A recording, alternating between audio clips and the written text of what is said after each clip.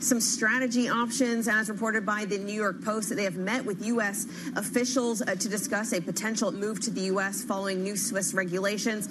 And lastly, an eye on Ørsted. This is the wind energy developer who announced that their rights issue is going to be priced at a 67% discount. Guy?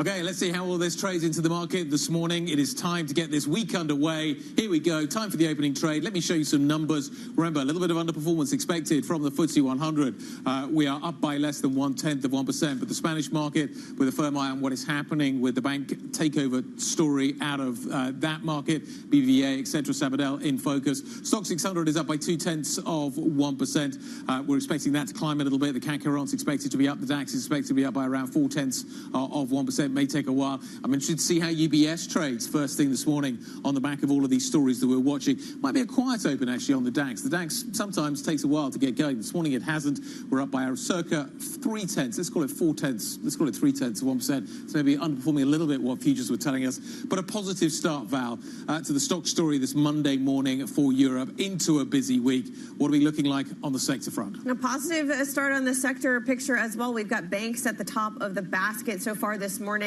We have all but two sectors in the green. We have got healthcare and telecom currently in the red, but banks, basic resources, travel, and leisure leading the storm in the first few minutes of trade. I'm looking for any weakness in luxury stocks. I actually don't see it, but when it comes to retail, there's a French retailer at the top of the basket when it comes to the biggest mover on the session on the back of an upgrade from the street. So it does seem to be some of these French names are showing a bit of resiliency to the Fitch downgrade on Friday. It's interesting, AstraZeneca's a little bit soft. A lot of talk over the weekend, you were flagging as well, about its relationship with the UK, keeping that story in focus. Some of the defence names are a little bit soft, not by much.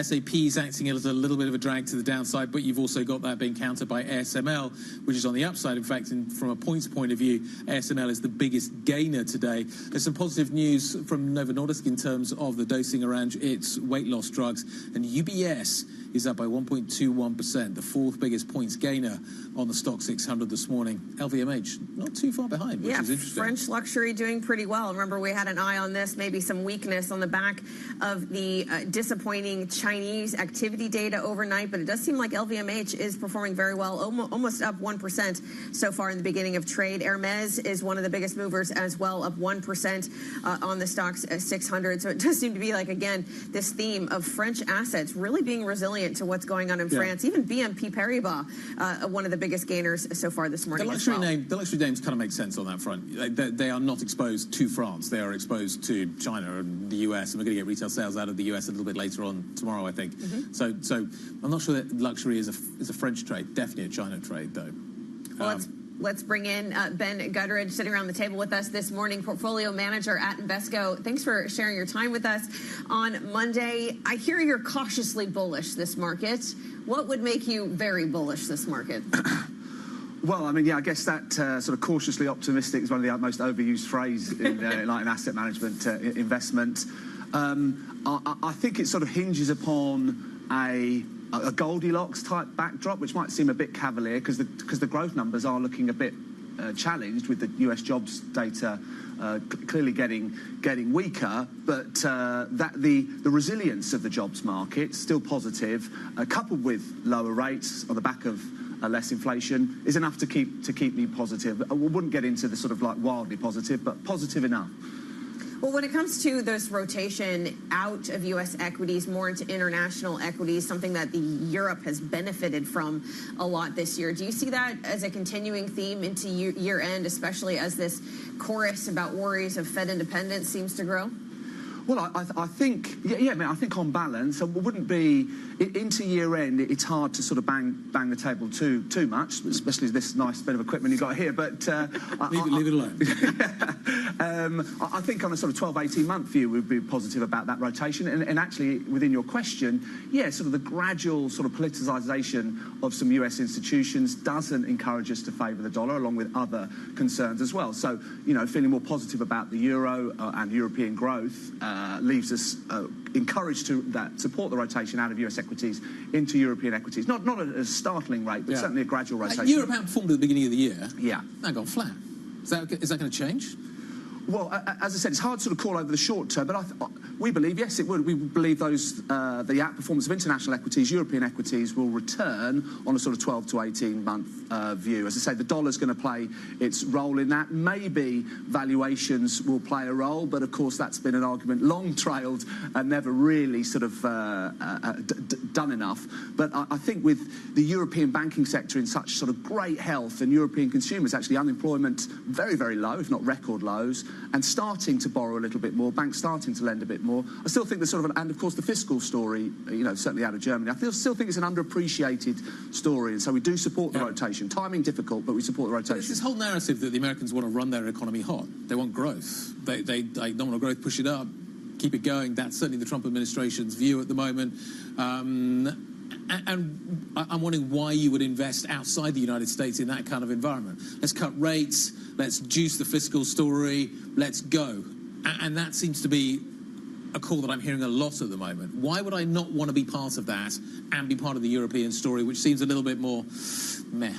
Well, look, I mean, I get it, and I have a lot of sympathy with those arguments, and it makes a lot of sense. And indeed, for sort of local currency, dollar-denominated share price movements, it could be really helpful. I don't think it's a bad news story for the equity story if there is a bit of politicisation and maybe there is this sort of juicing of the economy, but it doesn't sort of tell a good story, I don't think, for the sort of the bond market or certainly the dollar, and that could have an impact on the total return an investor enjoys. The US equities versus European equities. Well, when it comes to what you just mentioned about having an adverse reaction in the bond market, that's really what a lot of those who are bullish to the equity market are worried about. We're seeing yields a spike above 5%, but we have rallied decently from that right now with 30-year yields trading at 470.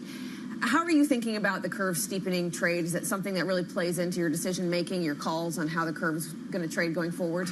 Well, sort of worried about how many people are calling for curve steepeners, but find it hard to argue against that. I think there is clearly or seemingly a commitment to cutting rates at the Federal Reserve. Obviously, we'll get more news on that this week and communications thereafter, but the short end looks like it's moving lower. And of course, then you have this sort of debt sustainability, Fed independence, still maybe some inflationary challenges that sort of keep the long end sort of supported or at least elevated. So probably looking a bit more consensus on that one, but think curve steepeners are probably the right trade to have on in that part of the market.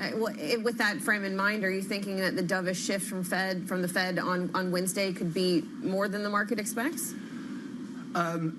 Well, no, I'm not actually. I think you're going to see a lot more tension in the Federal Reserve. That's what we're sort of anticipating. In that, no doubt there is a sort of general commitment to easing rates now. I think that line has been crossed. But I think sort of the chair would be more of the cautious disposition, wanting to move gradually, whereas you have more in there's certainly some Waller and such who want to move more aggressively, and I think the tension in the Fed will create will prevent it becoming across as overtly dovish or recklessly dovish, I think. Still buying the dip, right? Well, I think so, yeah. I mean, you don't sound massively convinced about that. Yeah, I don't know. It just sort of feels like a lazy call and someone who doesn't do much research. And maybe that is partly true, but no, I just think, with growth, I think with growth resilience and, a Fed cutting cycle, you know, it's just, I think that is a supportive backdrop for equities. Are clients okay buying the dip? What are they what are the questions you're getting at the moment? And are they changing in any discernible fashion? Well, I mean, I think clients are generally sort of on balance of a nervous disposition at any time in the cycle. Yeah, okay. And here we are there, the market's been running quite hot. And the jobs numbers have been very weak. But, you know, we contextualise that in what it might mean for the Fed's moves. And then the markets might be able to look through the valley of sort of weaker economic data, foreseeing better... Sunlands. Yeah, all of that. Long-term investment, of course, I mean, sensible strategy. Are any of your clients, or are you feeling nervous about the AI trade at the moment? Are you bullish on that, given the government's involvement, at least in the US? Well, I mean, always nervous. I mean, goodness me, I'm going to sound recklessly bullish across the whole spectrum here. Yeah. But as I said, I do support the rotation into European equities, but think like the earnings story does support sort of loftier valuations in the AI space. I mean, the investment, the CapEx programs are sort of incredible, really, which of course some is some spending for others and therefore should be like a hit to earnings. But the return on investment that businesses are getting, some of these hyperscalers, you know, in terms of client engagement, advertisers, accruals from the AI element to their business plan. I think the earnings story isn't about to collapse. Valuations look rich, but I just think they can stay elevated. Do you not worry that no, they've got to make money? You never worry. Don't worry. Just don't worry about it. It's going to be fine. There is... you've got to make money off it. And you look at what OpenAI is doing right now. It is struggling. It's spending a lot of money, but it's struggling to generate a big return off it at the moment, commensurate with the scale of the investment that is happening. You're old enough, you've seen a few investment cycles go around. Do we always see some winnowing? Do all of the players always win? Do we see maybe some falling by the wayside? Is that a process we need to go through to actually cement the AI trade and make it actually something that does have maybe a little longer... That can have a longer-term impact? Not everybody's going to win. When does that process start to unfold, and how do investors react to it? Well, I mean, as you say, yeah, I mean, sort of the picks and shovels, the infrastructure players that sort of lay the groundwork for these various stages of technological sort of revolution don't typically end up being the winners. But I still think we're sort of quite early, despite the level of investment in the AI sort of infrastructure. It's not obvious how much, like, consumers are getting out of AI. There's certainly, perhaps there's gradual sort of week, month on month, year on year. Businesses certainly doing reasonably well out of AI. But I mean, you look at sort of AWS, Amazon, the Meta and Alphabet return on investment in AI. It still looks really, really encouraging for them. So no, there will be there will be winners that we haven't sort of forecast that really capture the service element of AI. Difficult to forecast, but for now, I still think like those sort of mega caps like are reasonably well supported and a very reasonable thing to have in portfolios. Okay, well, we took the mickey when he sat down. I would say he hasn't got a tie on, so we definitely had to get him to talk about tech a little bit. Ben, nice to see you. And you both.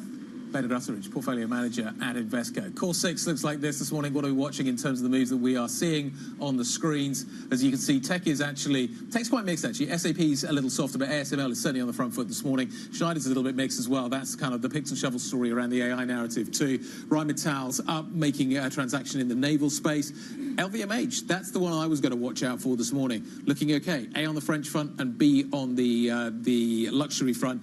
It is, and we're going to talk about this in a moment, it is also Fashion Month. So you've got New York Fashion Week going on this week, then it goes to London, Milan, then Paris. That's all important stuff. And we're going to be talking to Andrea Felstead in just a moment. Let's talk more about the moves that we're seeing. Chloe Melley, see what the details of those. Good morning, guys. Let's start with maybe a bit of a niche stock this morning, Rubis. Rubis is a French fuel retailer, and it is up this morning 6.7% on the back of reports that it is said to be receiving bids by Trafigura and also CVC Capital. It has been under a little bit of pressure from some shareholders to move away from investments in solar power, and those potential bids are really driving up that stock this morning. Moving on to Brunello Cucinelli, which is in that luxury space. It was rated overweight at JP Morgan that said that the growing high net worth segment, consumer segment, was really helping there, and that Brunello was a really important pure play in that sort of high-end ready-to-wear segment. So the stock is up 2.2% on the back of that. Moving on to Sainsbury's, where we've also seen some positive movement this morning, and Sainsbury's ended talks with JD.com over the sale of Argos. And although some analysts said that there was a strategic rationale for selling this particular unit, investors seem to be rewarding Sainsbury's for deciding not to go ahead with that sale, and it is up 3.8% on the back of that. Moving on to Saab, and there we have a down movement for Saab, the Swedish defense company, and that is over media reports that India will not be choosing its Gripen jet. So that is really weighing on the stock a little bit this morning. We are down 1.4%. And finally, Ørsted, the rights issue is at a 67% discount, and that is dragging down the shares for Ørsted as well this morning, down 3%. Yet another setback for a company that's been having a bit of a tough time recently. Thanks to Clay Mellies from our equities team on the movers. Just 14 minutes into today's trade here in Europe. We're also hearing from Scott Bessent and Jameson Greer over in Madrid, speaking to reporters. Bessent saying they're close to resolving the TikTok issue with China, but says if no TikTok agreement, it won't affect their overall relations. Bessent also saying their Chinese counterparts have an aggressive ask. I'm interested to hear what that is entailing. He said that after Bessent said that he had made good progress on technical details with China. So it's probably around these technical details that they're asking. We also heard from Jameson Greer saying they want to maintain a good relationship with the Chinese. It's something that obviously we'd heard from Tom McKenzie, saying that they want to have this meeting have some sort of progress in order to help perhaps this bilateral meeting, a face-to-face meeting in 6 weeks' time in South Korea. There's always been this expectation from President Trump that he can resolve things. You get me in the room with the opposite kind of person, I can fix that. The Chinese don't feel like they are that kind of, it's not that kind of conversation with the Chinese. It's interesting that Bessent's talking about Trump has great respect for Xi. Kind of setting up the narrative. I have great respect for you. I want to get in the room with you. I want this meeting to take place. But the aggressive ask, the Chinese, that maybe reinforces the comment we were talking about earlier, which is that the Chinese feel they have the upper hand. They're making they're being pushy. They're not rolling over. There's no kind of easy fixes here, which makes me wonder about whether or not actually this goes ahead. If Trump feels he can't make progress in a one-on-one with Xi, does he take the meeting? Does he want the meeting? At the moment he does, because he thinks he can probably resolve some issues. But is that possible if the Chinese are feeling that they have the upper hand? Trump won't want to give stuff away in order to just make this meeting look good. Anyway, we'll talk more about what is happening with the Chinese-US relationship in just a moment. We're also going to talk about what the Chinese data tells us about what's happening with European luxury. Stocks are actually on the front foot this morning. The retail sales numbers out of China were, though, weak. We've got US retail sales coming up. It's New York Fashion Week, then it's London Fashion Week, then it's Milan Fashion Week, then it's Paris Fashion Week. We need to talk about all of this. We should probably throw in the Emmys as well, just for good measure. All of that coming up. This is Bloomberg.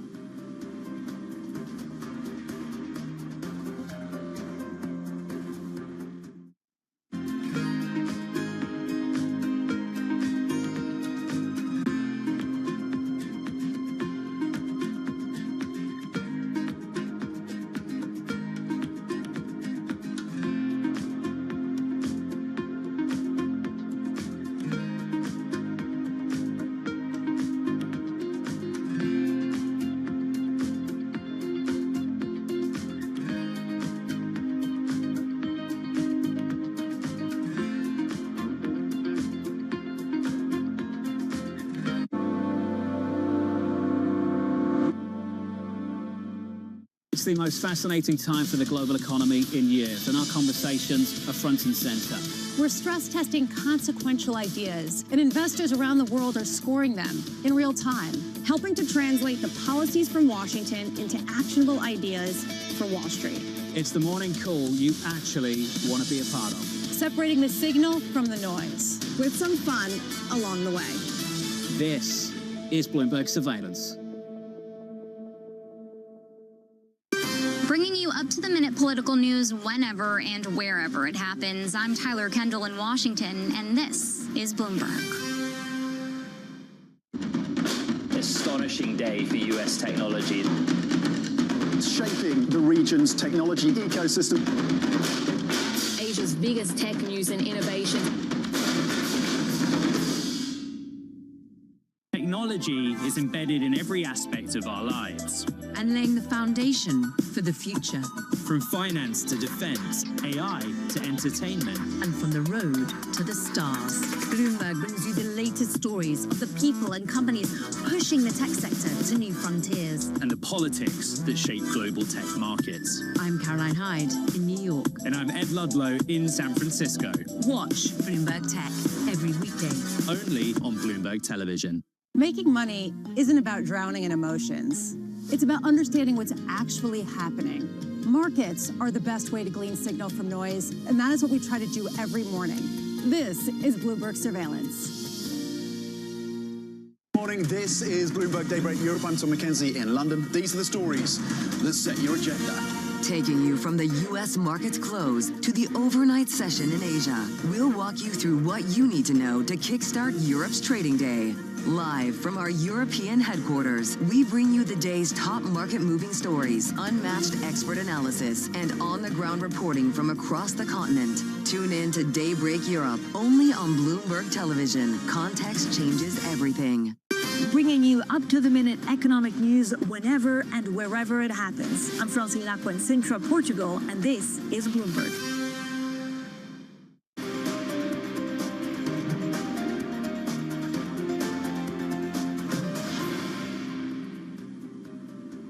19 minutes into the equity market session, this is what the picture looks like right now.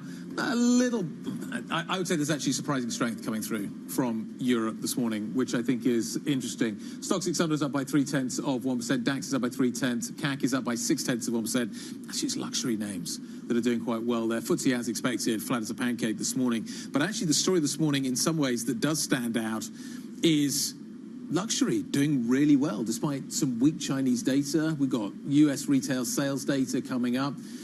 The market's on the front foot, likes the narrative. Yeah, some of the biggest points gainers on the Eurostoxx 600 are luxury names. LVMH at the top there. We also are seeing other shares such as Kering, Hermes, and Richemont trade in the green to start this week's trade. But joining us now to discuss luxury and more is Bloomberg's Opinions retail and consumer goods columnist Andrea Felstead. Welcome to the set. It seems like this China slowdown, the miss in Chinese retail data, is not impacting retail stocks at the moment. What's the impact? No, I mean, the sense has been that China isn't getting any worse, but you've got a bit of strength possibly coming through from the US. So that's why the luxury stocks have rebounded from their lows over the last few weeks.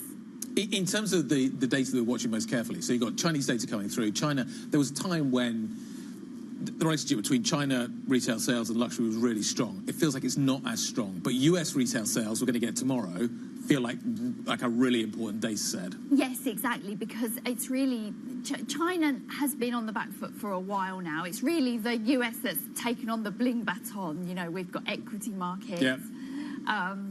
Recovering, Bitcoin up, yep. Exactly. That there's normally quite a strong correlation between that and luxury stocks.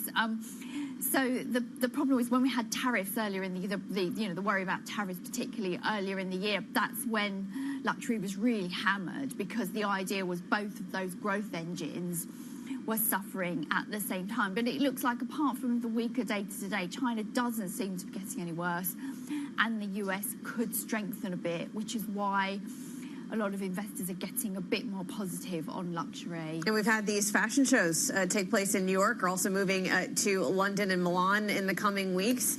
Maybe investors are just more bullish by what they see on the catwalk. Well, we've got to see what they come up with because we've had around at least a dozen designers changing jobs over the last 18 months to 2 years. That's absolutely unprecedented. And the hope is that particularly Milan and Paris are the big shows, that we're going to see some excitement out of the catwalks and must-have bags, which are very profitable, but also just this idea of re-engaging customers again. Part of the problem is, greedflation, boredom. They didn't really have to, they were selling so much, they didn't really have to try very hard to create amazing products. And then consumers started to balk at the price increases, and then they thought, well, what are we even buying? So they need to, work on two fronts, get some more accessible products, accessible price points, but really create excitement and create that desirability, which is the key to luxury sales. I'm curious, so we had the Emmys last night. Catwalks versus red carpet, kind of which has a bigger impact? They're all helpful. They're all helpful. The catwalk probably sets the direction, but then if you see someone in an amazing outfit or an amazing bag, then that can also get, hearts racing if you're into bags and shoes. But really, it's all the same narrative. It's getting consumers interested in luxury again, really being fashion and luxury, being in the cultural zeitgeist. I mean, you've only got to switch on the TV and it's all cooking shows. When I was growing up, it was all fashion. We had the clothes show, and I know you've got Project Runway, but the whole culture has switched away from fashion to food. And we've really got to, the industry has really got to engage customers again so that they put fashion ahead of experiences. Andrea doesn't watch cooking shows, clearly. Or clothes shows. Andrea, thank you very much indeed. Bloomberg Opinions, Andrea Felsted. Let's turn our attention to what is happening in the more industrial end of the market. The Danish offshore wind developer Ørsted plans to sell new shares at a 67% discount after a bet on the US market has gone spectacularly wrong. Joining us now for more is Christian Weinberg in Copenhagen. Christian, this is a big discount. Is this what was expected? Talk us through what we've learned from the company this morning. Well, it is a big discount, but it has to be a discount once you want to sell shares to the public and you're in a problematic situation. Now, Ørsted obviously needs to convince investors to buy into this and participate. The good news for Ørsted is that two of its biggest shareholders, the Danish state and Equinor, have said in advance that they would participate. So it's a good starting point, but it's really important for Ørsted to not come out of this looking overly bad after all the problems they've faced. And Christian, what's at stake for the wind developer with this rights issue this week?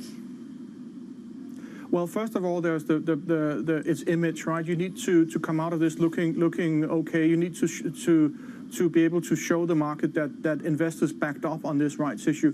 In terms of the money, the banks are actually underwriting this rights issue, so Ørsted is more or less guaranteed to get its $9 billion.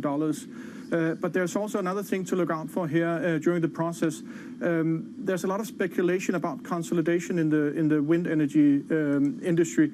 And if one of the current shareholders or emerge from this rights issue having boosted their stake, or if there's a new investor coming in announcing that they've taken a stake, it's only going to add fuel to the fire on the speculation on consolidation.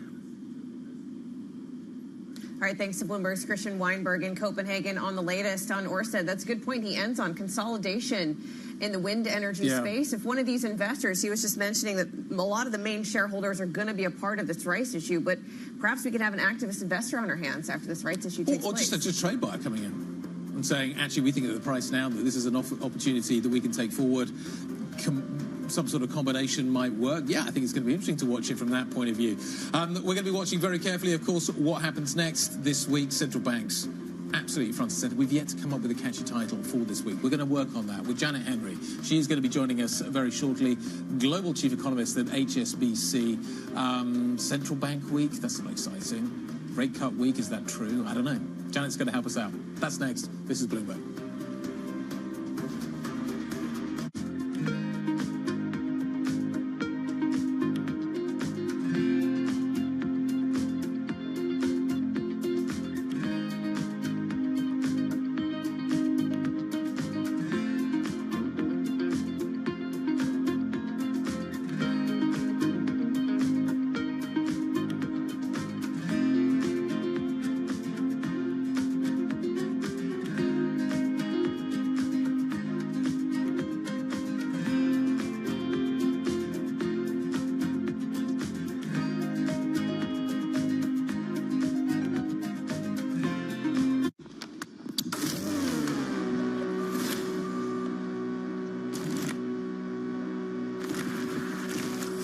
Bloomberg Screen Time is back this fall for year 3. We're bringing together the biggest names in business and pop culture, like Netflix co-CEO Greg Peters, Instagram boss Adam Mosseri, and Los Angeles royalty Will Obey.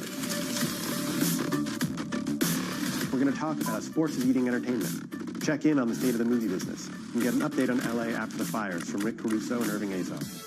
You should expect newsy interviews from industry leaders, meaningful business networking, and of course, great food. We'll feature some of the best chefs and food trucks from my hometown of Los Angeles.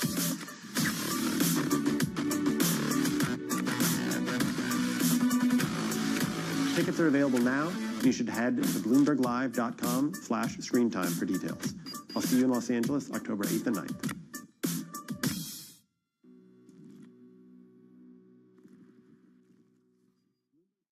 Africa, a region rife with potential for growth and opportunities, but not without its challenges.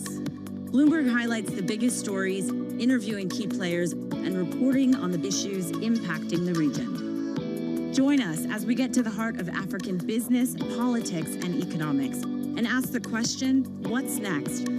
I'm Jennifer Zabasaja, and this is Next Africa. New episodes every month, only on Bloomberg. In case you missed it, on Bloomberg Open Interest. When we look at our portfolio, we see an IPO pipeline that's the biggest since it's been in 2021. In M&A and IPOs, we've actually had close to record performances in that space. We're going to have an interesting year. We're having a lot more conversations around putting dates on calendars. I think we could see a very active second half of the year. Don't miss Open Interest live weekdays. From the world of politics to the world of business, Joe Matthew and Kaylee Lines deliver news, insight, and analysis live 2 times a day, every trading day. Balance of Power at 1 and 5 Eastern, only on Bloomberg.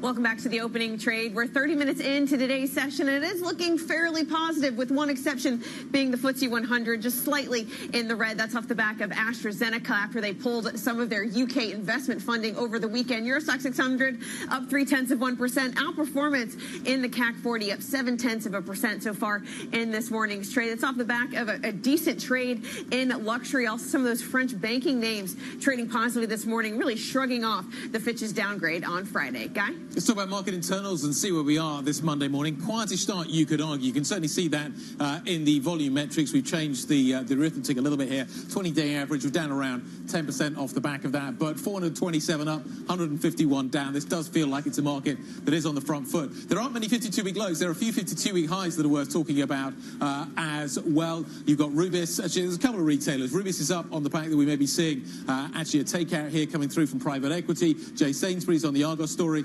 It is up by 5%. The market's certainly giving a positive view on that.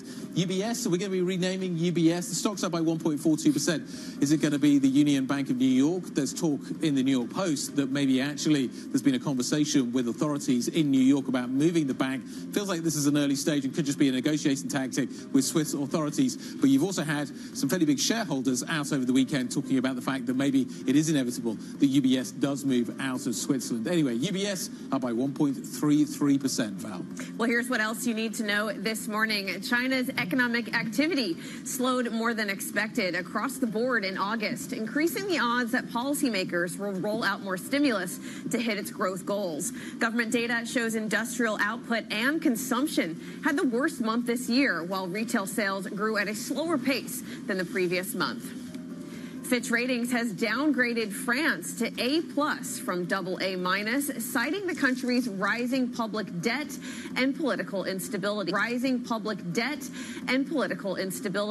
The rating cut takes France's credit assessment a notch lower than the UK's and on par with Belgium. Sitting just 6 levels above junk, Fitch's rating is now the lowest among its peers.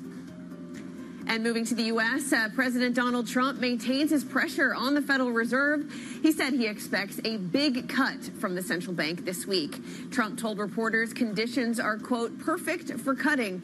This is as investors weigh a 25 or 50 basis point rate cut from the Fed on Wednesday. Guy? The meeting starts tomorrow, though. It's a 2-day meeting. Who's going to be at the meeting?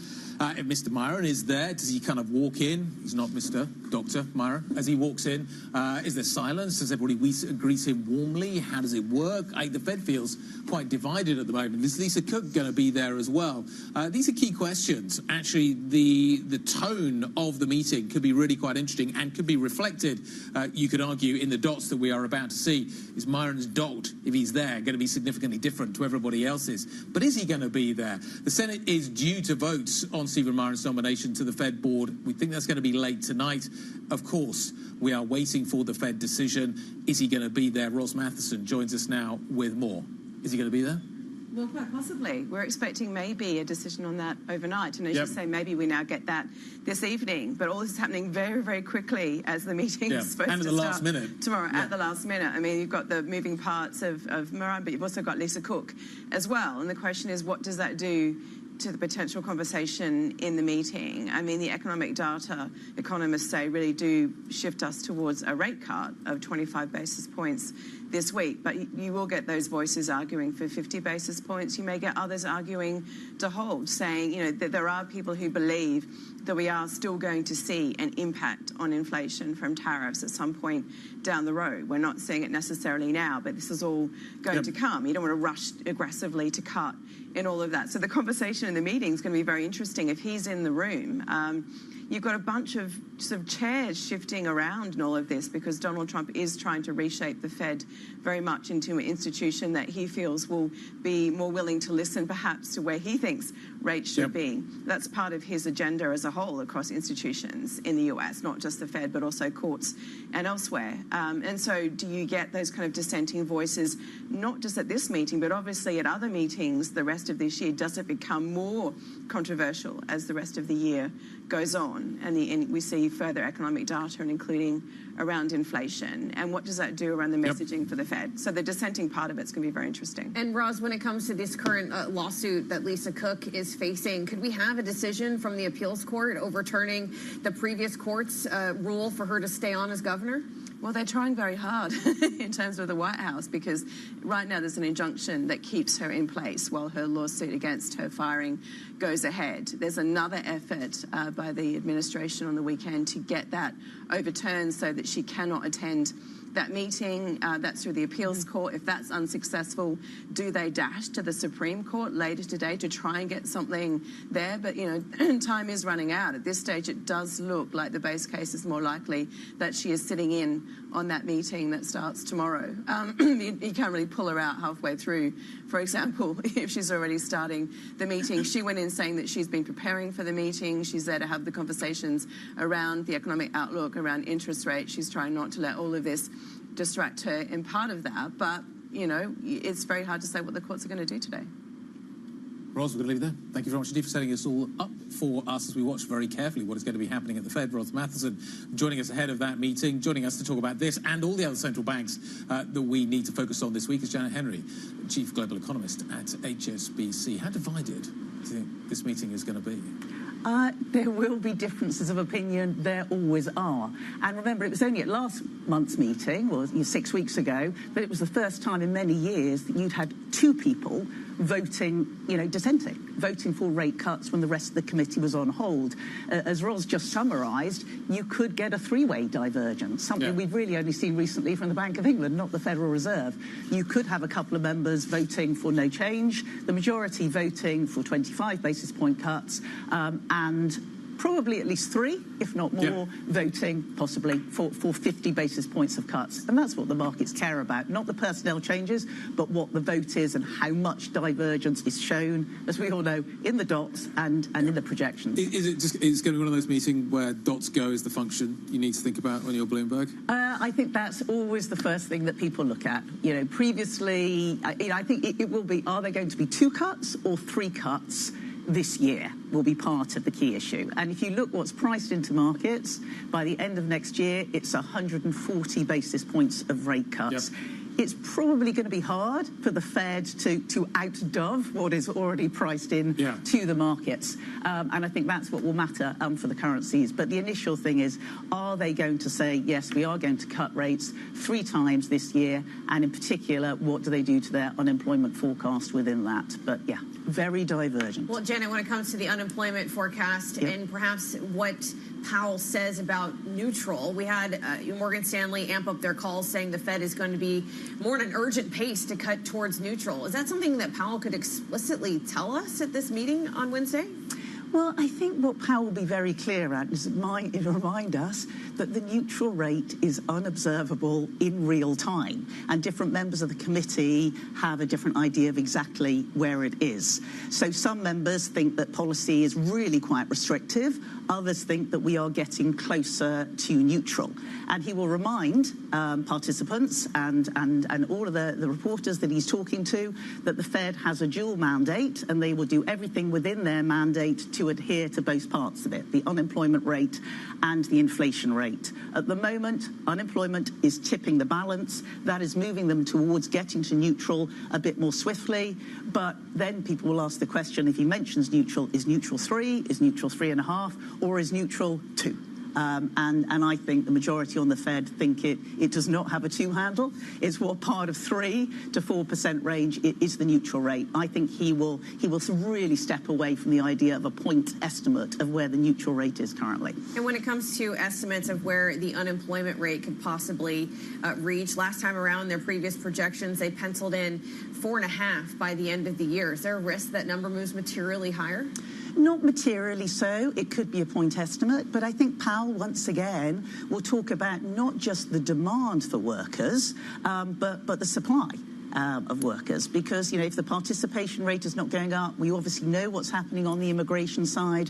The labour force growth has slowed down quite markedly, and this is when you will get into all of those discussions about what do payrolls need to run at. Yeah. And we know payrolls are being revised on a consistent basis at the moment. You know, where are we lying? So I think it will be one of those meetings where they will try to pin him down to the point estimates on unemployment rate, the point estimates on inflation. Don't forget that, on inflation. We are seeing more tariff impacts as well, and they will not get anything beyond what is in the official projections. And again, a bit like last month's meeting, basically say the dots are just the committee's best estimate at the time of where they're going. Is Powell a lame duck? Who are you listening to? Who's the personality that is going to have the biggest impact you over the next 6 months? I think markets listen to every member, in particular, of the Federal Reserve Board, the 7 members. Powell speaks for the committee. He will talk about the fact that the decision was not unanimous. Previously, he has exposed himself as one of the more dovish members of the committee. Remember, there are people that are a lot more hawkish, but I think at the moment people are still listening to Powell, but going forward it will be, you know, already the dissenters, so Waller and Bowman, and of course the newest member of the committee, Steve Merritt. What else is going to move this week? Do I care about the Bank of England? Is it going to change QT? I think we do care about the Bank of England because the Bank of England, you know, has been on a steady and gradual pace. It's been a quarter-point cut every quarter. And now we're getting to November, which would be the next quarter, and the market's not pricing it in, and very few people are now forecasting November. So it will be scrutinised. Again, what is the split? What is the divergence? We get back to the neutral rate question. There's definitely a couple of members on the MPC that think we are virtually at neutral. There are others that are going to be voting for rate cuts. So the market will be looking at the Bank of England. How long are they going to be on hold for? How hawkish are they going to be? Even if the next move is going to be downwards, how long are they going to have to wait for that next rate cut? Are they going to hold QT?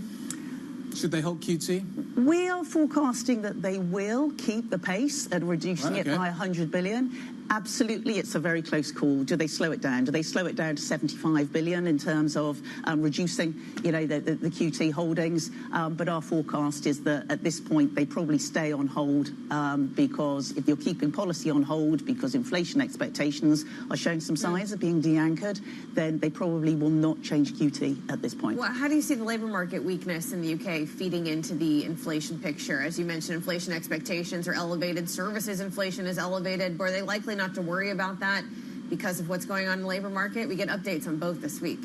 We do. I mean, the inflation numbers have been pretty ugly. in the UK, and we don't think they've peaked. You know, we expect inflation over the next couple of months to rise above 4% in the UK, and that is a time when, as you say, inflation expectations are quite elevated. The private sector side of the economy, wage growth has actually been moderating, and we are looking for labour markets to slow down further.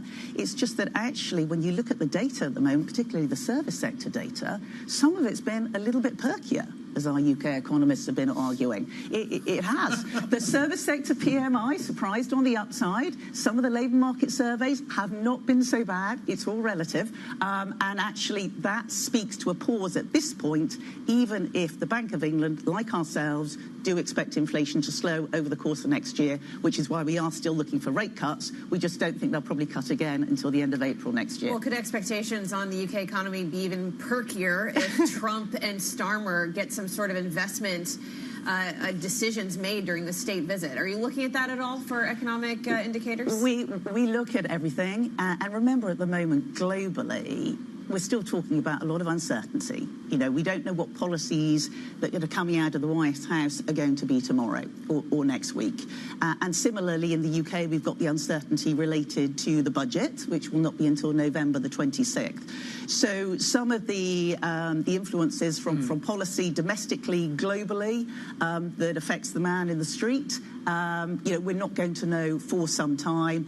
If you've got uncertainty, people don't take decisions on hiring, on spending, on investment. So I think, yes, good headlines, helpful for confidence, but are you going to act on it? If you've still got price pressures and cost pressures, I would be cautious about that. As I say, on the UK, some of the perkier surveys, they finally surprised for 1 month on the upside. We'll take that for now. We'll take perky for now. Fitch says the outlook for France is stable.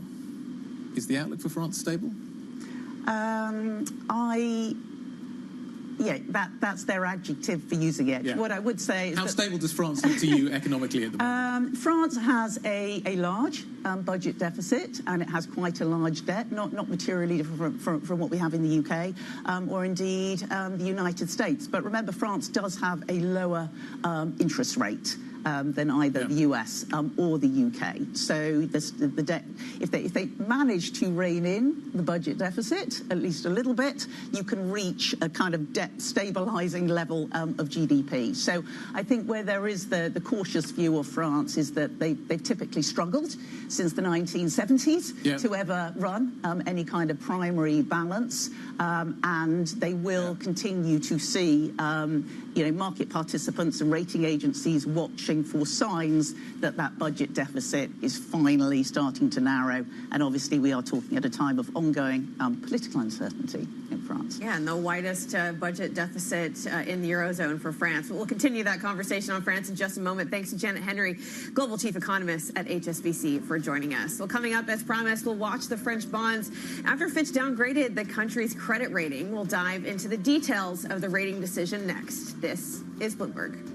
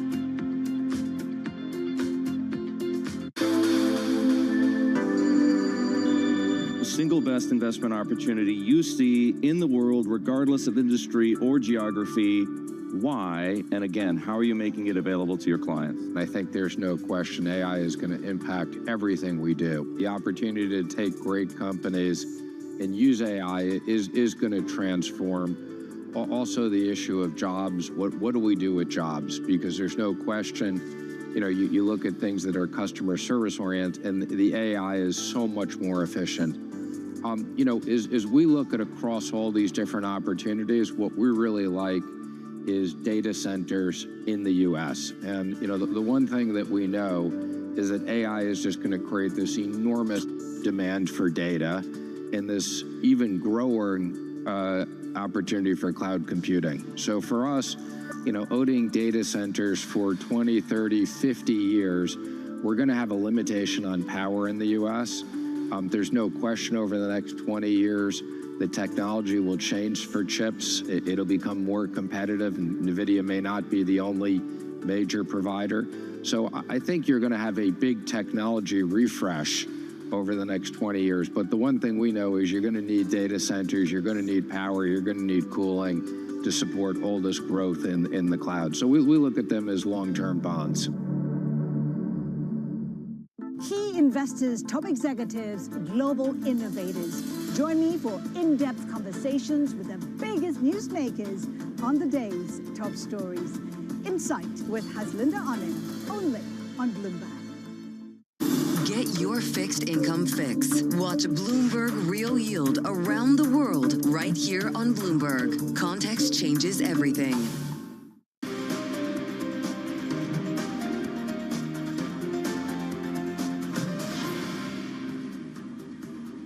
49 minutes past the hour. Welcome back. You're watching the opening trade. This is what the picture looks like in Europe. Generally front foot equity trade. London's a little bit of a laggard today. The pharma space is under a little bit of pressure. AstraZeneca taking some points out of the FTSE. Let's talk about what is happening with the French market, though, which is definitely on the front foot. Maybe less related to what is happening with the downgrade and more to do with what is happening in the luxury space. French bonds, though, little kind of, that's where I think you are getting a bit of a sort of reaction, and that's worth talking about. Fitch Rating, remember Friday, decided to downgrade the country but kept it stable. The outlook after the downgrade was on negative watch. This is France's new Prime Minister, Sébastien Lecornu, dropped plans to cut 2 public holidays but warned that the government will need to find other ways to reduce the budget deficit. Joining us now, Jean Dabad, economist at Bloomberg Economics, joining us from Paris. The outlook, Jean, is now stable, according to Fitch. Is the market signaling maybe that the outlook isn't that stable? Well, we think that any risk of market sell-off would be limited and any market sell-off will be contained. First of all, because we think that the political premium is driving the spread, not the credit fundamentals at the moment. Second, we think that the downgrade was priced in by market participants. France is trading like a BBB, and is even and some big French corporates are even trading below France. And finally, because the French macro backdrop is holding off pretty well at the moment, despite all the political noise. And we think that the main risk for France would be the medium-term rating outlook, and especially if there is a convergence in ratings with Italy and Spain. When it comes to the potential cuts from the new prime minister, when it comes to trying to get this deficit more in line with the EU target, is there anything you think he's going to take target at that maybe would be a bit easier for the government to absorb? Well, first of all, I would say that the Fitch downgrade would put a lot of pressure on the government and on its ability to strike a deal with the center-left, which is the key party to watch for the next budget talks at Parliament.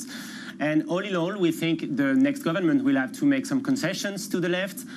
First of all, it should need to reduce the size of the fiscal plan from 44 billion euros to maybe 30 billion euros. That's the first concession we expect. And the second one would be to find a new way, or to agree with the center-left on some sort of taxation of ultra-rich citizens. And all of that will need to be done in very short deadlines, because the new budget law will need to be presented to Parliament in early October. And in the background, we will have a lot of rating agencies lining up for new rating events for France. All right, that was Jean Dalbard, economist at Bloomberg Economics, keeping us up to speed with the situation in France. Let's also turn to what's going on here in the UK. Scott Bessent heads to the UK after Madrid, while Donald Trump is back in Britain for a rare second state visit. For Prime Minister Keir Starmer, the royal welcome could bring a brief political breather for UK politics. For more, we're joined by Ruth David, head of our London bureau chief. Thanks for joining us this morning. What's at stake for Starmer and Trump this week? There's so much at stake for Starmer. He's coming out of a really difficult week. I think both the US and the UK have kind of put a bit of breadcrumbs around. The banks are investing more. You know, they're going to be hiring more. The financial firms are making a big push into the UK. There's this nuclear partnership that they're talking up. They're talking about NVIDIA and OpenAI doing more investments here. But I think the bigger question is this press conference that both leaders give. They are going to be asked about Mandelson and his links to Jeffrey Epstein. And we are also coming at it in the backdrop of this real controversy around free speech. 150,000 people in London were protesting this weekend, numbers far more than we expected. And you have Elon Musk talking about the UK government needs to change, and you know, some really incendiary comments were being made. And how is Starmer going to be dealing with all of that? How big, the risk of the press conference, how big is it for Starmer? Like, how wrong could this go for Starmer? We're looking at the pictures over the weekend. He's had a really tough last few days. Questions are being asked about his leadership. How well does this trip need to go for Starmer for that not to accelerate at this point?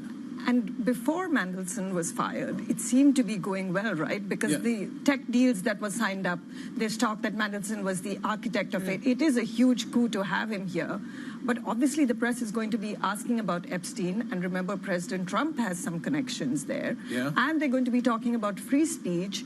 And President Trump and Starmer have some slightly different views on that. Though Elon Musk is now out of favor with the US government, arguably, so maybe Starmer can call him out for the comments that he made.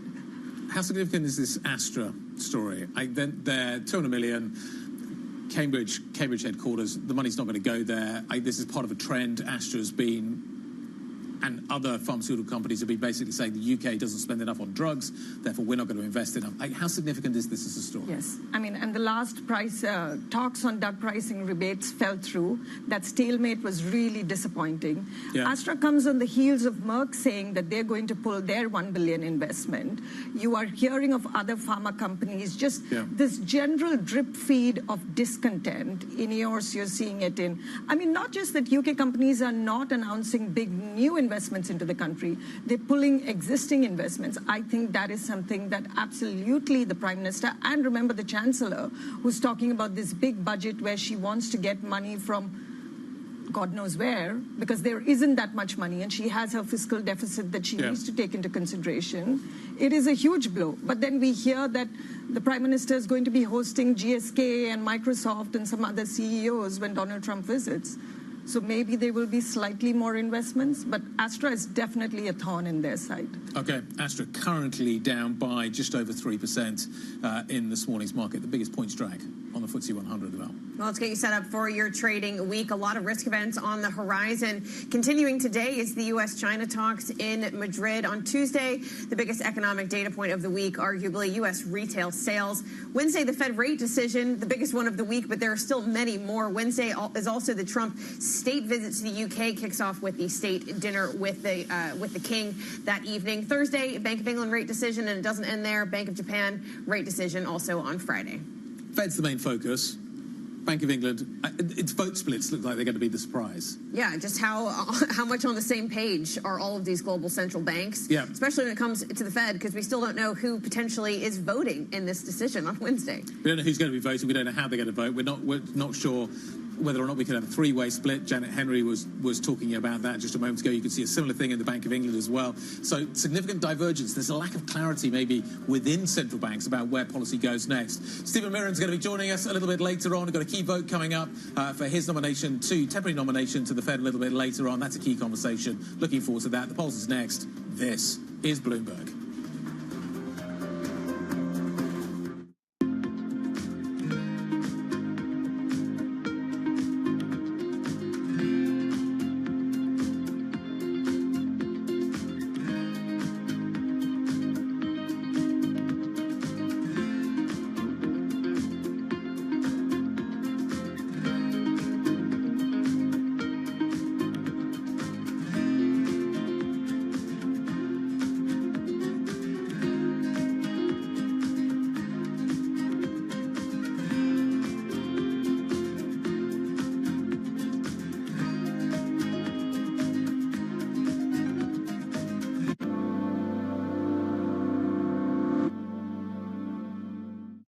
Okay, ready?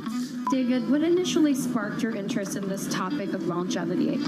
15 years ago, I turned 60, and I began to wonder how much longer I'm likely to live and what I could do to extend my life. On longevity, I talk with the leading experts in science and medicine to educate people about how they might be able to change their conduct so that they can live a happier and healthier life. I'm David Rubenstein. Join me on a 4-part journey as I explore the great quest for longevity, only on Bloomberg. Bringing you up-to-the-minute news whenever and wherever it happens. I'm Haslinda Amin in Bangkok. This is Bloomberg. Middle East and Africa. Vibrant resources and high-yield investment opportunities abound. Join me on Horizons Middle East and Africa for the stories, newsmakers, and insight from this exciting region. Now weekdays, only on Bloomberg. It's the most fascinating time for the global economy in years, and our conversations are front and center. We're stress testing consequential ideas, and investors around the world are scoring them in real time, helping to translate the policies from Washington into actionable ideas for Wall Street. It's the morning call you actually want to be a part of. Separating the signal from the noise, with some fun along the way. This is Bloomberg Surveillance. What is going to be the consequence for U.S. markets? We are basically deep in the European earnings season. Take a look at how we're faring when it comes to Asian markets. Technology is embedded in every aspect of our lives. And laying the foundation for the future. From finance to defense, AI to entertainment. And from the road to the stars. Bloomberg brings you the latest stories of the people and companies pushing the tech sector to new frontiers. And the politics that shape global tech markets. I'm Caroline Hyde in New York. And I'm Ed Ludlow in San Francisco. Watch Bloomberg Tech every weekday. Only on Bloomberg Television.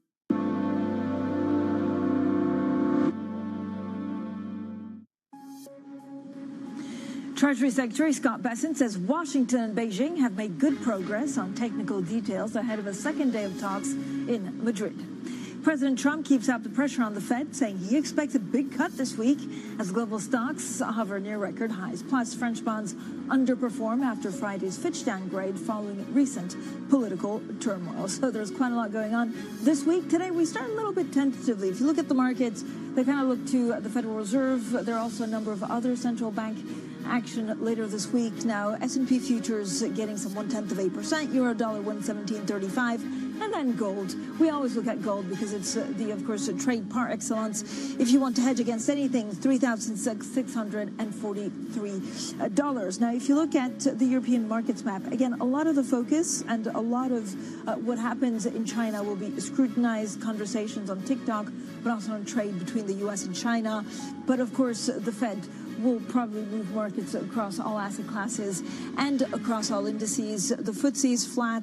We have, of course, the state visit from Donald Trump this week here in the UK. The CAC 40 and the FTSE may be over in Italy gaining some 1%. So for the conversations that matter and the insights you need, let's get started.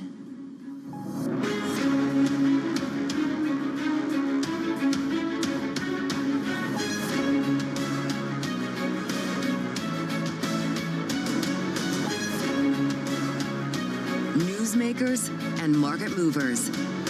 This is The Pulse with Francine Lacqua. Good morning, everyone, and welcome to The Pulse. I'm Francine Lacqua here in London, and markets gearing up for a series of Fed cuts, beginning with what's expected to be a surefire quarter-point cut on Wednesday. The U.S. Central Bank has been under intense pressure from President Trump, who's in the process of choosing the next Fed chair. I have three people that I like a lot. Any one of them would do a good job. Mr. President, one more on Venezuela. But I think you have a big cut because I don't think he can help but cutting. It's perfect for cutting. And the thing that he's hurting the most is housing for people. But because we're doing well in everything. Energy's way down. Groceries are down. Everything, almost everything is way down. But housing, because of the Fed, is not what it should be. Well, we're joined by Bob Michael, Chief Investment Officer and Head of Global Fixed Income for the Currencies and Commodities Group at JP Morgan Asset Management. Bob, so great, first of all, to see you here in London and on Fed Week. So you're expecting 25 basis point cut on Wednesday from the Fed. I mean, is there a chance that they go 50? I'm happy to be here. For sure, there's a chance they go 50. But they only go 50 if they feel they need to surprise the markets. Right now, they know the market's geared in at 25 basis points. It seems like a done deal. For sure, there will be a couple dissents who want to go 50. There may also be a couple who don't want to do anything, but expect 25 and expect no real surprises there. How worried are you about the labor market? Pretty worried. It feels like corporate America has just decided they're going to pause everything on the labor market. They're not necessarily firing people, but they're also not necessarily hiring people. So you get this attrition, you get the soggy labor data. Everybody's waiting to see what the final shape of tariffs is and the ultimate impact. Bob, how many dissenters are you expecting? So will it be, if you look at the dot plot, is it going to be most people voting for 25 basis point cut, or is there a danger that actually a lot will have voted for no cut and 50, so it kind of murs the water a little bit? Well, Goolsbee and Schmid will be the two that might vote for no cut. And then you should have a handful of people. I don't know if it's 2 or 3. We'll see if Steve Myron's part of the equation. But you should have 2 or 3 that vote for 50 basis points. But the vast majority will be 25 basis points. Bob, how do you interpret actually a lot of the central bank independence worry? So this is largely ignored by markets. There are question marks over Lisa Cook. There are question marks actually over the constant pressure that comes from the president. Does it sway one way or the other, or actually FOMC? Are the central banks truly independent? They're political appointees. I think for sure, once they're on their central bank, it could be any of them, they do in their best interest what's right for the economy, what's right for the markets, and they try to balance all things. There's no doubt in my mind that these are quality people, but they get appointed because of their views and biases. Nobody's looking to appoint the next Paul Volcker who's going to come in and say, stop the madness, get the liquidity out of the system. So it depends who you appoint, their biases, their beliefs, their views. That's going to tilt central banks in one direction or another. Bob, that's different to constant pressure from president where you could be worried about retaliation. Yeah, I think there is some concern about that. I'm not sure that the Fed has to worry entirely about that. And I know Lisa Cook's under a lot of pressure. But by and large, I think the appointees go in and they do what they think is right. Bob, hold that thought. We're going to go also to China to understand some of the things that we'll talk about in terms of trade, but also TikTok. We also have some breaking news. China saying the preliminary probe that has found that NVIDIA violated anti-monopoly laws. So the U.S. has also made good progress in talks with China. That's according to the U.S. Treasury Secretary, Scott Bessent. Discussions have resumed in Madrid after the first day covered issues including trade and the fate of TikTok. President Trump says the talks are going fine, but that TikTok's fate will be determined by Beijing's actions. They're negotiating TikTok right now. We may let it die, or we may, I don't know, it depends, up to China. It doesn't matter too much. I'd like to do it for the kids. They like it. I mean, selfishly speaking, I did very well on TikTok, and I got the youth vote. So with us, James Mager, Bloomberg senior reporter for the Chinese economy and government. There are 3 main stories, James. Of course, it's what's happening with TikTok, trade, but also this breaking news, China saying that the preliminary probe finds NVIDIA violated anti-monopoly laws. What exactly does that mean? What are the implications of this? I think the timing of this is not coincidental. The Chinese have launched 2 investigations over the weekend looking at the semiconductor sector. They've also just announcing this NVIDIA news as I came on to air. So it's very unclear what this is actually going to mean for NVIDIA. But I think basically what the Ministry of Commerce in Beijing and the Chinese government more broadly is doing is saying, obviously, Trump wants to do a deal on TikTok. We also have these various tools in our arsenal that we can threaten U.S. semiconductor companies and also Taiwanese companies like NVIDIA. The U.S. should be trying to make a deal with us in Madrid on what is being negotiated there right now. Obviously, you're seeing it's much broader than the semiconductor sector, though. China has made no purchases of soybeans so far this year.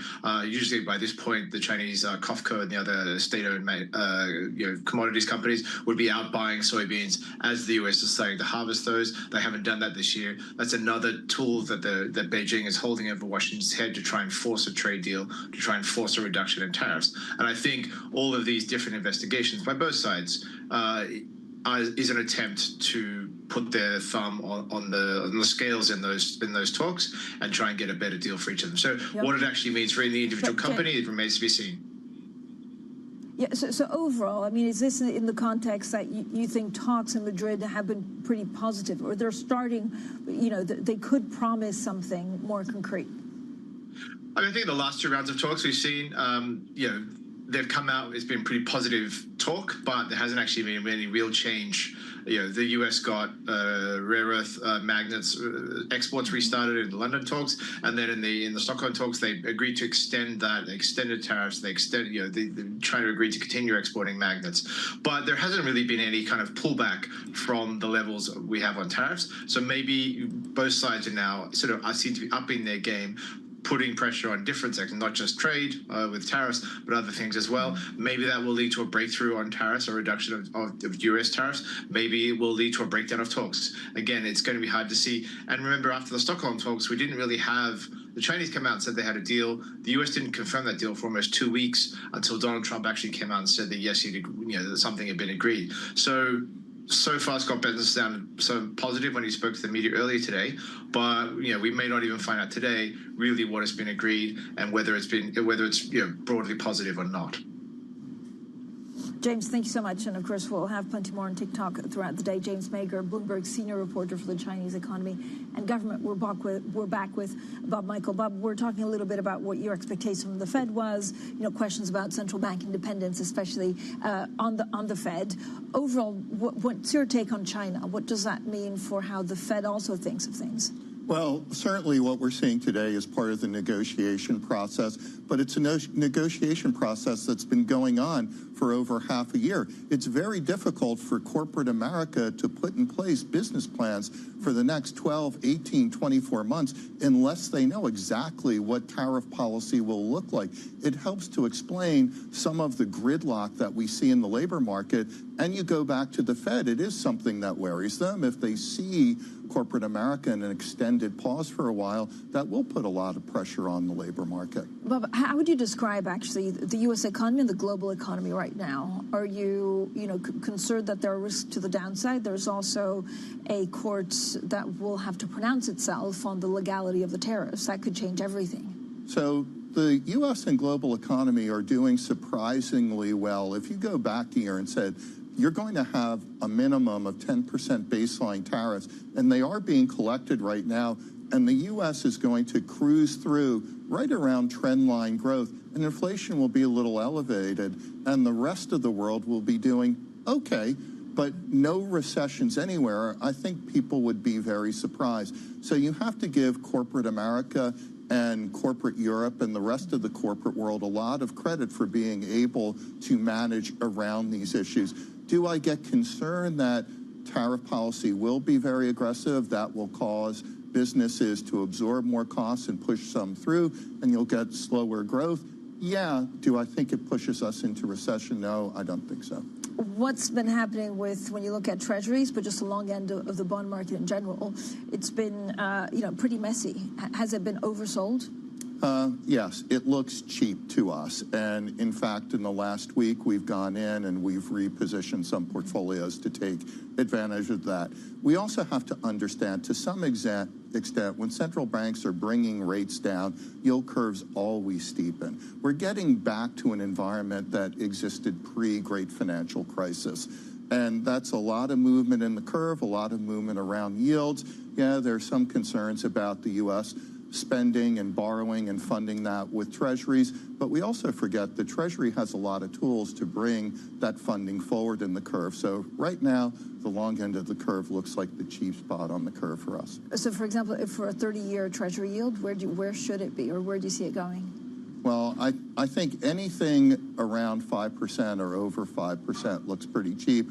I think if you expect the Fed funds rate to come down to about 3.5% over the next 4 meetings, then you would expect the 30-year to come down to around, I don't know, 4.25%, 4.5%. Bob, anything else you like or you'd be buying right now?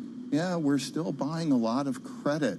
And we look at corporate America and we model 10% flat effective tariff rates and 20%. And you know what? Even at 20%, you don't have a recession in the U.S. For sure, revenue growth slows down. For sure, profit growth slows down, but not enough to push you into recession.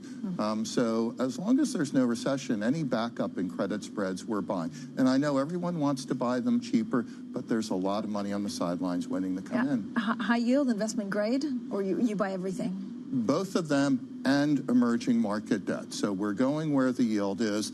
Central banks still in a cutting cycle are not what bond bear markets are made of. I mean, emerging market, again, debt offers good value, but is that for good reason? Because there are also many risks. So are there specific countries that you want to get into? Yeah, we're looking mostly at local emerging market debt. We like a couple of things there. We like the high nominal yields. We like the high real yields. Put together a basket of a handful of countries like Mexico, Brazil,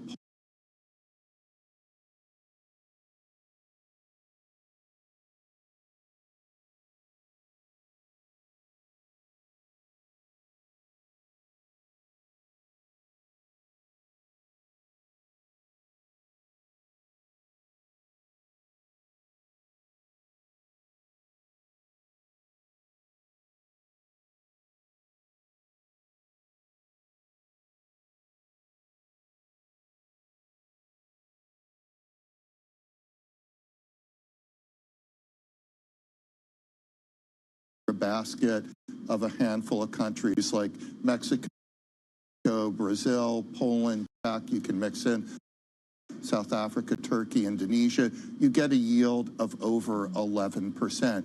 And you have central banks that are still bringing down rates. Try to hedge that back to dollar or euro, you're going to give away a lot of that yield. Right now, it feels like the dollar has more correction to undergo, so we're not so holding non-dollar currencies, particularly in the emerging markets. And emerging markets have been unloved for the last couple of years. What about French bonds?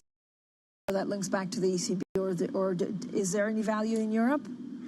The value's getting there, but you need to see some sort of policy shift or announcement come out of France that gives us comfort to go in. So right now, there's so many other things to do in the bond markets globally. France is not one of the things we're focused on. We're watching it for sure. It's getting cheap. 10, 15 years ago, we never thought you'd see France and Italy trading at roughly the same yield, but here we are. Here we are. When you look at the Bank of England and when you look at UK assets, where are you expecting gilts to go? We think gilts ultimately will come down a bit in yield, but we don't think the bank starts cutting rates again until, say, the spring. I know there's some expectation they'll do it before year end. We don't see that. And so when you look at the curve, where do you buy? Again, you want to push yourself out a little bit. So somewhere around the 10-year makes sense to us. And do you spend a lot of time actually thinking about the UK and the budget and some of, maybe the self-harm that's also been imposed? Yeah, I've been here now for 2 weeks. I'm sitting in the midst of a very large UK team. We gave you bad weather just to get you in the mood. And let's not forget the tube strike.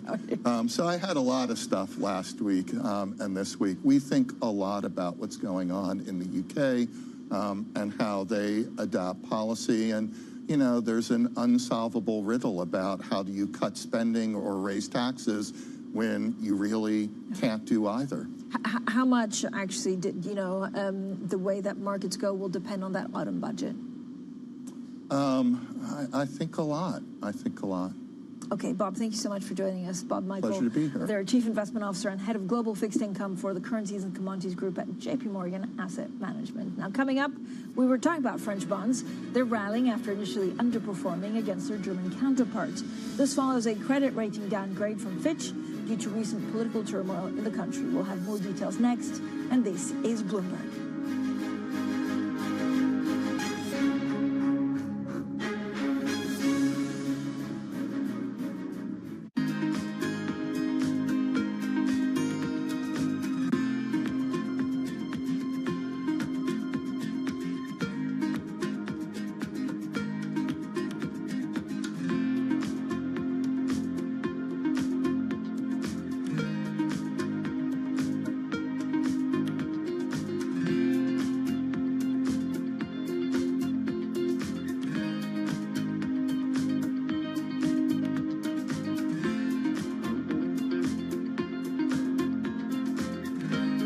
It's a multi-trillion-dollar industry. We'll show you what's happening in ETFs like no one else. ETF IQ, only on Bloomberg. Morning, this is Bloomberg Daybreak Europe. I'm Tom McKenzie in London. These are the stories that set your agenda. Taking you from the U.S. market's close to the overnight session in Asia, we'll walk you through what you need to know to kickstart Europe's trading day. Live from our European headquarters, we bring you the day's top market-moving stories, unmatched expert analysis, and on-the-ground reporting from across the continent. Tune in to Daybreak Europe, only on Bloomberg Television. Context changes everything. Africa, a region rife with potential for growth and opportunities, but not without its challenges. Bloomberg highlights the biggest stories, interviewing key players, and reporting on the issues impacting the region. Join us as we get to the heart of African business, politics, and economics, and ask the question, what's next? I'm Jennifer Zabasaja, and this is Next Africa. New episodes every month, only on Bloomberg. Why do the biggest names in business choose Bloomberg Television? That's a great question. It's a very good question. Interesting question. Good question. Great question. I so appreciate that question. You certainly ask interesting questions. Bloomberg Television. Top experts, great questions.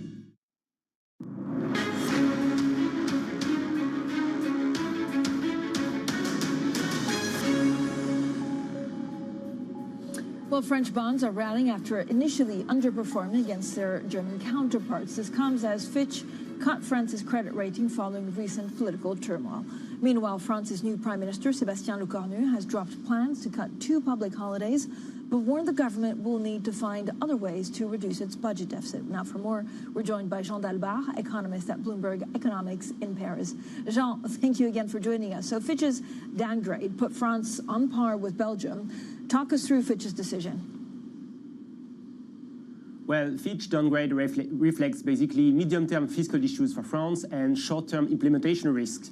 On the medium term, France is facing rising debt servicing costs and increased military spendings, and all of that will require at least 100 billion of fiscal consolidation to curb the deficit and to comply with French European commitments.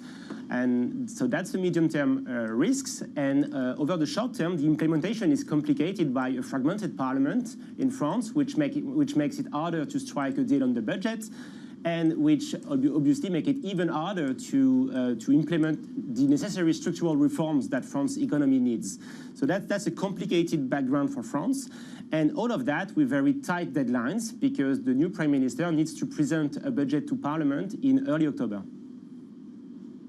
So the new Prime Minister has made this concession on public holidays, but they also need to find other cuts. What do you think that the budget will bring? Well, absolutely. I think that Fitch decision will put enormous pressure on the government to make concessions to the Socialist Party, which is the center-left party, which is the key for the budget talks. And we think that it will make 2 main concessions.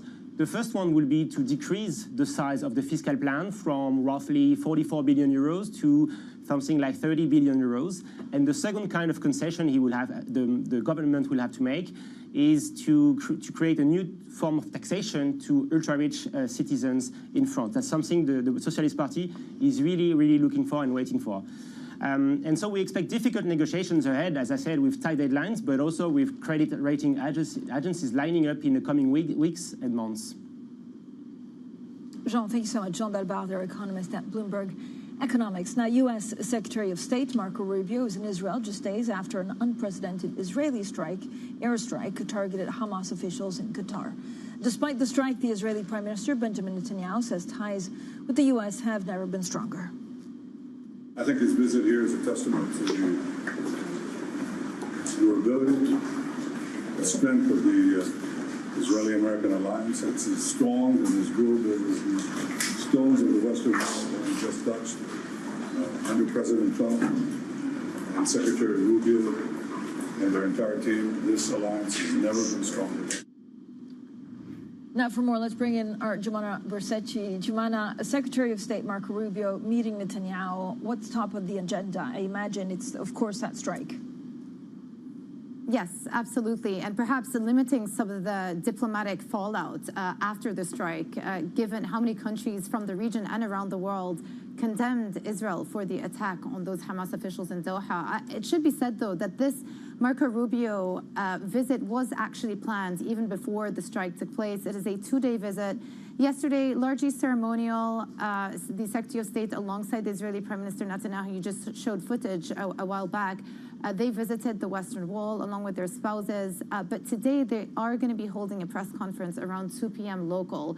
So we'll see what comes out of that. But prior to the visit, the Secretary of State did say that his aim was to figure out exactly what Israel's endgame is in Gaza and to reiterate the U.S. administration's policy, which is they want to negotiate a ceasefire. They want to get a ceasefire deal across the line to ensure the release of the hostages, about 20 of them still thought to be presumed alive. But of course, this is all happening in tandem with another summit that's taking place in Qatar. Qatar has brought together the foreign ministers of many Arab and Islamic nations. They've all met to pledge solidarity for Doha in wake of the attacks, condemning also Israel's, what they say is incrimination, encroachment on Doha's sovereignty, but then Doha also reiterating that they're willing to continue with those mediation efforts alongside the U.S. to secure an end to this conflict. And President Trump also spoke with the Qatari Prime Minister. That's right. So prior to this Doha summit taking place on Friday, the Qatari PM traveled to the U.S.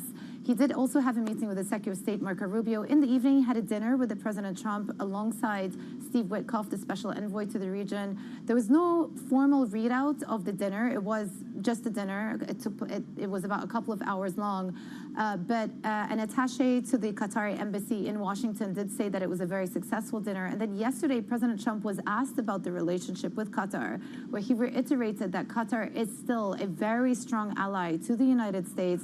And he went one step further and said that Israel have to be very, very careful with these military attacks that they're carrying out in the region, specifically because Israel have also said and repeated that they are willing to target Hamas operatives in any country, that no country is immune. And so that was taken as a bit of a threat to many of the countries in the region, particularly those like Qatar, like Egypt, who are keen to continue with these mediation efforts. So perhaps as far as it pertains to the Qatar-U.S. relationship, again, the visit has been seen as one route to paper over the diplomatic damage that was done last week, but still lots of questions, and still the region is very much on alert after the attack that took place. Jumana, thank you so much. Bloomberg's Jumana Bersetchi there with the very latest on the Middle East. Now, a Turkish court has adjourned a hearing into alleged vote buying that could threaten the leadership of the country's main opposition party. The opposition claims the case is part of President Erdogan's attempt to consolidate power. Now, the political uncertainty had caused Turkish stocks and bonds to fall, with markets on edge as they await the ruling, while Turkey's lira has erased an earlier drop.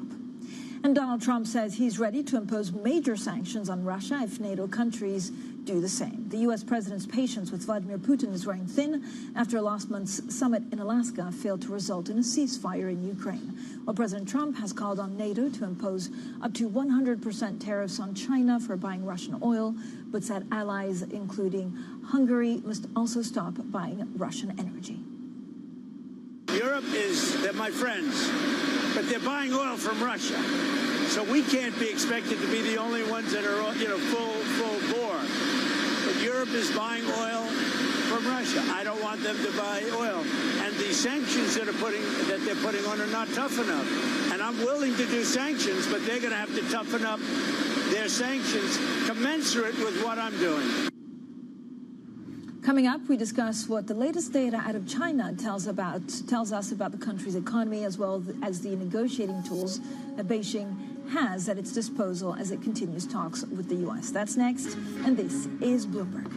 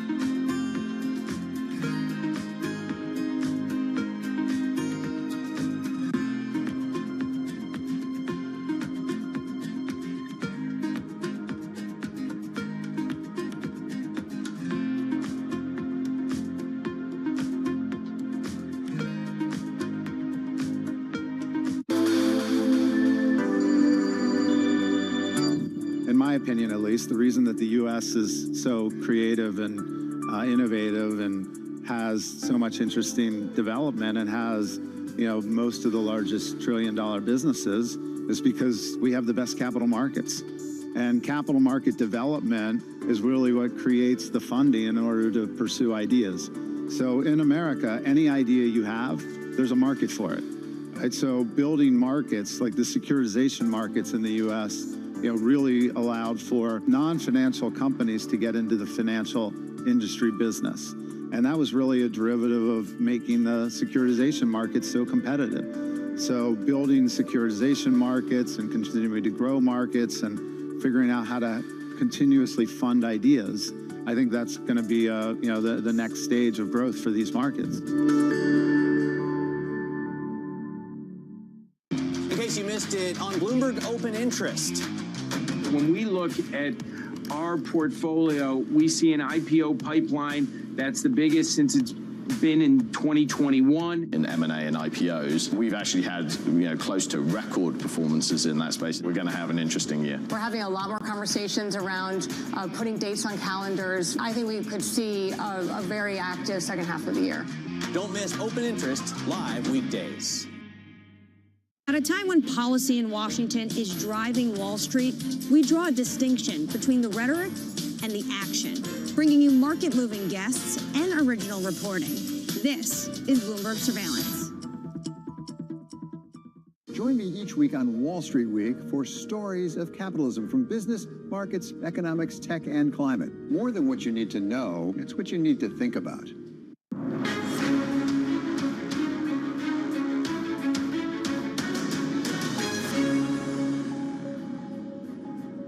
Well, good morning, everyone, and welcome to The Pulse. I'm Francine Lacqua here in London, and these are your top stories. China finds NVIDIA violated anti-monopoly laws after an initial probe. The ruling comes as Beijing and Washington hold talks in Madrid.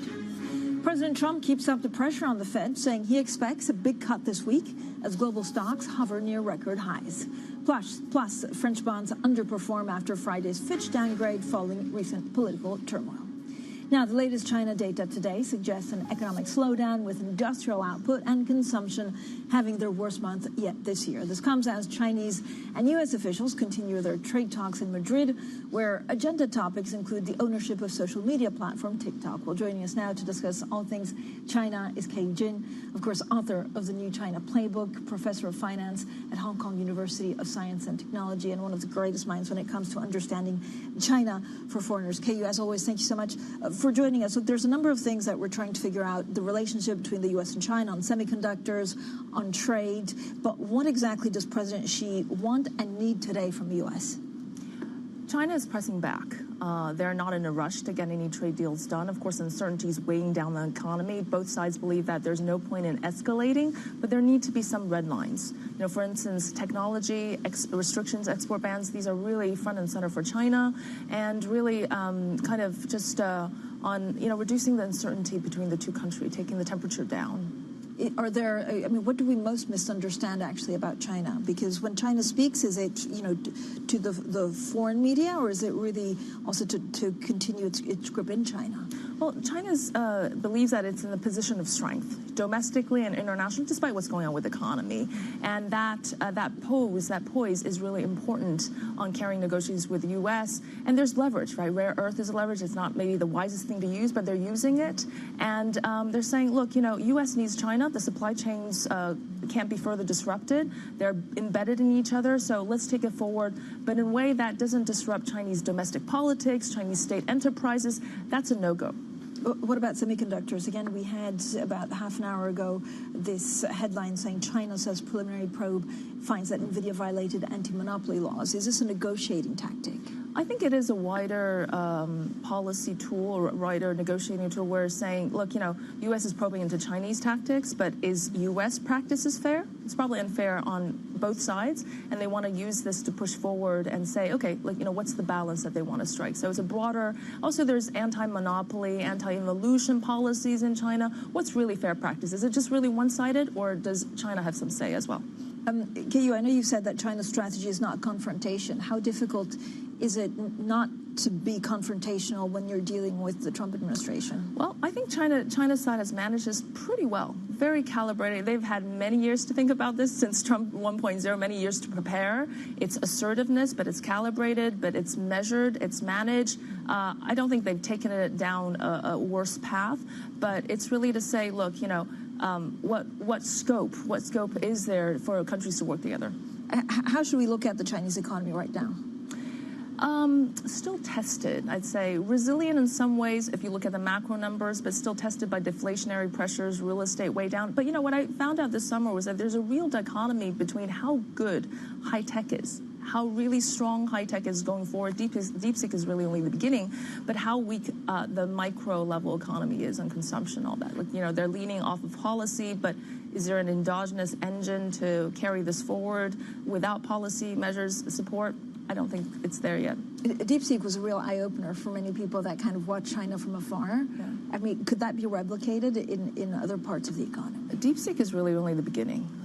There are small and big DeepSeeks in different sectors. You look at robotics, and China's path going forward is integrate deep services and innovation with manufacturing. So it's not just going to be an export of goods, but embedding these R&D, IP, high tech, all of that. That's a new model. And they're really going after a drastic cost-cutting innovation, which actually complements the U.S. But in the end, innovation is about diffusion, adoption, not just about the breakthroughs. Can you talk to us about consumption? So how is the China consumer changing and adapting? Yeah, it's funny. There are two things that simultaneously exist. One is a little bit of consumption downgrading, more like value for money, more online purchases. At the same time, they're being more selective, upgrading to health, beauty, and digital. And by the way, we should not write off China's consumer market. It's 90% of the U.S. is in certain goods is 95% of U.S. market. There's still room for growth, but discretionary consumer spending is still very low. And that's where there's a lot of room. Think about services. That's an endless pool of growth to be seen. And we've seen a little bit of bright spot on the services too. I mean, what do the Chinese actually think of the tariffs imposed by Donald Trump? Is it talked about in China? Is it something that would make them angry longer term, or have they found workarounds? Well, they can now blame it on Donald Trump for the weak economy, whether it's correct or not. And second, it's all about rerouting, resilience, adaptation. That's the Chinese mindset. If you think about technology, it's the same thing. If you think about tariffs, the same thing. They're diversifying. Everybody wants to go global. It's actually pushing Chinese companies to think globally. Do you know? I mean, do you have any insight into how President Xi and President Trump, how they get along? If they get along, if there's like mutual, if not admiration, some kind of bonding. There might be a little bit of that. I think from President Xi's perspective, President Trump is kind of easier to deal with in that sense because, they talk about deals. They talk, you can negotiate, you can push back and forth. They understand kind of the parameters, or they think they do, whereas some of the Democrats, it's very ideological. It's harder to gauge, yeah. Kei, thank you so much, as ever, for joining us today. Kei Jin, they're author of the new China Playbook and professor of finance at Hong Kong University of Science and Technology. Now, Bloomberg has learned that Brookfield Asset Management is in talks to acquire the U.S. landlord Yes Communities from Singapore's sovereign wealth fund, GIC. Now, sources say the entire portfolio could be valued at over $10 billion. Denver-based Yes is among the biggest operators of manufactured housing communities in the U.S.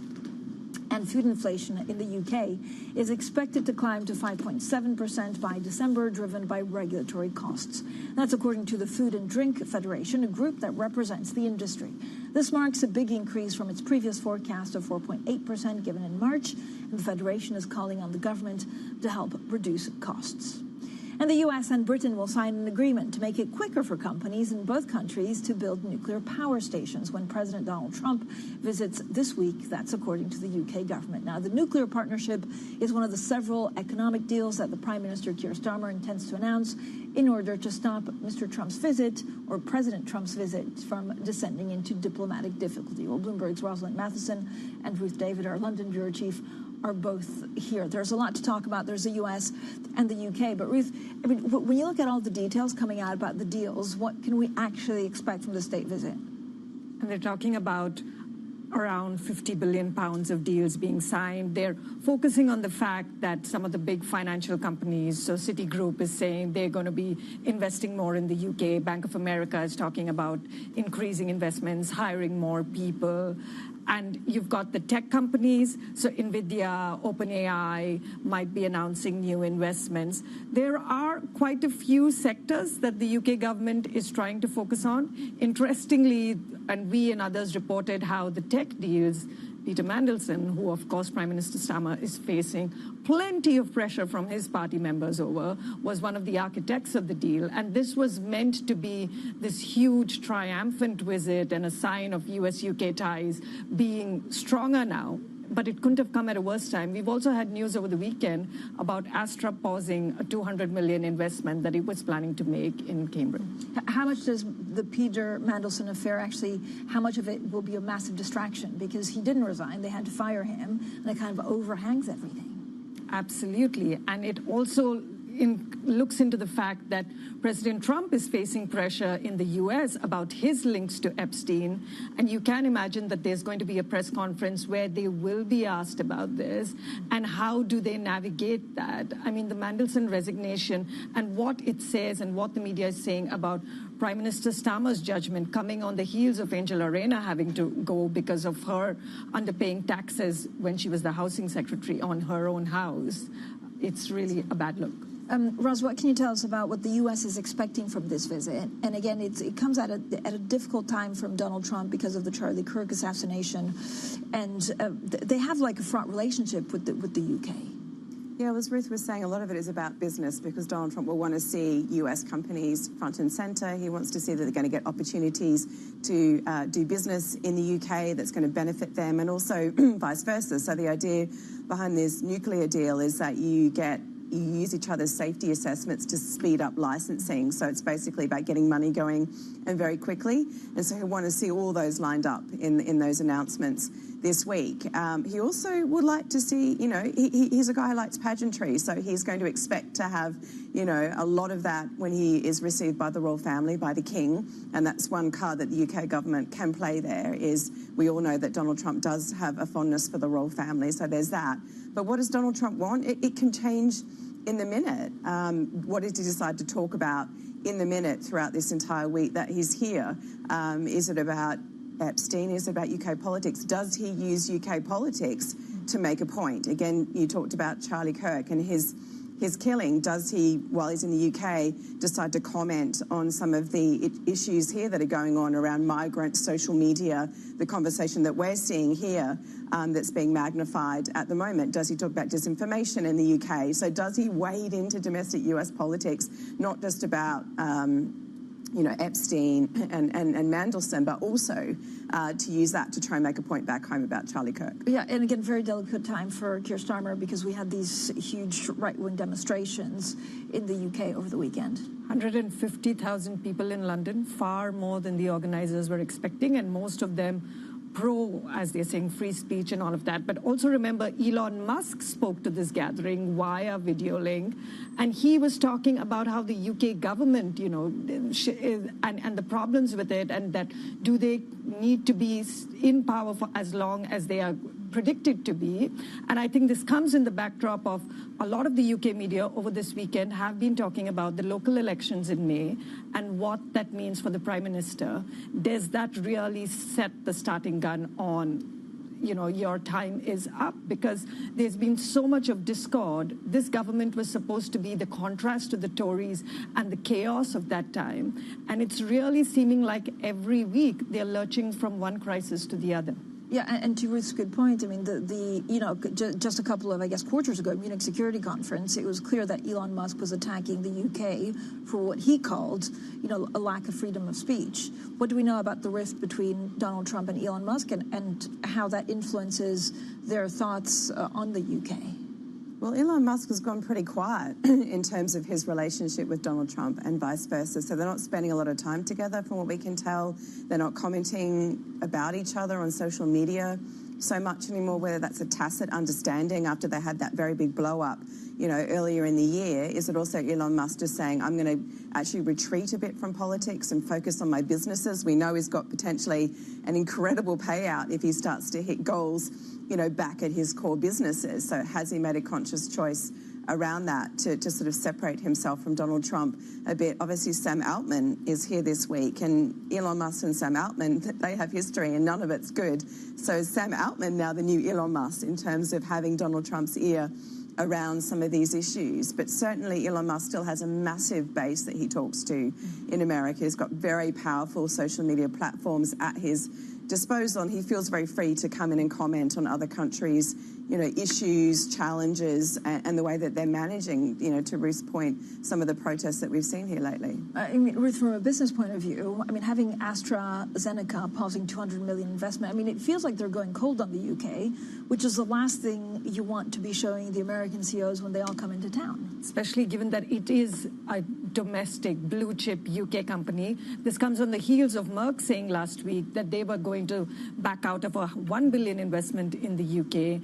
And there is all of that discontent in the background around UK drug pricing rebates, where the talks with pharma companies and the UK government fell through. Now, this is a topic that is very close to President Trump's heart. And, he wants equal pricing across countries because he's saying they kind of use American innovativeness and they take that for granted. So you can imagine there will be more conversations around that.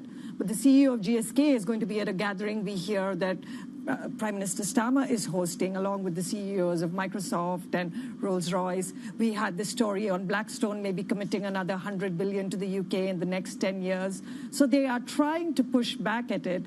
But this narrative seems to be sticking, that the UK is not doing enough domestically and may not be doing enough on a global policy scale. Thank you both for joining us. An important story. I know that will dominate the airwaves this week. Rosalind Matheson and our very own London Bureau Chief Ruth David. Now, the far-right Alternative for Germany party also nearly tripled support in municipal elections in the industrial state of North Rhine-Westphalia. Both ruling parties lost ground, intensifying pressure on Chancellor Friedrich Merz's government to revive growth and deliver on spending plans. Now, we're joined by Christoph Rauwald, our Germany Bureau Chief. Christoph, according to preliminary results, the AfD increased its share of the vote by 9.4 percentage points. Was this expected? Yes, good morning, Francine. This was largely as expected to some degree. At least there were some political observers out there who actually predicted like an even bigger gain for the far-right AfD, as you just mentioned, since they were the strongest party in terms of like gaining support in the state of North Rhine-Westphalia. But overall, the result was still below what the far-right AfD had actually achieved during the federal election in February. Now, with the municipal elections, there are like different topics that mattered for voters, but there were some people who actually had predicted even stronger gains for the AfD. So what does this result actually mean for Chancellor Merz's government? It definitely adds pressure on Merz and his government in Berlin. Merz has actually pledged to push through some very meaningful and deep economic reforms to revive economic growth in the second half of the year and next year. And in the last couple of weeks, he largely seems to have focused more on foreign policy matters than the domestic situation. So with all the decisions on social welfare spending, bringing down energy costs, etc., that's really going to be a time for Merz and his government to deliver going forward in the coming weeks. Christoph, thank you so much. Christoph Rauwald there in Frankfurt. Now, coming up, we'll look ahead to the Fed's hotly anticipated rate decision this week and the host of other central bank decisions as well. This is Bloomberg.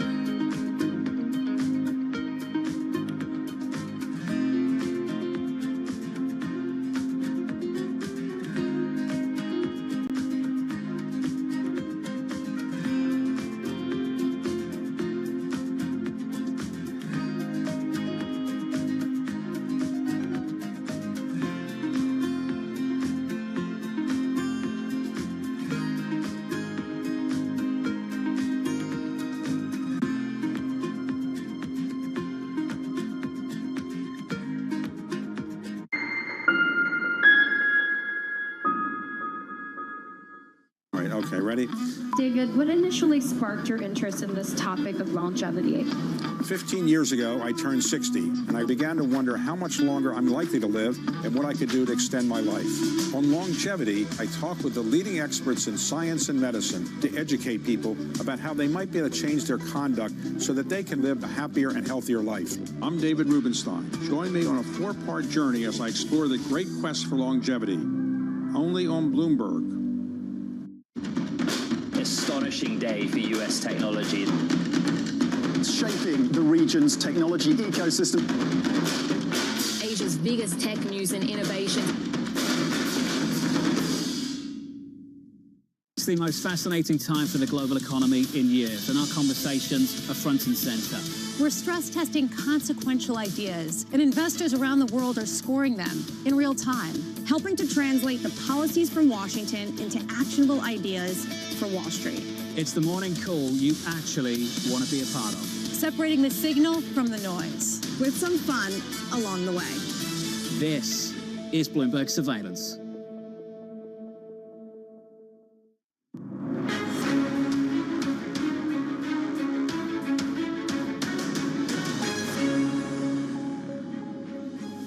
Now, the Federal Reserve is widely expected to cut rates on Wednesday, with investors focusing on how big the cut will be and the pace of future cuts. Now, there are also rate decisions this week from the Bank of England and the Bank of Japan. So let's unpack the week ahead with Bloomberg opinion columnist and senior editor for markets, John Authers. John, I wake up early in the morning, 5 a.m. London time. The first thing I read is your newsletters. It's always funny. It's always great. So congratulations on that. I know you've been focusing quite a lot on the Fed. What are you expecting this week, and what are we missing in the conversations that we have about the Fed? Well, I think, and you don't need me, or it's fairly clear we're going to get a cut. It will almost certainly be 25 basis points. I don't think the inflation number that we got last Thursday was anything like weak enough to really give them the latitude to cut by 50 basis points, although I would imagine we have this fascinating legal soap opera of whether Stephen Miran is going to be able to take part in the FOMC. He's going to be, the Senate will be voting on whether he can join the FOMC later today. I think it's a racing certainty. Stephen Miran is currently Donald Trump's leading economic advisor. I think it's a rating certainty that if he does get to vote in this meeting, he will dissent in favor of cutting rates still further and try to make it that much more of an interesting deal. I think for the long term, there's a difference quite a significant difference between what's immediately coming up, where I think everybody is quite confident there will be a cut, and the longer-term implications for Fed independence. And with that one, I think it's more about the drama over Lisa Cook that really matters. And the fact that you don't really see this in the markets, but the fact that the administration is really seriously trying to get the right to have her fired in time so that she doesn't vote on this FOMC on Wednesday is very startling and suggests that we do have a very serious fight ahead. John, you had a very good piece where you basically, talk about a possible third mandate from the Fed, the fact that maybe it's something on social and generational equity that they should be looking at. I mean, first of all, is the Fed still independent? Number one, and if there are question marks, why is the market not reacting? And should it have a third mandate to make a better society? Okay. Answers on a postcard, please. Okay. The Fed is independent. The Fed is independent in the ways that most matter for the time being. It's plainly under more explicit political pressure than it's been in some decades. But there's been a lot of commentary about this, obviously, in recent weeks. It's not as though Fed independence is sacrosanct or eternal. And the Bank of England, back home in England, where you are, was completely controlled by the Treasury, or its rate-setting function was completely controlled by the Treasury until Tony Blair came along in '97. So it's not a total black and white issue. That said, the point I was trying to make in the piece over the weekend is that Scott Bessent is arguing that they've gone beyond their mandate, which is usually described as a double mandate for low inflation and low unemployment.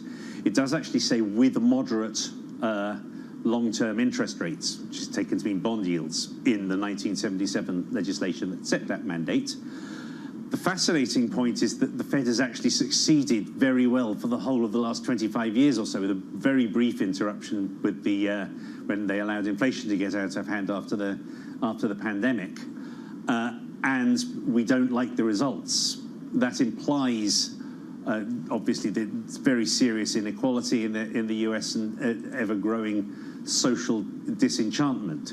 Now, I don't think there is any way an independent central bank staffed by, relatively geeky economists can be expected to make very big societal calls about who should be the winners and the losers, about equality across society. That has to be something that politicians decide.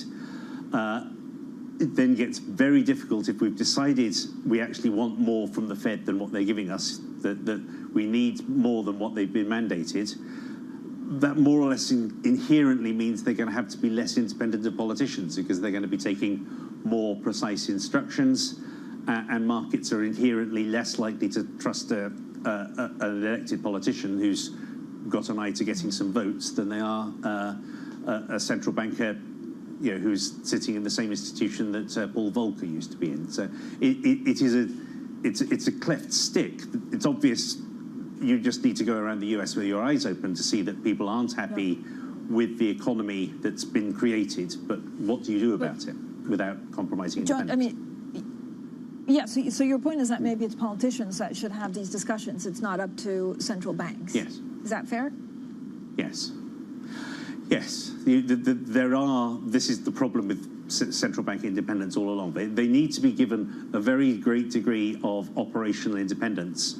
And they need to be perceived as free from democratic voting pressures if they are going to be, taken seriously by the markets.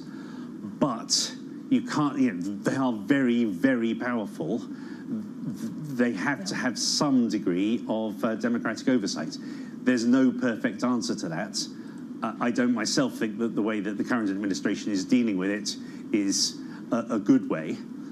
This is a very dangerous approach. They're not going to Congress coming up with coming up with a detailed new white paper as to how they're going to change the composition. It's more of a straightforward legal arm wrestle, which is unhealthy. Okay. John, thank you so much. And of course, John's latest column, I mean, it's a great title, A Big Not So Beautiful Inflation Pig Trend, basically goes to the fact that if you look at the conditions now, they're probably set for a cut this week from the Fed, but then the outlook is murky. I hope, John, you'll come back on TV tomorrow. John Authers, Bloomberg Senior Editor for Markets and Bloomberg Opinion Columnist. Now, coming up, stay with Bloomberg for coverage of Steve Bannone's confirmation vote in the Senate, expected Monday evening in the U.S. That's later today. Up next, to Bloomberg Brief with Vonnie Quinn, and this is Bloomberg.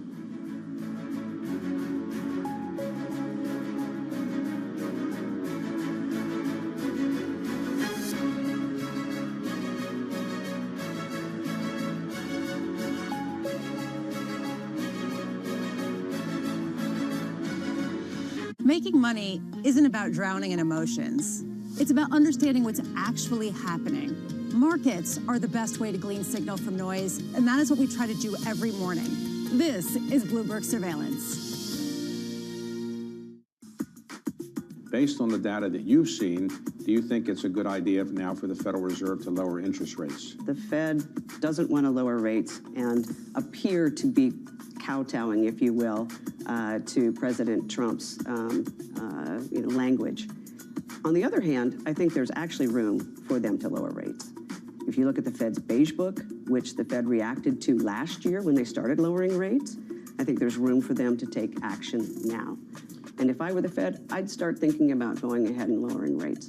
Real rates are very high right now relative to history, and of course we have a pretty significant term premium built into the term structure of interest rates right now. So let's talk about the Fed's goal, which is 2%. Is that too low a rate to really get to at this point? And does it have to be at 2% or in sight of 2% before the Fed should lower? They have a credibility issue right now. The Fed has to get to 2% because that was the target that they set. Although they've already started to project that they're willing now to target a range of inflation, which I think is the approach they should have taken all along. But they're going to get to 2%, and I think the trajectory is still in favor of the Fed's 2% target. And what we're seeing on a shorter-term basis is that's where rates are actually going to in terms of the inflation level, and I think the trajectory is their friend. Technology is embedded in every aspect of our lives. And laying the foundation for the future. From finance to defense, AI to entertainment. And from the road to the stars. Bloomberg brings you the latest stories of the people and companies pushing the tech sector to new frontiers. And the politics that shape global tech markets. I'm Caroline Hyde in New York. And I'm Ed Ludlow in San Francisco. Watch Bloomberg Tech every weekday. Only on Bloomberg Television. From the world of politics to the world of business, Joe Matthew and Kaylee Lines deliver news, insight, and analysis live 2 times a day, every trading day. Balance of Power at 1 and 5 Eastern, only on Bloomberg.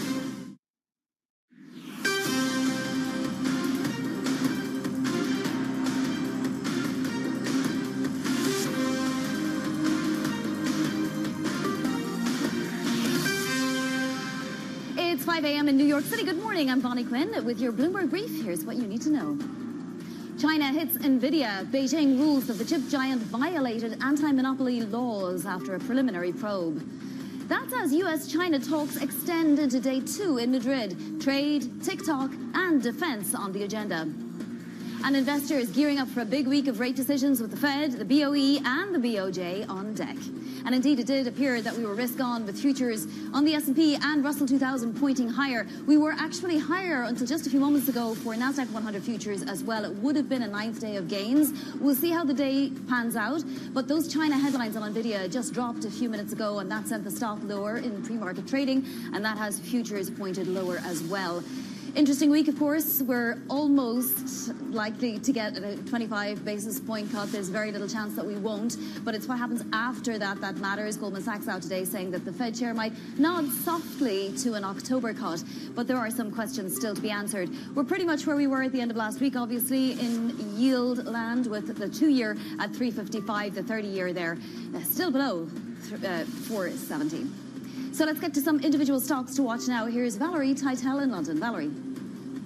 Good morning, Bonnie. All of my stocks focus on regulatory scrutiny of late. The first one I want to start with is Hims & Hers, down nearly 2.6% so far in pre-market trade. This comes after the FDA chief essentially used their Super Bowl ad as an example of why they need to crack down on misleading ads in the pharma space, essentially arguing that the Super Bowl ad promoted a weight loss drug without giving good examples of its side effects and of its drawbacks. This is as the FDA amps up its pressure on analyzing these pharma ads and adding scrutiny to the industry. Let's move over to the tech space. Regulatory scrutiny here, but this time coming from China. China launched not one, but two probes over the weekend into the tech space. One of them had to deal with the fact of American-made IC analog chips, anti-dumping measures released around those, and that is affecting Texas Instruments and Analog Devices. Both of these stocks down just over 2% in the pre-market trade. And the news from China doesn't end there. They also said that NVIDIA has violated antitrust law when it comes to a recent acquisition they've made. And this comes at a curious time, Vonnie. We know that the Scott Bessent and his Chinese counterpart are currently in Madrid talking trade, talking about these tech issues. It does seem like China has really amped up the pressure in the last few days. NVIDIA down over 2% on the back of this news. Bonnie? Valerie, thank you so much. And let's stay on NVIDIA now. Bloomberg Tech Europe anchor Tom McKenzie joins me for more. So, Tom, tell us what this China ruling actually is and what it means for NVIDIA. Yeah, so this is an anti-monopoly or antitrust ruling from one branch of China's regulatory policy makers, regulatory apparatus, and it's significant, of course, in terms of the timing, because both Chinese and US negotiators are meeting in Madrid for a second day of talks today. So the timing is pretty intriguing from the Chinese side on this. What it really does, of course, is ramp up scrutiny on NVIDIA and its operations in the Chinese market. And of course, it's faced a number of challenges from both sides, the US and China. It's a reminder of just how difficult it is for a company like NVIDIA to navigate the geopolitics, particularly when it comes to questions about national security around semiconductors. The specific decision today relates to a takeover, NVIDIA takeover of a company called Mellanox, which is in the networking part of the business. And the finding from China's regulators is that NVIDIA, according to this preliminary finding, has discriminated against Chinese companies. As a result of that, we understand NVIDIA could face fines or potentially restrictions on its business operations in China. We haven't had that clarified yet from the Chinese side. We're waiting to see what specifically this means for their operations. But clearly, this is an additional hurdle for a company that, of course, is contending with licensing changes around its chip exports into that crucial market. And the Trump administration has made some of those changes, including specifically around the H20 AI accelerator that NVIDIA, at least on paper, can supply into the Chinese market if they give 15% of sales and revenue to the US Treasury. So it's another complexity, it's another wrinkle in this story at a time, again, when Chinese and US negotiators are meeting for that second day in Madrid. Yeah, as I understand it, regulators had demanded at the time of the Mellanox acquisition that NVIDIA supply locally, and it's not quite clear if NVIDIA was able to supply enough or how this decision came to be made, but NVIDIA has disclosed it in its filings. That's not stopping the stock from dropping pre-market, though. How are NVIDIA's sales in China currently, do we know? Well, we know that they've been building up a lot of inventory, at least $5 billion on some measurement, in terms of the H20 chip that they hope at some point to be able to supply and ship into the Chinese market. And we know that that'll be crucial in terms of, well, it's not central, they can survive. NVIDIA will be perfectly fine without that, but it's not an insignificant revenue stream for them. So that inventory has been building up. They want to be able to ship that into the Chinese market. We know they've got consumers and companies that want to be buying that H20 for their AI development. But equally, we know that China and its regulators have told, and different arms of the administration there, of the government, have told companies in China that they should try and look at domestic alternatives to NVIDIA's H20. So it's a market that is looking challenged for NVIDIA right now. They're still selling some legacy chips, but in terms of getting H20 into that market, that just looks like there's another headwind now for NVIDIA and its Chinese operations. All right, Tom, thank you so much. That is Bloomberg Tech Europe anchor Tom McKenzie. Well, another tech firm in focus, and that's TikTok. U.S. Treasury Secretary Scott Bessent said the U.S. and China have nearly resolved the issue around the social media app. This during talks in Madrid with China's Vice Premier. Take a listen to President Trump speaking over the weekend. They're negotiating TikTok right now. We may let it die, or we may, I don't know, it depends, up to China. It doesn't matter too much. I'd like to do it for the kids. They like it. I mean, selfishly speaking, I did very well on TikTok, and I got the youth vote. For more on the talks generally now, I'm joined by Bloomberg's Jill Deesis. So, Jill, give us an update. What else do we know about these talks?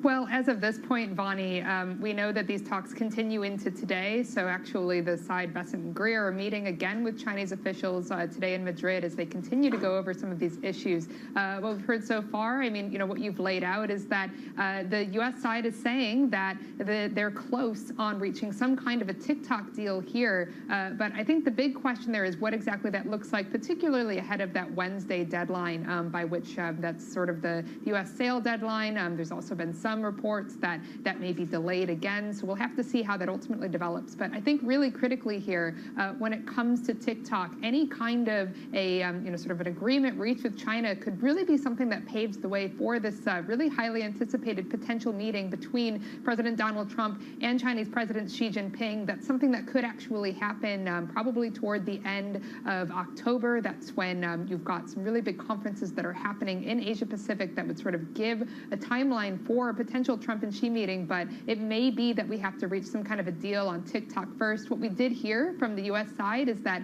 the Chinese side made a bit of an aggressive ask on that front. Not entirely sure, with a ton of details about what exactly that means, but I do think that it kind of shows that this is a bit of a sensitive issue, and it may be that when you're talking about some of those bigger geopolitical diplomacy relations, that it may come down to some kind of a deal on TikTok first. And you have to wonder if these NVIDIA headlines will change anything about the discussion too. Now, the Wall Street Journal is reporting that China is pushing for a Trump visit. What is the likelihood that that will happen, even after those meetings, in Korea in about 6 weeks' time? What would China want to achieve? Yeah, Vonnie, well, I think that Tom just made a really good point talking about, this latest NVIDIA ruling out of China. I mean, I do have to wonder whether or not that throws a wrench in any kind of relationship. I think what'll be really interesting is once the U.S. and China emerge from these talks in Madrid later today, whether there's any comment that Scott Bessent, for example, has to make on this NVIDIA announcement out of China. I think that that's a really, really critical one to watch here. It is a really interesting Wall Street Journal report because that is one that kind of sets up this idea that, some sort of a resolution on TikTok could be what the U.S. is looking for as they try to lay the parameters for that potential Trump-Xi meeting. I wouldn't obviously write it off the table just yet. I think both sides have really been working to try to bring something, to the forefront by the end of the year. I mean, we've seen meetings with, a lot of other high-level officials, Marco Rubio, trying to, reach out to Chinese officials, really kind of pave the way for this visit later this year. So it is something that I do think, both of these sides, want to happen in some respects. But again, there's a lot of different issues in terms of these political tensions, and we've been talking about TikTok, but also trade as well. So lots to look out for there. Absolutely. Jill, thank you so much for the update. That is Jill Deesis there in Hong Kong. Well, from Madrid to Jerusalem, Israel's Prime Minister Benjamin Netanyahu celebrated the so-called durability of his country's relations with the U.S. during a visit by U.S. Secretary of State Marco Rubio. That visit coming days after an Israeli airstrike in Qatar drew criticism from Washington. Joining me is Bloomberg's Kasia Kimashinska, who leads our breaking news coverage out of Washington, D.C. So, Kasia, what signals did Marco Rubio send about U.S. relations with Israel? Good morning. Thank you for having me. Indeed, Secretary of State Marco Rubio visited Israel. His trip, he departed on Saturday, and when he was talking to American reporters here in D.C. before departing, he said that the relationship with Israel is important and it will remain strong. But I think the U.S. has two tricky relationships to manage here. So on one hand, Secretary of State Marco Rubio went to Israel, but on the other hand, President Trump on Friday had a dinner with the Prime Minister of Qatar. And Marco Rubio was in some meetings with Qatari officials here in the U.S., in New York, on Friday as well. So clearly the U.S. sees the need to talk to both sides here after this attack, and President Trump had some critical words about specifically this one attack by Israel on Hamas leaders in Qatar. So we'll see how it plays out. Marco Rubio is in the region because he will now go to the UK and he will join President Trump for his second historic state visit in the UK later this week. So a lot going on geopolitically, but there's also, of course, the FOMC meeting, and President Trump is not giving up on his push to fire Fed Governor Lisa Cook. We have a new court filing. Can you tell us what's in it? Yes, so we really have like only hours left before the FOMC meets tomorrow to make the decision on interest rates on Wednesday. And the Trump administration has made it clear that they would prefer Lisa Cook is not part of this meeting, is not part of the deliberations. So at the bottom here is the accusation of a member of Trump administration that Lisa Cook committed mortgage fraud, and so President Trump is trying to fire her. But Cook, on the other hand, says that she didn't commit any crime, that if there are any errors in her mortgage applications, they are just of clerical nature, and that she should be able to attend the meeting tomorrow. Kasia, thank you so much. That is Kasia Klimashinska there in Washington, D.C. Now to other top stories trending on the terminal this morning. French bonds are lagging peers after Fitch downgraded its credit score on Friday. The rating was cut to A+ from AA-, citing rising government debt, increased political polarization and doubts about the fiscal outlook. That takes France a notch lower than the UK and puts it on a par with Belgium.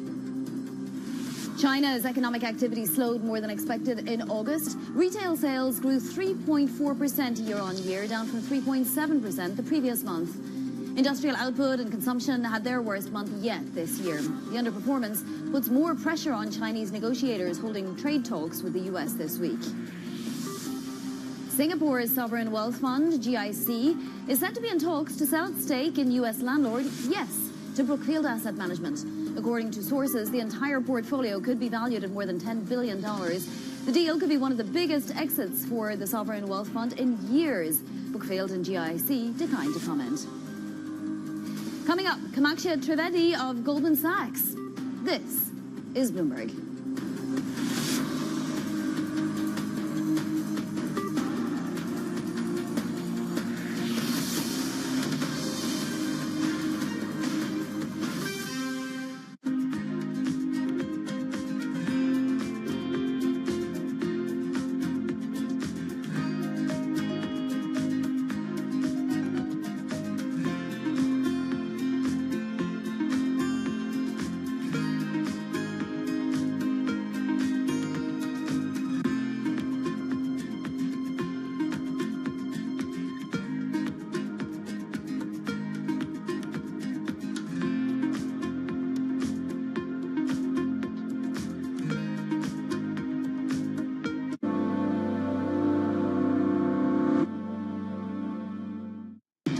You missed it on Bloomberg Open Interest. When we look at our portfolio, we see an IPO pipeline that's the biggest since it's been in 2021. In M&A and IPOs, we've actually had close to record performances in that space. We're going to have an interesting year. We're having a lot more conversations around putting dates on calendars. I think we could see a very active second half of the year. Don't miss Open Interest live weekdays. Making money isn't about drowning in emotions. It's about understanding what's actually happening. Markets are the best way to glean signal from noise, and that is what we try to do every morning. This is Bloomberg Surveillance. Bringing you up-to-the-minute economic news whenever and wherever it happens. I'm Francine Lacqua in Sintra, Portugal, and this is Bloomberg. All right, okay, ready? David, what initially sparked your interest in this topic of longevity? 15 years ago, I turned 60, and I began to wonder how much longer I'm likely to live and what I could do to extend my life. On longevity, I talked with the leading experts in science and medicine to educate people about how they might be able to change their conduct so that they can live a happier and healthier life. I'm David Rubenstein. Join me on a 4-part journey as I explore the great quest for longevity, only on Bloomberg.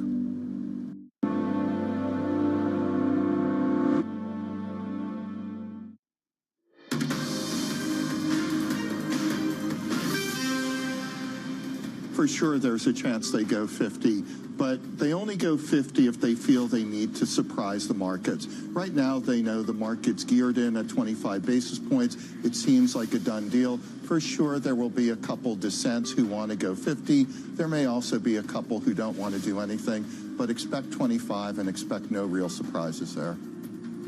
JP Morgan's Bob Michel there speaking with Bloomberg earlier as markets brace for the Fed's rate decision on Wednesday. Joining us now is Kamakshya Trivedi, Head of Global FX, Rates and EM Strategy Research at Goldman Sachs.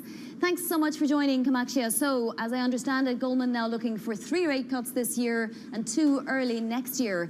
What are the risks to that outlook? Thank you for having me. Yeah, absolutely. I think, we have sequential cuts now in our forecast starting this week. I think there are risks on both sides of that. I think there are risks, certainly, given the softening that we have seen in the labor market over the last couple of months, the tick up in the unemployment rate. If that process accelerates somewhat, that you would have some people and the Fed, pushing towards, slightly larger cuts in the near term.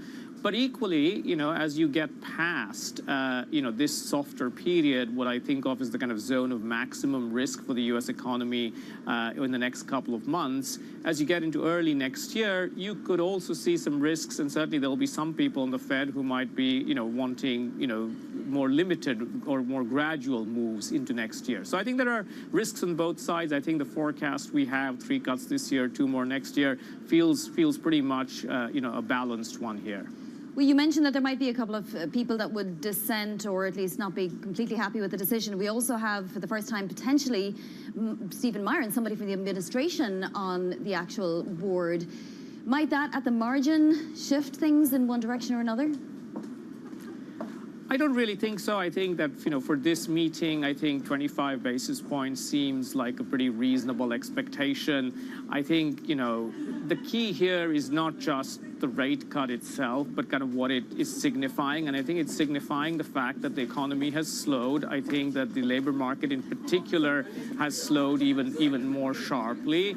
And I think that is likely to coalesce the core and the majority of the committee around a 25 basis point cut. So, I think there are obviously going to be, some people on both sides of that, but I think the, core here is going to be for a 25 basis point cut. On forward guidance, I love this. You talk about Fed Chair Powell nodding softly to an October cut. So are you saying that he won't sort of outright make it sound like, it's decided that there's going to be another cut between now and the end of the year? I think that, he will try to keep his options on the table, as the Fed always does. I think they will be responsive to the data. But it is fair to say that, when you start to see this sort of pattern of softening, certainly in his commentary, in his question, answers to the questions, there is a likelihood that you start to get some move towards an indication that, this is not just, one and done, but this is perhaps the start of a more gradual sequential move. That's certainly our forecast, and that's part of why, we expect, for example, the dollar to continue to depreciate further after the period of consolidation that it's had over the summer. We expect, more rapid dollar depreciation, just because you start to see these cuts erode the high nominal carry that is in the dollar right now. I love your phrase that we're entering a zone of maximum risk for the U.S. economy. What does that mean for yields in the near term? Do we see big movements? Look, I think yields have already come down quite a bit as you've seen the labor market soften. So at this point, I think to see more downside in yields, to see, more dovish relief, you actually need to see the data get worse. But I think the key point is that, this is the period where we are seeing that softening in the labor market. This is the period where we are seeing the impact of, tariffs play through. As you get through this period, as you get into early next year, some of those impacts are going to be perhaps somewhat smaller as you get through into 2026. So I think that's the key point here, that I think we are seeing a period here where, as rates come down, yields will be relatively more balanced here, but I think the dollar is the one that's, I think, going to take it on the chin. And Kamakshi, I have to ask you about China because, you know, there is the suggestion that China will have to make these talks work because its economy might be, you know, slowing down just that little bit. What do you make of the slowdown that we saw in retail sales and the impact on the broader economy? Yeah, I think, you know, it's a second month, you know, again, where you've seen kind of the domestic data that's weak. But really, I think the striking feature of the data set that from China over the past, you know, month or, you know, past week is that while the domestic side has continued to be soft, actually exports are still doing pretty well. I mean, the external side of the economy is doing, you know, extremely well, especially when you take into account the fact that they have had a 30% tariff hit from the US. And so I think that combination still probably poses some upside risks to our China GDP forecast. And I think it poses upside risks to the CNY, especially given the negotiations going on with the US. So I think it's a mix here. It's not all one-sided or lower. Kamakshi, thank you so much for joining. That is Kamakshi Trivedi of Goldman Sachs. This is Bloomberg.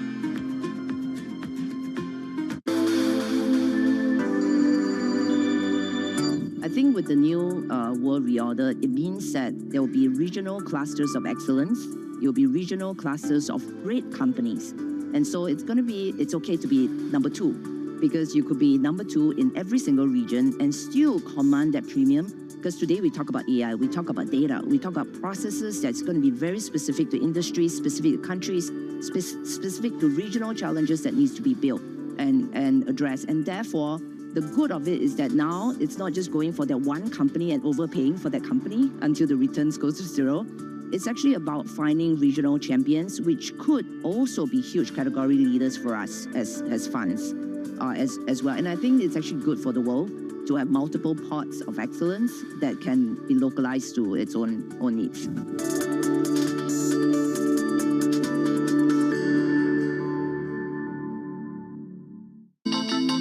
The countdown is on.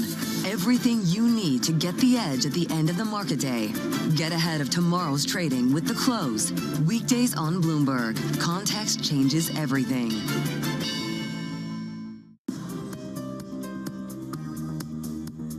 It's the countdown to the market open as we bring you the first trades across Europe. We'll debate the most important stories and what will drive the big investment decisions throughout the morning. I'm Guy Johnson. I'm Kriti Gupta. And I'm Anna Edwards. Join us every weekday morning for the opening trade, live at 7 a.m. here in London. Only on Bloomberg. Context changes everything.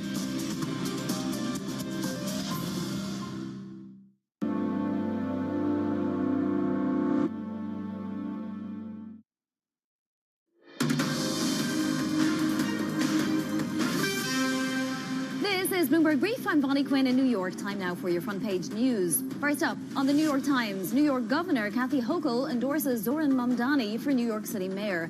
She made the endorsement in an essay in the paper's opinion section. The endorsement provides critical support ahead of the November election. Next up, on the FT, SEC Chair Paul Atkins scrapping the aggressive enforcement agenda pursued under former President Biden. Atkins has pledged to give businesses notices of technical violations before, quote, bashing down their door. Atkins is reshaping the commission as Republican regulators adopt a more business-friendly stance. And on the Wall Street Journal, appliance maker Whirlpool is telling the Trump administration its overseas competitors could be evading tariffs, undervaluing their imports. Whirlpool said import data show the value of declared customs of numerous appliances started to plummet in June. Coming up, talks between Washington and Beijing ongoing in Madrid. That's as Beijing rules against NVIDIA. This is Bloomberg.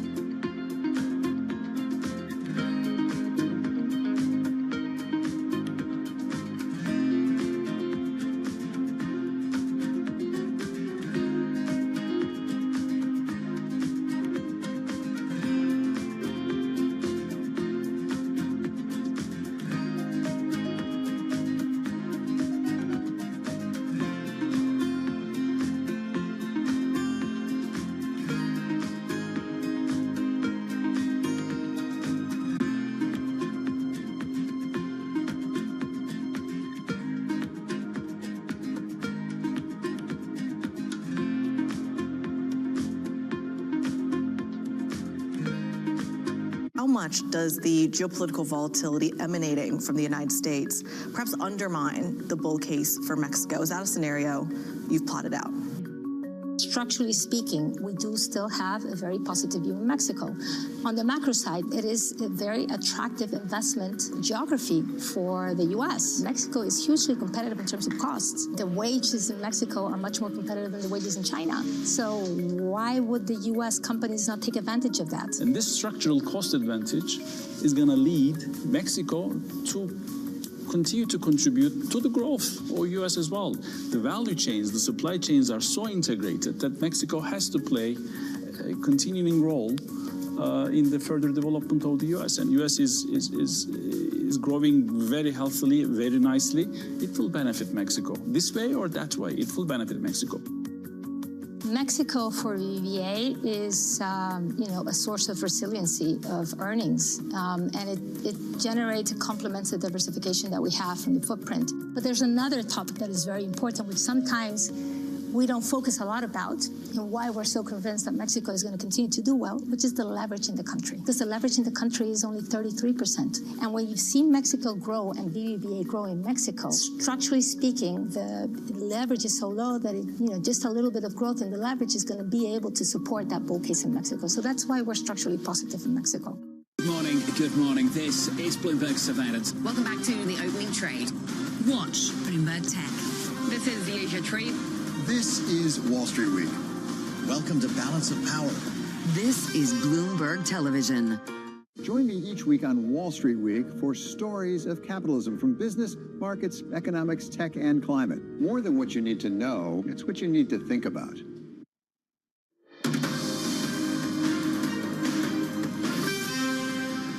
It's 5:30 a.m. in New York City. Good morning, I'm Bonnie Quinn with your Bloomberg Brief. Here's what you need to know. China hits NVIDIA. Beijing rules that the chip giant violated anti-monopoly laws after a preliminary probe. That's as U.S.-China talks extend into day 2 in Madrid. Trade, TikTok, and defense on the agenda. And investors gear up for a big week of rate decisions with the Fed, BOE, and the BOJ on deck. And it looks like we're starting Fed Week on a positive note, at least for the S&P and Russell 2000 futures, which are pointed higher. We were looking at positive NASDAQ 100 futures, but after that China decision came out, NVIDIA turned lower pre-market, and that's dragging on the NASDAQ 100. Don't forget, we were setting up for a 9th day of gains for the NASDAQ 100. It was a week where we saw it up 1.9% last week, and the S&P was up 1.6% too. Let's look at yields, because Kamakshia Trivedi just telling us we're entering the zone of maximum risk for the U.S. economy. Goldman Sachs expecting 3 rate cuts this year, though, and maybe a soft nod to one in October, but no more than that. Yields pretty much where we left them on Friday. Let's get to some individual stocks to watch now with Valerie Teitel. Valerie.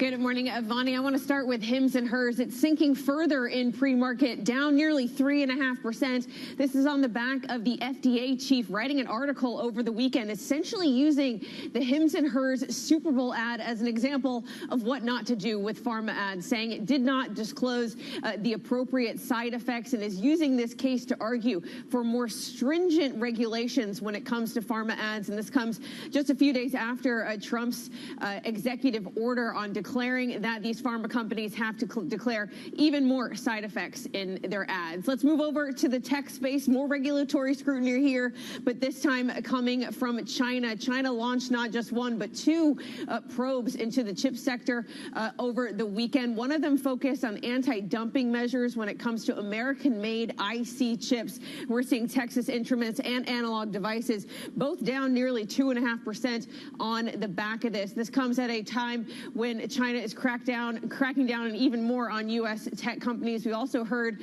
about NVIDIA, as you mentioned, that share also in the red, down over 2%, nearly 3% now in pre-market trade. This comes after a ruling from China that they have violated antitrust law when it comes to an acquisition they made a few years ago. But Vani, this is really China perhaps amping up the pressure on the U.S. as those trade negotiations continue in day 2 in Madrid. Yes, the timing is very odd, right, Val? Thank you so much, Valerie Teitel there.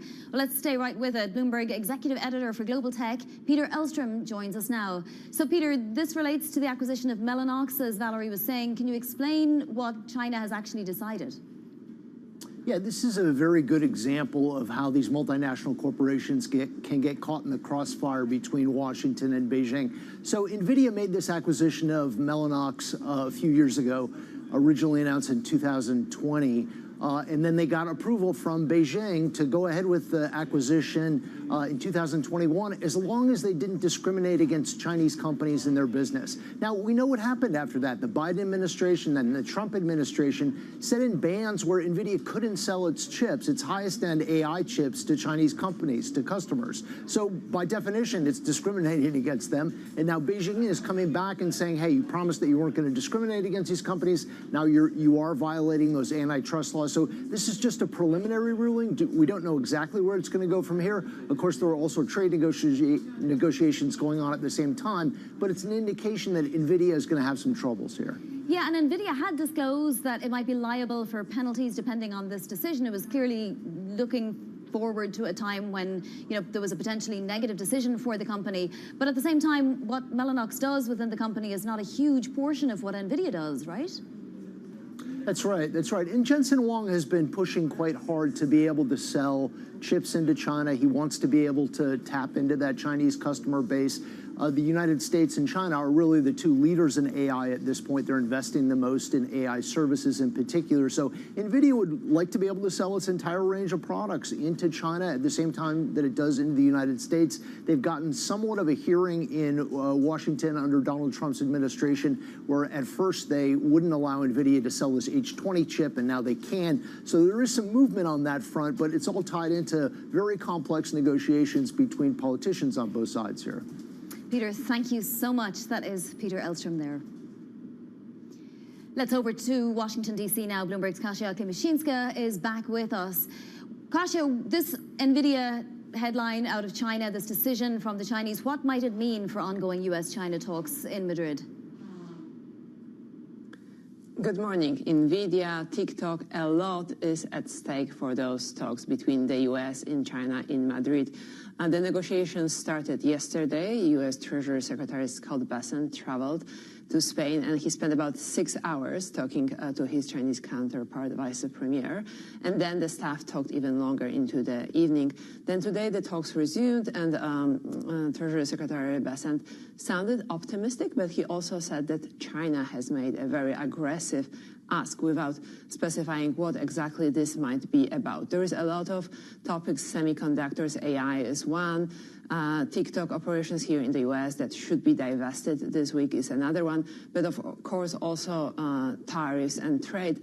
And eventually, I think both sides want the leaders to meet. So President Trump and President Xi could meet as soon as next month, when they will both be in Asia for a summit in South Korea. So there is this speculation, expectation that maybe maybe these talks in Madrid today are meant to kind of set the stage for the leaders meeting in Asia later this year. Well, and then Secretary of State Marco Rubio is in Israel days after that surprise strike in Qatar. What is Rubio saying or even signaling about relations between the two countries?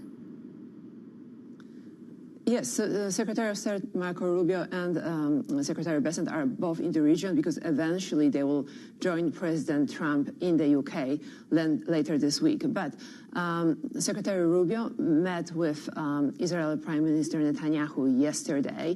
That's after Israel did this very controversial strike on Hamas leaders in Doha, and the U.S. now has two tricky relationships to manage with Israel on one hand, but also with Qatar on the other hand, both fairly important to the U.S. And so President Trump met with his Qatar counterparts in New York on Friday, and Secretary Rubio was part of those meetings as well. And as you mentioned, then on Sunday he was in Israel. Kasia, on the domestic front, President Trump isn't giving up on his push to fire Fed Governor Lisa Cook. What is the latest? This perhaps will be the biggest story this week, as the Fed is meeting tomorrow and on Wednesday to make a decision on interest rates. And the Trump administration doesn't want Lisa Cook to be there.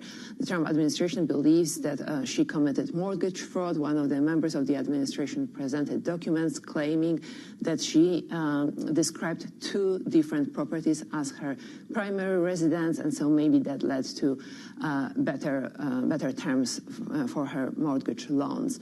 Lisa Cook, on the other hand, says that she didn't mean to commit any crime, that if there are any errors, they were just of clerical nature. And anyway, all of this happened before she joined the Fed. She didn't have enough time to defend herself, and so she aims to join the meeting tomorrow and be part of the voting committee on Wednesday. And so President Trump reached out to the courts once again, asking for a ruling as early as today. Yeah, that filing went in yesterday. It's going to be a fascinating week. Kasia, thank you so much.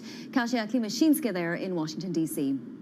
And over to Germany now. Tesla's factory near Berlin intends to produce more EVs than previously planned. The plant's merger and manager citing very good sales figures in remarks to a German news agency. For more, Bloomberg's Craig Trudell, who leads our global autos coverage, joins me. Craig, the comments were a little strange. I didn't think that sales had been all that fantastic in Europe recently, never mind Germany. Do they match up with the data? Yeah, when you look at these comments against the data, it really they are a total head scratcher, Vani. You look at across Europe, there's a handful of markets where Tesla is doing okay, or maybe growing a little bit, and I would point to UK and Norway as being the two markets where we're seeing that. But everywhere else across Europe, you're seeing really substantial declines, and it's not been a case of, in the last few months, we've seen a turnaround. So this is, I would say the second time this year that we've had, some major person at Tesla indicate that things are turning. Last time it was Elon Musk at the Qatar Economic Forum. He told our colleague Michelle Hussein that, things had recovered. They, in fact, had not, looking at the data that followed. And, while there are countries outside of Europe that this plant serves, the vast majority of the vehicles that are made at this factory serve Europe. So it may just be the case that, the company had pretty downbeat production plans for the third and fourth quarter that, they've modestly increased what they planned. But it's hard to tell just looking at these, somewhat vague and contradictory comments out of Tesla. It is good to question them at the very least. Well, staying on electric vehicles, BYD is actually under some pressure. It had a $45 billion stock sell-off. What's behind that downturn? This is a pretty straightforward story where we've seen, just over the last few weeks, real serious efforts on the part of Beijing to really crack down on really aggressive sales practices by the EV industry in China. And perhaps, no manufacturer has been as aggressive as BYD in terms of heavily discounting its product, competing on price as opposed to technology and sort of allowing for sort of natural demand to dictate how many vehicles it's selling. The company, I think, would of course push back on its role in things, and yet when you look at the degree of discounting going on in that market, the reluctance on the part of a lot of international car makers to sort of play along with this game, and predictions by major executives across the industry that this can't go on forever, that eventually some car makers are going to sort of fall by the wayside if this keeps up. And you even hear that from BYD's executives, that they make these sort of grim predictions about a real serious winnowing out of this industry as long as this keeps up. All right, Craig, thank you so much for the update. That is Craig Trudell there. Now to other top stories trending on the terminal this morning. French bonds are lagging peers after Fitch downgraded its credit score on Friday. The rating was cut to A+ from AA-, citing rising government debt, increased political polarization and doubts about the fiscal outlook. That takes France a notch lower than the UK, puts it on a par with Belgium. China's economic activity slowed more than expected in August. Retail sales grew 3.4%, but that was down from 3.7% the previous month. Industrial output and consumption had their worst month yet this year. The underperformance puts more pressure on Chinese negotiators holding trade talks with the US this week. And Singapore's sovereign wealth fund, GIC, is said to be in talks to sell its stake in US landlord Yes to Brookfield Asset Management. According to sources, the entire portfolio could be valued at more than $10 billion. The deal could be one of the biggest exits for the sovereign wealth fund in years. Brookfield and GIC declined to comment. Coming up, the war between Russia and Ukraine certainly not holding back the Polish economy. More next. This is Bloomberg.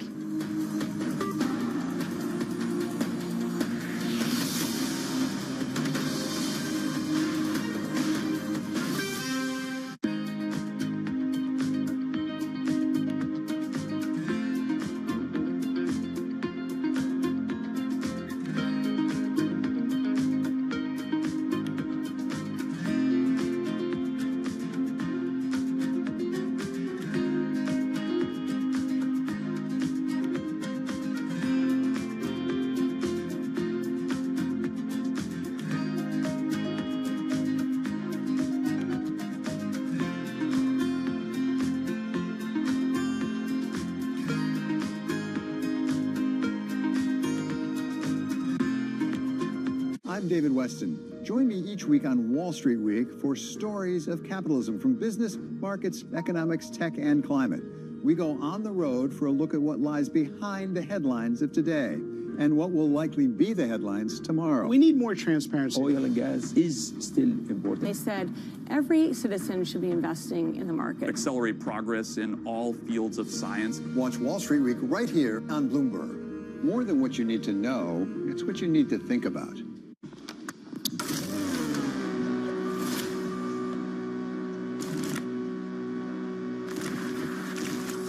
Bloomberg Screen Time is back this fall for year 3. We're bringing together the biggest names in business and pop culture, like Netflix co-CEO Greg Peters, Instagram boss Adam Mosseri, and Los Angeles royalty Will Obey.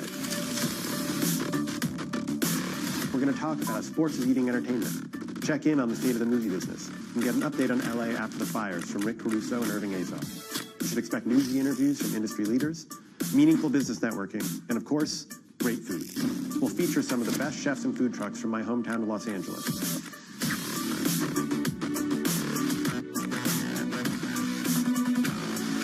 Tickets are available now, and you should head to bloomberglive.com/screentime for details. I'll see you in Los Angeles, October 8th and 9th.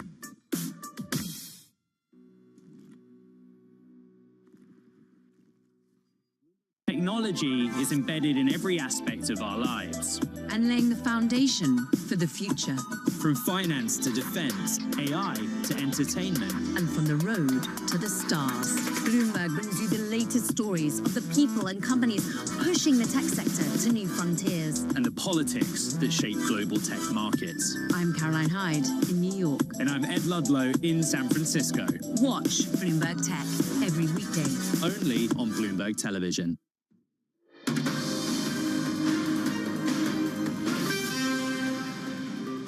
I don't think that was a mistake. I think Putin is testing the resolve of NATO.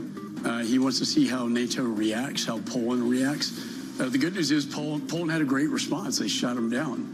But it shows you how aggressive Putin is getting in the region.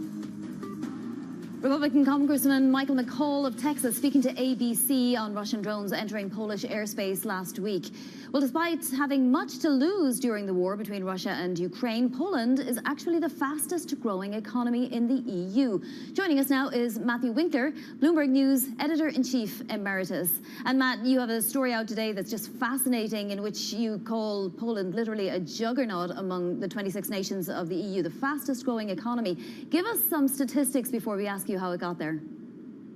Well, it's great to be with you, and you're right. Data compiled by Bloomberg shows that Poland, for the first time since it joined the European Union in 2004, is the continent's growth leader with a gross domestic product. It's about $915 billion equivalent, and it's projected to expand 3.3% in 26, another 3.2% in 2027. And these are economists' forecasts compiled by Bloomberg. EU, European Union GDP, by contrast, will show gains of maybe 1.4%, 1.7% in the same period.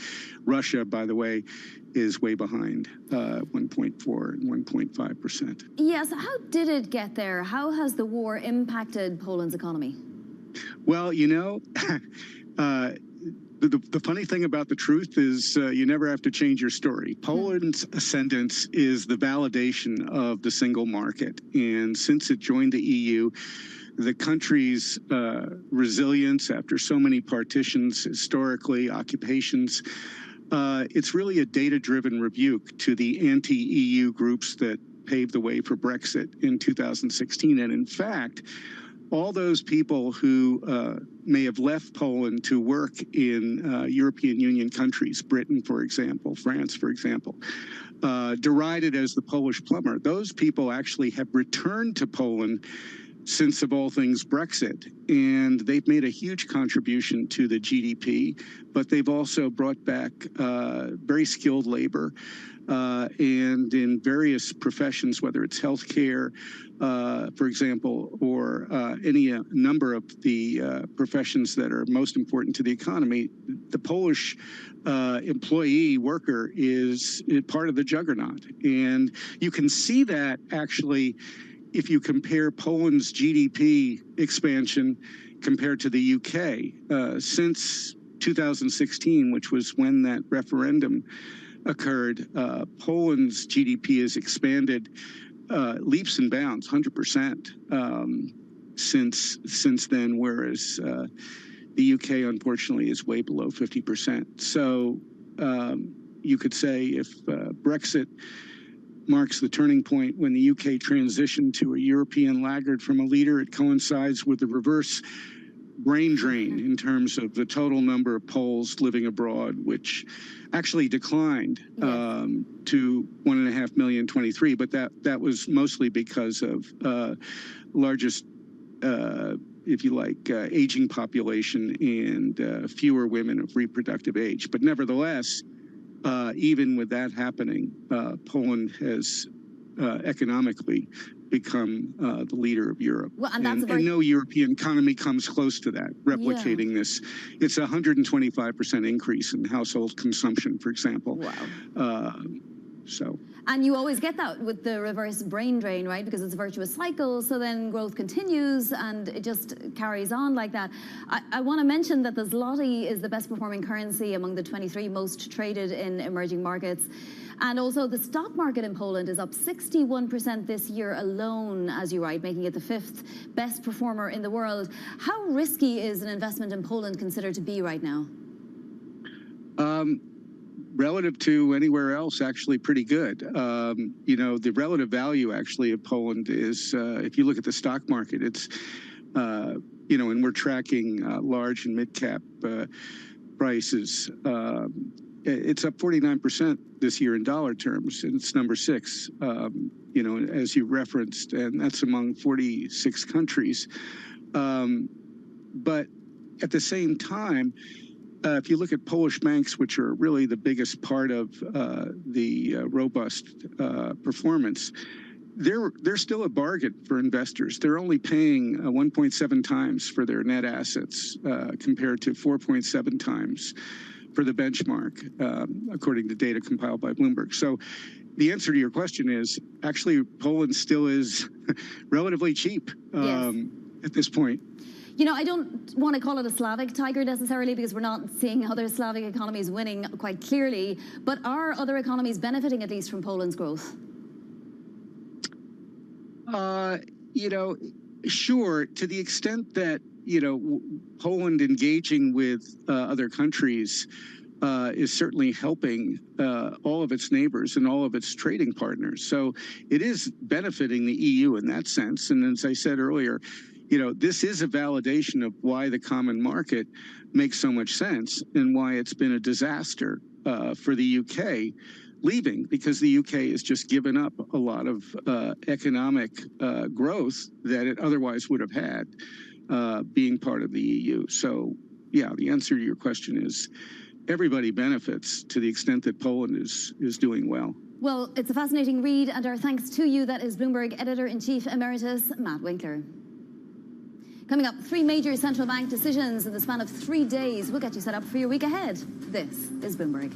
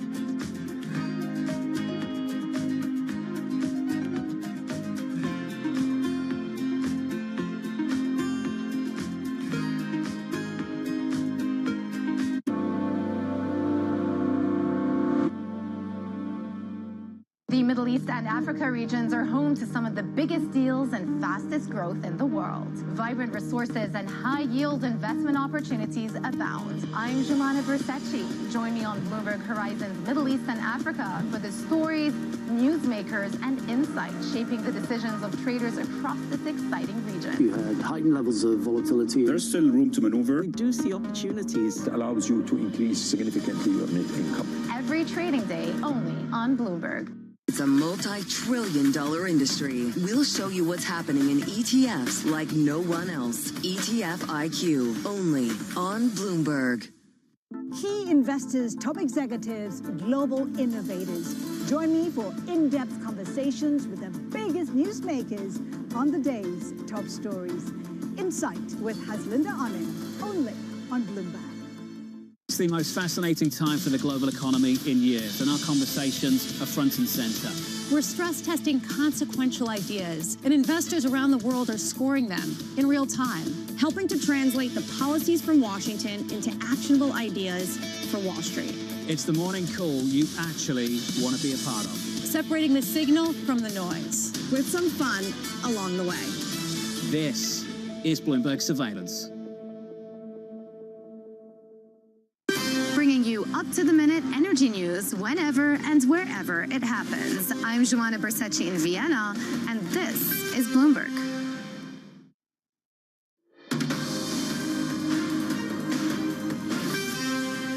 This is Bloomberg Brief. I'm Bonnie Quinn in New York. Now a look at the week ahead in central banking first, because they obviously have 3 central bank decisions today. U.S. retail sales coming up on Tuesday. Then President Trump lands in the UK for a 2-day state visit on Wednesday. And it's a marathon, as I was saying, of central bank decisions. We have the Fed Wednesday, the BOE Thursday, and the Bank of Japan on Friday. Let's take a look at some movers now, pre-market. NVIDIA, of course, the big one. China's preliminary probe is finding that the chipmaker violated antitrust laws. That not only has NVIDIA lower pre-market, but the whole NASDAQ 100. Texas Instruments as well, a little bit of a halo effect there. Beijing says it's also launching an anti-dumping investigation, targeting a type of semiconductor made by U.S. companies, including Texas Instruments. And Tesla, it's higher by 1.3%. A plant chief in Germany says it's boosting its production plans for the region. Make of that what you will. Let's take a look at the macro environment now, because we do have a setup that looks like it's positive, at least for the Russell 2000 and S&P futures. Don't forget the S&P was up 1.6% last week. NASDAQ 100 futures were higher, but after that NVIDIA news, they turned lower, though fractionally. We'll see what happens throughout the day. NVIDIA had disclosed that this would be happening. Let's flip up the boards and have a look at what else is going on, because before that central bank decision Wednesday, lots of questions swirling, but we do still have the 2-year at 3.55 and the 30-year below 4.70 by a good amount. And let's take a quick look at the dollar as well, and oil. Oil putting on another 0.5% today, a little bit of support there, even as supply concerns continue. Gold is fractionally lower, but many analysts saying that there is room for it to move higher. And sterling and the euro are stronger today, and that has the dollar index a little weaker. Surveillance continues the conversation. This is Bloomberg.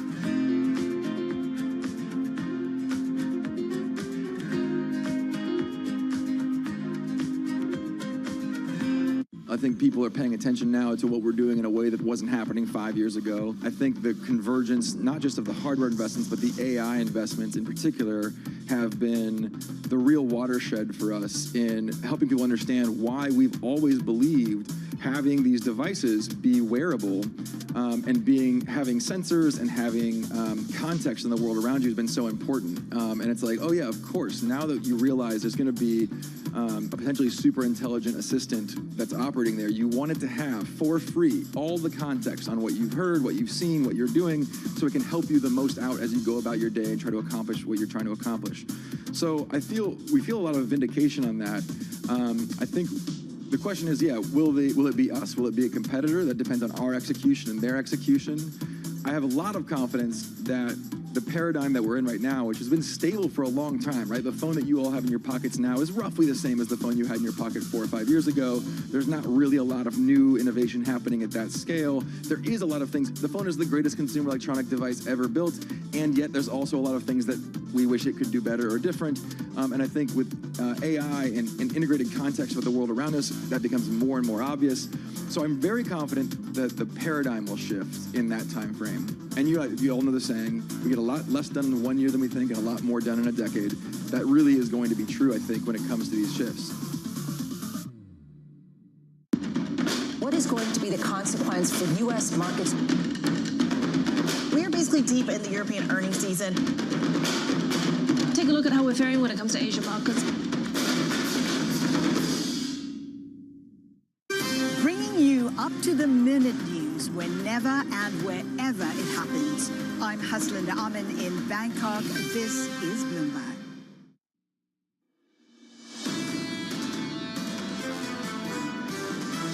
The Federal Reserve has done its job, we think, remarkably well. There's no question that you want to be moving rates at least back towards a more neutral setting. The Fed will still probably be looking for 2 cuts this year. You have the Fed rate cuts, helping those sectors of the economy that are very rate sensitive. The economy is not going to slide into recession. This is Bloomberg Surveillance with Jonathan Farrow, Lisa Abramowitz, and Anne-Marie Hordern. Live from New York City this morning. Good morning, good morning. For our audience worldwide, Bloomberg Surveillance starts right now. Coming into Monday, waiting for Chair Powell. I think you have a big cut because I don't think he can help but cutting. It's perfect for cutting. And the thing that he's hurting the most is housing for people. But because we're doing well in everything, energy's way down, groceries are down, everything, almost everything is way down.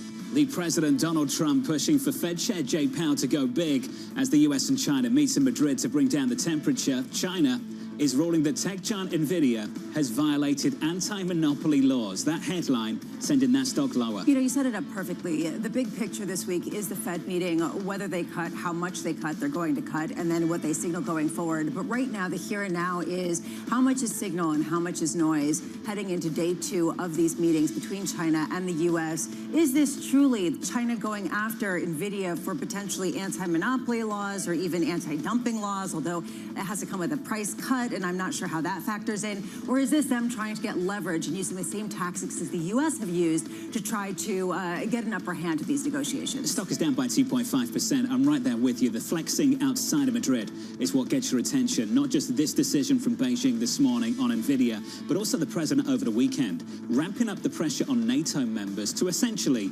put more tariffs and sanctions on China and people consuming Russian crude. Yeah, and this also, again, signal or noise. How much is this just punting to say, if you guys do that, get us more leverage against Russia, especially given the fact that Hungary and Viktor Orban has come out pretty vociferously against putting some of those sanctions and not buying Russian crude. At the same time, you could say this maybe is a new line in the sand. That sand tends to be pretty easy to shift over, so as we've seen before. But let's see where this goes. For financial markets, this is the appetizer for the main event. The main course is on Wednesday. So we've got a decision, we've got the forecast, we've got the news conference, and we've got a central question. Can this Fed meet this market? Because this market has moved a lot in the last few months. That was something that Mike Wilson over at Morgan Stanley was talking about, that the market is asking for, please do this quickly, do this as quickly as possible. And if they don't get that, do you get some sort of retrenchment in markets? My question is, how much does it matter? Ultimately, what is the composition of the Fed and how much are the dots fungible? Do we get the first descent on both a 50 basis point rate cut as well as maybe even a hike on one side and the other? The greatest amount of descent going back to 1988.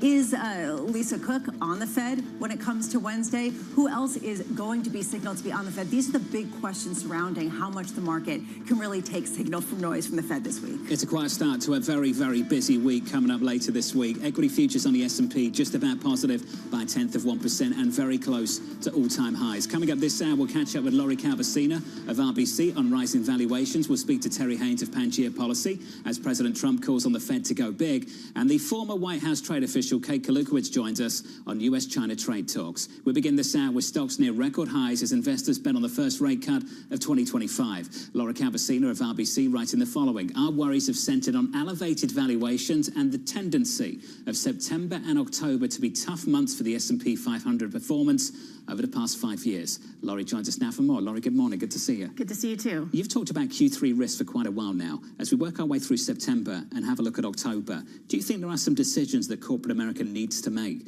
in the next few months? It's been interesting because that last little tranche of earnings calls that happened for the 2Q reporting season, few analysts got brave enough to ask about 2026 outlooks, and companies pushed back and said it's way too early. I even saw one company were asked about tariff impacts next year specifically, and they wriggled out of that question very astutely. And I don't blame them. I think there's a lot that they've still, got to figure out. But I do think the conversation has taken a bit of a turn to understanding, okay, tariff impacts are starting to hit now.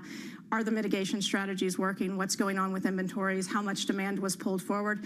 We've got a lot to work through right now. Not all of it pretty. In fact, most of it is probably not pretty. That doesn't mean it has to kind of derail us on a longer term view, but I do think it helps set us up for some chop after we've seen sentiment sink, which calls into question whether retail steps in and when valuations are struggling to make new highs. How are you wrestling with the situation, the tension at the moment, offering some kind of insight into 2026, at the same time grappling with whatever C-suite strategy is actually going to be?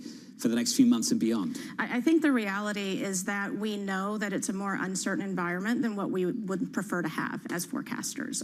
What I think we also did learn, though, in this last reporting season is that companies are doing a good job of managing through. Now, if you looked at the tariff-related sectors, anticipated operating margins for 3Q, as well as, kind of the realized ones for 2Q, did take a bit of a hit, right? So they weren't unscathed. I think that got it kind of obscured in the broader S&P because tech margins were so strong and those forecasts came up. But the reality is they are taking some hits. There's a little bit of wounding and scarring here, but they generally came out with very, very good results. And we know if we look back over time, earnings tend to stay flat in terms of forecast expectations versus what actually ends up happening in the second half of the year. So companies are really, really good at fighting through a couple of quarters. The question is going to be, what's their guidance for next year? The question, frankly, is also going to be, what do they do with mitigation strategies? We know they've done a lot of the easy stuff so far. We keep seeing this no regrets actions have been taken, things that can be easily undone.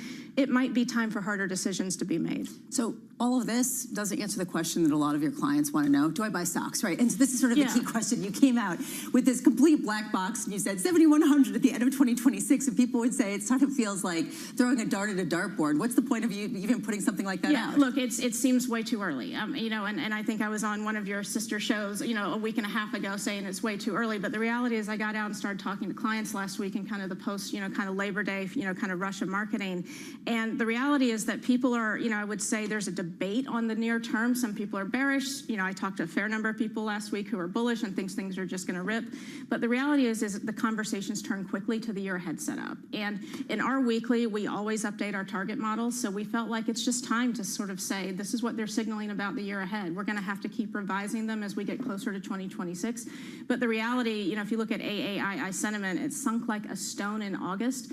Short term, that has implications. In recent years, it's been a bit of a leading indicator for a short-term market decline. But from current levels, your average return over the next 12 months is 15%. So that, to me, sort of encapsulates the idea we have to work through some hard stuff. It probably gives us a bit of a liftoff and a little bit of a launch pad for next year. We're not quite there yet, but I do think, how do you use incremental weakness if it comes in? One, be prepared for it. Two, understand why it's happening. And three, think about how you use it for the longer term. So let's talk about the hard stuff, because this week we're going to grapple with the hard stuff. Is the Fed cutting for the right reason or the wrong reason? Because they have to or because they can? And that's the question that Julian Emanuel put out there. What's your take on how much this has a potential this week and this Fed decision to be a disruptor in this trajectory of sort of steady gains that we've seen over the past couple of months? So I can tell you basically since May, I've been hearing, sort of two or three things from my clients about, kind of the rally in stocks. And one of them has been Fed cuts are coming, Fed cuts are coming, Fed cuts are coming. So they're going to be here. My rate strategist says that some people in his world are still holding out hopes for 50. We're not in that camp at RBC. It's not something that's been pushed on me in my conversations, but there is that potential out there. And I think at a certain point, you have to sort of say, is it already baked in? I think that what is not baked in is the idea that we may actually end up needing these cuts. And whether you're looking at government sources, private sources, or even kind of combing through some of these breadcrumbs on earnings call, it does feel like labor is in a worse place than what people thought a few months ago. Where do you think that leaves the trade at the moment, small caps, 6 weeks of gains? I am fighting and fighting and fighting with people on this. I feel like every strategist, is out there right now trying to say, buy the small caps. I used to do this for a living. I spent 7 years of my life living and breathing this space, and I still talk a lot to the small cap PMs. So there are different investors, right, that you have to take into account. There's sort of your longer term, kind of high net worth retail private bank. They're looking for the next big long-term upcycle. My small cap PMs care about this issue because if we're in, kind of this small caps off to the races, they need to degrade the quality of their portfolios to outperform. And then we've got the hedge funds, who are making the bets on the Fed. They have a legitimate, sort of view on the Fed. We've seen them bid up, and we've seen since late 2023, anytime we kind of dial up Fed cut expectations, the hedge funds move in, they bid them up, and then we get to the other side, and they look around and they say, oh, the economy's not so great. Cuts are not the only thing that actually drives small cap leadership. Oh, the economy is stuck in this 1% to 2% rut, and then it fades. And that's what I'm worried about this time around, because if you look at sort of the economic tailwinds for small cap, you need jobs growth to be accelerating. I don't think we're getting that anytime soon. You need ISM manufacturing to be on an upswing. It's stuck in a rut, bouncing along the bottom. And GDP, you know, whether I'm looking at consensus or Francis's views, we're in this 1 to 2% forecast range for the foreseeable future. So I see risk that it fades. I don't want to be underweight, but I really am pushing back against everyone who's kind of frothing at the mouth over this trade. The epicenter of this, though, is that you and the team don't believe in the reacceleration story for 26. I think that we are not seeing, I'm looking at 2027 forecasts now, and those are coming in at 2%. 1 to 2% is a challenging economic backdrop for stocks. And I watch not just the level of the consensus forecast, but whether it moves up, and it's trending up just a teeny tiny little bit, but we're still only getting to like 1.7% for this year and next year. I am enthused about the fact that ISM new orders finally broke into positive territory, which is good for the CapEx story. But I will tell you, I am not seeing a lot of companies on earnings calls going around saying that they're going to ramp up CapEx. And if you look back in 2018, CapEx growth peaked early in the year. It ramped up in 2017. So I'm hopeful there, but it's a show me story. The optimist in me is clinging to the same thing. New orders in the ISMs for both manufacturing and services, but literally, Bramo, that is it. Outside of that, it's a real struggle to find anything else. Yeah, the only positive thing has been earnings and actually how much companies have been increasing their earnings, and there's been a dissonance between that and the labor market picture. I just wonder, I was thinking about what Lori was saying, that 50 basis points almost seems to be of a cut, seems to be baked in. Baked in where? It's not baked into the Fed funds futures market. It's baked into equity valuations, and that is a dissonance that needs to get resolved this week. Laurie, it's good to see you. Thanks for dropping by. Laurie Cavacina there of RBC, looking ahead to 2026 with a loose price target of 7,100 on the S&P 500 year and next year. Can I call it that? A loose price target? Second half. A loose second half target on the S&P 500 next year of 7,100. I've got that right now. All right. Let's get you an update on stories elsewhere this morning with your Bloomberg Brief. Let's bring in Yahara Anand for more. Hey, Yahara. Hi, John. President Donald Trump is expecting the Fed will make a jumbo rate cut this week. You heard the sound at the top of the show. Speaking to reporters on his way back to Washington last night, Trump said, "I think you have a big cut. It's perfect for cutting," though the median estimate in a Bloomberg survey of economists is forecasting for just a 25 basis point reduction in rates. President Trump also said he's prepared to move ahead with major sanctions on Russian oil if NATO countries do the same. Many European nations have cut back or stopped purchasing oil from Russia, but several NATO allies, including Hungary, have blocked more stringent proposals by the EU to target Russia's energy sector. And shares of NVIDIA are lower in the pre-market, falling 2.5% after China ruled the chip giant violated anti-monopoly laws related to its 2020 acquisition of Mellanox Technologies. The regulator will investigate further, but did not specify what remedies it would seek. It comes as U.S. and Chinese officials head into a second day of trade and economic negotiations in Madrid. That's Bloomberg Brief. John? Yahara, thank you. Let's just call it convenient timing for that to come out this morning. Up next on the program, the president pushing the Fed to go big. I think you have a big cut because I don't think he can help but cutting. It's perfect for cutting.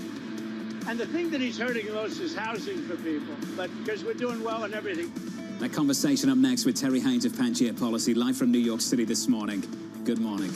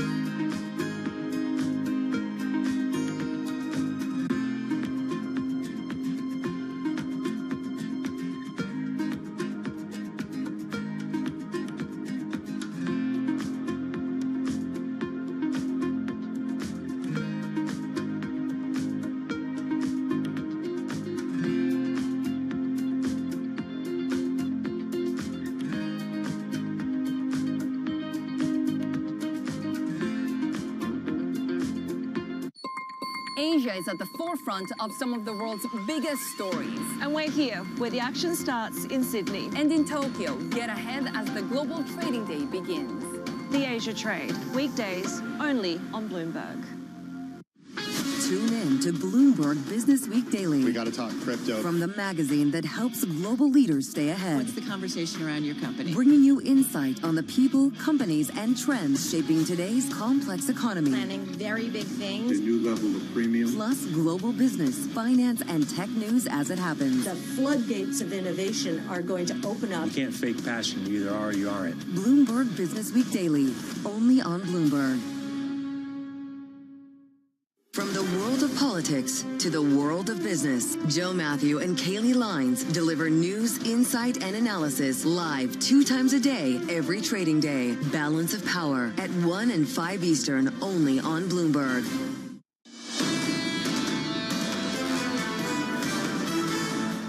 The main event just 2 days away this coming Wednesday, the Federal Reserve decision, waiting for this Fed to cut interest rates for the first time for 2025. Going into it, your scores look like this, very close to all-time highs on the S&P 500. Equity futures are by 0.1%. This from Stuart Kaiser of Citi over the weekend. Rates pricing sets a high bar for dovish commentary, while equity markets near an all-time high set a low bar for growth to disappoint. That's the tension of the moment. The tension, as Lori Calvasino is saying, the 50 basis points of a rate cut seems to be baked in, at least into equity valuations. While bond markets are raising some questions, is the tension of how they really justify cutting big at a time where inflation is anything but quiet. Stocks up again this morning. Under surveillance, the president pushing the Fed to go big. I think you have a big cut because I don't think he can help but cutting. It's perfect for cutting. And the thing that he's hurting most is housing for people. But because we're doing well in everything, energy's way down, groceries are down, everything, almost everything is way down.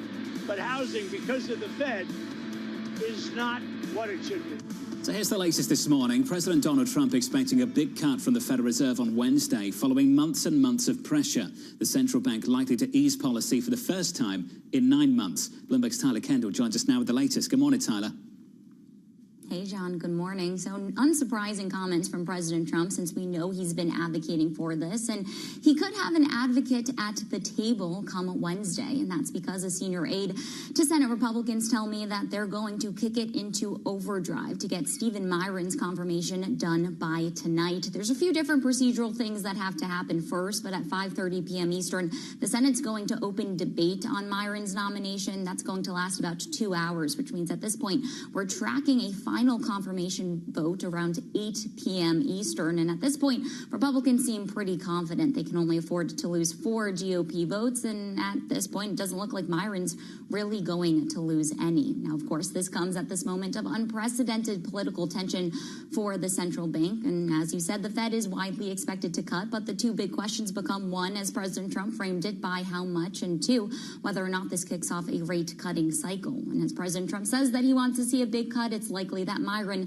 could be looking for 50 basis points if he has a seat at the table. But as our analysts at Bloomberg Economics point out, divisions among Fed officials about the way forward here could open the door for multiple dissents at this meeting. And John, while it looks likely that Myron will have a seat at the table, one of the big questions still is whether or not Fed Governor Lisa Cook will too. As of now, a judge says that she should retain her seat, while the broader question of her firing plays out in court. But I'll point out that the Trump administration has asked an appeals court to rule by today on its appeal to that decision. Look out for the latest news later this morning. Tyler, stay close. We'll catch up with you in the next hour or so. That's been the question over the last month, I think, on Wall Street. Not whether they cut.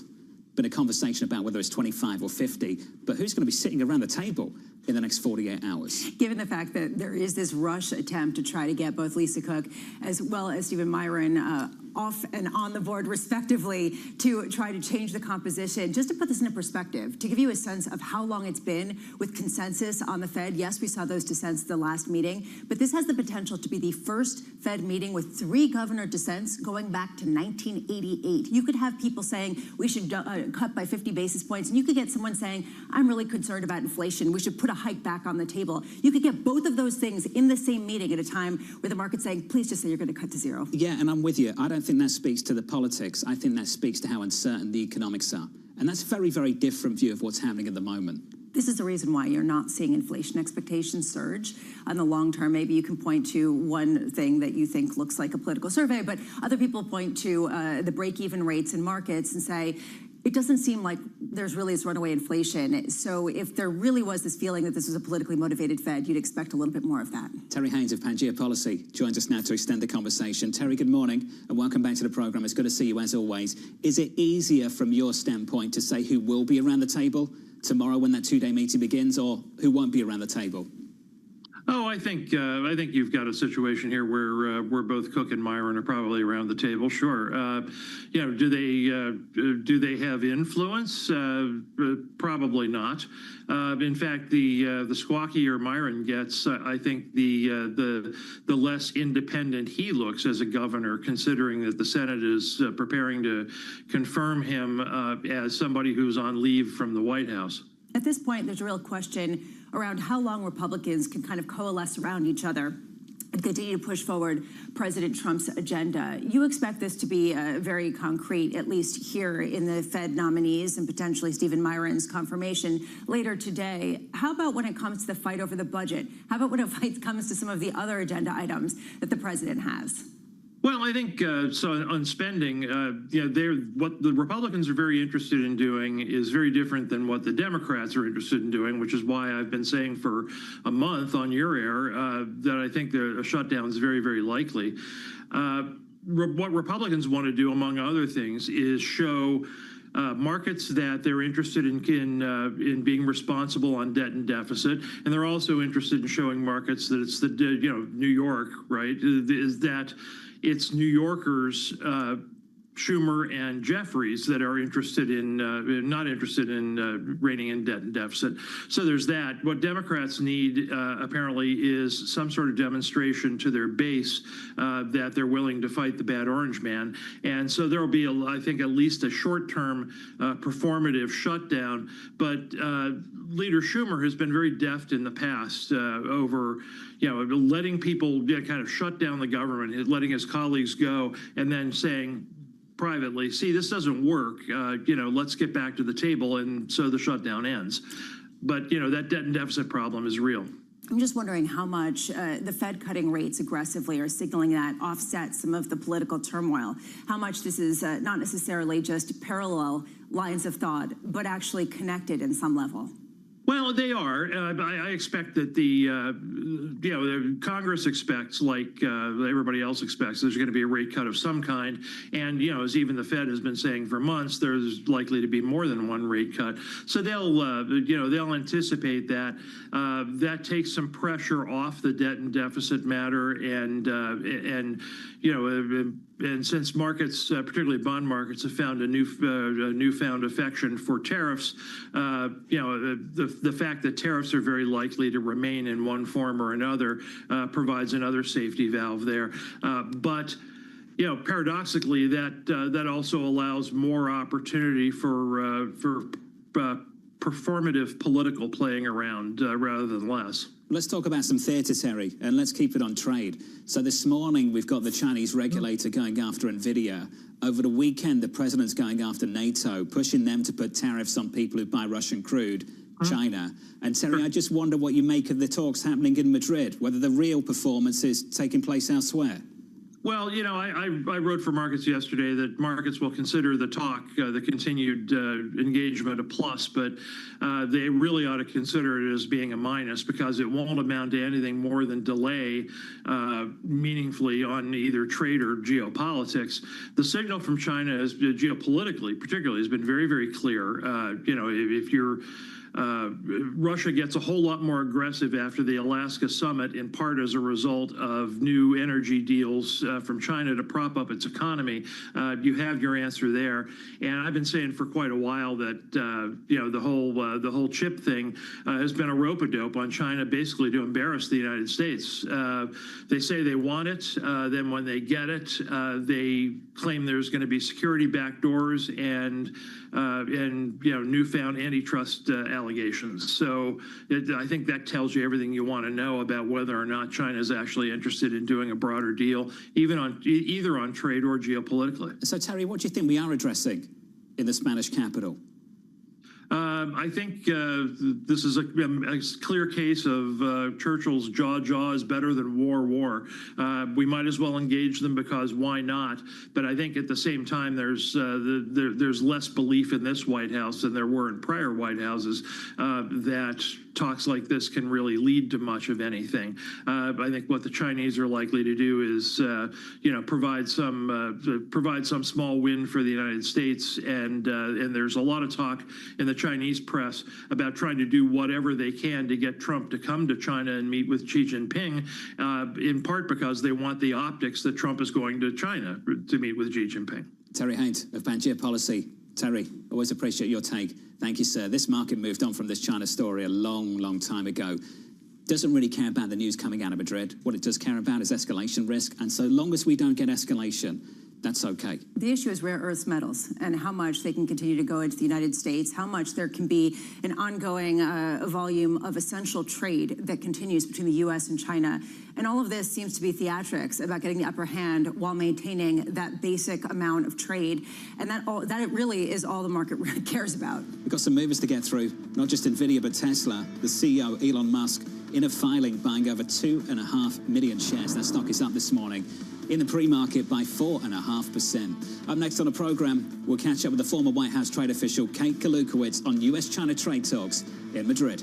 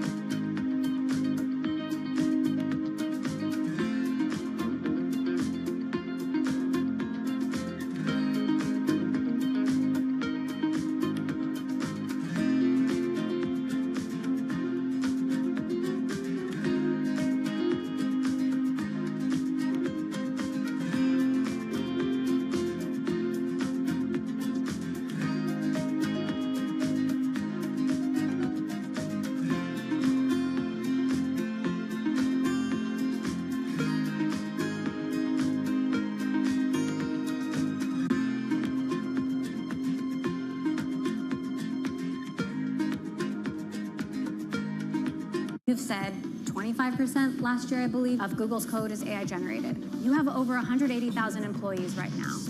Is it half that in the future? I expect we will grow from our current engineering base even into next year, right? Because it allows us to do more, right? I think the opportunity space is also increasing. I just view this as making engineers dramatically more productive, getting a lot of the mundane aspects out of what they do, allowing them to spend on higher value-added tasks. But that means it's an accelerator. People will be able to do more, which means maybe we'll create new products, and hence we will need more people. At least in the near term, to me, it looks like we will expand engineering velocity, and that doesn't mean we're constrained in what we will do. We'll end up doing more as a company as well. In case you missed it, on Bloomberg Open Interest. When we look at our portfolio, we see an IPO pipeline that's the biggest since it's been in 2021. In M&A and IPOs, we've actually had close to record performances in that space. We're going to have an interesting year. We're having a lot more conversations around putting dates on calendars. I think we could see a very active second half of the year. Don't miss Open Interest live weekdays.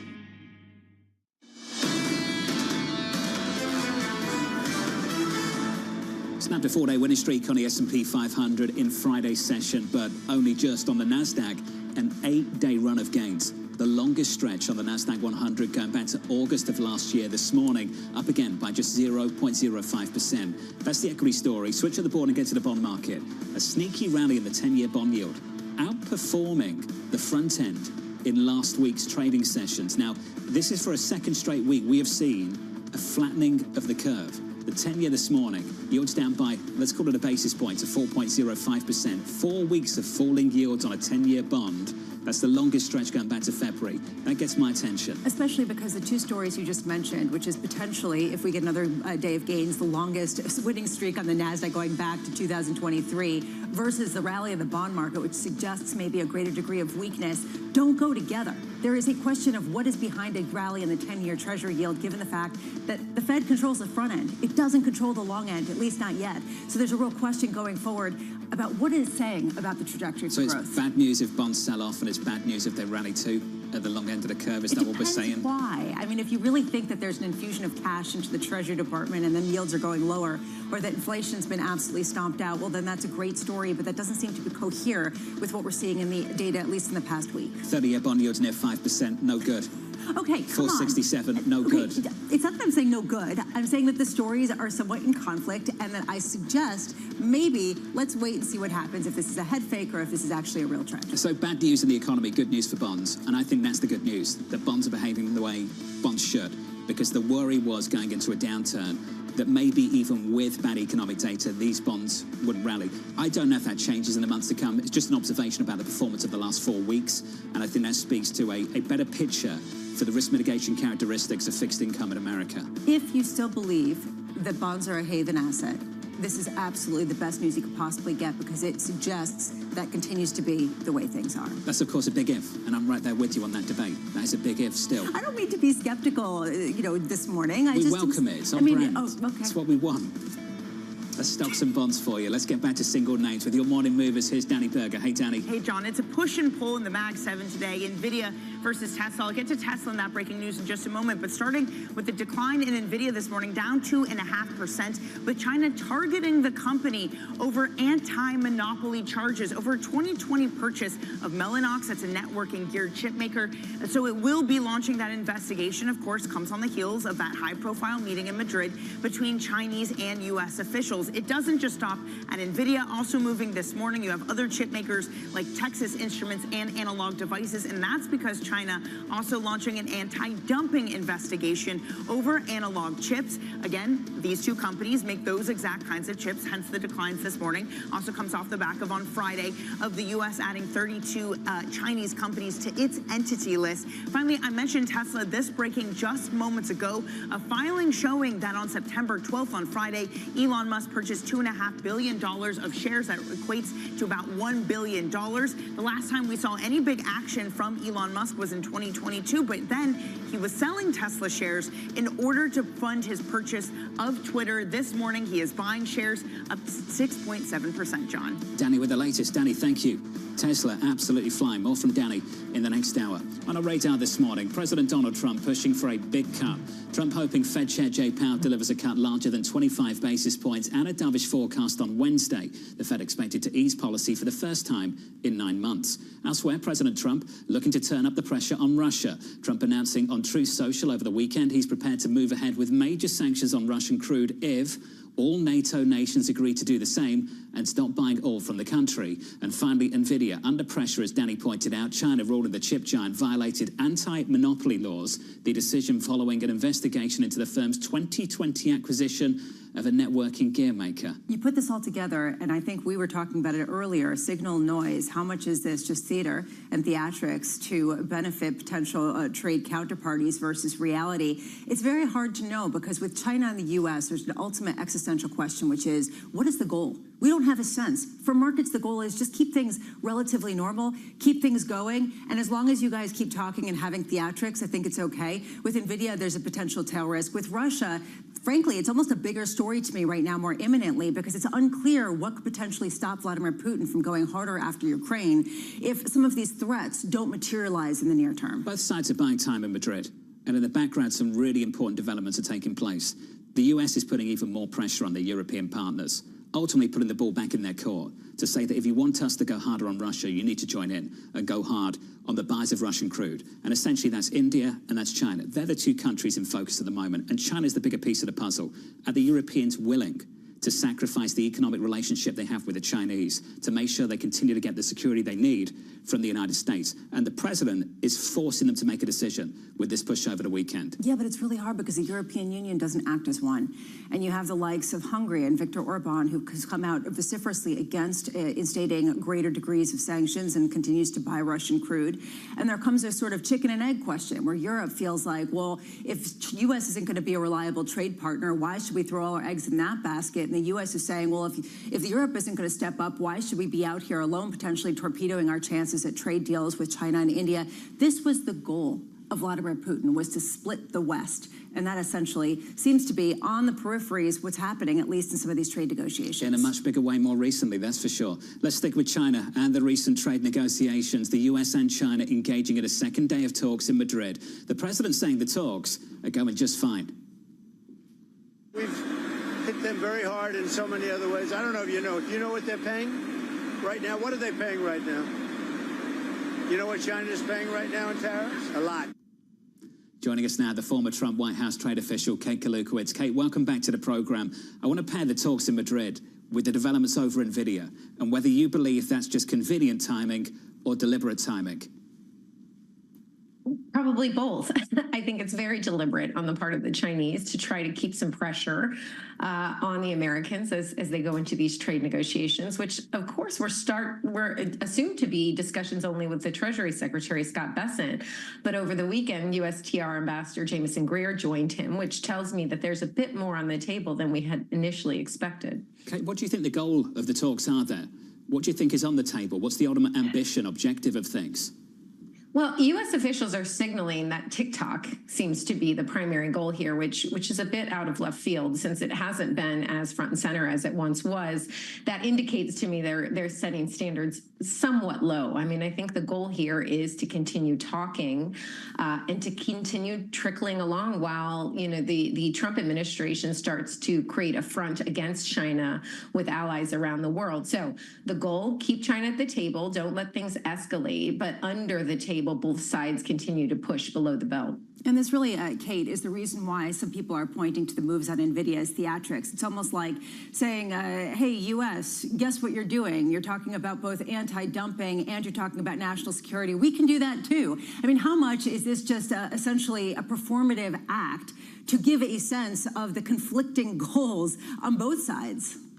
Well, I completely agree with you. It's extremely performative, not least of all because the Chinese seemingly really were desperate for NVIDIA. Trump gave them NVIDIA, and then what happens? They say, we don't really want it. And also, we're going to accuse them of this anti-monopoly action. So, you know, what a waste of time, frankly, to be this performative. But this is where we are in this relationship. There's a question about leverage, and we were asking about whether this potentially could give China more leverage. I wonder where we're coming from. We got a slew of data overnight from China showing that the economy slowed more than expected, raising the specter for more stimulus, raising concerns that maybe there could be domestic blowback should this continue. How much do you think that that's affecting the landscape heading into these talks and heading into some of the deadlines that we're going to get in the fall? Well, I think, of course, it's in the backdrop for China, and the United States is reading those reports as well and probably making them feel a bit more emboldened, particularly in its quest to get countries around the world to join it in imposing these very high tariffs on China. So I think, you know, at the end of the day, the United States is still beholden to China when it comes to things like rare earths. But I think at the moment, if I had to guess, our negotiators are feeling pretty good in that room, that they don't have to give in, that they can keep the status quo, that they can achieve some sort of outcome on TikTok and keep this relationship stumbling along. Okay, can you explain to me what on earth is going on with TikTok? So this is what we heard from a senior official about 40 minutes ago. The Chinese officials arrived at talks in Madrid with a fundamental misunderstanding of the government position on TikTok, that the president is willing to let the TikTok ban go into effect, according to this official, and that China wants to tie trade demands to a TikTok deal at the same time the US wants to keep both topics separate. What do you think we are achieving? What's the breakthrough? Well, I'm not, you know, we have much lower standards now for breakthroughs these days, of course, which is just calm and delay and push. I think an outcome on TikTok, which enables both sides to say, we're going to continue to work on the interests of both sides, allow TikTok to remain in place. I mean, the president, of course, said over the weekend he doesn't care, but that's his usual negotiating stance. Commerce Secretary Lutnick last week in a fairly huge interview said the president cares very much about TikTok because young people care about TikTok. So the outcome is probably going to be status quo, and I suspect both sides will seek to say that that was a success for their side. Okay, before you go, forgive me for asking this question, but why has this proven so difficult to deal with? The Chinese are very clear about US social media platforms operating there. Most of them don't. Why are we struggling to do the same thing here in America? TikTok is one of those things that has really befuddled multiple administrations, and we are in such a strange situation here where Congress has actually banned the media app here, and President Trump has made this somewhat shocking decision to allow it to continue. But I think it shows the power of the app with a very important electorate that neither side wants to give up here. And China, recognizing that power, I think continues to hold on to it. In other cases, would happily sell. But it has just become emblematic, I think, of this push and pull over some issue that doesn't seem to be that important to the American people. Kate, appreciate it. Kate Kalukowicz there, the former White House trade official. You talk about splitting the West. Talk about splitting the US over TikTok. We've got this tug of war that neither this administration or the previous one can seemingly address between the national security concerns around this app and the popularity of it with the general public. The general public, if you polled them right now, would tell you they don't really care about what's happening with this app or what's behind it or the concerns at a national security level. Who are you talking about with the public? The young people. And that's what President Trump had to say. I want to do it for the young people. And they supported me in the election, and I did a lot of great work there. So there's sort of this confluence of politicians trying to reach out to young people on TikTok while also condemning the potential national security concerns. It can get your mind in a tizzy, which is the reason why we're seeing such conflicting messages. Unexpected, but this has turned out to be a major topic of conversation in Madrid on day 2 of talks in Madrid, Spain, between the US and China. Let's get you the latest on news elsewhere with your Bloomberg brief. Let's cross over to Yahara for more. Hey, Yahara. Hi, John. Staying on China, its economy slowed more than expected in August. Retail sales grew 3.4% on year, down from 3.7% the previous month. Plus, industrial output and consumption had their worst month so far this year. The underperformance puts more pressure on Chinese negotiators holding trade talks with the U.S. this week in Madrid. Meanwhile, the U.S. has expressed regret over the detention of hundreds of South Korean workers. Speaking in Seoul, Deputy Secretary of State Christopher Landau says the workers will face no disadvantage when re-entering the U.S. Over 300 South Koreans returned home on Friday on a charter jet after being swept up in a raid carried out by U.S. immigration officials at a Hyundai plant. And Tesla shares are rising 5.5% in the pre-market. CEO Elon Musk is doubling down on his own company. According to a company filing, Musk purchased over 2.5 million shares of Tesla, worth roughly $1 billion on Friday. That's your Bloomberg Brief. John? Big move for that stock. Yahara, thank you. Appreciate it. More from Yahara in about 30 minutes' time. Up next on the program, betting on a rate-cutting cycle. I do think that these Fed cuts are getting increasingly priced in. I think that is part of the story of what is supposed to get the economy moving a little bit faster. A conversation up next with Christian Nulting of Deutsche Bank Private Bank, live from New York City. You're watching Bloomberg TV.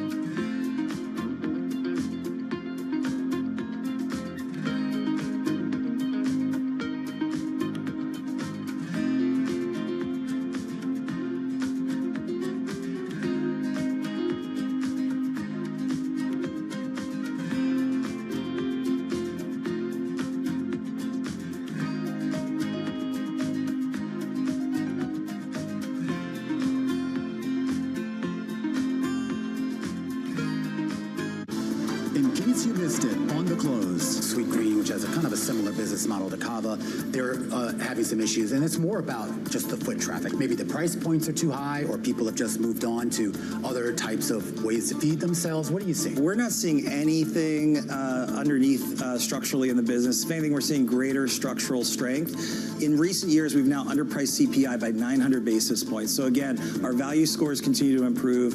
We continue to make our food more accessible and really try and mitigate any of the impacts of, say, tariffs and not have to pass along to our guests. There's been a lot of talk about how do you reimagine stores like this. What do you want your customer to do? If you're in a hurry, we've got great digital channels. We've got 60 drive-through pickup windows. But if you want a great physical experience, you can have that walk the line experience, see the food, smell the food, interact with our team members. Our mission is to bring heart, health, and humanity to food. So we want to deliver that humanity in the four walls of our restaurants and have a great environment for you to enjoy your Mediterranean meal. Don't miss The Close, live every weekday. Right, okay, ready? David, what initially sparked your interest in this topic of longevity? 15 years ago, I turned 60, and I began to wonder how much longer I'm likely to live and what I could do to extend my life. On longevity, I talked with the leading experts in science and medicine to educate people about how they might be able to change their conduct so that they can live a happier and healthier life. I'm David Rubenstein. Join me on a 4-part journey as I explore the great quest for longevity, only on Bloomberg. Astonishing day for U.S. technology. It's shaping the region's technology ecosystem. Asia's biggest tech news and innovation. U.S. jobs numbers are released. Bloomberg has the report under surveillance with crucial data and expert analysis at terminal speed. Nobody covers Jobs Day like Bloomberg.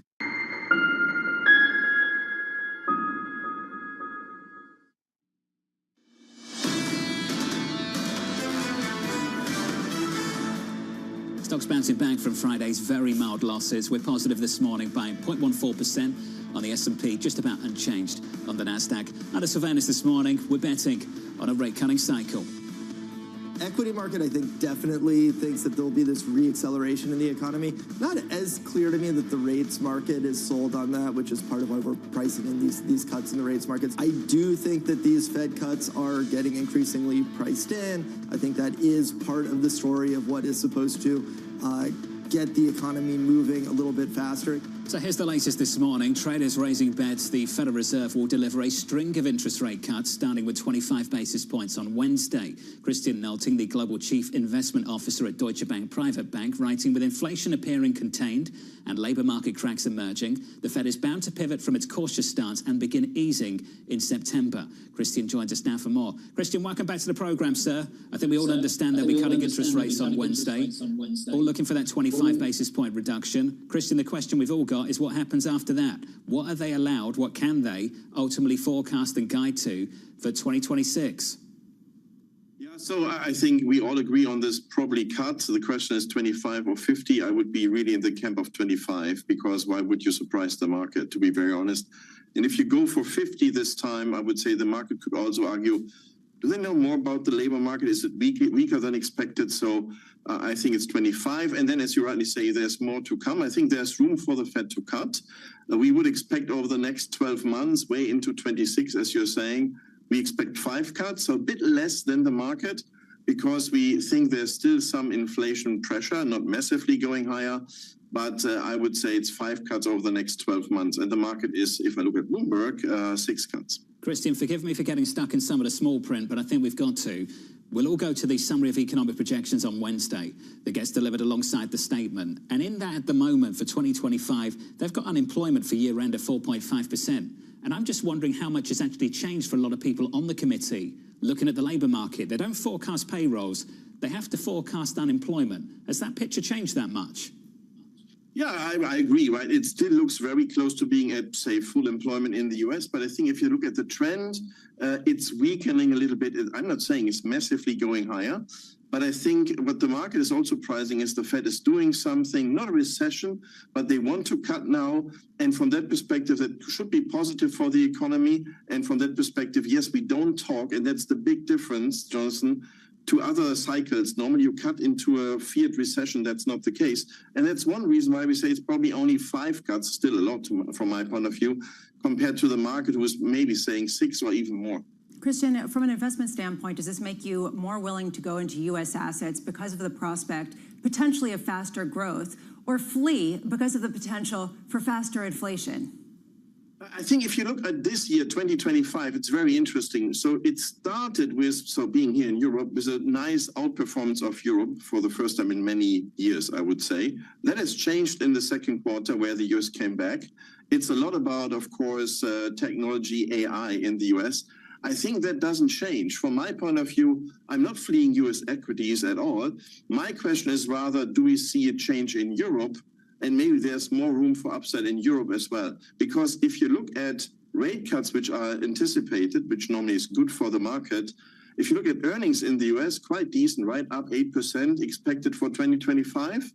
And Europe is down 1%, and we do still hope for and expect some fiscal spending, maybe coming from Germany. And there's a lot of debate in Parliament this week, so maybe you see some results, and that could be also positive for Europe, not only for the US. Hope doesn't necessarily, though, get the returns. And I am wondering how much you're seeing people double down on this Europe bet at a time where the US potentially could grow a lot faster because of rate cuts. And then you've got France getting downgraded over the weekend. You have, yes, this potential spend by Germany, but even the ECB is talking about a 1%, 1.3% growth rate over the next number of years. Are you suggesting clients double down on that European story, or are you saying, let's just hold out, watch, and keep hoping? I would say we suggest to double down on Europe because we do expect fiscal spending. I agree the absolute number, 1.3, 1.2% growth doesn't sound very compelling. But if you think of the potential growth in Europe, it's roughly 0.4%, much lower than the US, by the way. And maybe you can bring this a little bit up with fiscal spending. I think there is room for performance. And as we see, Europe is clearly underinvested in many, many client portfolios from the US, from the rest of the world, from Asia. And interestingly, I get a lot of requests to explain about Euro. And normally that comes with some money, which is then invested later, but it needs a trigger. And I would say now debates on fiscal spending, especially from Germany, could be a trigger that this gets more intention, and that probably could lead to some money flows as well. The Christian, language is important. You said especially from Germany. Is it exclusively from Germany? I think most is coming from Germany because obviously in France there's not so much room. Yeah, I would say look at Germany first, but it's the largest economy in the European Union. So from that perspective, I would expect some money to go into Germany because that should be in the news with the budget discussions this week and next week as well. So from that perspective, maybe start with Germany. That's what we also tell the clients. Who and what do you think benefits from that fiscal spending in Germany? We've already seen a monster rally in the European banks earlier this year. Yeah, if you look from that perspective, right, so here the picture is a bit different, right? We do expect from the ECB not as many cuts as we do expect from the Fed. Max of 1, where if at all, so it's a lower level, of course, ECB being at 2%, Fed much higher, of course.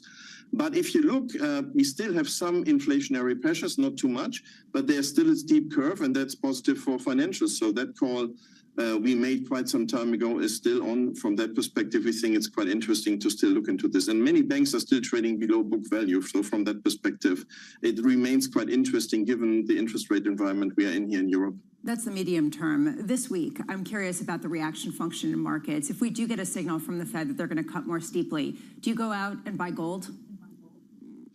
We have already a lot of gold in the portfolios, to be very honest. I still like it. Our forecast, also to give you a number, is 3,800. So up from here again.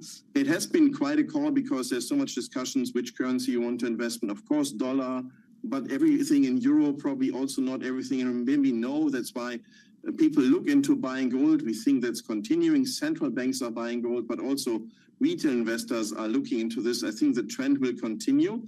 But we have already quite a portion of gold and enjoying quite a nice rally. But as I said, we think that could continue as well, with our forecast being 3,800. Underlying that question is this question about government bonds and just the developed markets, whether they still count as the haven asset.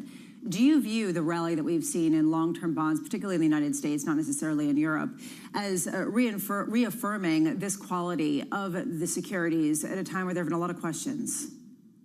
Yeah, I think it's quite interesting. I've just discussed with a lot of clients that also if you look at corporates, that's quite interesting, right? Look at the size of some corporates and then the discussions about higher debt levels. What's quite interesting for me, what we have seen is US yields not moving higher. In Europe, you have seen some yields moving higher also in Asia. So there seems to be a lot of discussion about the US government bonds, but maybe at one point in time, I think if yields were to go to higher, maybe some Fed action can also be expected. On the other hand, if you look at Europe, France, of course, moving higher, better today, but there was also a downgrade. So I think, yes, it's still an anchor, but I think clients should also take into account the power of a lot of corporate bonds. And from that perspective, investment-grade corporate bonds, I think, is a very important trade clients should also debate. Christian, enjoyed this. It's good to get your thoughts. Christian Nalting there of Deutsche Bank Private Bank. He likes what's happening with investment-grade credit, likes gold, and likes Europe, and thinks investors should be having another look and maybe doubling down. We've had a 60% move in European banks on the Euro Stoxx 50 so far this year. Coming from a low bar, and this question of how much further it can go, a lot of people are saying, look, it can't go down much more on a relative basis. And if you do get stimulus, that could be supportive in a new way. We could have some monetary stimulus later on this week. The Federal Reserve set to ease, cut interest rates by 25 basis points, and maybe, who knows, maybe more. Up next, Russ Kostrick of BlackRock, Henrietta Trays of Veda Partners, the former New York Fed President Bill Dudley, and Elle Davis of BMO. The second hour of Bloomberg Surveillance just around the corner.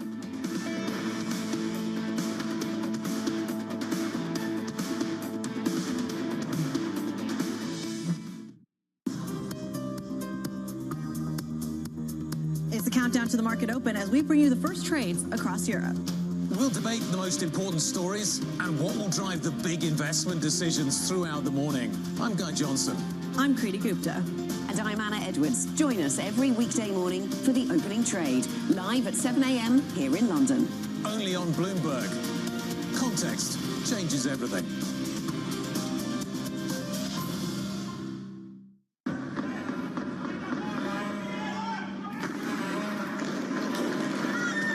A cidade estava sitiada. Nisso eu começo, eu tremia, não sabia o que fazer. Foi a mais terrível que eu passei na minha vida. Eu temo, né, que o Brasil se torne, num futuro próximo, um narco-estado. Porque no final, tudo é dinheiro. People back home there, they are suffering. And someone is driving a Range Rover with their money. Where is my money? I think she's a scam up to now. It's some of the world's most desperate people who are getting ripped off. Repeat after me. I am a winner. I didn't know how big it was. I didn't really understand what I was getting myself into. If you tell me you have a vision of being a billion-dollar business, then you're going to have to do what it takes. And if you're not going to do that, everybody's going to suffer.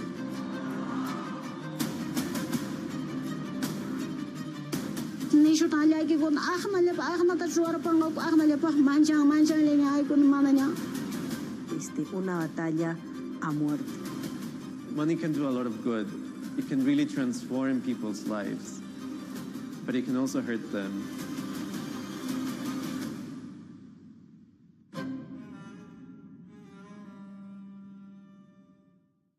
I'm David Weston. Join me each week on Wall Street Week for stories of capitalism from business, markets, economics, tech, and climate.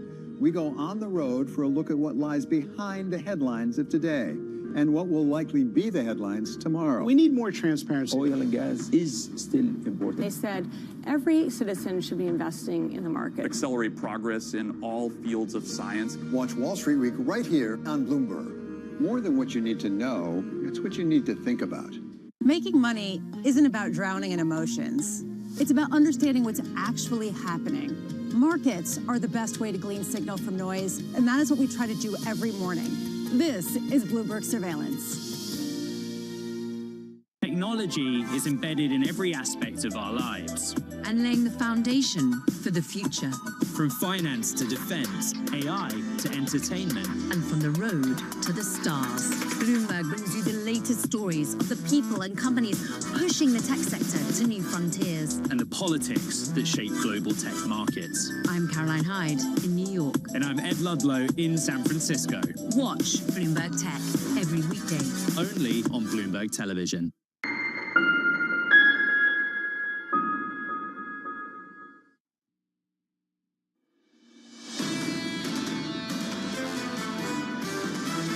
As long as we have a solid enough economy, then I think the bull story is very much intact. You don't want to be overly bearish at this point in the cycle. There's an opportunity cost to being too defensive in this market. Equity market, I think, definitely thinks that there'll be this reacceleration in the economy. The stock market just wants to look past the weakness in the data. This is Bloomberg Surveillance with Jonathan Farrow, Lisa Abramowitz, and Anne-Marie Hordern.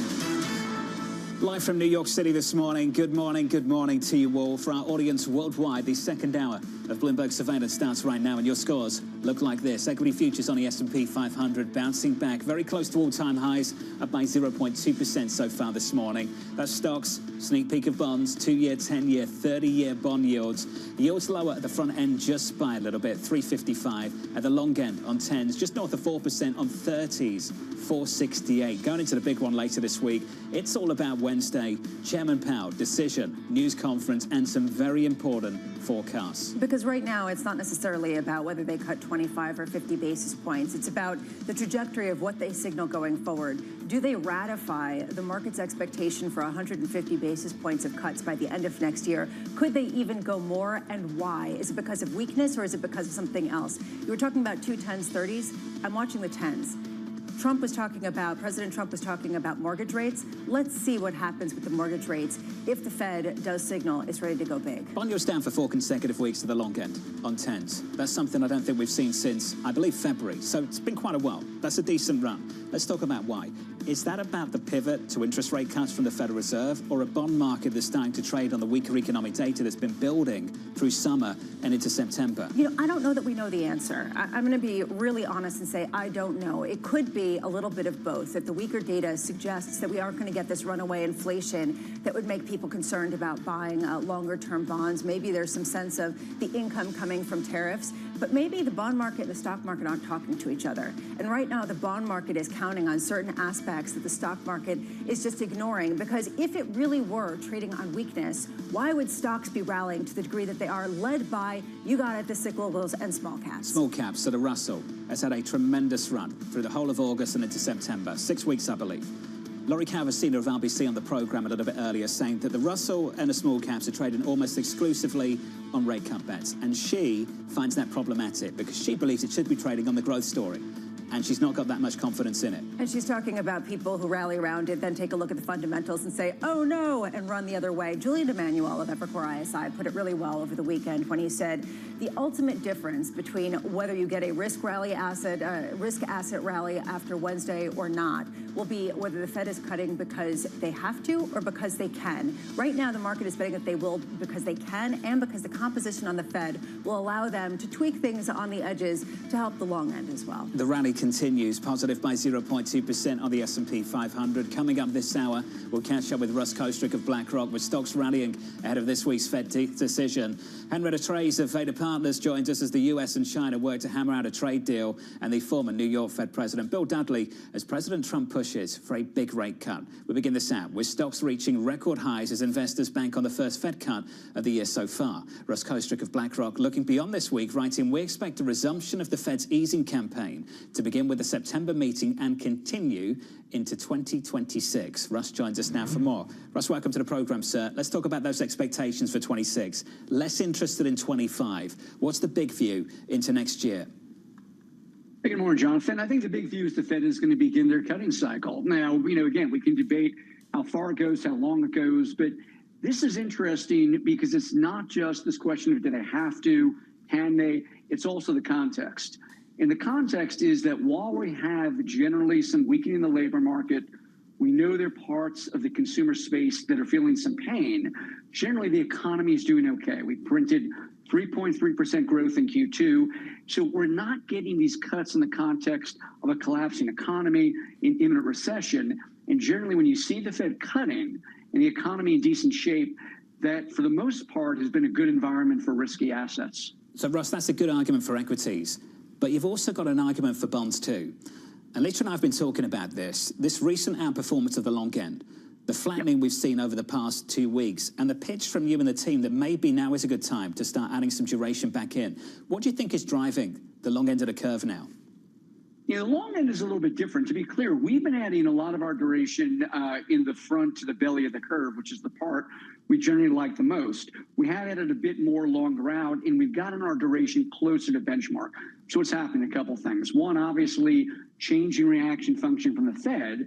But the also is, the other factor is, we don't believe we're heading to recession. We've had some very clear signs over the last, several months. One, that despite the tariffs, we're not getting that expected significant spike in inflation. And second, and more to the point, the labor market has softened significantly. Now, again, to some extent, it can soften because we're in an environment where the supply of labor is much slower than it was in 23 and 24 when immigration was higher. So a 4.3% unemployment rate, not that scary, but the job creation, that's definitely slowing. I think the bond market is partly reacting to that in particular. How much, Russ, do you think the bond market's reacting to the expectation that the Fed and the Treasury will work in tandem to issue fewer long bonds and potentially tweak some of the purchases of the Fed's balance sheet to give a supportive oomph to some of these bonds? That may be part of it. I think the other part of it is that while we definitely have a long-term fiscal problem, one of the things that is occurring is that with this sharp jump in tariffs, you are seeing a rise in government revenue. So that, again, long-term, we can debate whether or not that's going to be offset, the spending, the tax cuts. But the reality is we're not seeing a significant deterioration in real time. And one of the reasons the long end of the curve has come down so sharply is that term premium has come down. I guess I'm trying to put this all together, Russ, because in the past, when bonds rallied on the prospect of slower growth, that wasn't great for cyclical stocks, and you wouldn't see this rebound, and you wouldn't see this rebound in profits. And at the same time, people are saying, well, there's value there from a returns perspective. Where is the dissonance here in terms of, is this still the soft landing people were looking for? What are people getting wrong when they say either we're going to get some sort of reacceleration in inflation or you're going to get some sort of more significant downturn as signified by some of the employment data of late? So this, I think, is exactly the right question. I think the disconnect is the junk, small cap, lower quality value rally. Now, we've seen a bunch of these before. There was an anti-momentum trade in July. That has become a seasonal thing. We've seen probably 4 or 5 small cap rallies the last 18 months. It's been a rent not own trade. But I completely agree with you. If your thesis is, look, the Fed is cutting because the economy is moderating, the labor market is slowing, it's not obvious why you go down in quality, buying small caps, buying some of the value names that have been ripping in a world in which you're going to get less operating leverage because the economy is a bit more moderate. In that environment, I would expect growth in quality to lead. Now, to be clear, a lot of the AI trades have done exceptionally well. We saw Oracle last week. Having said that, I do think that if we are going to have a slower economy and we are going to see the Fed cutting into that, that's not the optimal environment. That's not the optimal regime for some of these more speculative trades that have been working over the past 10 to 12 weeks. I would start to fade those. Russ, how much are we seeing the return of Buy America in bulk? This idea that any kind of Sell America earlier this year has retraced and then it's continuing to build versus sort of an equilibrium now once that sort of buy, sell, buy really took hold? I think we're in a little bit of an equilibrium, and it's interesting. If you look at the S&P 500, you look at the SX5E in Europe, you look at the Nikkei, they're all within 1 or 2% of each other. So, that early underperformance by the U.S. has been closed. And we're in a world where the regional differences in returns have been much more a function of the currency effect than it has been in the markets. But I do think the U.S. is still probably the best bet longer term. And the simple reason for that is earnings. Again, look at Q2. We had all the uncertainty about tariffs. You started the season with expectations for 4% growth. You ended it with 11 to 12% growth. Where was the strongest growth? Technology, communications, areas where the rest of the world tends to be underweight. So as long as that dynamic's in place, as long as those secular trends are in place, I still think the U.S. can outperform over the longer term. Russ, you just mentioned the currency factor. Let's lean into that just a little bit. What are the benefits from here looking out of continuing to maintain that allocation to gold? The gold is, I think, it's a smaller allocation, but it is critical because of what it does in the portfolio. And it's a bit tricky. Jonathan, as you know, a lot of people think about it as an inflation hedge. Well, that didn't work so well in 2022 when rates were skyrocketing. Gold, in our mind, is a store of value. And in particular, it's a store of value given concerns about the dollar long term, given concerns about deficits long term. And let's be clear, it's not just the U.S. We've had fiscal concerns that have affected the market in Japan, more recently in France. In a world where you have these structural deficits, I think one of the things investors are looking for is what asset can I own governments can't print more of. That's why gold has been working, in my opinion. And given the dynamics, I think it continues to work over the coming years. It's had another massive year so far, at least. Russ, appreciate your insight and your input. Russ Kostrick there of BlackRock, the latest on financial markets. Speaking of deficits, let's make it super local, hyper local. Let's bring it all the way here to New York City. Governor Kathy Hochul of New York City, of New York, endorsing the mayoral candidate for New York City, Zohran Mamdani. The president saying this on social media: this is a rather shocking development and a very bad one for New York City. How can such a thing happen? Washington will be watching this situation very closely. And then the important line here, Lisa: no reason to be sending good money after bad.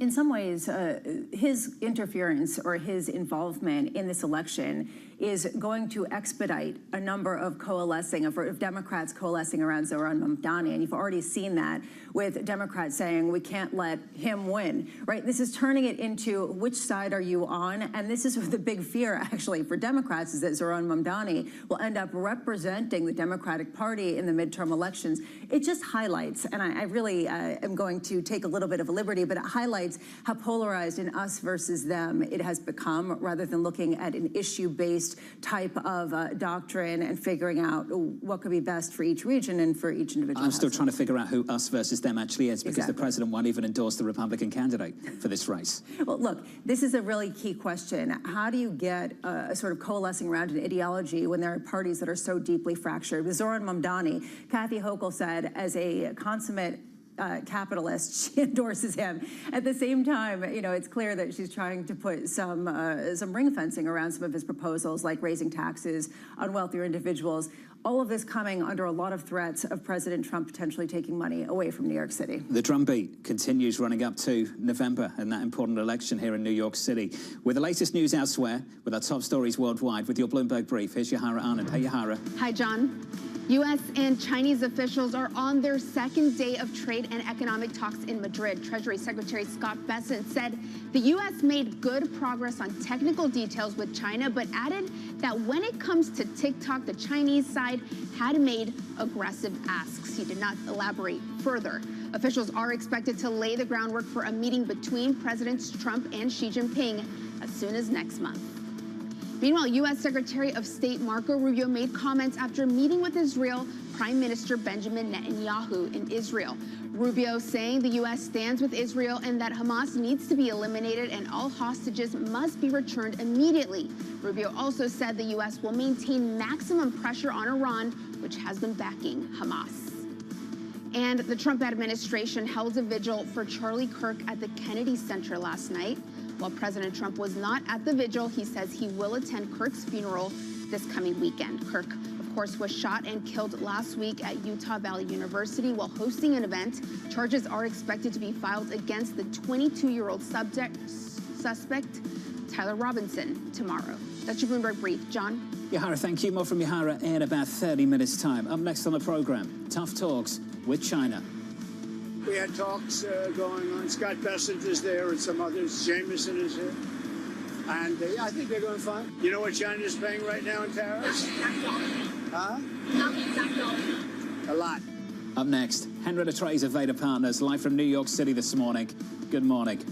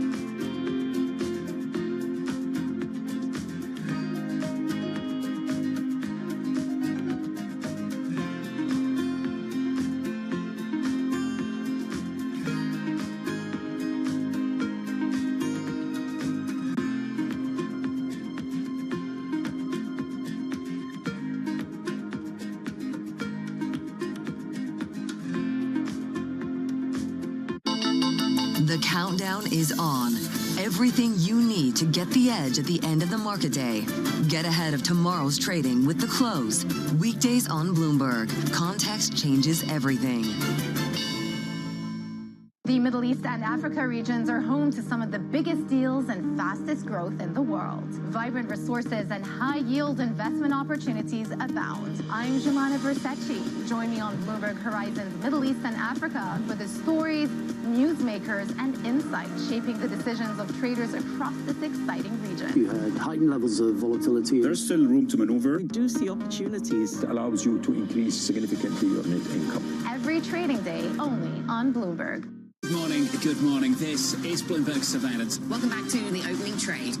Watch Bloomberg Tech. This is the Asia Trade. This is Wall Street Week. Welcome to Balance of Power. This is Bloomberg Television.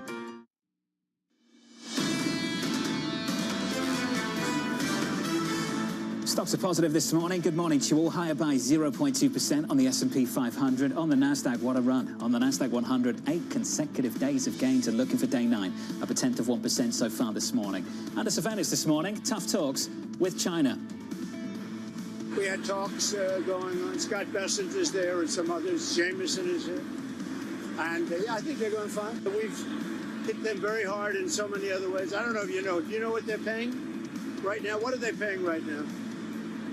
You know what China is paying right now in tariffs? Huh? A lot. So here's the latest this morning. China ruling NVIDIA violated anti-monopoly laws with a 2020 acquisition, just as the US and China get together in Madrid for a second day of trade talks. Bloomberg's Tyler Kendall joins us now for the latest. Tyler, so let's put it all together. We've got the talks in Madrid and then the pressure building elsewhere.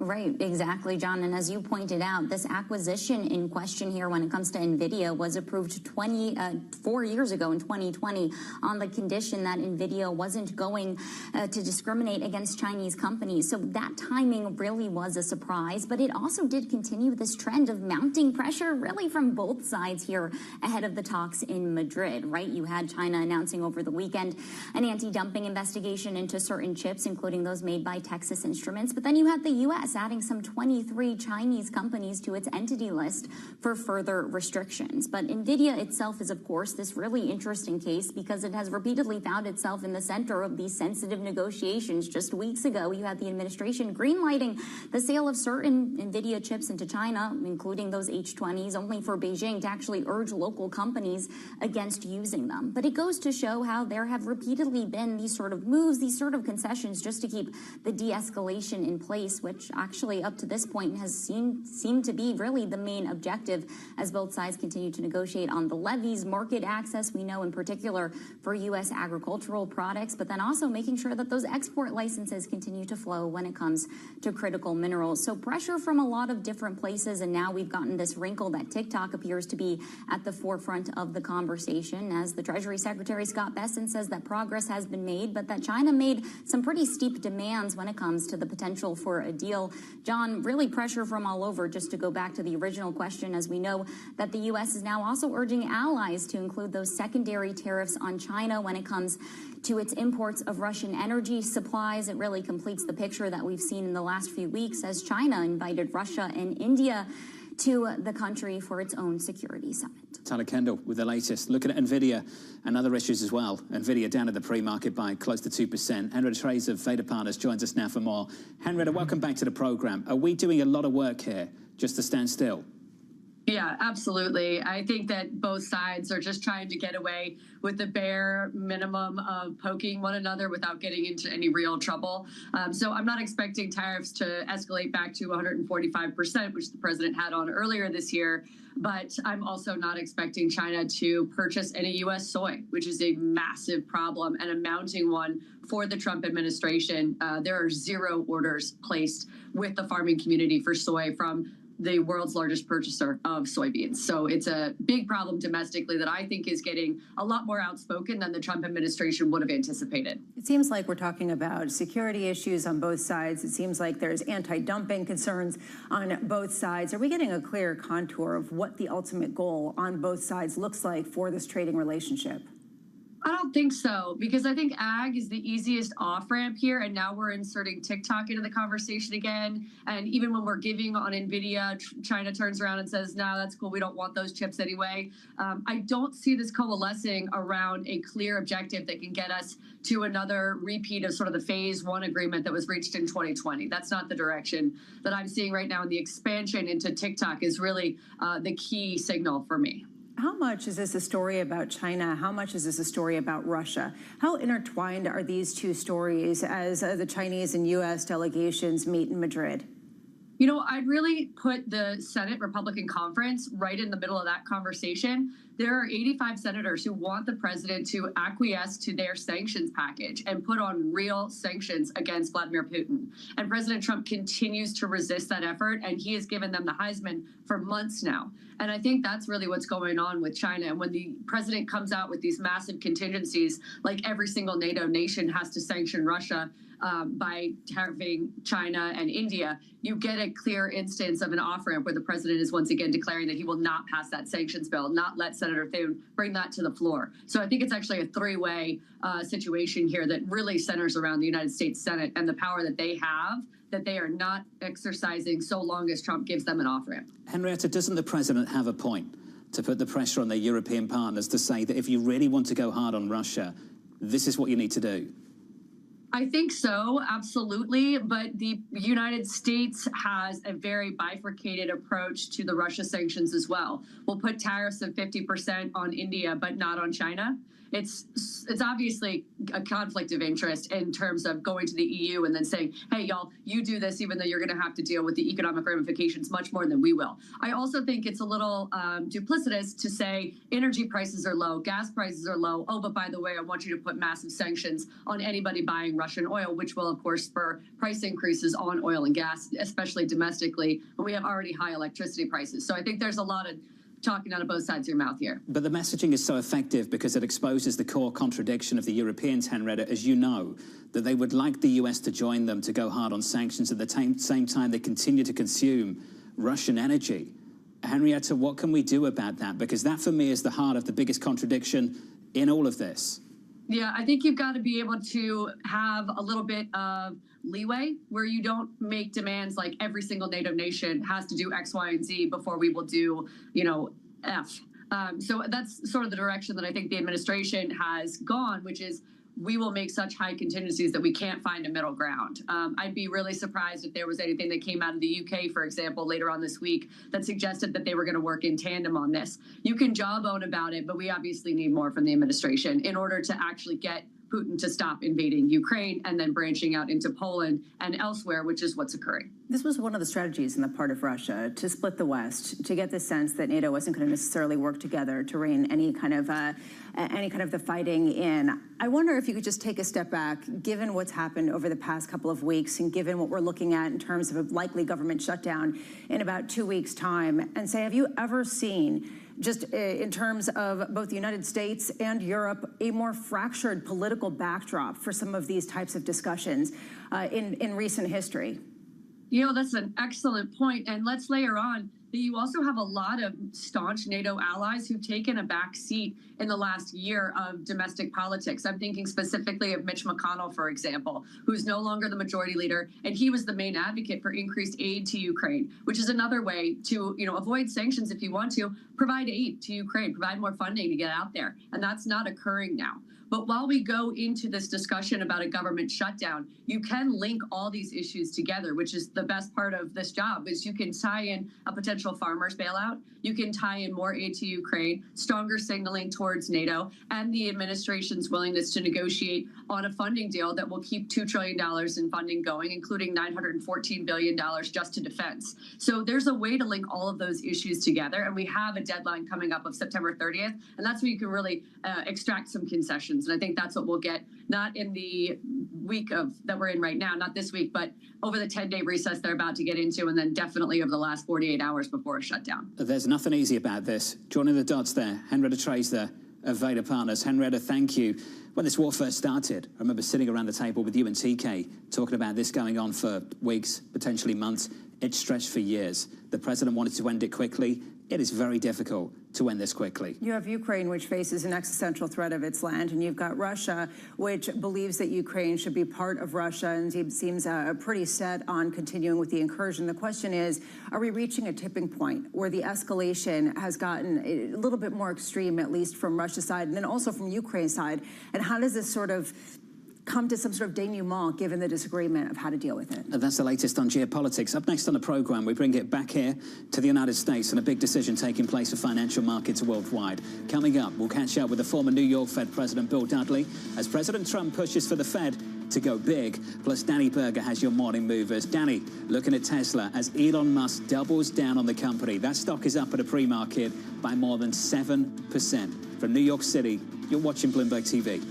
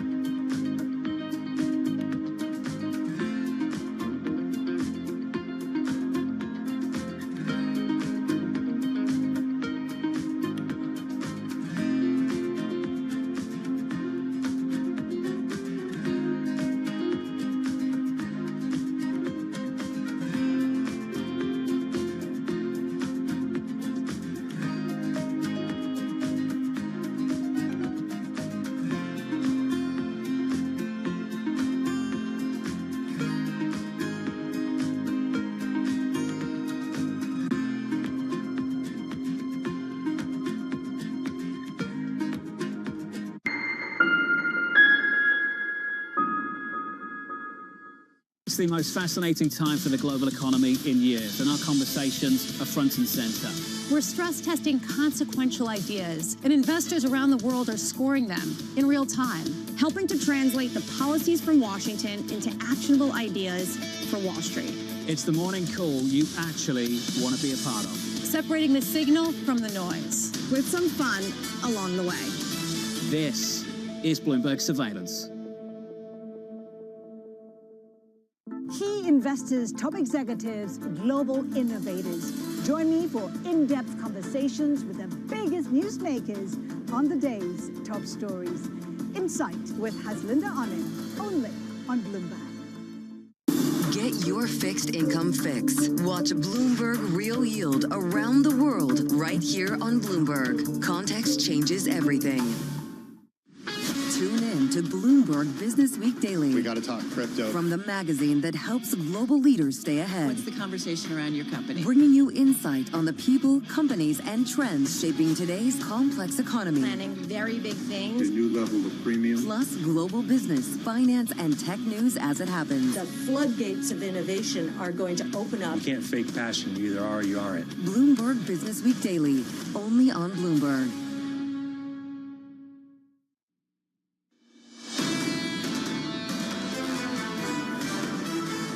Two-week winner streak on the S&P 500, likewise on the Nasdaq, up again to kick off the trading week, higher by 0.2% on the S&P, up by about a tenth on the Nasdaq. With 2 hours until the opening bell, let's get you some morning movers. Here's Danny with more. Hey, Danny. Hey, John. One of the big decliners this morning, at least in terms of market cap weight, is NVIDIA, down 1.6%, following China finding that the company violated their anti-monopoly rules over a purchase of a company called Mellanox. It's a networking gear maker. But all of this, the backdrop, are the high-profile meetings between China and the U.S. in Madrid. So that may be casting a cloud over those discussions. Again, those shares just down under 2%. Meanwhile, Tesla to the upside, which is maybe why the Nasdaq is performing, even with a weak share action in NVIDIA.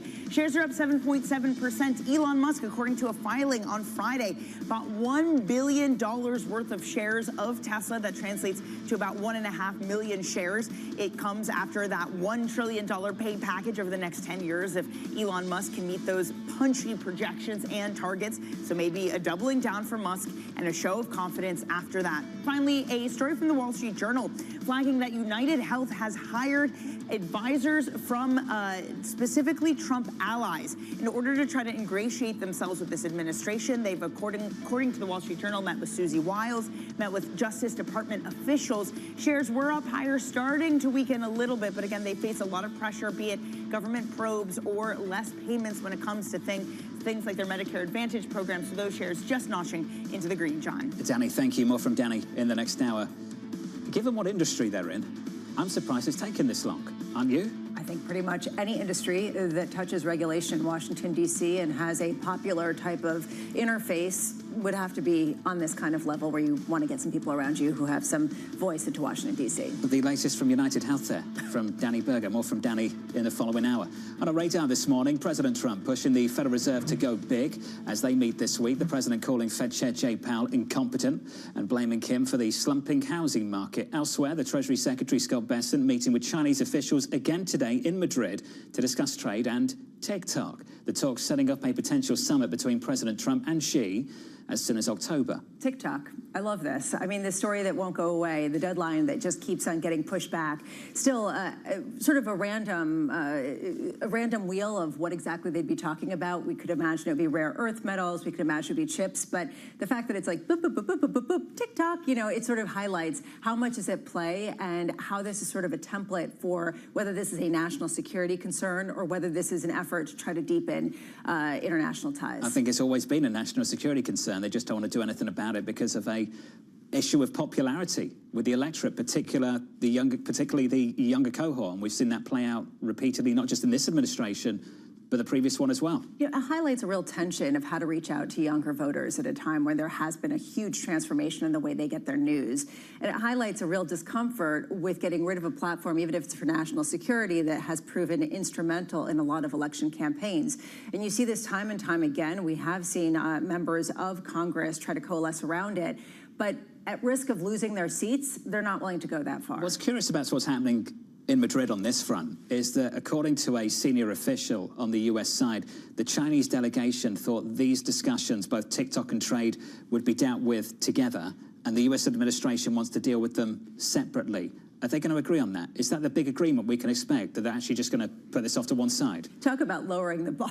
I mean, really. I'm serious, though. I know. What kind of breakthrough are we looking for here? I think that the expectations are pretty low. It's sort of when you keep talking with your adversary, you avoid some of the blows that come with some pent-up anger. And so the goal is just to keep talking through their emotions on the U.S. side, on the Chinese side. Tell us how you feel, and then we can go back and just kind of keep the peace. And financial markets kind of like that, so long as there's no escalation, and they just keep talking. They will keep talking. That's the latest from Madrid. Not much so far to report. Elsewhere, New York Governor Kathy Hochul endorsing Democratic Socialist Zohran Mamdani in his bid to be the mayor of New York City. Trump responding on Truth Social, saying the following: "No reason to be spending good money after bad." Yeah, and a real question of how his involvement in this mayoral race really coalesces support around Zohran Mamdani. And the reason why I'm saying this, I'm just going to quote the governor, Kathy Hochul, herself in this Times opinion piece. She said, "Zohran Mamdani and I both will be fearless in confronting the president's extreme agenda with urgency, conviction, and the defiance that defines New York." She made sure to distinguish herself from him when it came to capitalism versus socialism, when it came to raising taxes on wealthy individuals, saying that she's had some robust disagreements with him. But there still is this feeling that as long as the president tightens the screws, there needs to be some sort of linking of arms and fighting back. And it raises a question of how this will escalate with other Democratic leaders, not only for this election, but heading into the midterms. I would just say this, it would be unfortunate if this election comes down to New York City versus the president. I think for a lot of people living in New York City, it's not about New York City versus the president. It's about issues right here in New York City that New Yorkers can address, regardless of what's happening and who's in the White House down in Washington, D.C. Here in New York City, when you go to different circles, that normally is the conversation. But the politics of the moment changes that in terms of how it's being discussed. And I agree with you. I hope that people really debate the merits of different methods to try to achieve things like more affordable housing and a better opportunity for families. It really is about the method as much as it is about the goals. The election, a few months away. Let's turn back to the Federal Reserve. The president pushing for Fed Chair Jay Powell to go big. The Fed chairman's incompetent. I think you have a big cut, because I don't think he can help with cutting. It's perfect for cutting. Traders betting with near certainty the Federal Reserve will cut interest rates by 25 basis points this week. Joining us to discuss, the former New York Fed President, Bill Dudley. Bill, welcome back, sir. Let's get straight to it. What are you expecting to see this coming Wednesday? Right along with everybody else, I expect a quarter-point cut. It's baked in the cake. I'd be surprised if they do anything else. Do you think they'll guide much beyond that? Well, there'll be guidance because they're going to publish the summary of economic projections, which shows their interest rate outlook for the rest of the year and into 2026 and 2027. And I think the big debate there is, do they show one more cut after September, or do they show two more cuts? And I think it's going to be a very close call between those two outcomes. Yeah, Bill, I think we should build on that. That's the interesting piece of information for me. At the last meeting, the last round of forecasts, if you will, they were forecasting two cuts. And they had unemployment year-end at about 4.5%. And, Bill, we could have this really strange situation where people are basically looking for the unemployment rate to stay steady in the forecast, but all the dots to come down. Bill, just what's happening there? What is actually driving the outlook for rate cuts? If it's not unemployment, what is it? Well, I think you're right that the forecast is evolving pretty close to what they had the last summary of economic projections in June. So if they're on the same forecast track, why would they pencil in more rate cuts? I think the thing that's changed is just this weakness of the labor market in the sense of payroll employment growth. It's only been 30,000 a month over the last 3 months. And you see a lot of indicators that the labor market is continuing to soften. So I think it's more the softness of a lot of the labor market indicators that are getting them concerned that the labor market could continue to deteriorate. So I think they think that's the biggest risk right now. And so that's what's causing them to have a little bit greater urgency. Bill, doesn't the market agree with them? Isn't that the takeaway from the rally that we've seen in the long end of the yield curve? Yeah, absolutely. I mean, market is in agreement that rates are coming down, not just this year, but in 2026 and 2027. In fact, the market, if you look at the federal funds futures market, it has rates coming all the way down to about 3% on the federal funds rate by the end of next year. So there's a lot of rate cuts priced in. I think, personally, I think it's not quite so clear that they're going to go that far over the medium to longer term, because the financial conditions are already very, very accommodative. And the economy is not falling out of bed. I also think we haven't seen the full effects of the tariffs in terms of prices yet. So I think inflation is going to stay sticky over the next 6 to 12 months. So I want to dig a little bit deeper into what you just said, the idea that the long end of the yield curve is pricing in steeper cuts. You could make the argument that if the economy isn't falling out of bed, that any steeper cuts would cause a reacceleration in inflation and potentially some deterioration in the dollar that could cause kind of the opposite in the long end in terms of a sell-off and a yield curve steepening. What's your understanding of why the market doesn't seem concerned about that? Well, I think they think that the reasons for cutting now are actually quite compelling, given that the inflation pass-through from tariffs has been smaller than expected, and the weakness in the labor market has been at least as large as expected. So I think the market shares the view of Jay Powell that the downside risk to the labor market outweigh the upside risk to the inflation. So therefore, rate cuts are warranted. But I think the question is, how far are they going to go over the medium to longer term? That's where the markets, I think, may be a little bit ahead of themselves. Now, some of this, it's hard to factor in how much is the pressure of the Trump administration on the Fed, and some risk that the Trump administration could compromise the independence of the Fed. Now, obviously, if the Trump administration is successful in doing that, that's going to be lower rates, but it's also going to be higher inflation. Bill, just to talk about what we might get from the news conference as well with Chairman Powell, how difficult is it going to be for him to establish a consensus at this meeting? If you go back to the last dot plot, and things may have changed, but in the last dot plot, there were a big group of individuals that saw no cuts in 2025. And I'm just wondering how much has changed, not just for Chairman Powell, he's indicated a lot has changed based on the last few times we've heard from him, but for other members of the committee. I think most people are going to go along with what Chair Powell wants, because they're not in disagreement about the direction of rates. They're just maybe have a small disagreement about timing. Should we start in September, or should we wait a little bit longer? So the fact that they're all in agreement that rates are going to be coming down, I think they're going to give the chairman what he wants at this meeting. So I'm actually expecting very few dissents on the side of no rate cuts, maybe 0 or 1. The other side of the equation is, are we going to get 50 people supporting a 50 basis point rate cut? And I think the only person I'm expecting there perhaps is Steve Moran, if he gets confirmed and is sitting on the FOMC on Wednesday afternoon. Bill, do you think that it's healthy to have a character like Stephen Miron on the Federal Reserve, on the Board of Governors, to really foster a robust debate about not just whether to cut 25 or 50 basis points, but the overarching framework that the Fed is operating in? I think it's good to have a diversity of views on the Federal Reserve to debate a lot of, the framework. I think the Fed could do quite a bit more in terms of developing a framework for quantitative easing and quantitative tightening, and I've written about that over the last few months. So I think there are things for the Fed to do. I think it's a little odd to have someone that's essentially on loan from the administration for 4 months to vote at 2 or 3 meetings. So I don't think that Steve Moran's going to get a lot of deference at the meeting this coming week. Bill, for people who aren't familiar with the meeting, a meeting that you've been a part of many, many times, can you describe to them what that kind of room will look like, that situation, how the meeting actually progresses, who runs things, and what kind of opportunity Stephen Miron would have as he sits around that table to make his points? So the meetings typically are obviously chaired by the chairman, and there's typically a discussion about the economy. Everybody goes around and gives their views on the economy, and then there's a discussion about monetary policy. Everybody goes around the room and talks about their views on monetary policy. So Steve Moran will have a chance to speak on both of those, but he's going to be only one of 19 people speaking. So the idea that he would go there and dominate the meeting, I think his influence is going to be quite small. Bill, do you take it in turns? Are there any kind of debates at all, or do you just go around one by one around 19 individuals? No, there can be some back and forth. People do respond to what other people say.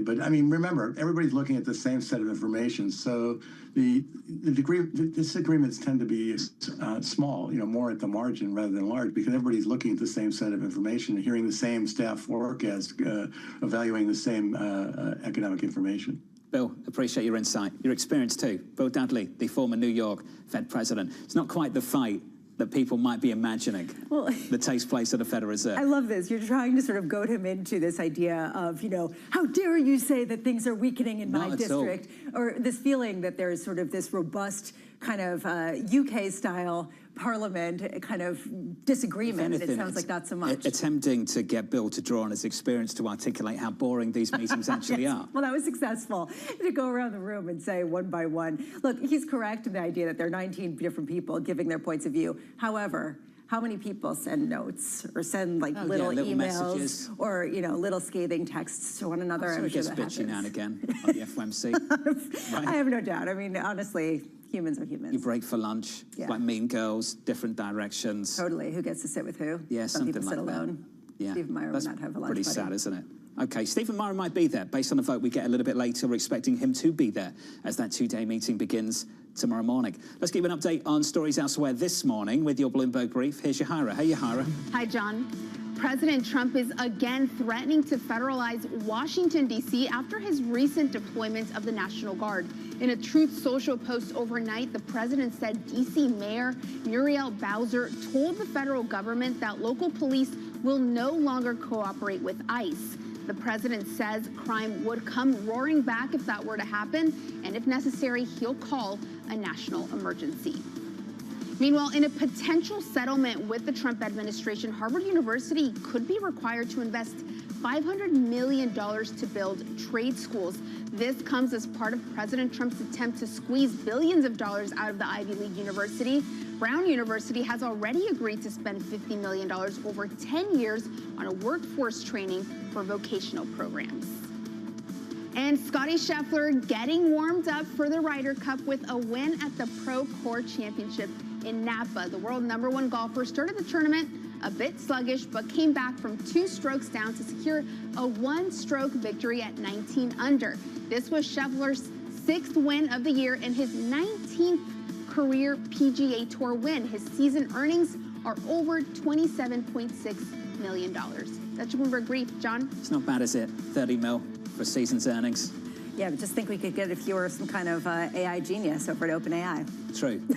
No, but 30 mil every single week. Exactly, you just get that per hour. But honestly, well done to him. He just doesn't seem to do anything but win. Amazing. Ryder Cup about a week away. Very cool. Up next on the program, the risk of reacceleration.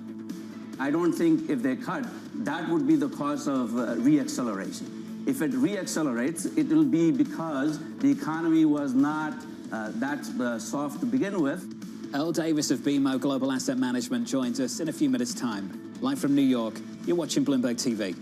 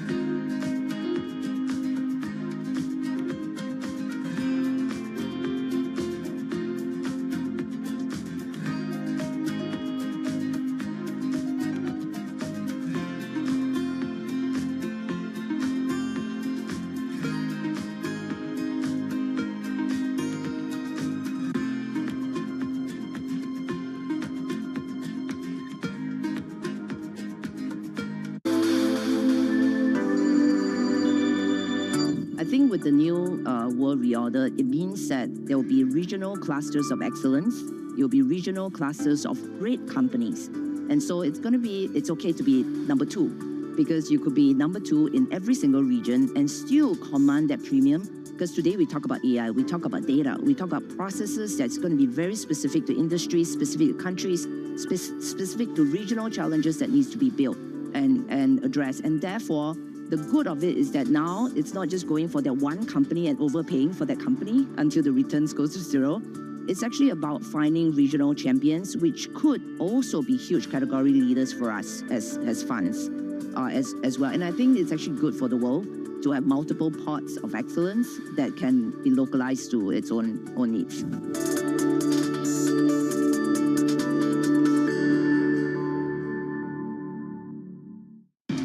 You missed it on Bloomberg Open Interest.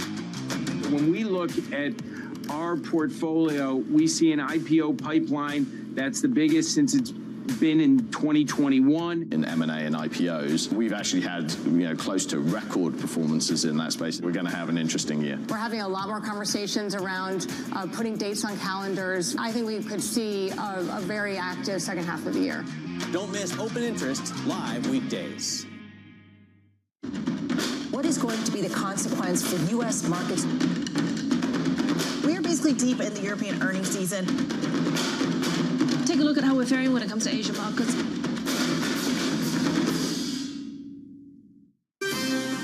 Bringing you up-to-the-minute economic news whenever and wherever it happens. I'm Michael McKee in Jackson Hole, Wyoming, and this is Bloomberg.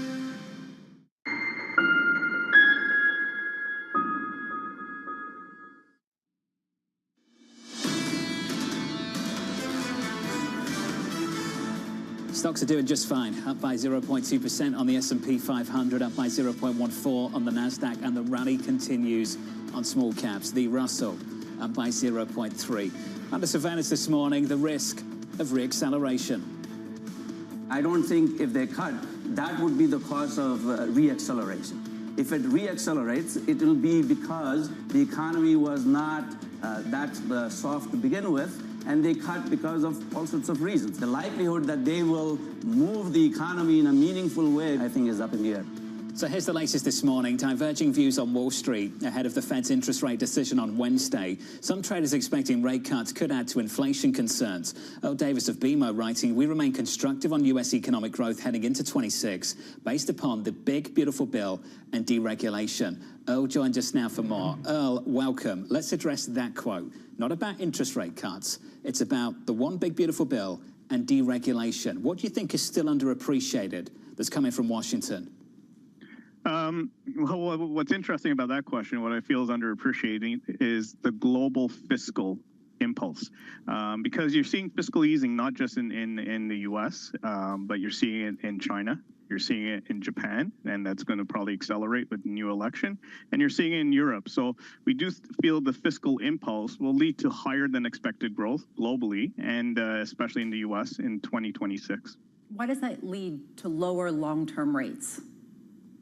Yeah, well, you know, there's two paths actually that lower long-term rates could go. So lower long-term rates, we do feel there'll be risk premium that goes into it, and it leads to lower long-term rates.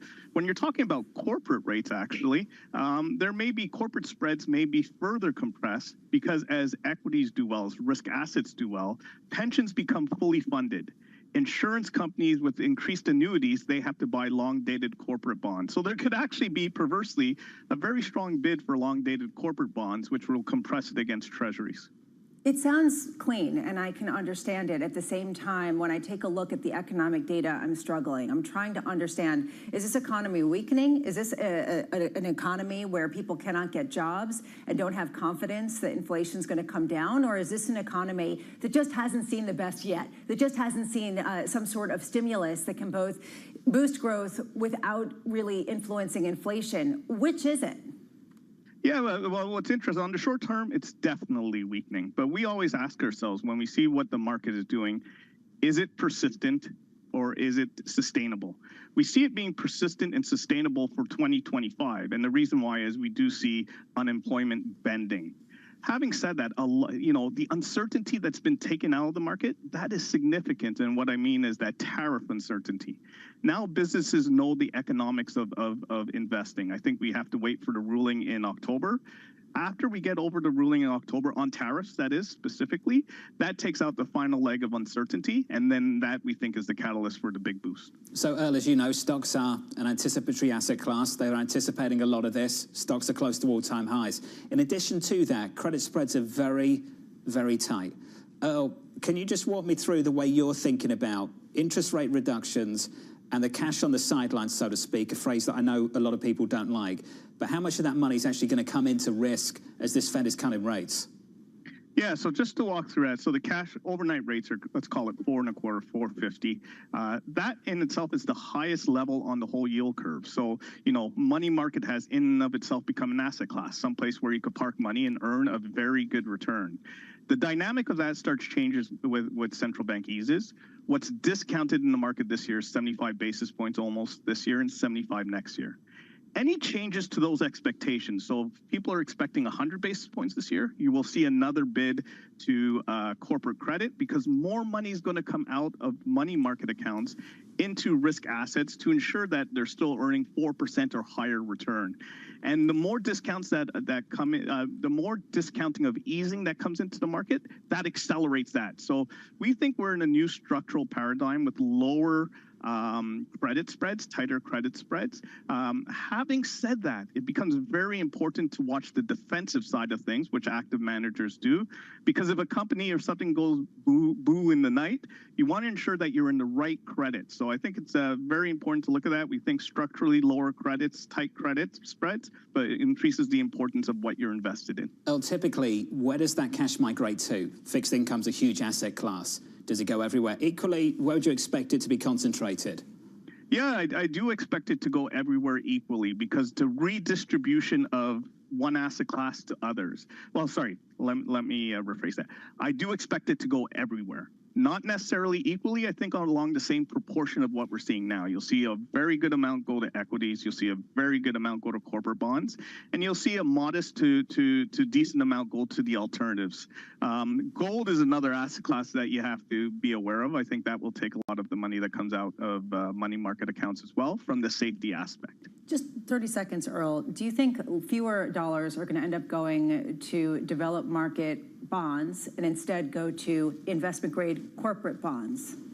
Yeah, it's different investors. Money market investors won't go into treasuries because they're going to earn less than they earn in money markets. So different investor class. I do think, we're seeing the sovereign buying of bonds. We're seeing, like I said, the pension de-risking buying of bonds. So it's a different asset class, so I don't think that will impact bonds per se. Earl Davis, appreciate it, sir. Thank you. Of BMO Global Asset Management. Gold creeping its way back into the conversation again. The same thing from Russ Kostreg of BlackRock earlier. Yeah, if you're going to protest the dollar, where are you going to go? Are you really going to go to the euro? It has been gold time and time again, and the rally on some measures has been the most fierce going back to 1979 in terms of the trajectory upward. And a lot of people say it has room to continue just based on the fact that where else are you going to go? No income streams there, just mass appreciation over the last year. Wasn't it Jamie Dimon who said that it was a pet rock? And I think that a lot of people are saying it's a pet rock I could use. It comforts me at night, and I might go to Petco and buy some gold food. It's doing the right thing. It's a well-behaved pet rock. Let's put it that way. It is explosive. It's very, very nice to sit there. Just about positive so far this morning. Coming up, Seema Shah of Principal Asset Management, Tom Naran of RBC, Abigail Watt of UBS, Greg Peters of PGIM, the third hour of Bloomberg Surveillance. It's just around the corner.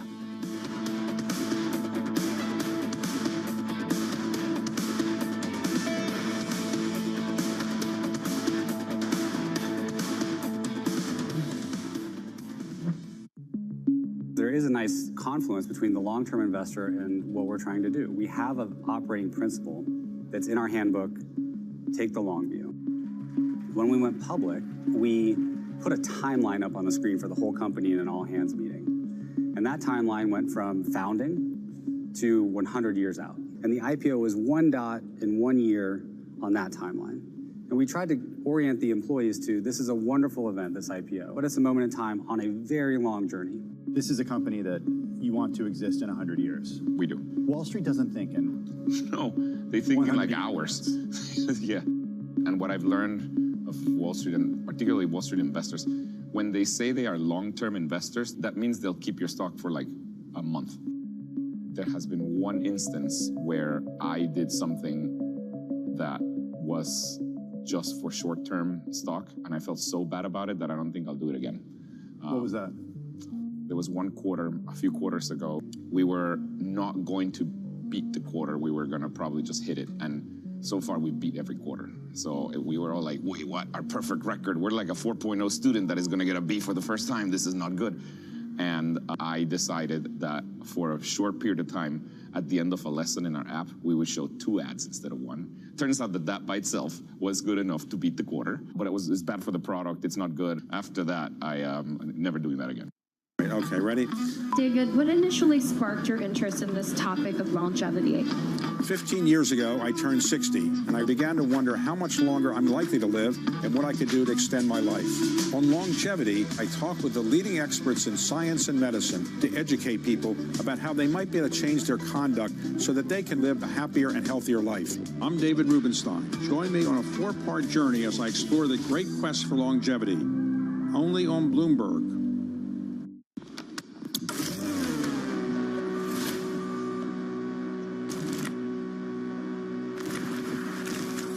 Bloomberg Screen Time is back this fall for year 3. We're bringing together the biggest names in business and pop culture, like Netflix co-CEO Greg Peters, Instagram boss Adam Mosseri, and Los Angeles royalty Will Obed.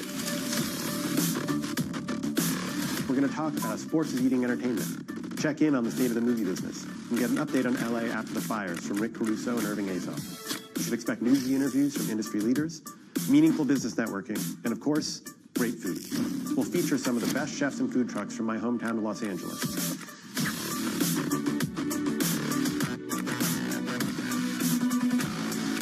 Tickets are available now. You should head to bloomberglive.com/screentime for details. I'll see you in Los Angeles, October 8th and 9th.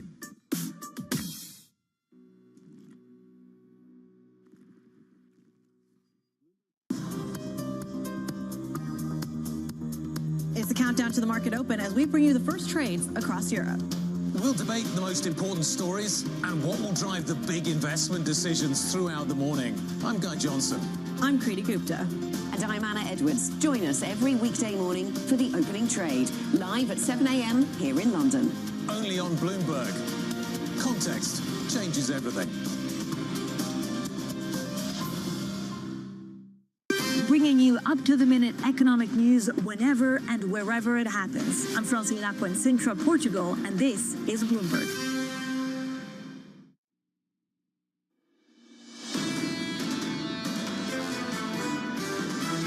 The Federal Reserve has done its job, we think, remarkably well. There's no question that you want to be moving rates at least back towards a more neutral setting. The Fed will still probably be looking for 2 cuts this year. You have the Fed rate cuts helping those sectors of the economy that are very rate sensitive. The economy is not going to slide into recession. This is Bloomberg Surveillance with Jonathan Farrow, Lisa Abramowitz, and Anne-Marie Hordern.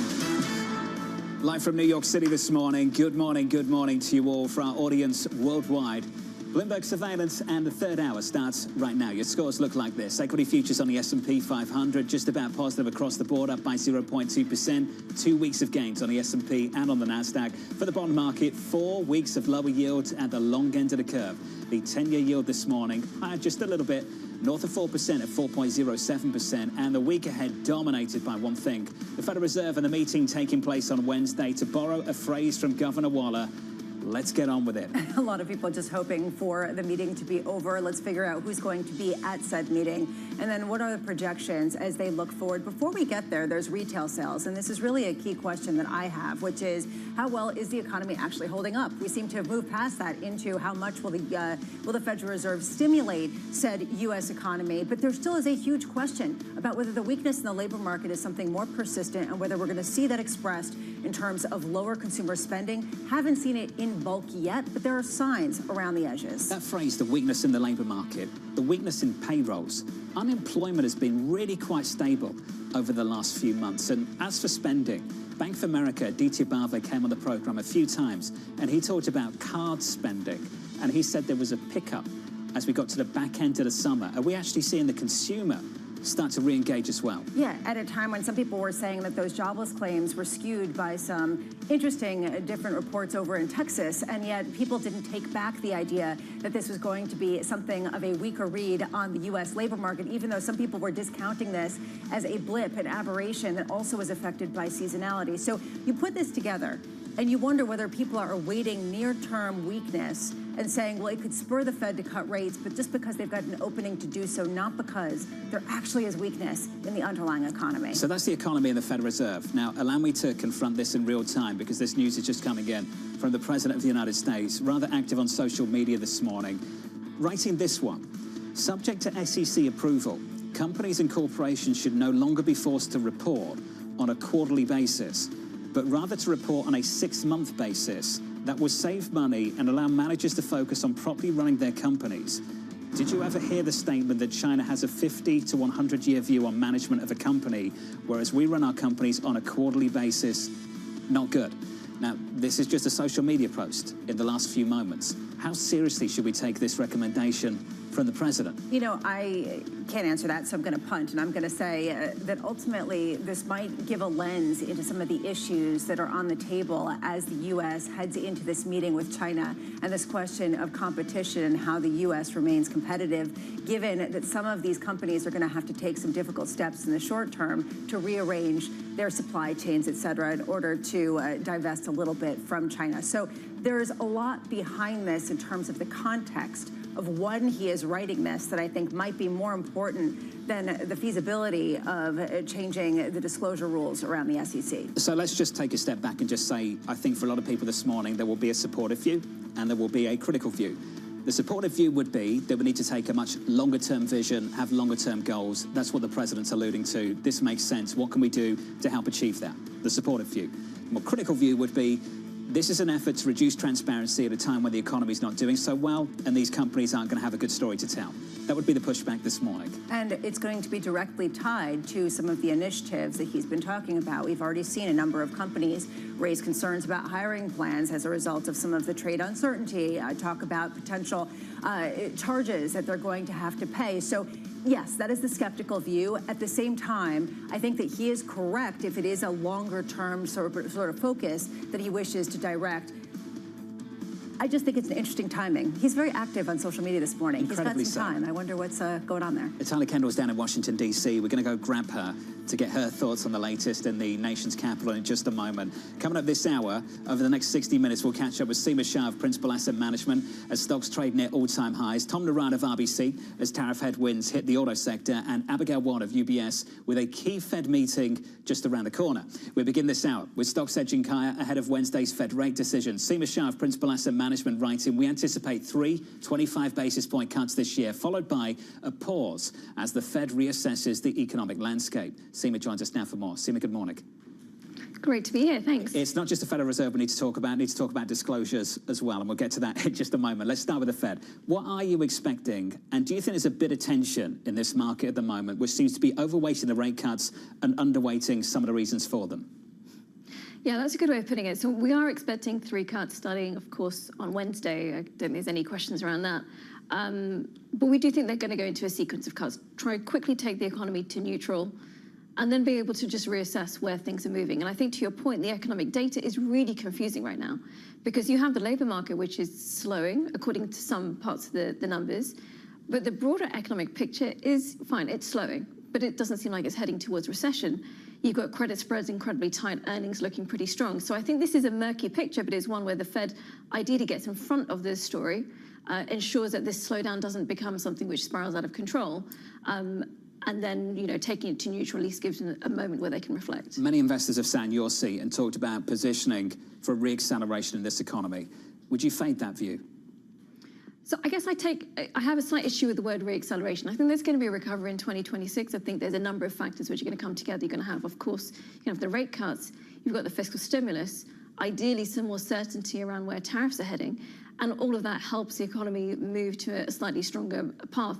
But we don't see the economy going to above trend growth even by the end of 2026. So this is a kind of a muddling through scenario. But remember, for equities, you don't need to have really strong growth. Muddling through is okay, just you don't get very strong returns. Okay, so I guess putting this together, and I'm still distracted trying to understand exactly what it would do to this economy if companies reported less frequently, given the fact that the president is talking about that. Do you expect more clarity from companies to show that they're actually managing well through the uncertainty with tariffs? Are tariffs still a good thing for companies, which has sort of been the takeaway of a lot of the sort of analysis after we've gotten earnings saying, look, they've managed to innovate their way through this. They've actually increased their profit margins much more than we expected, and we expect that to continue. Do you believe that? I think the challenge is going to get bigger. You know, we do a survey of small businesses, the Wellbeing Index going back many, many years. And the thing that we're seeing from that small business index is that these companies are almost standing still. You know, they don't really know how to navigate this, so they're not raising prices, but their margins are being eaten away. And they can only go on for so long. At some point within the next couple of quarters, they would have to start raising prices, and then you do see some kind of feed through. So I think that it's okay for now. We do need to get further clarity, and I think a lot of businesses themselves don't have that clarity quite yet. But I think it's getting better. Does this undermine your confidence in U.S. equities? Does it make you look to, say, Europe? Or does it make you say, well, they will navigate it, and it's still the cleanest shirt in a dirty laundry bin, or whatever cliche you want to use? I think companies in the U.S. will navigate it. There's always going to be ways of adopting and adapting around the supply chain issues. I think with the U.S.-European story, what's been interesting is that Europe has done really well, but the fundamental picture for Europe is not as strong as what we have for the U.S. You're also getting to the end of rate cuts. We still need to see how that fiscal stimulus is going to move through. But the interesting thing is that when we've been doing client meetings in the last couple of weeks, this is across European cities, you are seeing there's a bit more movement in terms of thinking about deals, right? They're looking and they feel like they have more clarity. They know how to navigate the environment. So there is movement. And I think that at that point, given the valuations are still very much in Europe's favor, you could actually see this continued upturn. I would just from a fundamental perspective still prefer the US over Europe. Seema, just moments ago, Lisa alluded to it, the president indicating that maybe we should move away from quarterly reporting and move to something on a 6-month basis. You follow the stock market. How would you feel about that?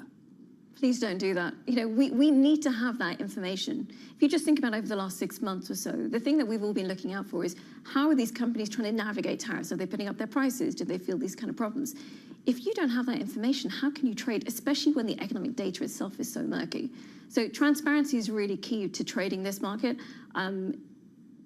It's going to be increasingly important as we go forward as well, with even concerns around the Fed and independence. There's just too much which is unclear. That taking away that bit of information is not You'd great. put the emphasis on reducing transparency. Other people might suggest this has been a problem for a while. The corporate management teams are too focused on quarterly earnings and not the long-term goals of the company. Do you think there is some tension on that point? I mean, there's always going to be some kind of tensions, and you can take it through to certainly to politics as well. And as President Trump said, he compared it to China, which we know has that very long 100-year plan.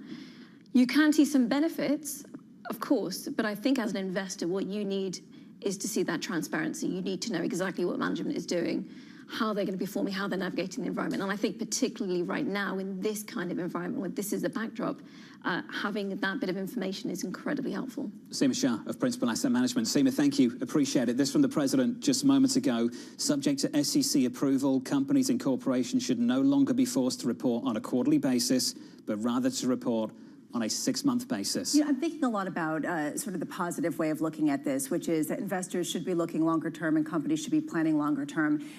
And I would argue that investors have been, because recently all of the earnings calls have been really colored by forward-looking views and projections, much more than past-looking performance. We have seen the hopes and dreams of particularly tech companies driving a lot of the performance, not necessarily any potential losses or misses. And I think that that's actually more of a forward look. So I would really wonder what exactly is behind this, right? Especially the comparison and the mention of China. I mentioned we'd get on the phone and get hold of Tyler Kendall, and we have done. Tyler Kendall joins us now from Washington, D.C. Tyler, what do you make of that?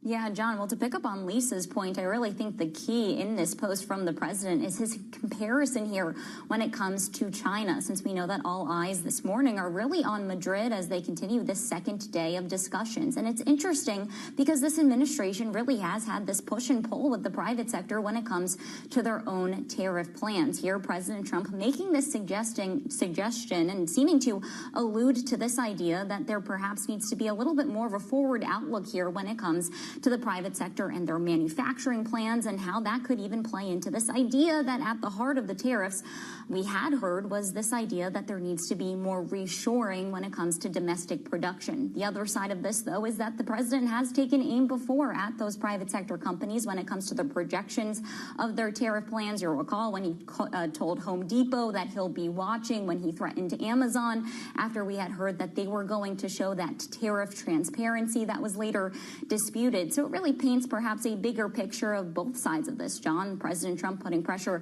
on the companies amid these talks, but also perhaps giving his idea that he wants to see a little bit more of a forward outlook for his plans and growing the economy. Tyler Kendall down in Washington, D.C. Tyler, thank you. If you are just joining us, this is the latest just moments ago from the president. Subject to SEC approval, companies and corporations should no longer be forced to report on a quarterly basis, but rather to report on a 6-month basis. Some breaking news just moments ago. Up next on the program, the Morning Calls Plus, Tom Naran of RBC, as tariff headwinds hit the auto sector. Live from New York City this morning. Good morning.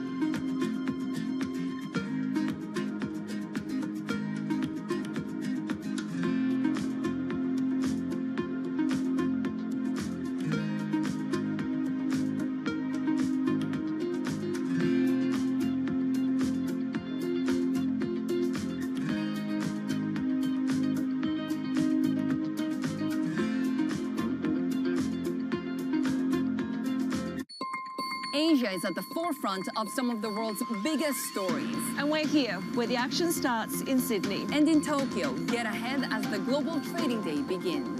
The Asia Trade, weekdays only on Bloomberg.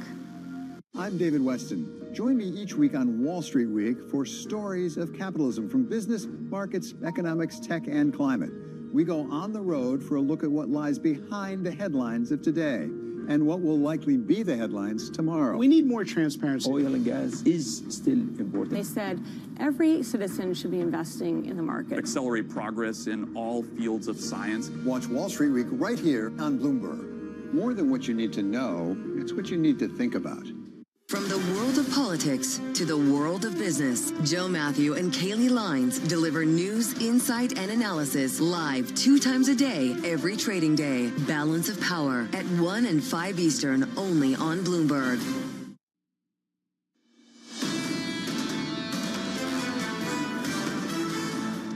At the moment, if I had to guess, our negotiators are feeling pretty good in that room, that they don't have to give in, that they can keep the status quo, that they can achieve some sort of outcome on TikTok and keep this relationship stumbling along. TikTok is one of those things that has really befuddled multiple administrations. That was the former Trump White House trade official Kate Kalukowicz on the talks taking place in Madrid, Spain today between the United States and China. The equity market near session highs, up 0.25% on the S&P 500. The opening bound 1 hour and 14 minutes away. Nasdaq futures positive by 0.2%. That's the price action this morning. Here are some morning calls. First up, Matt Bryson of Wedbush reiterating his outperform rating on Nvidia, noting the strength of AI increasing demand. The stock is down by about 1.8%. Your second call from Citi, upgrading Union Pacific to buy, seeing a compelling risk-reward profile. And finally, UBS raising its price target on Micron to 185, saying demand from hyperscalers remains robust. The stock is up this morning by about 1/3%. Let's turn to autos. Tesla shares rising in the pre-market as the CEO, Elon Musk, doubles down on his own company. That stock is higher by 7.5%. With the latest, here's Craig Trudeau. Good morning, Craig. What's the latest?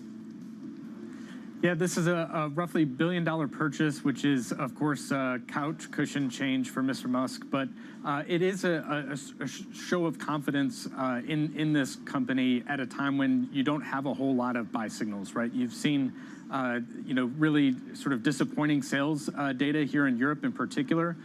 In China, we've seen wholesales continue to really slump, and indications that in the U.S. that their share of the EV market, which is widely expected to go lower as a result of the pullback in tax incentives, that their share of that market is shrinking and continues to shrink. So will they have a stronger third quarter with a lot of consumers in the U.S. market accelerating purchases to try and take advantage of those tax credits before they go away? I think that's widely expected. The question will be, what can Musk do to kind of keep this optimism and maintain this, positivity, even in the face of what he's warned may be a few rough quarters in the months ahead. Craig, have you got any thoughts on the timing of this announcement this morning? It makes Tesla's board's job easier selling this, $1 trillion pay package. It sort of reinforces this idea that, if you approve this guy's, $1 trillion compensation plan, it's going to be good for this company. It's going to, get buy-in from him. It's going to kind of bring him back to the fold at a time when, he's, regularly out on social media, oftentimes posting about anything but Tesla. And we saw that even this weekend. So I think it's kind of, this mixed signal. We've not necessarily seen, Musk sort of put his head down and sort of put politics aside for Tesla. Aside from, this stock purchase, right? This is a sort of contradictory signal at a time when he's, over the weekend been weighing in on the protests here in London, which are highly charged, and he's, drawn some criticism for really charged language, some say, that may have incited violence over the weekend. The stock is up by 7.5% in the pre-market off the back of that news. Craig, appreciate it. Craig Trudeau there, the latest with Tesla. Here's the latest on trade. This from the president just moments ago. The big trade meeting in Europe between the US and China has gone, he says, very well. He goes on to say, it will be concluding shortly. A deal was also reached on a certain company that young people in our country very much wanted to save. I imagine that's TikTok. They will be very happy. I will be speaking to President Xi on Friday. The relationship remains a very strong one. There's a lot to unpack here. The big headline is that Xi Jinping and Donald Trump are going to be speaking on Friday, according to his tweet, his Truth Social post. And there's a real question here around what format that will take and whether it will culminate some sort of agreement.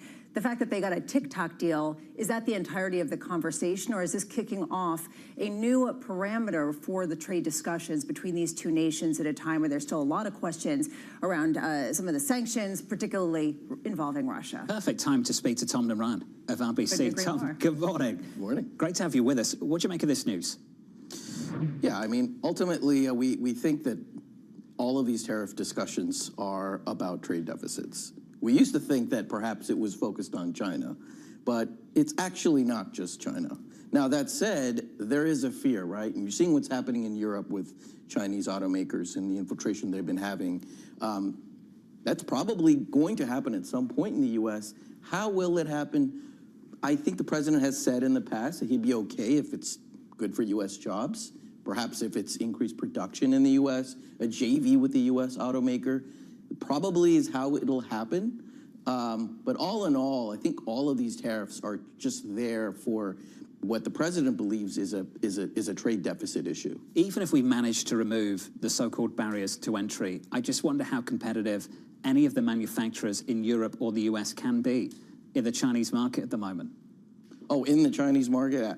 Absolutely. Yeah, that's the big issue. I mean, it's an EV-dominated market. They own the battery ecosystem. It's going to be a while. I think probably you'll have more retrenching, which is not such a big deal for the U.S. OEMs. It's a bigger problem for the European OEMs, right? The German OEMs have such a strong vested interest in China.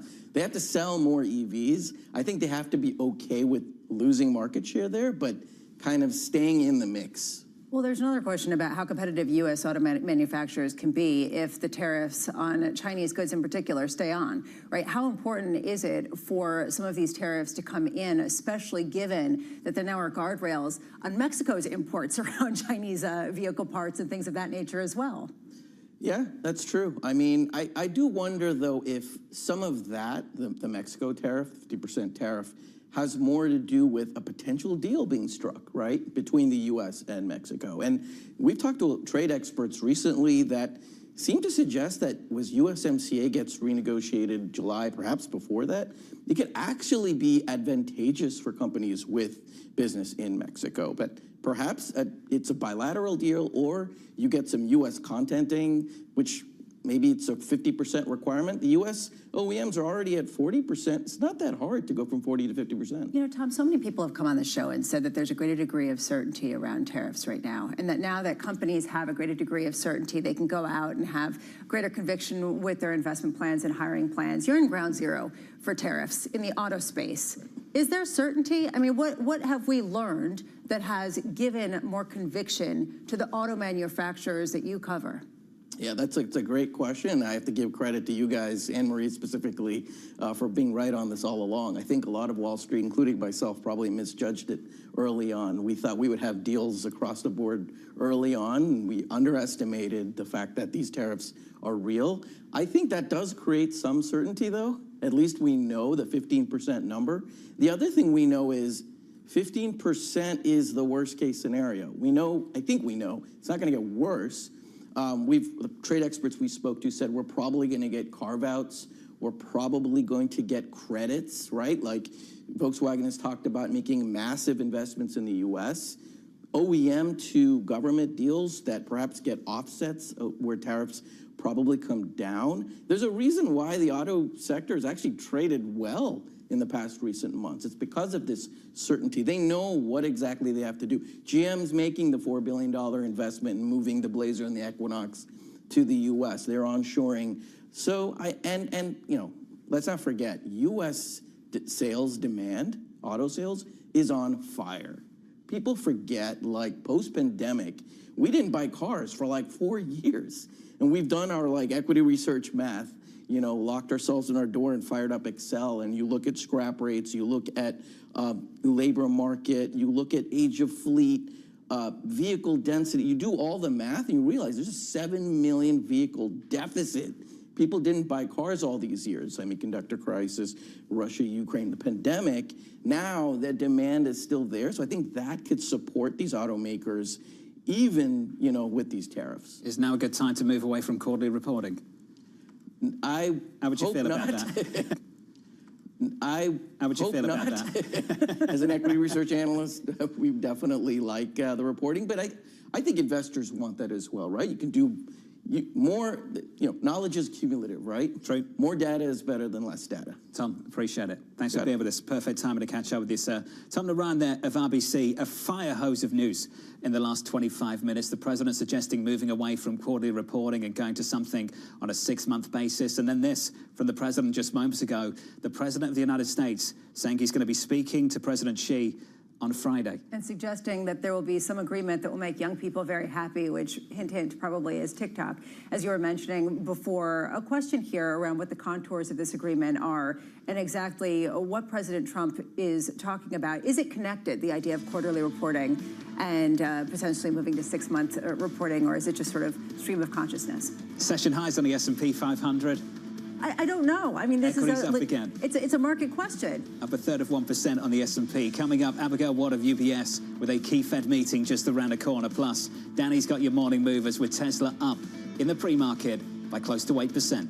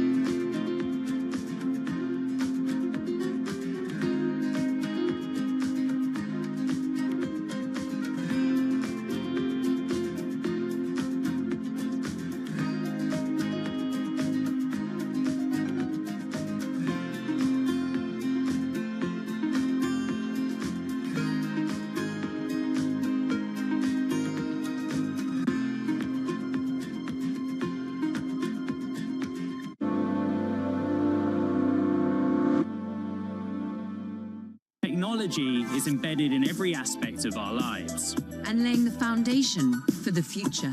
From finance to defense, AI to entertainment. And from the road to the stars. Bloomberg brings you the latest stories of the people and companies pushing the tech sector to new frontiers. And the politics that shape global tech markets. I'm Caroline Hyde in New York. And I'm Ed Ludlow in San Francisco.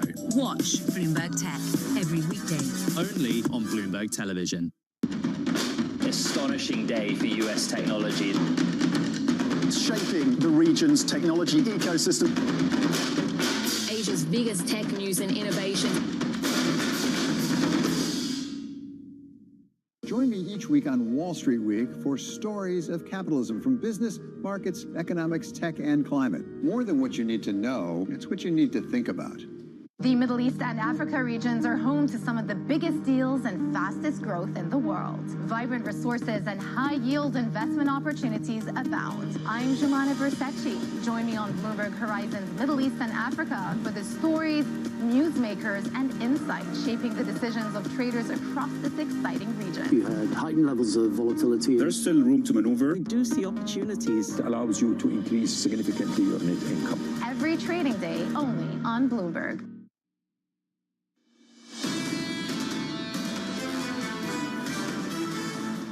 The opening bow 60 minutes away. Equities coming into Monday on a 2-week winning streak on the S&P and on the Nasdaq. 8-day winning run on the Nasdaq 100, all-time highs. Up again this morning by 0.2%. With your morning movers, here's Danny. Hey, Danny. Hey, John, some big news for Tesla this morning. Elon Musk has purchased $1 billion in the stock. That's according to a filing from a purchase on Friday. It also coincides with him getting that $1 trillion reward, or at least that proposed reward if he meets a lot of lofty targets over the next 10 years. So that's about 2.5 million shares that Elon Musk has bought. Those shares moving higher by 8.1%. To the downside, though, this morning, it is NVIDIA, with China finding that NVIDIA violated their anti-monopoly laws. It's a prelim investigation, so more investigations go further. It's around a very high-profile 2020 deal they did over buying a networking gear chip maker.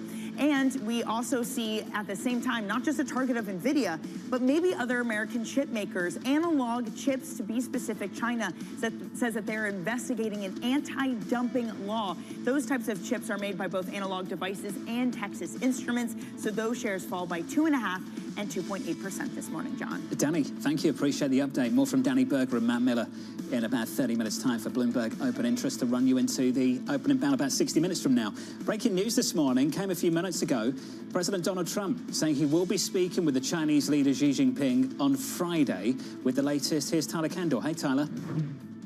Yeah, hey, John, a pretty big development considering that President Trump also appears to be alluding here that there could be a deal when it comes to TikTok. And I'll point out that we spent weeks earlier this year on this program talking about how President Trump had been waiting for Xi Jinping to call him. But our reporting had repeatedly said that key Chinese advisors preferred to iron out any outstanding details before putting Xi on the phone. So perhaps this could be an indication that they really are getting close to cementing that deal. Now, I'll point out that Xi had called President Trump 2 days before the inauguration, but since then, there's only been one publicly reported call between the two leaders. That happened on June 5th, and China said in their statement afterwards that it was at President Trump's request. The president has, of course, though, previously said that they have had talks, so it's unclear at this point exactly how many times they really have spoken on the phone. But we know that the talks in Madrid have really been laying the groundwork for a face-to-face meeting, and perhaps we'll get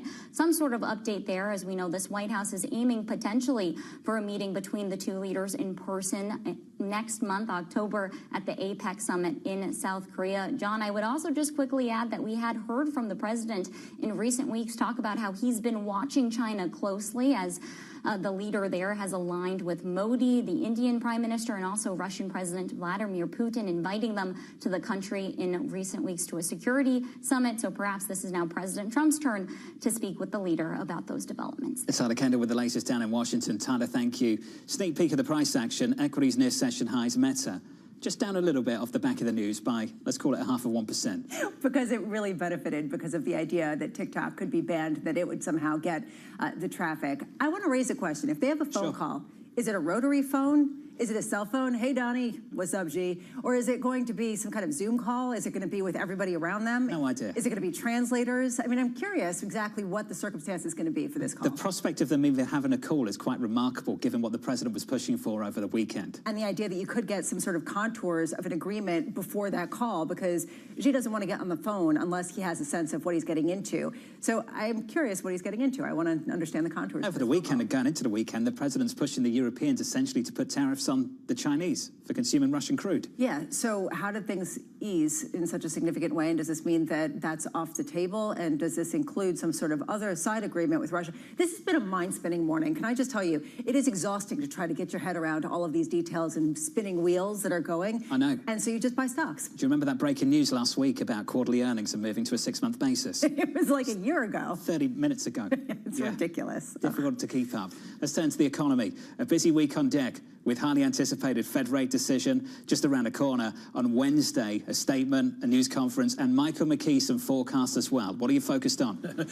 Well, obviously everybody is forecast on the Fed. Lisa's worried about today being crazy. The rest of the week is going to be crazy. We start today with Empire Manufacturing.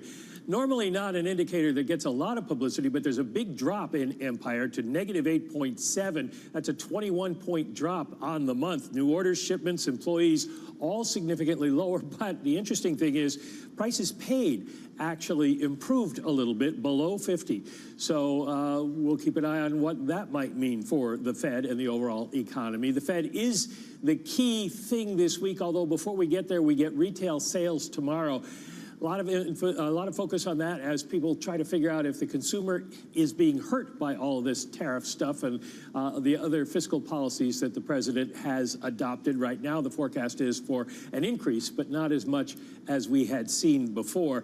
Wednesday is, of course, the Fed meeting. Thursday, jobless claims and Philly Fed. So there are indicators that flow along with this whole tariff and fiscal policy situation that people are going to want to watch, but it's the Fed meeting that will be determinative. The president wants 50 basis points or more. The Fed, at this point, not likely to give it to them. We have some developments to go before we even get there, of course. The Senate tonight expected to confirm Stephen Myron to the Fed Board of Governors so he could vote tomorrow. An appeals court decision on Lisa Cook is anticipated, not guaranteed, but the administration had asked for the right to fire her before the meeting starts tomorrow. The Fed meeting starts Tuesday, 9 a.m. Eastern Time. The Fed decision, 2 p.m. Wednesday Eastern Time. And I know, John, you'll be with us to carry us through all of this kind of craziness. Well, Mike, I might be around the table at the Federal Reserve. Who knows, given recent developments? That's true. You never know. You might be there. Breaking news, banner. Michael McKee, thank you, sir. Looking forward to that one. Looking forward to Mike being in that news conference, where he should be, asking the hard questions. I'll be right here. Don't worry about that. There's no danger of me being anywhere I don't else. know. Do you have something to tell us? Is this an announcement time? Absolutely not. All right, well, keep us posted. Absolutely not. Retail sales, just to change subject really Very quickly. Slipping below the radar a little bit. You've mentioned this a few times already this morning, over the last few hours. I wouldn't overlook that, print. I do think it's important. Just what is the state of this consumer? We know we've had this massive step down in payrolls growth. We know people don't feel good about the economy based on the sentiment surveys, but it's how they're spending that really matters here. How they feel and what they do have been two different things for a long time and kind of counterintuitive over the past couple of years. I'm just wondering, is it still bifurcated? Are wealthier individuals still spending? And Aditya Bahave of Bank of America saying that their card indicators suggest that they are. So how weak is this economy? Here's the take of Abigail Watt of UBS writing the following. Here's the quote. We expect the FOMC wants to signal a series of rate cuts. We expect a total of 100 basis points of rate cuts this year. Abigail joins us now for more. Abigail, good morning. Good morning. This year as in the rest of 2025? Yes. Okay, quick maths. I'm a simple man. 3 meetings, 100 basis points. You're expecting a 50? Yeah, so we've been expecting that the Fed would deliver 100 basis points of easing this year since April. So we had, after the Liberation Day tariff announcements, we felt that, we would see it come to the fore that the Fed would have to make this decision essentially between kind of the potential for an uplift in inflation versus the weakness in the labor market. And we thought that would become most acute at this September meeting. And, we continue to expect that we'll see the 25 basis point cut delivered this week. Our expectations for the 50, we do have that penciled in for December. I think our sense is that we continue to see this weakness in the economy persisting, and it's something that, could actually accelerate as we go into the kind of fourth quarter of the year. I think one of the key things, obviously retail sales, right? I think for us, one of the things that I would note is, you've seen a relatively weak consumer this year, right? You've seen the consumer running below trend so far this year. You saw July popping a little bit higher. So I do think that August print is going to be an important one, just in terms of getting a sense of how this consumer is faring. So is 2025 going to be a mirror image of 2024 when it comes to 100 basis points of rate cuts into data that only gets better economically? Yeah, so I think it's interesting because, you know, we are expecting to see kind of more weakness on the labour market side, right? If we remember the kind of layoff program from the federal government side, you've got a slug of around 75,000 workers that are expected to come off the payroll at the end of the fiscal year. So that's going to dent your average, right, through the end of the year. So I do think there are signs that you'll continue to see that weakness in the labour market data. I think the key thing to note here is you've seen that weakness in the consumer, but you've not seen the impact of tariffs yet, right? We're just starting to see some of those price increases coming through for consumers. We saw reports, obviously, from Walmart recently around potentially passing through some price increases in August. So I think that's why we're watching very closely, you know, what's happening in this retail sales data this week, because you've not seen the kind of impact from the tariffs yet on the consumer. You've already seen a slow consumer. So the question is kind of when that kind of feeds through into kind of weaker real disposable income, as you start to see inflation reaccelerating, how does the consumer then respond? Could you see a jobless reaccelerating? And I ask this given the fact that you've got companies that are investing more in automating different things, creating greater efficiencies, especially in the face of uncertainty with respect to policy. Could you see a pretty sluggish labor market even as corporate profits expand, even as people continue to spend? Yeah, look, I think our sense is that we continue to see the labour market weaken through the end of the year, but then we think you will see a little bit of a turning point and into 2026. I think there's a number of things to look to in terms of the potential for kind of a more positive growth outlook through 2026. I just think that the kind of bite of the kind of tariff policies with the inflation pass-through will be felt through the kind of fourth quarter and into the end of the year. Our expectation then is, you know, potentially start to see some of the kind of fiscal impulse from the One Big Beautiful Bill Act kind of coming through. We should see that, you know, in the April tax refund season. You know, that's something we're watching out for, just to see how that feeds into consumer balance sheets, see how that helps consumers potentially weather some of the price increases we expect to kind of come through. I have to say, I think that final point is still really underappreciated, because for a lot of people, they view the tax bill as an extension of current policy. Mm-hmm. Can you just sort of build that out for us? Why is that still so important? What kind of refunds are we expecting and why?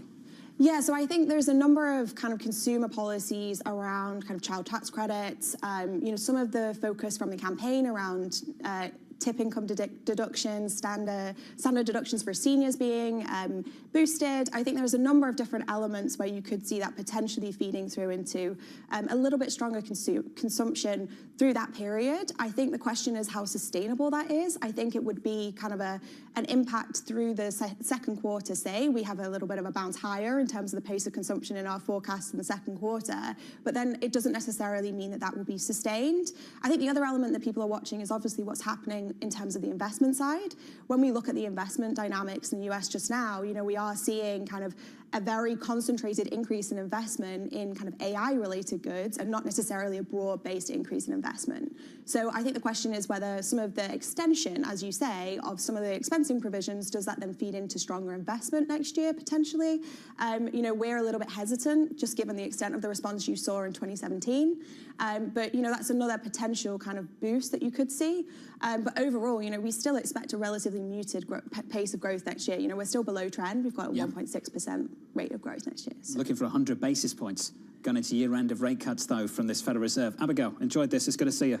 Welcome to New York. Abigail Watt there of UBS. This from the Treasury Secretary, Scott Bessent, speaking to reporters just moments ago. Some more breaking news for you. In line with what the President alluded to about 15 minutes ago, the Treasury Secretary saying the commercial terms of a TikTok deal have been reached. They've been agreed. The framework for a TikTok deal has been reached over in Madrid, Spain. Yeah, and setting the bar for the Xi and Trump conversation, Scott Bessent, Treasury Secretary, saying that the two leaders plan to speak to complete the TikTok deal. He appears to be having a press conference alongside Jameson Greer, who keeps talking about the deep respect that U.S. and China have for one another. I just wonder what the parameters are for this deal to get done. Is there broader ramifications for other aspects of some of the trade negotiations, or was this highly isolated to just this one company and what terms it can keep operating in the U.S.? It's been quite a 40 minutes for news, that's for sure. On that front, on quarterly reporting, and this from the President just moments ago as well on the Federal Reserve. Too late, must cut interest rates now and bigger than he had in mind. Housing will soar, the President of the United States just moments ago. We'll put this all together for you in the next 5 minutes or so. Let's get you a news wrap with your Bloomberg Brief. Here's Yahira. Hey, Yahira. Hi, John. President Donald Trump is out with a new proposal for Wall Street. Trump posting on Truth Social, quote, subject to SEC approval, companies and corporations should no longer be forced to report on a quarterly basis, but rather on a 6-month basis, adding that China has a 50 to 100-year view on management of a company, whereas we run our companies on a quarterly basis. He added, not good.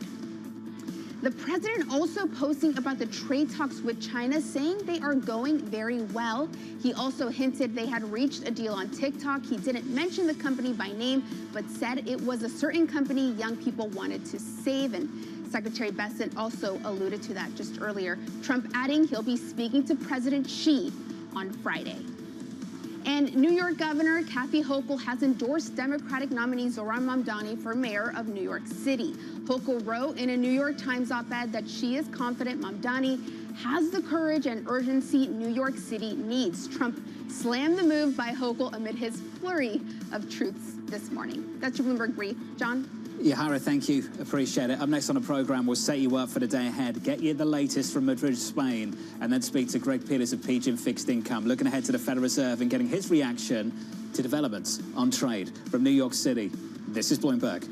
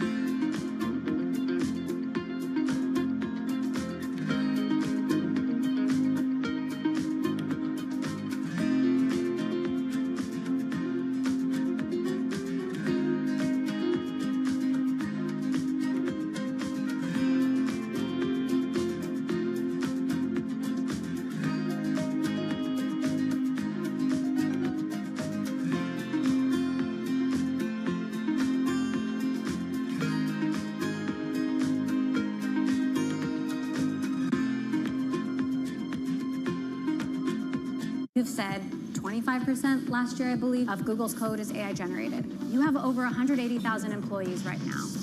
Is it half that in the future? I expect we will grow from our current engineering base even into next year, right? Because it allows us to do more, right? I think the opportunity space is also increasing. I just view this as making engineers dramatically more productive. Getting a lot of the mundane aspects out of what they do, allowing them to spend on higher value-added tasks. But that means it's an accelerator. People will be able to do more, which means maybe we'll create new products, and hence we will need more people. At least in the near term, to me, it looks like we will expand engineering velocity, and that doesn't mean we're constrained in what we will do. We'll end up doing more as a company as well. It's the most fascinating time for the global economy in years, and our conversations are front and center.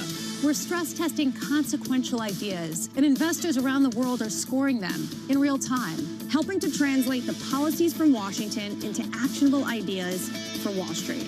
It's the morning call you actually want to be a part of. Separating the signal from the noise, with some fun along the way. This is Bloomberg Surveillance. Making money isn't about drowning in emotions. It's about understanding what's actually happening. Markets are the best way to glean signal from noise, and that is what we try to do every morning. This is Bloomberg Surveillance. It's a multi-trillion-dollar industry. We'll show you what's happening in ETFs like no one else. ETF IQ, only on Bloomberg.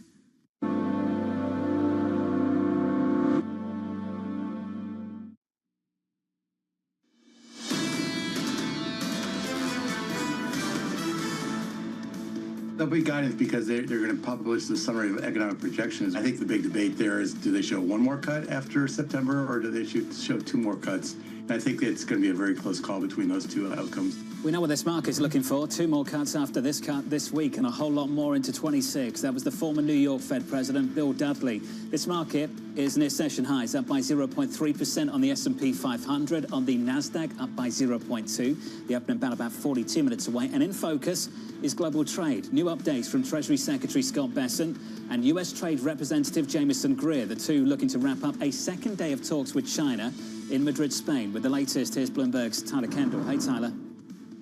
Hey, John. So the Treasury Secretary Scott Bessent telling reporters in Madrid that President Trump, Chinese President Xi Jinping will wrap up the final details when it comes to a deal on TikTok. And it really is just in the nick of time. Wednesday is an important date around here for a few different reasons, but it is also the deadline for a deal on TikTok. So this likely means that President Trump is going to extend it a little bit further so that they can get the implementation underway. Now, we're still waiting for what this deal is going to look like. But I'll point out that we had reported earlier this year that the U.S. was aiming for a new U.S.-based version of TikTok, owned and operated by a majority of American investors, and that the goal was to have ByteDance's holdings reduced below 20%. As we wait for these details, one thing is going to be for sure. We're going to be looking for what those data user security guarantees are going to look like, because at the heart of this really does cap off, at this point, a years-long battle after we saw U.S. lawmakers pass this law banning TikTok over these national security concerns. We know the White House has been deeply involved in this after really flipping President Trump's position. Used to be against this, but since we've heard him really talk about, John, the appeal of young voters on this platform, and that seems to help spur this along. Tyler Kendall with the latest down in Washington, D.C. Tyler, thank you. Concluding remarks coming out of day 2 of talks in Madrid, Spain on TikTok, of all things. Not the breakthrough that many people in the market were hoping for. No, they were hoping for some sort of larger framework for trade, especially in light of Russia. I will just note, it's fascinating to see the market reaction to this. You put it to Meta, shares just slightly lower with this idea that they were going to benefit potentially from TikTok getting banned.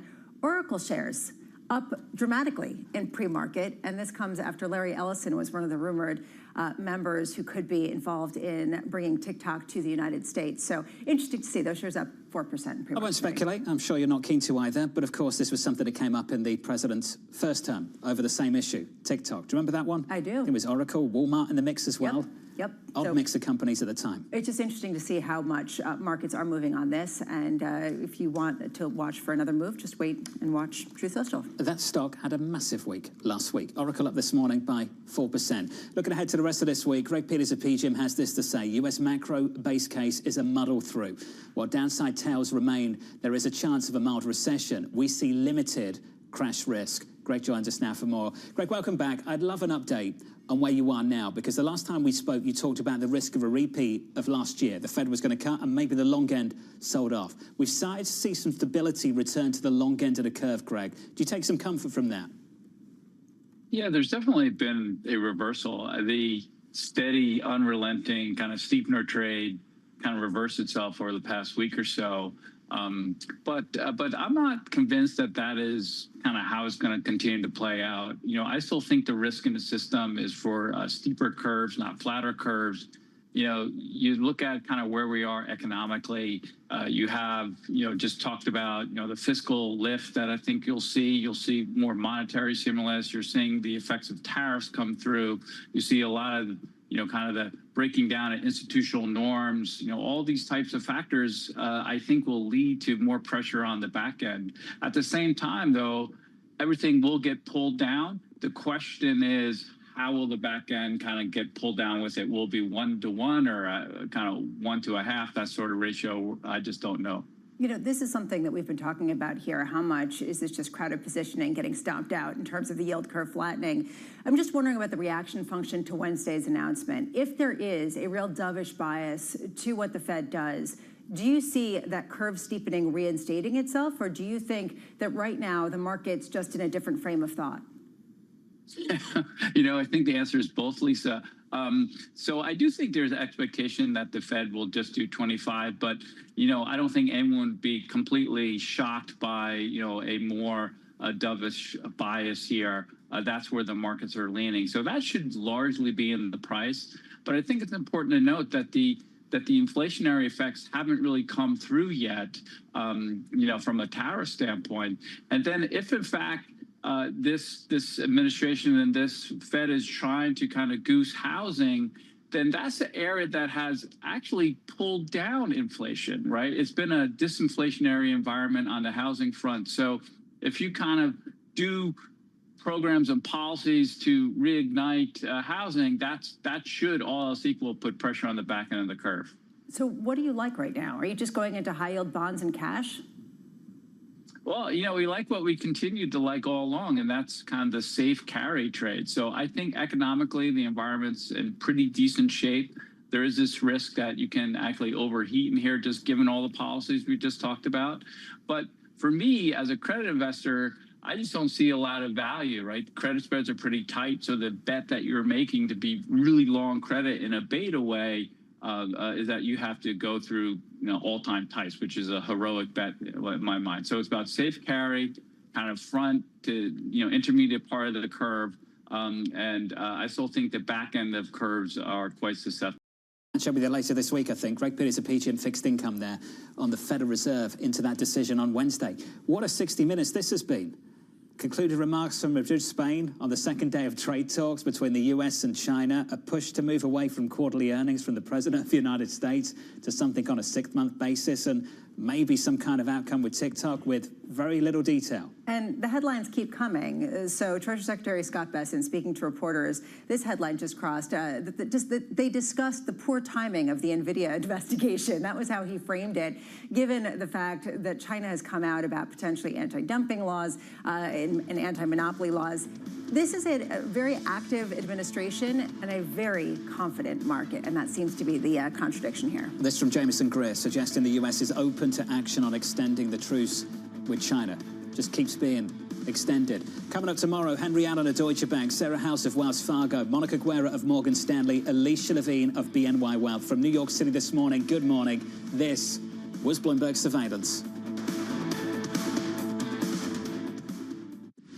Tune in to Bloomberg Business Week Daily. We got to talk crypto. From the magazine that helps global leaders stay ahead. What's the conversation around your company? Bringing you insight on the people, companies, and trends shaping today's complex economy. Planning very big things. A new level of premium. Plus global business, finance, and tech news as it happens. The floodgates of innovation are going to open up. You can't fake passion. You either are or you aren't. Bloomberg Business Week Daily, only on Bloomberg. How much does the geopolitical volatility emanating from the United States perhaps undermine the bull case for Mexico? Is that a scenario you've plotted out? Structurally speaking, we do still have a very positive view in Mexico. On the macro side, it is a very attractive investment geography for the U.S. Mexico is hugely competitive in terms of costs. The wages in Mexico are much more competitive than the wages in China. So why would the U.S. companies not take advantage of that? And this structural cost advantage is going to lead Mexico to continue to contribute to the growth of the U.S. as well. The value chains, the supply chains are so integrated that Mexico has to play a continuing role in the further development of the U.S. And U.S. is growing very healthily, very nicely. It will benefit Mexico. This way or that way, it will benefit Mexico. Mexico for BBVA is, a source of resiliency of earnings, and it generates, complements the diversification that we have from the footprint. But there's another topic that is very important, which sometimes we don't focus a lot about, and why we're so convinced that Mexico is going to continue to do well, which is the leverage in the country. Because the leverage in the country is only 33%. And when you've seen Mexico grow and BBVA grow in Mexico, structurally speaking, the leverage is so low that just a little bit of growth in the leverage is going to be able to support that bull case in Mexico. So that's why we're structurally positive in Mexico. In case you missed it, on the close. Sweet Green, which has a kind of a similar business model to Kava, they're having some issues, and it's more about just the foot traffic. Maybe the price points are too high, or people have just moved on to other types of ways to feed themselves. What are you seeing? We're not seeing anything underneath structurally in the business. If anything, we're seeing greater structural strength. In recent years, we've now underpriced CPI by 900 basis points. So again, our value scores continue to improve. We continue to make our food more accessible and really try and mitigate any any of the impacts of, say, tariffs and not have to pass along to our guests. There's been a lot of talk about how do you reimagine stores like this. What do you want your customer to do? If you're in a hurry, we've got great digital channels. We've got 60 drive-through pickup windows. But if you want a great physical experience, you can have that walk-the-line experience, see the food, smell the food, interact with our team members. Our mission is to bring heart, health, and humanity to food. So we want to deliver that humanity in the four walls of our restaurants and have a great environment for you to enjoy your Mediterranean meal. Don't miss The Close, live every weekday.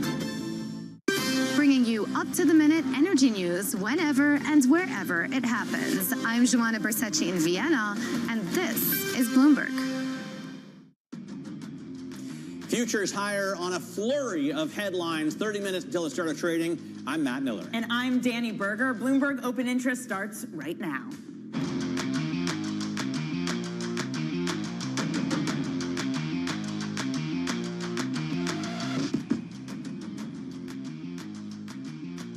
Coming up, President Trump wants to scrap quarterly earnings reports, a move that could create a tectonic shift in U.S. equity markets. The president also says he'll speak with Xi Jinping on Friday as China raises trade tensions by investigating NVIDIA. And go big or go home. President Trump predicts a hefty cut from the Fed as officials juggle a high-stakes moment for the U.S. economy. Danny, what are you watching? Well, it's a fire hose of news, of headlines this morning, and this one came around 6 a.m. Shares of Tesla are higher after regulatory filings showed CEO Elon Musk purchased about $1 billion worth of the car maker shares. Those shares go up by 8%, and Matt follows on that $1 trillion pay package that they announced for Musk. All right, so one big move in the Mag 7. I've got another one. NVIDIA shares are falling after China ruled that the company violated anti-monopoly laws back in 2020 when it acquired Mellanox Technologies. China also says it's launching an anti-dumping investigation targeting a type of chip made by U.S. companies, including Texas Instruments. But NVIDIA shares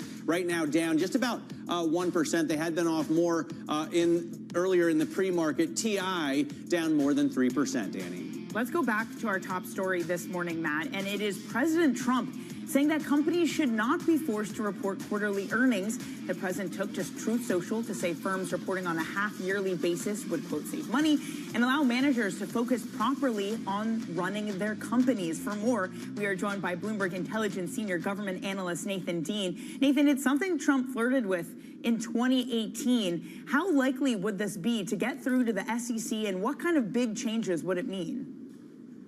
So I think it's actually somewhat likely, but I would say is I don't think it's going to happen by 2027, because like you said, this is something that occurred before back in 2018, and the market participants' reaction to this was somewhat mixed. Investors are like, look, we want this data, but companies were also saying, well, there potentially could be some capital formation positives for this idea of long-term investing. So I think what the SEC will do here is they'll say, certainly, President Trump, we are going to look into this, but it's not like I don't think they've actually written a rule or anything like this. So I think they're going to go back, and either two scenarios will emerge. They're going to either do another request for comment, or they'll put out what's known as an advanced notice of proposed rulemaking, both of those occurring probably in the first half of next year, and then they'll go through and they'll try and find out more consensus of whether or not this is something the market wants, or is this something that the capital formation folks need. So I don't think it's going to happen by 2027. I'm sorry, I don't think it's going to happen anytime soon, but certainly by 2027, this could be a reality for the market. Nathan, has the president been using executive orders as much recently, and can he change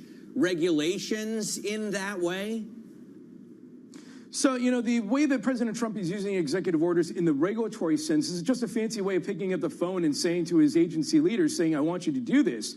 And so if President Trump orders the SEC chairman to do this, even though the SEC is an independent agency, you know, we don't think the SEC is going to be in the business of telling the White House no. So I do think what will happen is somewhat similar to what happened in 2018 when President Trump floated this with former SEC Chairman Jay Clayton, is Jay Clayton came out and said, right, we'll do a request for comment and we'll kickstart the process. And I certainly think that Chairman Atkins would do the same here. The one caveat is that when that happened, the SEC ran out of time. In this case, it's early enough in the 4 years or the 3 years we have left that the SEC certainly can't do something before the end of the Trump administration.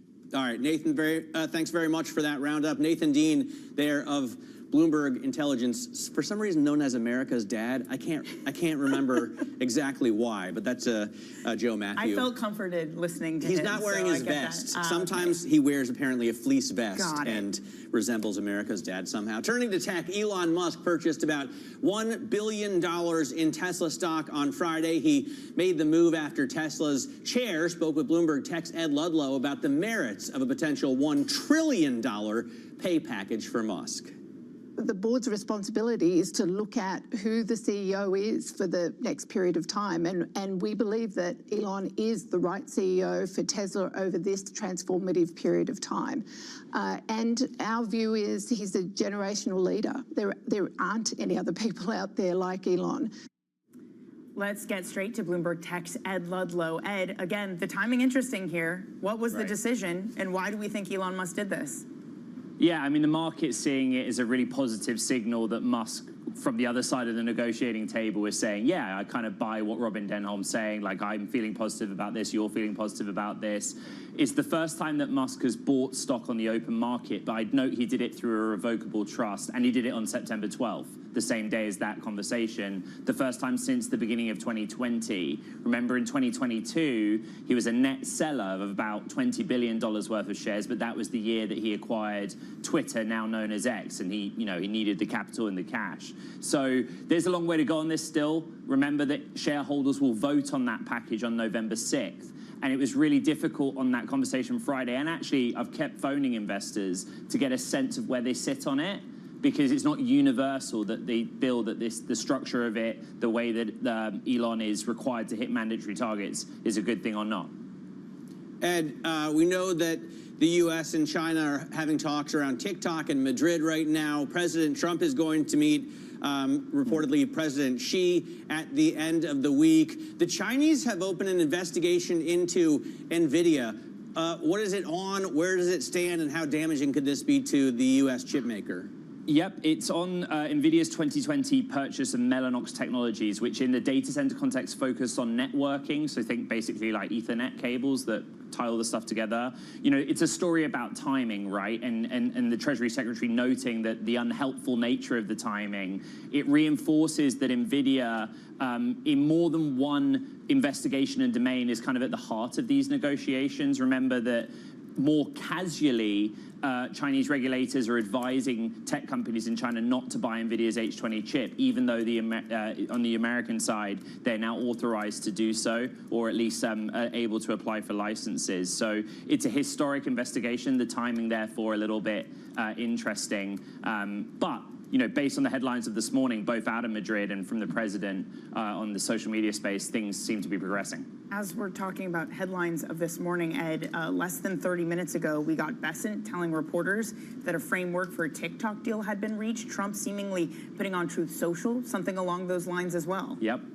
So the Treasury Secretary says a framework has been reached. The president is going to speak with President Xi on Friday. I would note that Oracle shares in the pre-market made a move higher. The context being that there is a deadline this week for the divestment of the U.S. portion of TikTok. And historically, in the short term, this administration has been open-minded to the idea, at least in its public communications, that they would let the U.S. entity of TikTok die. But the president's post on Truth Social, the idea that he references young people wanting to keep it alive, yeah, makes a lot of sense. We don't know anything other than that. The market response, reading between the lines of Bessent and the president's statement, would suggest that that bidding group, the consortium, which it basically included friends and associates of the president's family, Oracle, as well as the data warehousing side of it, that might be what we get, but we just don't know. Ed, thank you very much. Got to save it for the kids. Bloomberg Tech's Ed Ludlow, and you should, of course, watch his show at 11 a.m. Eastern. Now, investors this morning also waiting the Fed decision on Wednesday. President Trump pushing the central bank to go big this week.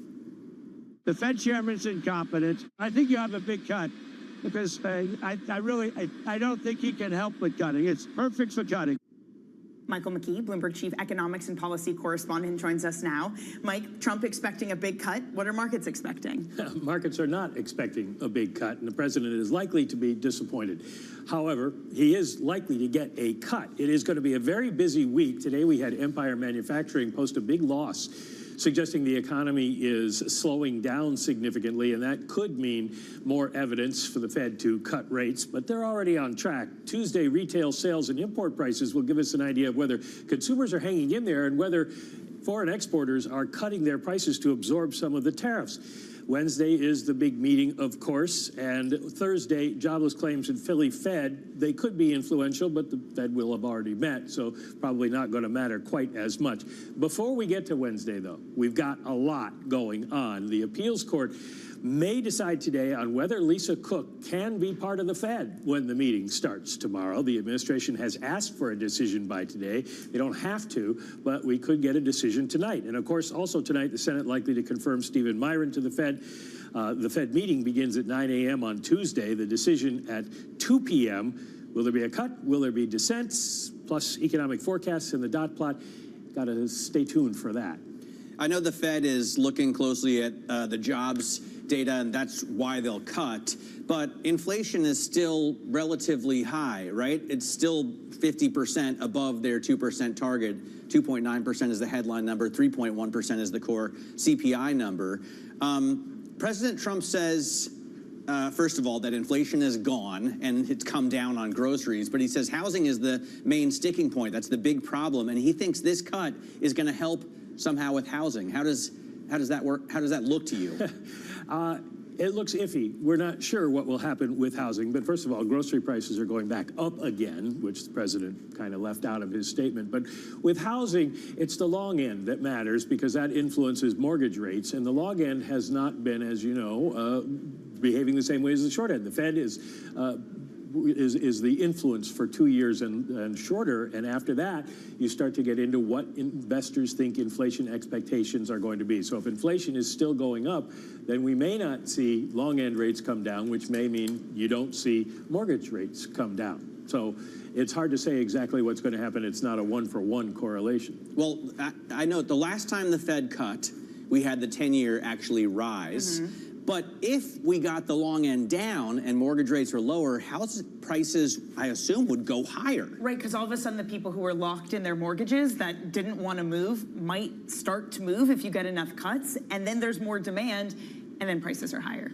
Yeah, it's going to be very interesting to watch. Michael McKee, this is your wheelhouse. This is your ball of yarn. Mike McKee is our international policy and economics correspondent. Let's get a check on futures right now. We are just 20 minutes away from the opening bell, and we do see gains here on the S&P futures, 0.3%, a little bit less on NASDAQ futures as NVIDIA shares are so heavily weighted there, and the small caps are rallying the most, I guess, ahead of this cut. Yeah, small caps, there's been a lot of calls for small caps. Matt, I think the thing today is bad news is good news is good, no news is good, and literally this fire hose of news we've gotten apparently is also good this morning, too. Absolute ton of headlines this morning. Headlines. We have another one for you. Coming up, United Health is said to be stepping up its lobbying of Trump allies. We're going to bring you that story next.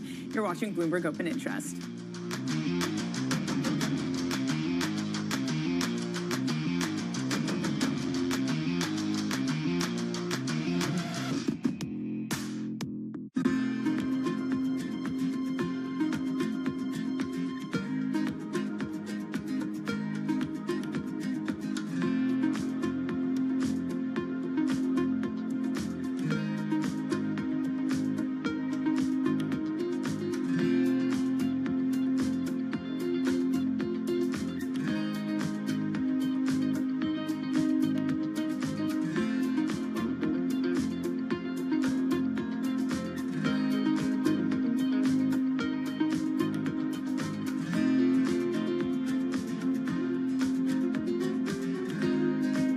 I'm David Weston. Join me each week on Wall Street Week for stories of capitalism from business, markets, economics, tech, and climate.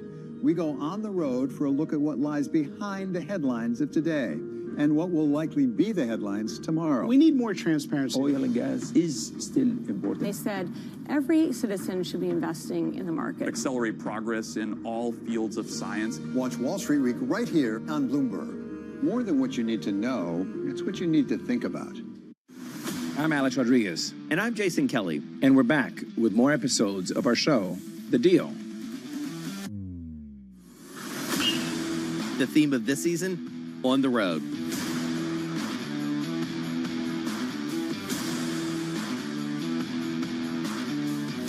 we're bringing you more behind-the-scenes conversations with the biggest names in sports, business, and culture, like Melody Hobson. I started to study women's sports like an 11-year-old studies baseball statistics, and I got dangerous in seeing up arrows.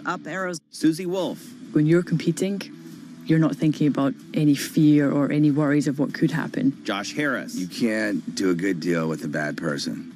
Jay Batt. At the end of the day, there's never been a better time to be a student athlete. And more. Stay tuned.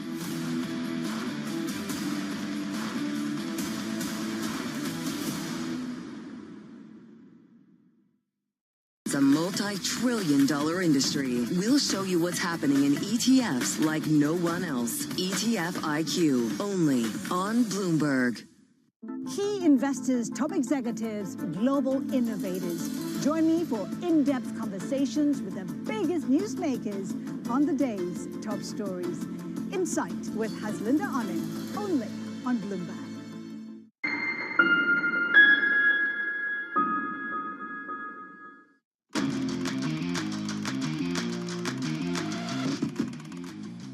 Let's get now to high interest. Look what's making headlines around the world. New York Governor Kathy Hochul is endorsing Democratic nominee Zohran Mamdani for mayor of New York City. It's a key affirmation for the frontrunner whose candidacy hasn't yet been fully embraced by his own party. And the decision is as well a blow to incumbent Mayor Eric Adams and to former Governor Andrew Cuomo, both of whom are running against Mamdani in the general election. Barclays is preparing to spend at least $1 billion to renovate its skyscraper here in New York City's Times Square, becoming the latest financial giant to invest in updating its office space in this city, even though Mamdani is in the lead. Construction will begin in the middle of next year, with the project expected to wrap up in 2030.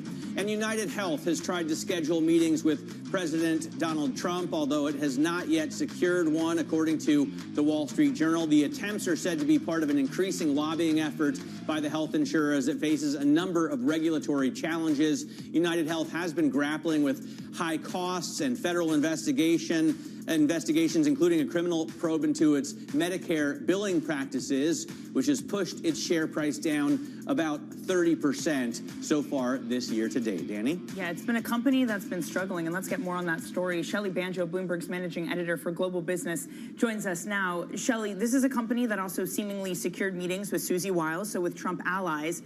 How unusual is it? Because this is a company that is highly, highly exposed to U.S. regulation. Yeah, United Health has been dealing with quite a lot this year. I mean, from the civil, the criminal suits, the death of their unit head, the new CEO, the stock, you name it, it has happened to United Health, and they're, spending big in Washington to try to have a seat at the table, and they're not really shying away from that. They told investors, this is what it takes right now to be able to have a seat at the table, to be part of this conversation, and they're going to pay up to do that. So I guess your first order of business would be to hire Trump-adjacent lobbyists, and then you try somehow to give Trump as much money as you can. Yeah. What have they been doing? Yeah, well, so we started looking into this across actually all the companies in the S&P 500. This is part of the Trump playbook right now. If you're running a company, you want to hire the MAGA-affiliated lobbying firms, folks who have been in and out of the Trump administration, either 1.0 or now. And a lot of companies are doing this, and they're finding that those connections really go a long way. It's a different degree, I understand that, because you do have Trump who's been directly involved in American companies. But isn't this a playbook regardless of who's in the White House? You want to be lobbying the White House. You want to be lobbying D.C. Yeah, you definitely, that's always been the case. You're always, having a relationship with these folks. But we've been talking to CEOs across the board over the last few weeks. They're adding more people in D.C. They're getting more directed, targeted meetings. They're being very careful with which lobbyists they choose. So you're right. It's always been the case. But, I think it requires tweaking here and there for the Trump presidency. And they've had, serious issues all year, as you mentioned, the assassination of a unit head, a lot of, mistrust on the part of the public, right, in terms of their business model.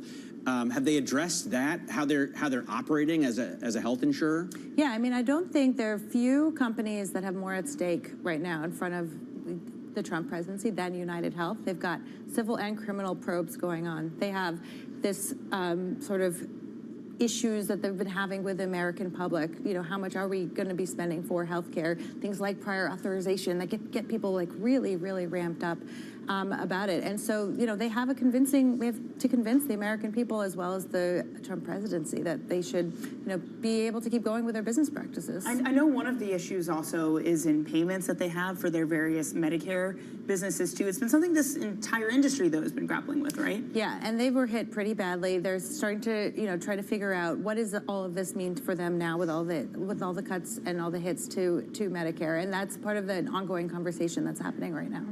All right, Shelley, thanks very much for covering this with us. Shelley Banjo is in charge of company news coverage here at Bloomberg. Let's get a check of futures ahead of the opening bell. We're looking at gains here, 0.3% still on S&P futures. NASDAQ futures down a little, or not up quite as much because of the drop in NVIDIA. It's only 1%, but it's a very heavy stock, and then the small caps up 0.4. Coming up, Maria Waitman joins us from State Street to discuss why she thinks some equity investors are holding a misguided view of the markets. This is Bloomberg Open Interest.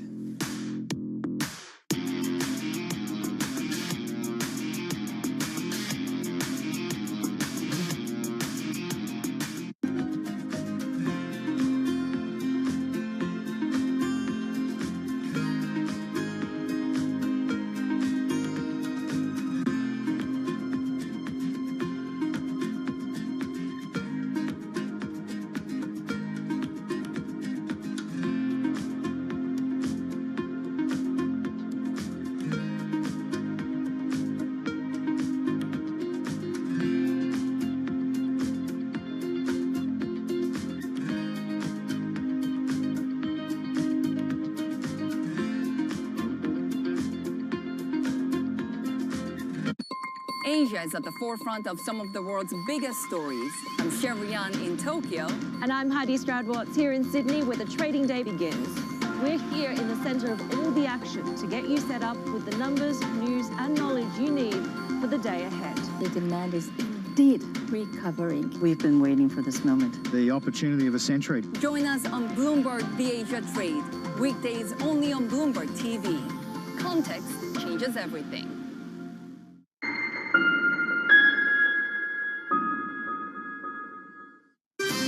Up-to-the-minute geopolitical news wherever and whenever it happens. I'm Anne-Marie Hordern in Alberta, Canada, and this is Bloomberg. We're at the epicenter of a global realignment on a scale not seen for decades. At the intersection between markets, economics, and geopolitics, a forum for sophisticated conversation. This is Bloomberg Surveillance.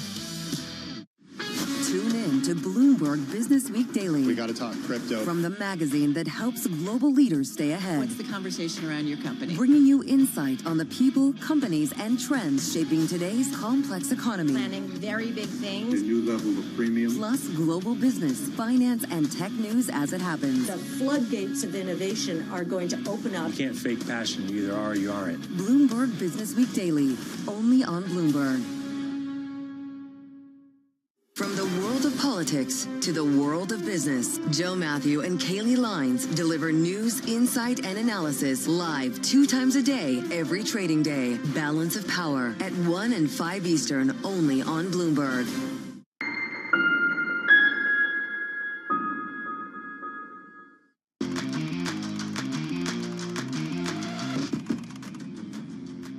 Top Wall Street strategists are boosting their S&P 500 targets, with stocks holding near all-time highs. We're set to hit another one today. Morgan Stanley reiterated its bull case for the S&P 500 to rally to 7,200 by mid-next year. Infrastructure Capital looking at 7,000 by year-end. RBC also now expects the benchmark to end the year around a lower number, but it is higher than what Lori Calvasina had before, 6,350. Let's get State Street's view with head of equity research, Maria Waitman. Maria, great to see you this morning. You talk about this, that this is an idea, the idea that this is an environment where the perception is that equity investors can't lose. You say that idea is misguided. Why? Yeah, first of all, absolutely agree with my colleagues about strong equity market outlook. Hey, we have a world where strong data, great for earnings, weak data, great for rate cuts, stocks rally. We have volatility is not being huge. Investors are joining in the rally. Everything looks great. However, the problem I see with this thesis is that the idea of earnings being great. I mean, earnings are great in only one place, and it's tech. And I mean, it's fantastic. It's the largest sector. It's pulling everything higher. But in terms of your allocation within stocks, it's just tech and everything else. So that's the trade for us. It's a kind of a relative preference, which is very, very strong. But the problem for investors, of course, is that everybody are crowded in tech. It's very expensive, so it's a difficult trade. We still think it's a right trade to kind of push Mag 7s, but it's a challenging trade. Why do you think it's only the tech stocks, you know, that have institutional ownership, and it's only the tech stocks that'll continue to drive this rally? We were talking with Katrina Dudley a couple of days ago, a couple trading days ago, and she said she expects a rotation. So she's taking profits from those Mag 7 stocks and buying the S&P 493. Well, Matt, that's been conversation I had with investors for the last 2 years. Everybody wants to sell out of tech. And I would be the one as well, when and only when we see broader earnings growth. If I look at earnings expectations right now, I mean, tech is what, like good 20% for this year. The rest of the market, a quarter of it at best. That's the problem I see. So for me to have a broadening of earnings to rotation or broadening of stock return, rotation out of tech, you do absolutely need to see better earnings story. And until then, it's still Tina. Investors, I mean, they get on the risk of day, you get spooked, you sell big tech because it's expensive and crowded. And then what do you buy? And that's the problem. You need to buy something with good earnings, and you don't find it, and investors go back into tech. That's the story. What if we get this rate cut this week and we get consecutive rate cuts? Is that enough for a bigger rotation? I think that would be kind of the first step. But, I mean, you do need to see earnings growth expectations. You do need to see earnings recovery. And so far, we are really not seeing it. And, I mean, a lot of it, I guess, is to do with kind of the shape of the curve. And we need to see longer end to come down. But, yes, rate cuts are kind of the first step in the right direction. All right, Maria, you're going to stick with us. We have to get more time with you on the other side of this break. State Street's Maria Waitman is still bullish on stocks, and we do see futures higher ahead of the opening bell. We didn't quite hit an all-time closing high on Friday. I think the market closed at 66.84, and we need to get to 65.84. We need to get 65.87 for a closing high. I'm going to double check that on my handy Bloomberg terminal. But we are headed in that direction again. And the NASDAQ got there. And as a matter of fact, if it closes higher today, it would be the 9th straight day of gains, which would make it the longest winning streak since November of 2023. We have your Open for You coming up next.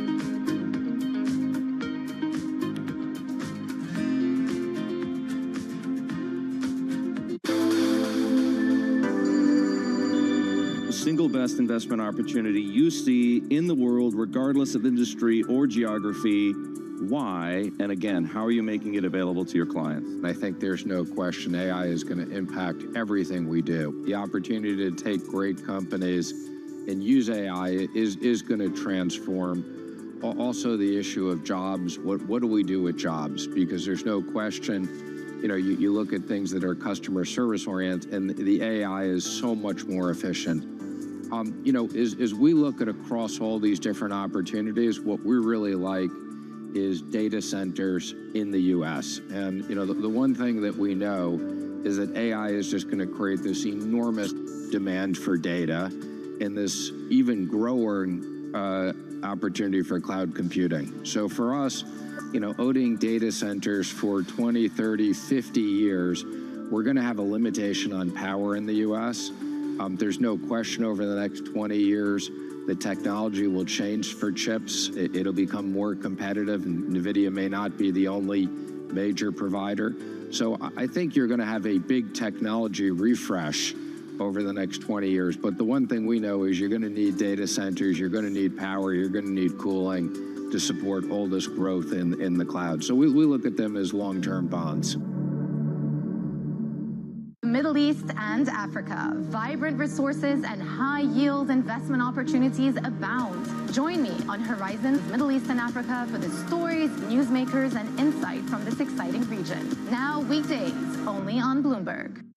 Get your fixed income fix. Watch Bloomberg Real Yield around the world right here on Bloomberg. Context changes everything.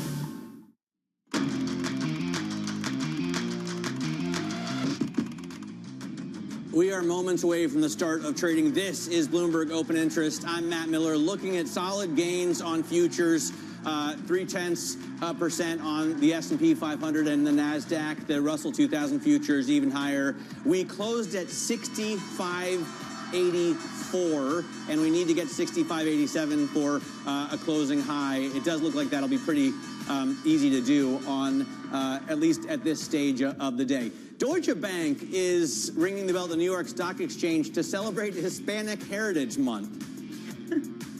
The stock is crushing it. The stock is up 360% over the past 5 years. And I'm talking about Deutsche Bank, once the laughing stock of banks and the national bank of the sick man of Europe, has really come back. It's been pretty impressive. Fulton Bank ringing the bell at the NASDAQ market site. That stock is up also over the last 5 years. I always run a comp function before I come out here, up 150%. So not as much as DBK, but still doing very well down at the NASDAQ. Danny, what are you watching in terms of stocks moving this morning? I'm looking at the tech stocks because, sure, the NASDAQ looks like it's going to be able to hit another record, but this is the force that might bring it down. NVIDIA shares are falling less than we were in the future session, down by less than 1%. China has ruled that the company violated anti-monopoly laws back in 2020 when it acquired Mellanox Technologies. China also said that it's launching an anti-dumping investigation targeting a type of chip made by U.S. companies. That includes Analog Devices and Texas Instruments. So those shares down nearly 4%. Matt, what are you looking at? I'm looking at shares of Tesla. You were watching them at the top. They continue to rise 7% basically after a regulatory filing showed CEO Elon Musk purchased about $1 billion worth of the car maker's shares.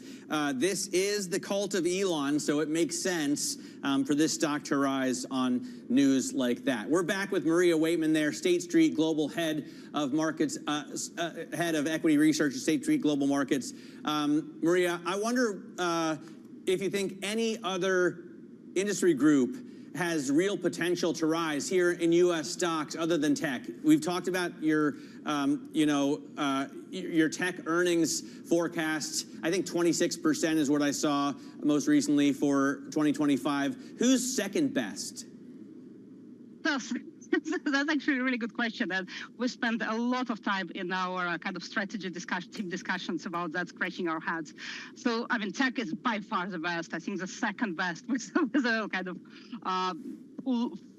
long behind. I think the area we're looking at is actually healthcare. So healthcare is the sector that is the most unloved sector. So institutional investors in the State Street custodial database are really, really underweight sector.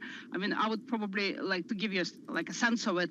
The size of tech overweight of benchmark position is smaller than the size of healthcare underweight. So just to give you an idea how much people really, really don't like healthcare sector. And we're beginning to see some signs of earnings improving a little bit. There are lots and lots of issues in the sector. I mean, don't get me wrong, but given the positioning, given the kind of huge discount, maybe there is some catch up. So we're looking at that. I wonder what you think about the banks. I was just pretty shocked to see the massive gain in Deutsche Bank shares over the last 5 years. And obviously, it's not a U.S. stock, but Christian Saving has done very well to turn that bank around. What about U.S. banks? What do you think of J.P. Morgan, of Goldman Sachs, of Morgan Stanley? How do you sit on those? I mean, banks, you're absolutely right. Banks done really well, particularly in Europe. But U.S. banks, I mean, they're very profitable. I mean, the thing the issue we have with banks, and actually, to be honest, that's a bigger issue in Europe than in U.S., is that a lot of profits that banks are making are in kind of non-core activities. So banks are doing really well in trading, in investment banking, in asset management. That's fantastic. But those are generally kind of non-recurring revenues. So you shouldn't really reprice banks, which really happened already, and investors kind of positioned for that. So to me, that kind of risk reward is potentially on the lower side, given that we're already positioned for kind of good earnings, and can they repeat them? I don't know. I'm not sure as the economy is kind of slowing down. Well, good earnings we had gotten, and it comes out of a period for all of corporate America, Maria, that there was a real question as to whether we would get that. Trump this morning putting on Truth Social suggesting that he's going to be pushing the SEC to get rid of quarterly reports, instead have it just every 6 months, so twice a year. As an investor, Maria, that looks through earnings reports, do you think that it would make sense for the U.S. to follow in the footsteps of, I guess, Europe and the U.K. that does not mandate quarterly reporting? I mean, we obviously need to look into the details, how that will be implemented. But like in general, more transparency is better, more data is better, more chance of corporate managements to communicate with investors, to update them on their kind of plans and products is good thing to have. So I don't know whether you kind of don't report quarterly, but you still like in UK, companies often issue like trading statements and update investors on how they're doing. So we're getting that information, which would be critically important. But I mean, there is a good reason why US stocks in general trade at a premium to European stocks, why cost of capital is lower in US than in Europe. So all those kind of better regulation, transparency is helpful. So I mean, as an investor, I think it's very important to keep this kind of close look at how companies are doing. We do see, so many stories. I guess maybe the evidence is anecdotal, but I'm sure that papers have been written on it about privatizing a company like Michael Dell once did, and that way you don't have the scrutiny of Wall Street on you, and you can make changes that are geared towards the longer term. This is kind of the Chinese model, and President Trump often looks to China as an example of how he wants America to be. You don't think that would be helpful across the board for investors? You think that we would do better having, constant commentary and scrutiny, constant transparency from quarterly reports? I mean, so there is obviously a trade-off bit. I mean, there is on one hand, on the other hand, but I think extra transparency, extra kind of communication with investors, that's something that keeps like cost of capital, cost of equity lower, ability to kind of talk to bankers, talk to market, update on the story. I think that's important. That also ensures kind of more gradual price moves as opposed to kind of all of a sudden we learn something about companies that we had no idea, no transparency. I mean, so some like corporate governance issues. So I think as an investor, as an analyst, it's better to have more information than less in general. Maria, thank you so much. Thank you for bringing us all of your information. Maria Whiteman of State Street. Matt, I think comparing things to China is always an interesting choice, but Maria pointed out even in countries where you don't have the urge or the necessity to report quarterly, they still give trading updates. Like that is still a cost. If you're trying to save money, I don't know if this necessarily does it. All right, it'll be interesting. That'll be an interesting question to put to CEOs, right? For sure. That we talk to, and we talk to them every day here at 10:30. We'll ask the CEO of Exact Sciences today how he would embrace that. I'm just marveling at Deutsche Bank still, and how well, because I lived in Germany for so long and reported on this company. I talked to James von Moltke, the CFO, every quarter. At one point in 2020, their price to book was below 0.2. So they were trading for less than 0.2 of their book value. Even in 2022, it was only a quarter. So to see them get back to this level, price to book ratio, they're worth almost as much as the book value of their assets now is pretty impressive. That is very impressive. But let's talk about more American companies. Yeah, this okay, morning. yeah. We'll focus on what's going on in this stock market right now. What do you got, Dan? All right, well, look, it's the push and pull between the two Mag 7 giants. It is Tesla versus NVIDIA, which is going to win out. The thing moving equities higher this morning is Tesla, up 5.5%, up more than that. Given its weight, it is the biggest push upward for this index. But it's interesting to see some of the losses from NVIDIA starting to kind of not look as severe. It's actually here. It's on the 8th mover list down over here, or bopping around there. NVIDIA down about 1.5%. Texas Instruments, that's also China related, with China investigating anti-dumping. So again, it's tech and Mag 7 both leading us and hurting us this morning. By the way, Oracle is still in the column of things gaining after that monster earnings report yesterday. Now, when it comes to the individual sectors, we are looking kind of an even split. It's consumer discretionary that's leading the way highest this morning, up 1.7%. Interestingly, comms is up there too, 1.3%. Financials does well. On the downside, you do have energy and materials dragging us down. Again, tech is basically unchanged because you have those two forces, the Tesla versus the NVIDIA versus Texas Instruments, leaves us pretty flat, but we are up 1/3 of 1%, Matt. So if we can do that, another all-time high. Yeah, it seems highly likely. Coming up, China targeting the U.S. chip sector amid trade talks. We'll discuss that next and give you the implications as President Trump gears up to meet with President Xi on Friday. This is Bloomberg Open Interest.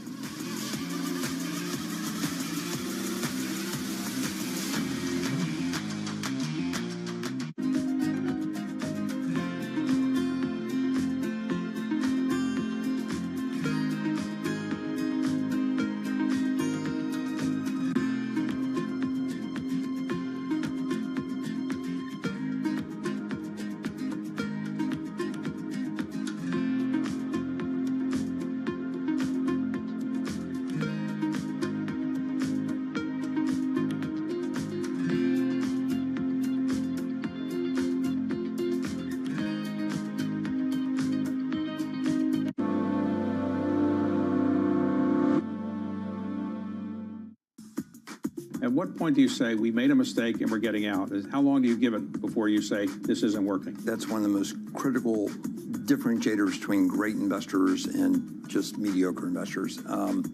Because on one hand, you have to have confidence and conviction in all the work you've done, the decision you've made, that if you have a little stumble here and there, if you immediately are selling out, you're never really going to fully realize the depth of potential long-term success. And yet, on the other hand, if you're stubborn and you refuse to admit I'm wrong, you continue to think the market's wrong and I'm always right, then you'll get caught in some very, very difficult positions over time. So that ability to have a fresh perspective, take in the new information, even when things aren't going the way that you'd expect or to hope, and to really understand from this price point today, is this still going to be one of the most compelling investments or not? Morning, this is Bloomberg Daybreak Europe. I'm Tom McKenzie in London. These are the stories that set your agenda.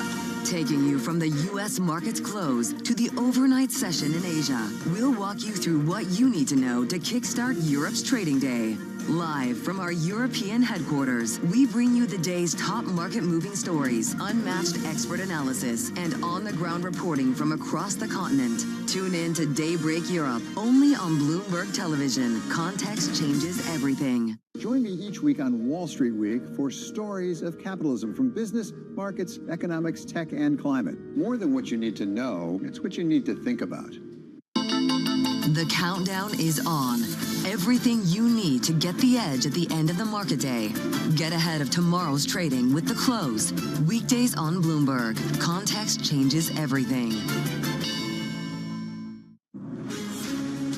From the beating heart of global finance, economics, and politics, and wherever newsmakers are moving markets, Bloomberg brings you conversations that allow for deep discussions and important insights. What do you think the future is for inflation? Is this new normal? Are markets too optimistic? How do you worry about the things that are outside your control? How does the current fighting completely stop? I'm Francine Lacroix, and this is The Pulse, every weekday only on Bloomberg.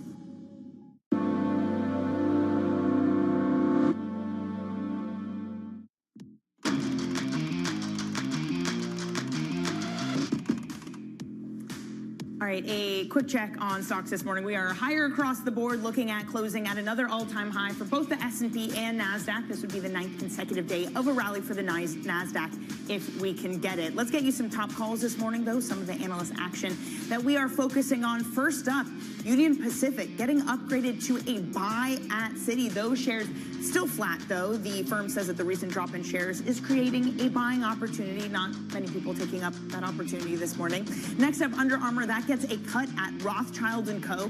The firm admits that it was too optimistic on the company's turnaround and says that tariffs and slowing demand will push back recovery.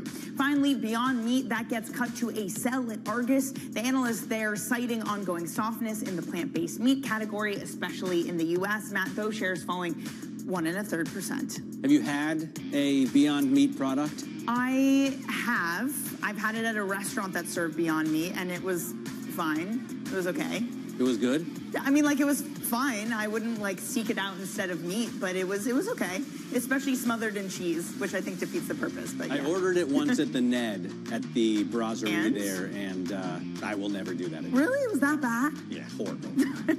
All right, let's turn to technology in the form of chips. NVIDIA shares falling after China ruled that the company violated anti-monopoly laws back in 2020 when it acquired Mellanox Technologies. Bloomberg Intelligence senior analyst Mandeep Singh joins us now. And Mandeep, what does this mean? You know, what will happen as a result of this, especially if they find they don't like what happened in that takeover? I mean, right now it's part of the ongoing negotiation that's going on between the China and the U.S., and the timing of it is clearly influenced by that. But look, in past cases, wherever there's been an investigation, well, if they find something was off, there could be a fine, especially since the acquisition took place in 2020. So to my mind, you know, every jurisdiction has their own way of going about, you know, looking at some of these things where they feel something wrong took place.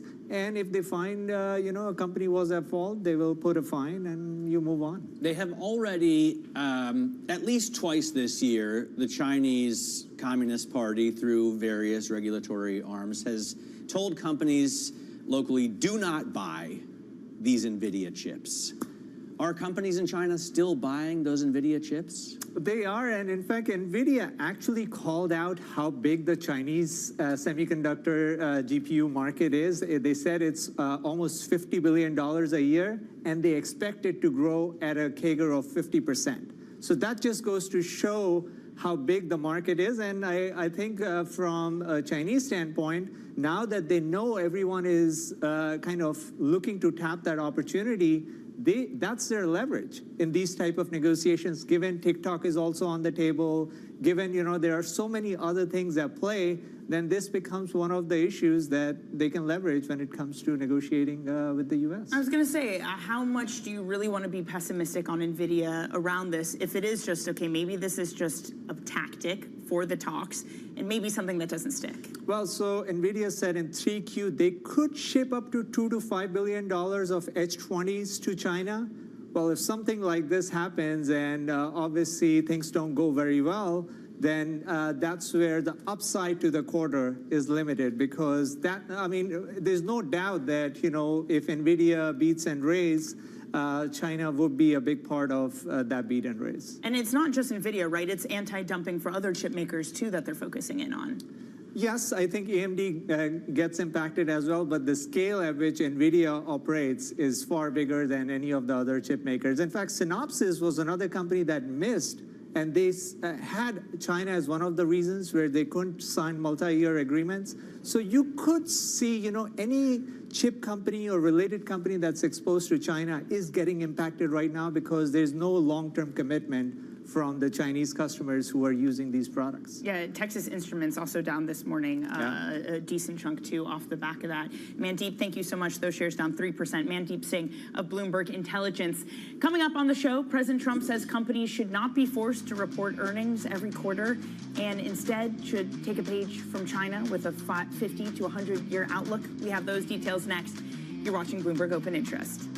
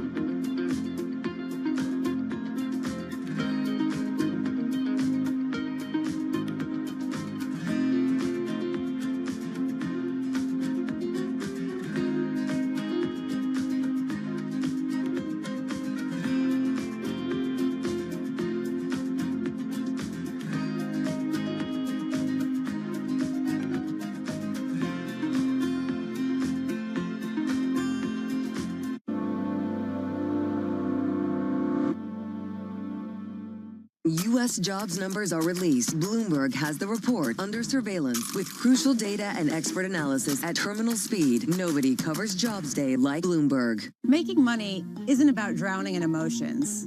It's about understanding what's actually happening. Markets are the best way to glean signal from noise, and that is what we try to do every morning.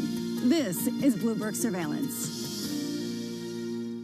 In case you missed it, on Bloomberg Open Interest. When we look at our portfolio, we see an IPO pipeline that's the biggest since it's been in 2021. In M&A and IPOs, we've actually had close to record performances in that space. We're going to have an interesting year. We're having a lot more conversations around putting dates on calendars. I think we could see a very active second half of the year. Don't miss Open Interest live weekdays. Bringing you up to the minute economic news whenever and wherever it happens. I'm Jennifer Zabasanja in Luanda, Angola, and this is Bloomberg.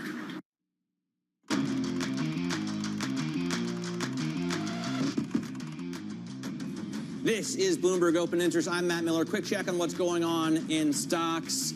Right now, the S&P 500 gaining 0.4%, 6610. That puts us at an all-time high. If we close at this level, also an intraday high. NASDAQ also going up by 0.5%. So now the NASDAQ 100 moving even more strongly than the S&P 500. And it had been the problem that NVIDIA was down. We still see the shares off about 1% here, and they are obviously more heavily weighted on the NASDAQ 100. You've also got TI shares down, other semiconductor shares down on concern about the investigation in China. Tesla up 5% right now after Elon Musk bought $1 billion worth of those shares. That's after he got a $1 trillion pay package if they meet certain criteria. So some interesting stories, but I think none other than President Trump's tweet this morning, which would be a tectonic shift for corporate reporting if it happened. Danny, we have a fantastic guest to talk to. Yeah, we really do. So first, the details of what President Trump said, that basically companies shouldn't be forced to report quarterly earnings. He posted on Truth Social saying that he preferred reporting every 6 months to save businesses time and money. Bloomberg Odd Lots co-host Joe Weisenthal, that fantastic guest you were saying, Matt, joins us now. Joe, thanks for coming around to the desk. Thanks for having me. I mean, I think generally there's this idea that more transparency is a good thing. So who wants this? Well, here's something I've been thinking about a lot. It feels like inevitably we are entering a world in which there's probably going to be less transparency for the average investor than there has been. And I hadn't really expected this, but you see it in the rise of entities trying to sell VC-like equity to the public, private equity to the public, this blending of the public and private worlds, retail participation in, the SpaceXs of the world and so forth. And obviously that entails a certain less transparency or knowledge of what's happening on a day-to-day or quarter-to-quarter basis for those investors. So it feels like a move, if this happens, of going from 3 months to 6 months, would be very consistent with the broader trends where all of these expectations for how much we know about companies at a given time are sort of blurring these lines between public and private. All right, I want to just quickly look at what's going on with Google shares. We have some breaking news here that Alphabet, the parent company, has surpassed the $3 trillion mark in market value, which doesn't matter, obviously, but those big round numbers are key. I remember when Ed Ludlow said that Apple had surpassed $3 trillion. So there's a milestone for you. In terms of quarterly reporting, there have been studies I've read, I'm sure, in The Economist and elsewhere, that you can do better if you don't have to submit to that kind of scrutiny so often, right? I mean, there is a point to a longer-term outlook than just every quarter looking at the numbers, right? Yeah, no, that's totally true. I mean, I think a lot of people intuitively feel that, everyone has seen those famous charts of like GE back in the day when every quarter was spot on or whatever with the estimates. And I think there are a lot of people who intuitively feel that companies shouldn't be so, quarterly focused. Whether the formal changes in reporting requirements would actually cause a more long-term outlook, like long-term thinking about capital allocation, I don't know, but I think like the intuition that, yeah, 1 quarter can be noise is not that bad. You know, something else to think about is that professional investors, especially like at the elite, like hedge fund level, they rely on a lot more than what the company says, right? They have alternative forms of data, they have expert networks that they can tap, et cetera. So probably for the marginal price setter that has resources, they'll probably still have a pretty good read on a sort of month-to-month, week-to-week basis of how their investments are doing. Just listening to you talk, though, it just sounds like the net outcome is bad for retail investors. That, like, maybe you don't have access to sell-side notes, you get to talk to CEOs and get an in-look to the company. That, like, the everyday investor is the one that maybe loses out in this. Something that I think perhaps goes underappreciated when it comes to U.S. Capital markets is just how much better than they are than almost every other country in the world in terms of how much data you get and how much transparency there is and how many rules. You know, people look at SEC actions and they find some like small fry insider trading thing that they go after. And they're like, oh, what was the point of this? Or you only caught them after. Or they hear about scandals after they've blown up. It's like, thanks a lot, SEC. But I do think there is sort of like an unseen benefit from the fact that by and large, companies that report on U.S. markets, that are listed on U.S. markets, are held to a pretty high level of transparency, both in terms of data, in terms of the arrangements of their boards, and so forth. And it does put U.S. capital markets sort of a cut above even a lot of other rich countries, et cetera. So the degree to which we may be giving some of that up, I think is something to think about when contrasting with the benefits, which are probably real to some extent, of not having to prepare a quarterly so frequently. Joe, we only have 30 seconds until the break, but tell us about your odd lots on corrugated boxes. Yeah, we talked to Ryan Fox, who's the Bloomberg Intelligence corrugated box analyst. And corrugated box, actually cardboard box volumes in general have been pretty mediocre this year. As we talked about the read-through from the cardboard box market to the broader U.S. economy, clearly signs of a good slowdown, which we know from other, quarterly earnings reports from publicly traded companies. But it's one of the more fun episodes we've done in a while in terms of learning about a field I had known nothing about. So much innovation happening in the cardboard box space. You got to check it out. We'll see if it matches up to the chicken episode, which is still my favorite. Joe Weisenthal of the podcast Odd Lots with Tracy Alloway. This is Bloomberg.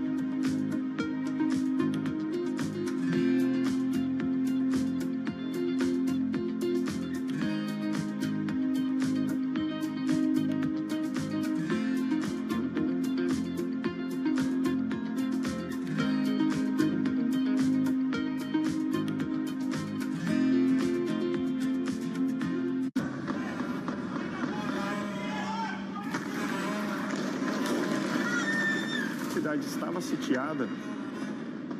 Isso, ao começo, eu também não sabia o que fazer. Foi a mais terrível que eu passei na minha vida. Eu temo, né, que o Brasil se torne, num futuro próximo, um narco-estado. Porque no final, tudo é dinheiro. People back home, they are suffering. And someone is driving a Range Rover with their money. Where is my money? I think she's a scam up to now. It's some of the world's most desperate people who are getting ripped off. Repeat after me. I am a winner. I didn't know how big it was. I didn't really understand what I was getting myself into. If you tell me you have a vision of being $1 billion business, then you're going to have to do what it takes. And if you're not going to do that, everybody's going to suffer.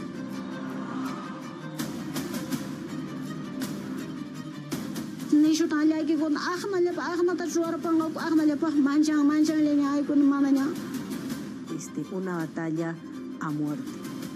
Money can do a lot of good. It can really transform people's lives, but it can also hurt them.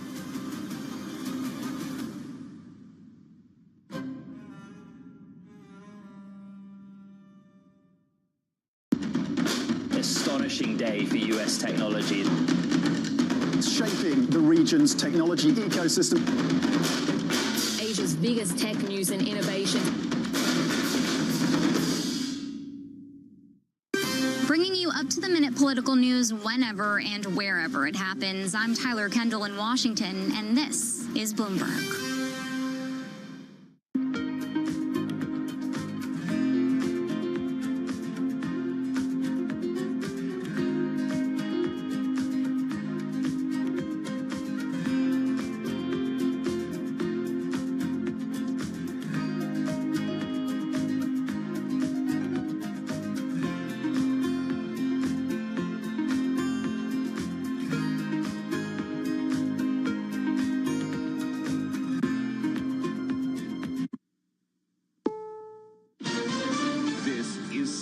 News on the Hour, sponsored by Progressive Insurance.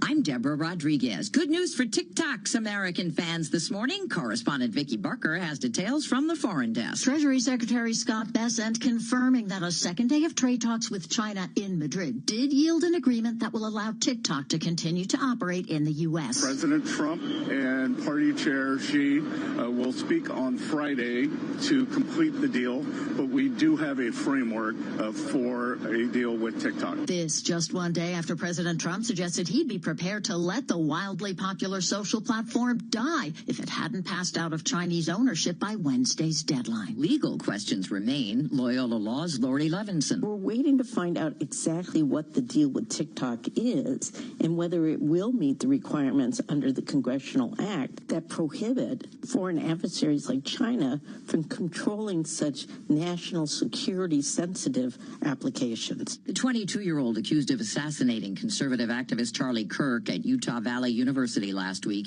may not be cooperating with investigators, but FBI Director Kash Patel tells Fox they now have solid evidence linking Tyler Robinson to the crime. The DNA hits from the towel that was wrapped around the firearm and the DNA on the screwdriver are positively processed for the suspect in custody. Officials say Robinson's roommate and romantic partner, as well as family members, are cooperating with the probe. The suspect's expected to make a court appearance tomorrow. Secretary of State Marco Rubio met with Israeli Prime Minister Netanyahu in Jerusalem today and pledged unwavering U.S. support for his quest to wipe out Hamas. What happened on October 7th was an act of unparalleled barbarism, and what's happened since then have been repeated acts of unparalleled barbarism on the part of Hamas. Rubio's headed to Qatar next. The crowds were smaller at Chicago's annual Mexican Independence Day parade. Immigration advocates say worries about federal agents kept people away. More than a few who did attend held up signs demanding ICE get out of the city. Immigration attorneys were on hand in case anyone was detained. Tesla shares up this morning after the CEO went on a shopping spree. Elon Musk is buying more than 2.5 million shares of Tesla stock, worth about $1 billion. Investors may see the move as the billionaire remaining confident in the company's future. Tesla has seen a plunge in sales worldwide this year, largely due to blowback over Musk's affiliation with President Donald Trump. CBS's Jim Crisula. This is CBS News.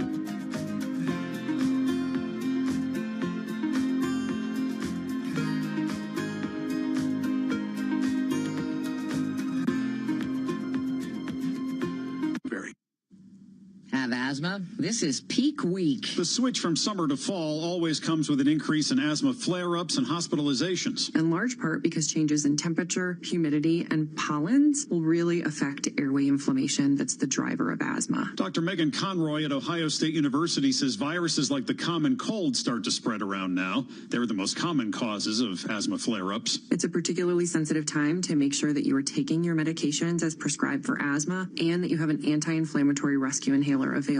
Michael Wallace, CBS News. Dreamgirls is returning to Broadway. Producers say they're working on a revival of the 1981 original, which ran for 4 years and won 6 Tony Awards. They say they'll hold auditions for talented women of all shapes and sizes in cities here in the U.S. and around the world.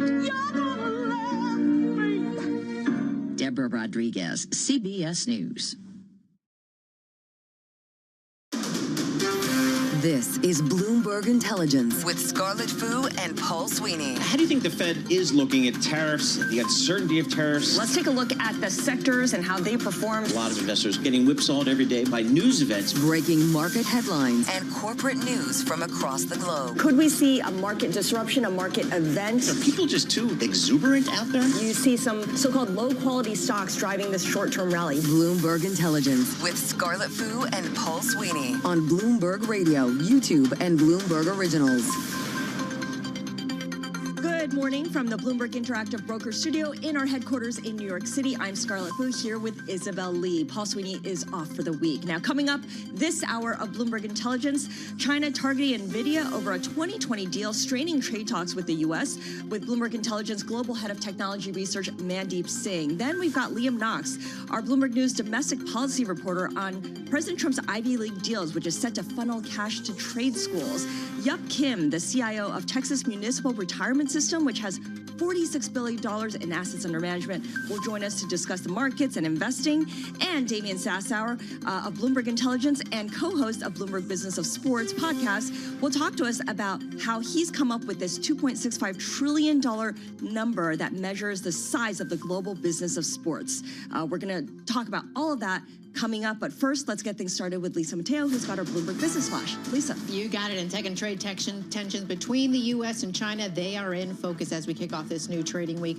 President Trump said the meetings have gone very well. He also said he would speak with Chinese leader Xi Jinping on Friday. And Treasury Secretary Scott Bessent said that a framework to keep TikTok running in the U.S., well, it has been reached. Now, meanwhile, at the same time, China's antitrust regulator says NVIDIA, well, it violated an anti-competition law with a 2020 deal, so NVIDIA shares, they're down more than 1%. Now, over the weekend, China also said it launched some probes into certain U.S. analog chip imports, so I want to check in with Texas Instruments. Their shares down more than 2.5%. Stick with tech and go to Tesla shares. They're on the rise, up nearly 6% after that filing that showed Elon Musk bought over 2.5 million Tesla shares, worth about $1 billion. And finally, shares of Alphabet's Google up more than 4%. The company achieved a $3 trillion market cap for the first time. That's after Citi raised its price target on the company. All that said, we go to the markets. NASDAQ up 0.7%, 153 points. The Dow, little change, and the S&P 500 up 0.4%. The two-year yield, 3.53%. That's down 2 basis points. The yield on the 10-year, 4.04%, and that's down 2 basis points. Ending with currencies, the Bloomberg Dollar Spot Index, that's off about 0.1%. For on-demand news 24 hours a day, you can subscribe to Bloomberg News Now, wherever you get your podcasts. That is a Bloomberg Business Flash. Isabel and Scarlett. All right. Thank you so much, Lisa Mateo. We'll be checking in with her regularly. Taking a look at some stocks on the move right now as we're about 30 minutes into the start of trading. Let's bring in Tatiana Darrier, who's got more of those. Tatiana, you're starting with the big mover here among the Mag 7. Exactly, Scarlett. Tesla shares up about 6% today. That is a market cap change of about $85 billion after Elon Musk has purchased about $1 billion worth of Tesla shares as of Friday per an SEC filing. Well, that purchase coincided with the Tesla board chair speaking with reporters about the merits of awarding Musk about $1 trillion worth of stock if the company achieves some ambitious milestones. And in an interview on Friday, she insists that no other than Elon Musk is capable of leading the company's transition into AI and robotics. But curiously, she said it's not necessarily that he'll do it from the CEO seat. He could be moving into another leadership post, such as chief product officer, where, well, the market seems to be kind of overlooking these details. And with today's rally on top of the momentum from last week, wiping out the stock's year-to-date loss, shares now higher by 4% year-to-date, catching up to some of those Magnificent Seven peers. Wow, what about another Magnificent Seven, NVIDIA? NVIDIA, well, this company is lower today. Shares are down by about 1% after China said its preliminary probe found that NVIDIA violated an anti-monopoly law with its acquisition of Mellanox Technologies. So, I mean, this story just keeps showing us that NVIDIA really keeps taking heat from the Chinese here as the U.S.-China trade talks continue in Madrid and as the U.S. government has settled for that 15% commission on China's sales. Already, Treasury Secretary Besson said that officials discussed the poor timing of this announcement. And, you know, for NVIDIA, investors are just going to have to grasp to what this means for the company in the longer run, because remember, they have not been able to resume those sales in China after they initially were banned. Then they were able to get permits, but for a cost. But at the same time, the Chinese have already pushed their local companies to avoid NVIDIA products. So it's very interesting to see how that will play out for their Chinese outlook. Well, with the stocks up more than 30% year to date, the stakes are certainly high here. They have been for a while. And you're looking at another chip maker, Intel. Its fortunes, of course, moving in a different direction than NVIDIA's. In different direction this morning as well. The shares are up 4%. Ticker is INTC. They lowered their 2025 expense target following the closing of their Altera equity stake to Silver Lake. And now they're saying that three-quarter results will reflect that. They trimmed their operating expense target to $16.8 billion from $17 billion. Also reiterated their 2026 target. And this is an important announcement just because the traders are so focused on expenses for this company. As the new CEO is trying to stabilize the company, turn this ship around, sharpen its competitive position in the AI race. So this news today adds to its momentum. Stock higher by more than 20% this year. So this will only add to those gains. All right, fantastic. Thank you so much, Tatiana Darie, with our movers. And of course, the full market drivers report was brought to you by Interactive Brokers. Trade over 10,000 U.S. stocks and ETFs, U.S. equity index options, U.S. treasuries, and more on your timetable. Learn more at ivkr.com/around-the-clock. And of course, for more conversations on movers, subscribe to our Stock Movers reports. Listen for 5-minute audio reports on the biggest winners and losers in the stock market. Subscribe to Stock Movers on Apple Podcasts, Spotify, or anywhere you listen. Isabel? Up next, Scarlett, we have this big news today. I feel like I was preparing for the show and then suddenly crossing the wire as China targets NVIDIA over a 2020 deal. And with us to explain all of that is Bloomberg Intelligence Global Head of Technology Research, Mandeep Singh. So, Mandeep, based on what we know so far, how serious are the alleged conditions that NVIDIA may have breached this Mellanox acquisition? And is this noise, or should this be something that we should take seriously? Well, I mean, typically what we have seen in cases like this when a regulator investigates, an acquisition that was done in the past is there could be a fine. And there could be a hefty fine given, the size of the acquisition. Although we don't know what the investigation was all about. So there are very little details on what transpired. But my sense is the timing is influenced by, the trade negotiations and what's going on with the U.S. Look, at the end of the day, China knows that NVIDIA has some of its largest potential customers in China, and they would prefer those customers to get off of NVIDIA dependency. I mean, that's the one thing that it's very obvious from the Chinese government. They don't want their largest customers of large language models to be relying on NVIDIA chips. Right. It's a national security issue for them. China had approved the NVIDIA purchase of Mellanox, a $7 billion deal, on the condition that NVIDIA not discriminate against Chinese companies. That wording is very vague. How do you interpret that? Well, so, I mean, look at, how many architectures have been released by NVIDIA since then. And so from that standpoint, the fact that, in the prior administration, NVIDIA was barred from selling their latest chips to the customers in China is just an illustration that, all the other customers had, the latest NVIDIA chips accessible. That wasn't the case with the Chinese customers. So there could be a lot of things that could be in play here in terms of the exact conduct that they found, was not proper. But to my mind, it is just a negotiation lever that the Chinese government is pulling here. And look, in terms of the size of the market, we know NVIDIA has said it's a $50 billion addressable market for GPUs in China, and it's expected to grow at a 50% plus CAGR. So it is a pretty big opportunity for a company like NVIDIA and for other chip providers here in the US. And from that standpoint, they could see the stakes are pretty high for companies that want to do business in China. The stock opened lower today. It's down by 1.5%.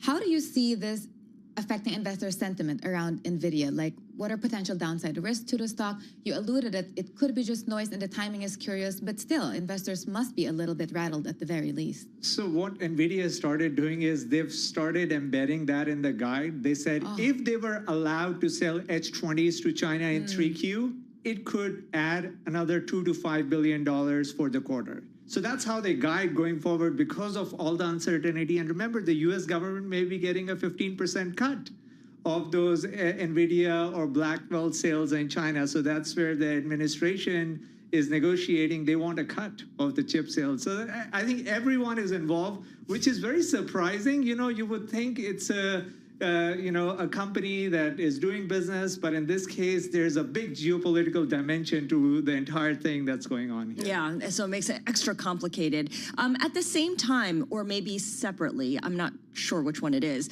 China has opened an anti-dumping investigation into some U.S.-made analog chips. So the companies affected here would be Texas Instruments, Analog Devices, Broadcom, and onsemi. What can you tell us about this?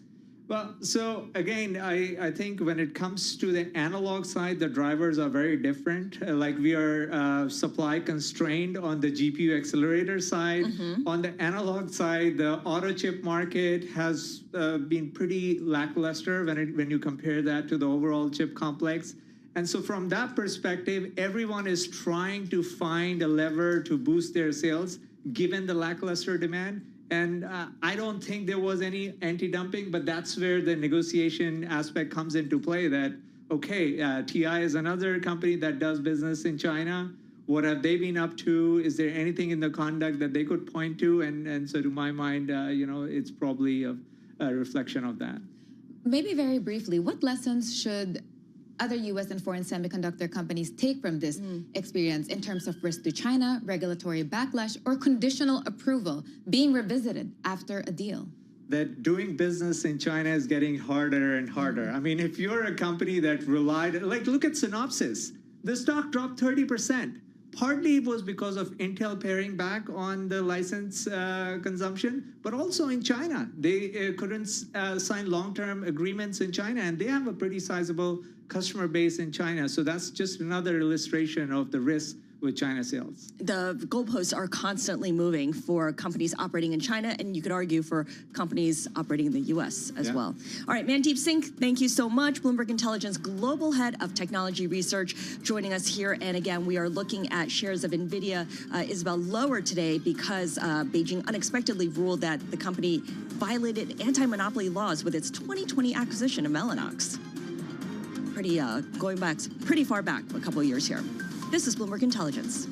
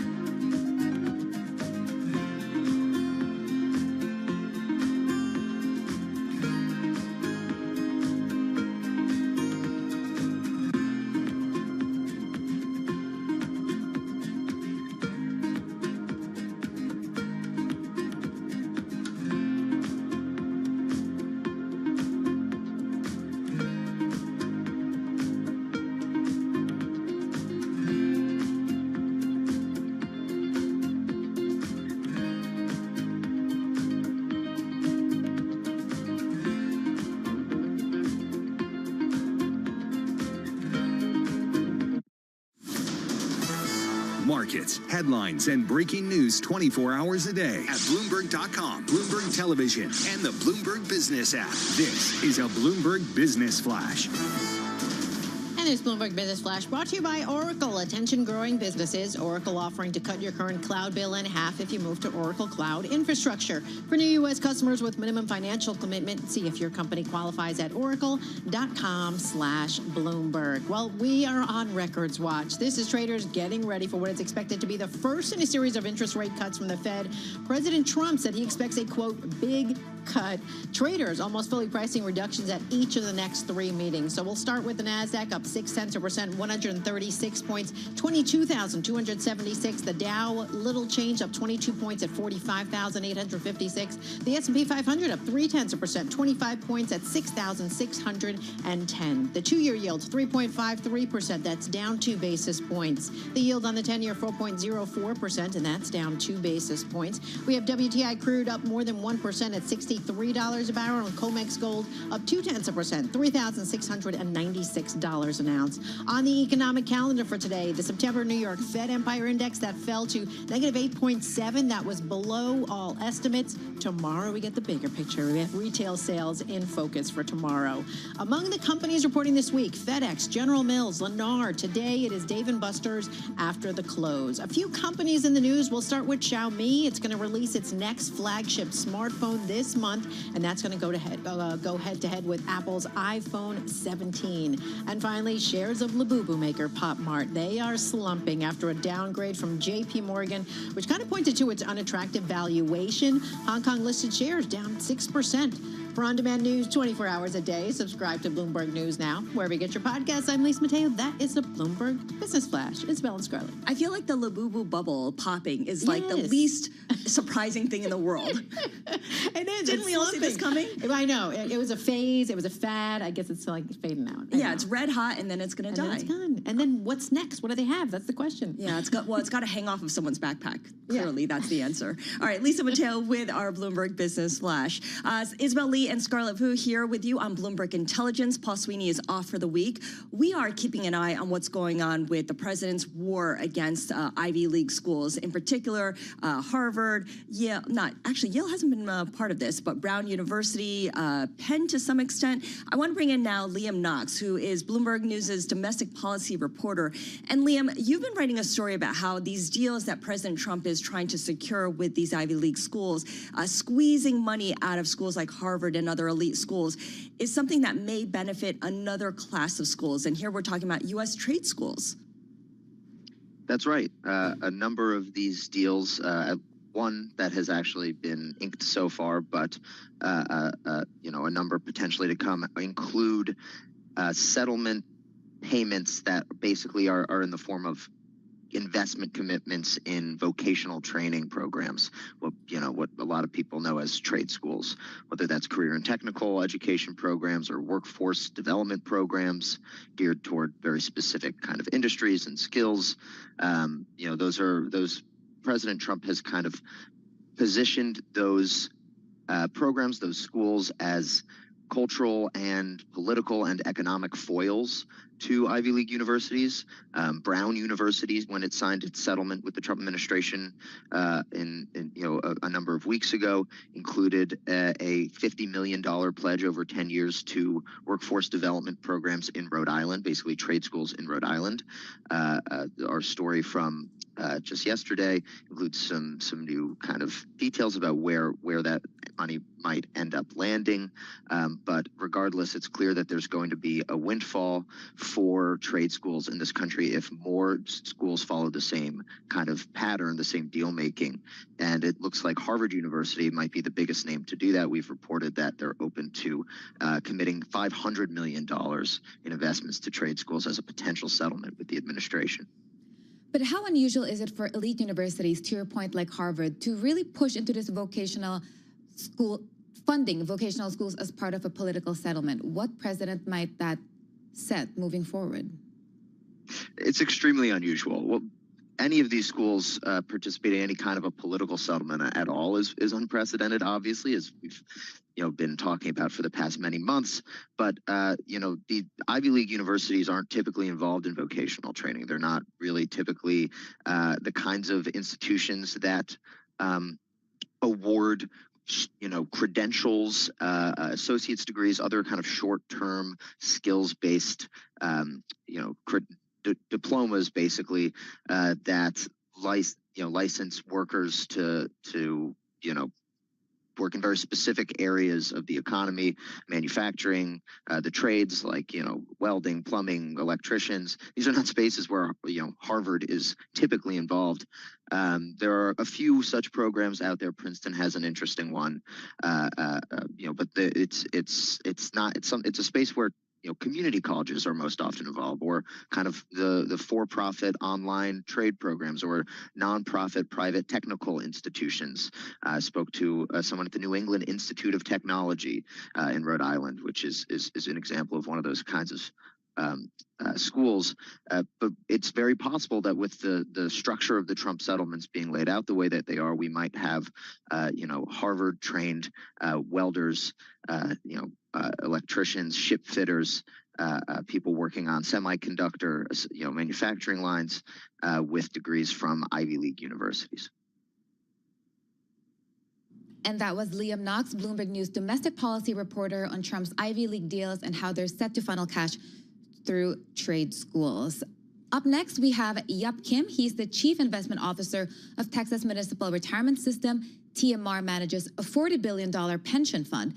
Yup will be discussing with us today the complex economic landscape, what it takes to focus on long-term sustainability, investment strategy, and risk management. Yup, thank you so much for joining us here in the New York studio.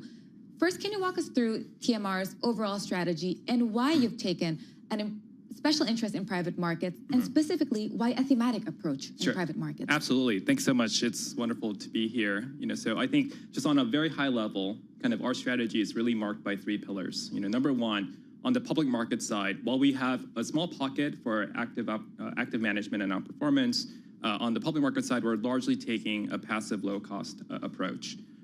Secondly, on private markets, this is really where you are compensated handsomely for good selection in your partners and also into the deals that you do. And so, as you shared, kind of having a thematic orientation here is absolutely critical to long-term success. And so number three, just the third key pillar is really around you need A+ investors to attract A+ investment managers or general partners, and also founders and management teams. And so really being able to retain, develop, and really cultivate the next generation of investors on your team is absolutely critical. I think just on the question around the thematic approach, I do think it's very easy to chase hot deals, chase headlines, try to time markets.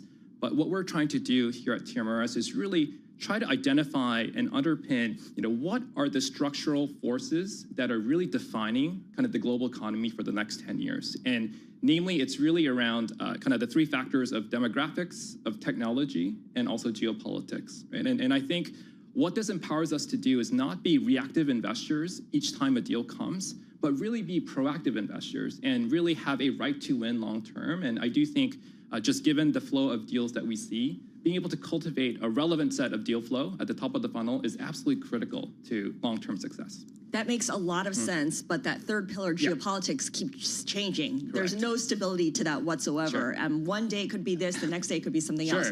How do you think through that? Yeah, and so I think kind of the good news is that the vast majority of our exposure in the portfolio is U.S.-centric, right? And I do think clearly a lot of these geopolitics have very real implications and impacts abroad. And just the size and depth of the U.S. economy is very vast. You have tens of thousands of companies generating over 100 million of revenue. 90% of them are private. And so I do think, again, you have to be very selective. And I think today's investors, you are forced to really widen the fan of outcomes, based on a lot of the uncertain factors of geopolitics in ways you didn't have to do before. You are long-term investors. How do you view the U.S. in light of recent events? You said in a March Bloomberg interview that you look at U.S. as unique because of the risk-taking culture of Americans. But one could argue even Asia is becoming more risk-taking with leverage and inverse ETFs and just all the volatility. Yeah, absolutely. Look, I think at the end of the day, we are global investors. I do think when you think about kind of the future opportunity set and really where kind of global equity market value is created in the next 10 years, I don't think the US necessarily has a monopoly on it, but I think when you think about kind of the quality of the markets, the quality of the management talent, the founder talent, just even the depth of the capital markets, and still the US being kind of the hottest destination for, for capital in the world, I do think there's a lot, that supports it. But I think there's pockets of Asian stories that are incredibly attractive. I think today, the story around India's growth and Japan are probably the two favorite, children of the broader Asia private market story. And so I do think, I think there's great opportunities kind of everywhere, but you just really have to kind of study each of these thematics quite deeply. Whenever we talk about pension funds in the U.S., there's a lot of concern about their being underfunded. Sure. Talk a little bit about how Texas's public pensions stand right now. Sure.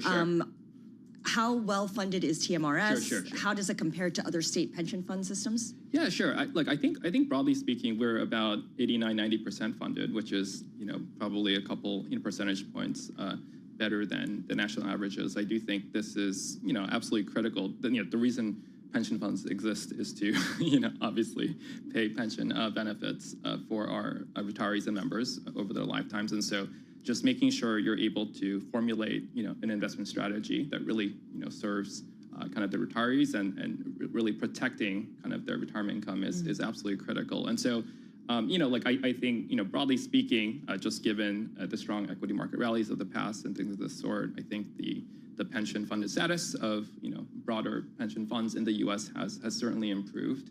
But I do think there's a lot of potential volatility ahead, and I would obviously guide a lot of CIOs and investors to really just prepare the board for a different set of shock events. One thing we often try to do is just take the great financial crisis, the COVID sell-off, the Ukraine-Russia inflation kind of factors, and really stress test the portfolio for fairly draconian situations, and just make sure you're very well covered on your pension payments, and also if you do have private markets on your uncalled capital liabilities. You mentioned 5 megatrends you're looking at: digital transformation, healthcare innovation, industrial resilience, financial empowerment, and energy modernization. Yes. Which one, just one, are you most excited about? Sure. And why? Sure. I think, obviously digital transformation has captured both, the enamor of both private and public market investors today. I do think we are living in a very special time, right? I think if the past 15 years was really defined by, kind of the consumer internet, by mobile phones, by on-prem to cloud on the enterprise side, we're really focused on just critical enterprise infrastructure that's going to unlock the next golden age, of AI and productivity and compute growth. And so I do think why we're so excited about these businesses is they truly are productivity amplifiers, multiple folds, and they will have dramatic kind of effects long-term on the global economy. All right. Thank you so much for joining us today. Yup Kim, CIO of Texas Municipal Retirement System with more than $40 billion in assets under management. This is Bloomberg Intelligence in Bloomberg Radio here in New York. Scarlett Fu and Isabel Lee with you for the hour.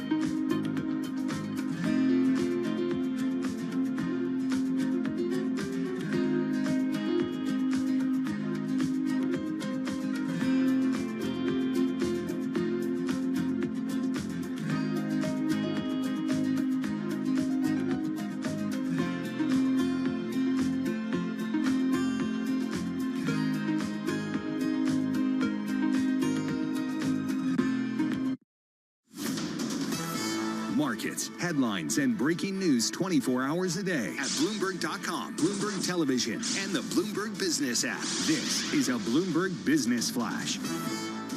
And this Bloomberg Business Flash brought to you by Commonwealth. Join over 2,000 independent financial advisors who are taking control of their growth with advisor-centric support and future-ready technologies. Grow on your own terms with a partner dedicated to your success. Go to Commonwealth.com to learn how. Well, we've got stocks advancing. This says traders, well, they wait to see whether the Fed will push back against those bets on a string of rate cuts extending into next year. We're going to learn that answer on Wednesday. The NASDAQ up 0.6%, 149 points. The Dow up 0.1%, 67 points. The S&P 500 up 0.4%, 29 points. Want to point out the level, 6,613. In the yield space, the 2-year 3.53%. That's down 2 basis points. The yield on the 10-year 4.04%, and that's down 2 basis points. We have WTI crude up more than 1% at $63 a barrel. COMEX gold up about 0.3% at $3,698 an ounce. To currencies, we have the Bloomberg Dollar Spot Index down about 0.1%. Shares of agriculture company Corteva, they're down about 4%. The Wall Street Journal reported the company is considering separating its seed and pesticide business into separate companies. We'll keep you updated on that. Then you have Danish wind power developer Ørsted, its shares down about 1%. The company's going to offer new shares at a hefty discount. It's pushing ahead with a $9.4 billion rights offering to kind of shore up its finances. And in other news, we have Robinhood Markets. They are launching a closed-end fund to give U.S. retailer investors exposure to private companies. That is your Bloomberg Business Flash. I'm Lisa Mateo, Isabel, and Scarlett. All right. Thank you so much, Lisa Mateo. Scarlett Fu and Isabel Lee here on Bloomberg Intelligence. Paul Sweeney is off for the week. And joining us in studio right now is Damian Sassower. He's our chief emerging markets fixed income strategist, and that is his day job. But about twice a week, he talks about the global business of sports. And Damian, I know you put a lot of time into crunching the numbers, and you and your team, Brianne Doherty, have put together this incredible report that quantifies just how much the global business of sports is worth. And you came up with this massive number of $2.65 trillion. That's right. So $2.65 trillion is revenue generated or expected revenue to be generated just this year alone from the global business of sports. So let's put some color around it. And really it's everything from the $60 billion a year that's generated from media rights, the $30 billion in advertising spend. But if you want to take that $2.65 trillion and it's recreational vehicles, it's apparel, it's everything. What we focus on is fan engagement. And fan engagement is roughly $750 billion in revenue generated per year. And there's no better mechanism to take advantage of that segment than to own a professional sports team. But not everyone can own one, right? They're privately listed, they're not publicly listed. They're private entities. You just can't invest in them easily. So together with Brianne Doherty, Geetha Raghunathan, Kevin Neer, and the whole team here at BI, we came up with some ways that your everyday investor might be able to take advantage of the opportunity set in the global business of sports. And we wrote a huge research report on it, and it's really good. We did watch your 12-minute segment. I was watching it on my Sunday night. You actually watched it, Isabel? Yes, because... And then you said that the difference is the sports industry has limited public access. Is that for the better, or... So it's changing. So the rules changes specifically with regard to private equity investment in the NFL. I mean, the NFL is first among equals. I mean, their national media deal is 11 years, 110 billion, something along those lines. It's 12 billion in average annual value per team. It dominates professional sports.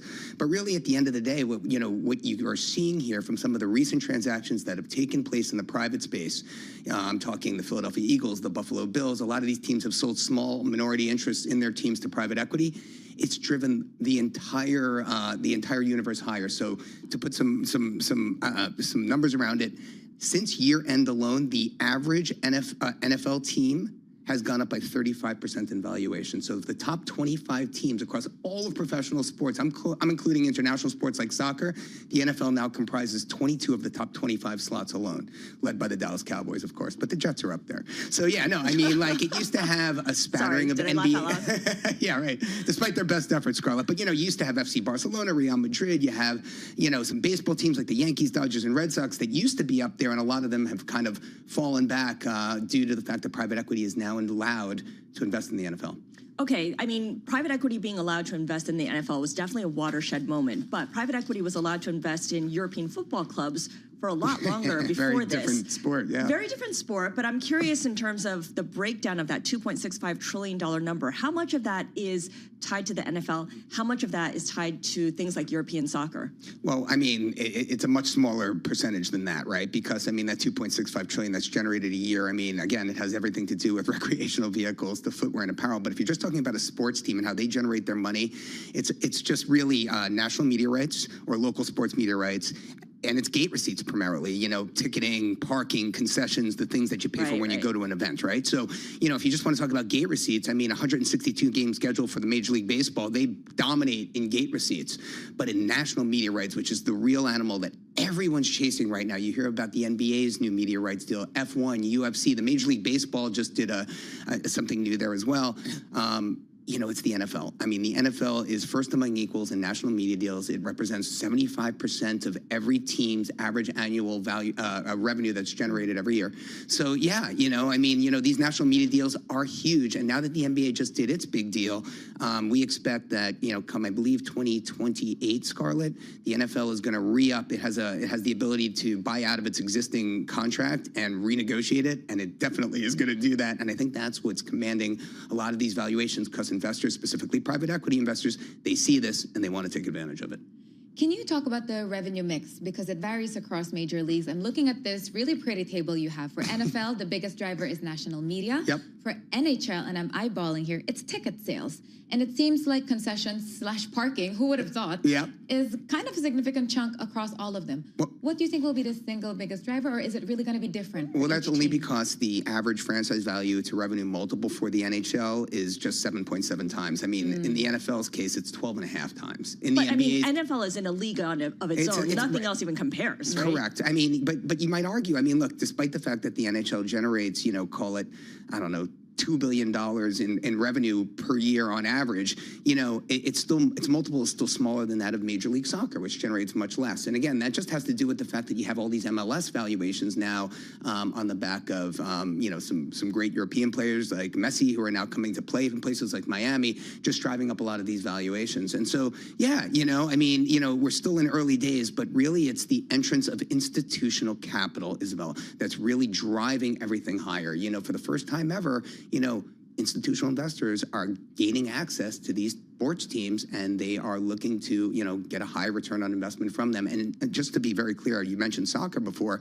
Because of relegation and all these things in soccer and the fact that there's no salary cap, it's very, very difficult to extract a profit from owning a EPL team, a European Premier League team, whereas the salary cap allows for, you know, I guess, better profit generation in the U.S. And so I think that's one element of to why you're seeing a lot of the valuations for these Real Madrid, FC Barcelona come off relative to the NFL. So owning a European soccer club is more about bragging rights than actually making money. Is that what we're saying? I would say, no, not entirely. I would say, yes, it's definitely a trophy asset, but they all are. I would just say the playing field for soccer, the fact that there really isn't any way to, you know, to just cap with look, Middle East money that's come into a lot of it, you know, it's just very, very difficult to extract a profit and continue to pay these players and compete for these salaries with the likes of, you know, Man City and some of the others who have really, really deep-pocketed investors. And I think that's what's kind of skewing all the revenue generation, all the valuation multiples to the downside in Europe. Very briefly, any projection or outlook on the future of esports? So esports and sports betting are two of the biggest drivers of our, you know, so Bloomberg's created the Bloomberg Eco-Weight sports basket, which is a way that your average sort of investor can take advantage of any number of publicly traded stocks that have, you know, exposure to the sports industry. And Bree Dougherty and her team have done a great job of developing this, and sports betting and esports are, wow, such a big part of it. And esports, especially, if you look at the purse from like I'm not an esports, you know, expert here, but Nathan Naidu, my colleague in Singapore, is, and he said that the purse from like the World Championship of esports is on par or higher than that of Wimbledon. I mean, can you imagine? Higher than the Masters here, and I'm talking golf here. You know, it's just amazing how much money is being funneled into that specific sort of subsector of the sports industry, and it's growing. It's growing at a CAGR of like double digits over the past 5 years, which is just astronomical, and I think there's more to come. Damien Sassower, such a pleasure to catch up with you. Damien, by the way, my former co-host of Bloomberg Business of Sports. Well, I'm in the studio now doing this every day. We miss you. We miss you over there. Anyway, I'll try to visit. Yeah. Okay, Damien Sassar with the $2.65 trillion global business of sports. This is Bloomberg Intelligence.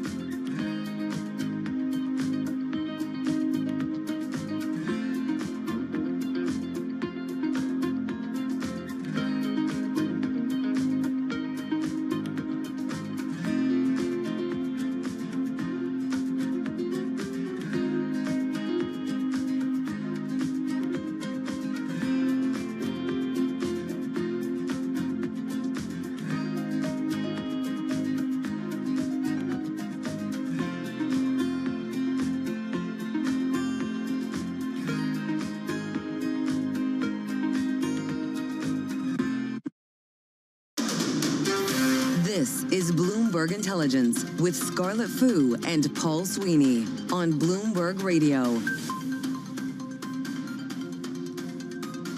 Good afternoon. Good morning, everyone. It's afternoon somewhere. 1 hour till the afternoon, but welcome to Bloomberg Intelligence. I'm Isabel Lee with Scarlett Fu. I'm filling in for Paul Sweeney, who is hopefully doing something fun today. Ciao, Italy. Oh, definitely fun. Well, we're stuck here in New York, which is, I guess, the greatest city on earth. But for now, we're going to talk all about Tesla and Elon Musk buying $1 billion worth of Tesla shares. We're joined by Craig Trudell. He's our Bloomberg Global Autos editor, joining us from London. So, Ed, Craig, what can you tell us about Elon Musk purchasing $1 billion worth of Tesla shares? What signal do you think he's trying to send markets and shareholders with this move?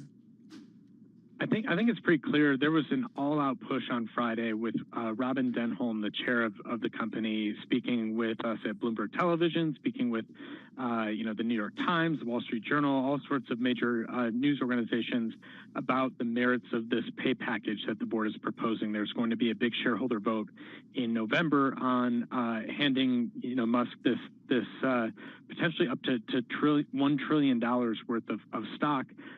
There's a lot of caveats to all that Musk would have to sort of, pull a rabbit out of the hat again after, doing so after a 2018 pay package where the board laid out all these really ambitious, market value and performance milestones. Musk, at that time, it was kind of perceived as this moonshot pay package. He proceeded to knock them all out, and they're now calling this next pay package a Mars shot pay package. So, you know, I think there's this is all sort of part of a piece, right, of trying to get investors to sort of, you know, focus on, you know, far out there targets, objectives for Musk that would make shareholders a whole lot of money. And it comes amid, you know, real signs of stress for the core here and now business for Tesla, where their sales have just really struggled this year. And there haven't really been signs of sort of meaningful change in that trend, even into this quarter. Right. So this will properly motivate him. I'm so glad you brought up the 2018 pay package and some of the moonshot milestones that it laid out for Elon Musk. What was the most, I don't want to use the word outrageous, but the most ambitious of those milestones? And did he surpass each and every one of them? Yeah, I mean, in terms of the milestones there, I mean, just even the market cap figures, I think, you know, when they were laid out, you know, it was just sort of unfathomable that, you know, a car company could be, you know, $1 trillion company. And, you know, give the guy credit. He went out there and made it happen. You know, I think Tesla now is trying to sort of, you know, incentivize him to, you know, turn Tesla into a company that is many multiples of even NVIDIA, the most valuable company in the world in the here and now. And yet, you know, the sort of path to getting there is really uncertain, because, you know, you've heard Musk make these pitches about robo-taxis and about humanoid robots, but, you know, he's starting essentially from zero from a humanoid robot perspective. And from a robo-taxi perspective, he's got, you know, a very, very small number of cars on the roads in Austin, Texas that still have people, you know, in the front row minding those cars, and in certain cases actually still behind the wheel. So, you know, he is a long way from accomplishing some of these new objectives that the board has set for him. Does Musk buying shares personally ease governance concerns, or could it even actually reinforce skepticism about how closely Tesla's board is aligned with his self-interest, his being Musk? You know, I think just generally, whenever a CEO or an insider of a company is buying shares, it's taken as a good thing and not necessarily, you know, something to look askance at from a corporate governance perspective. It does, however, I think it's worth sort of, you know, thinking about this $1 billion purchase in context.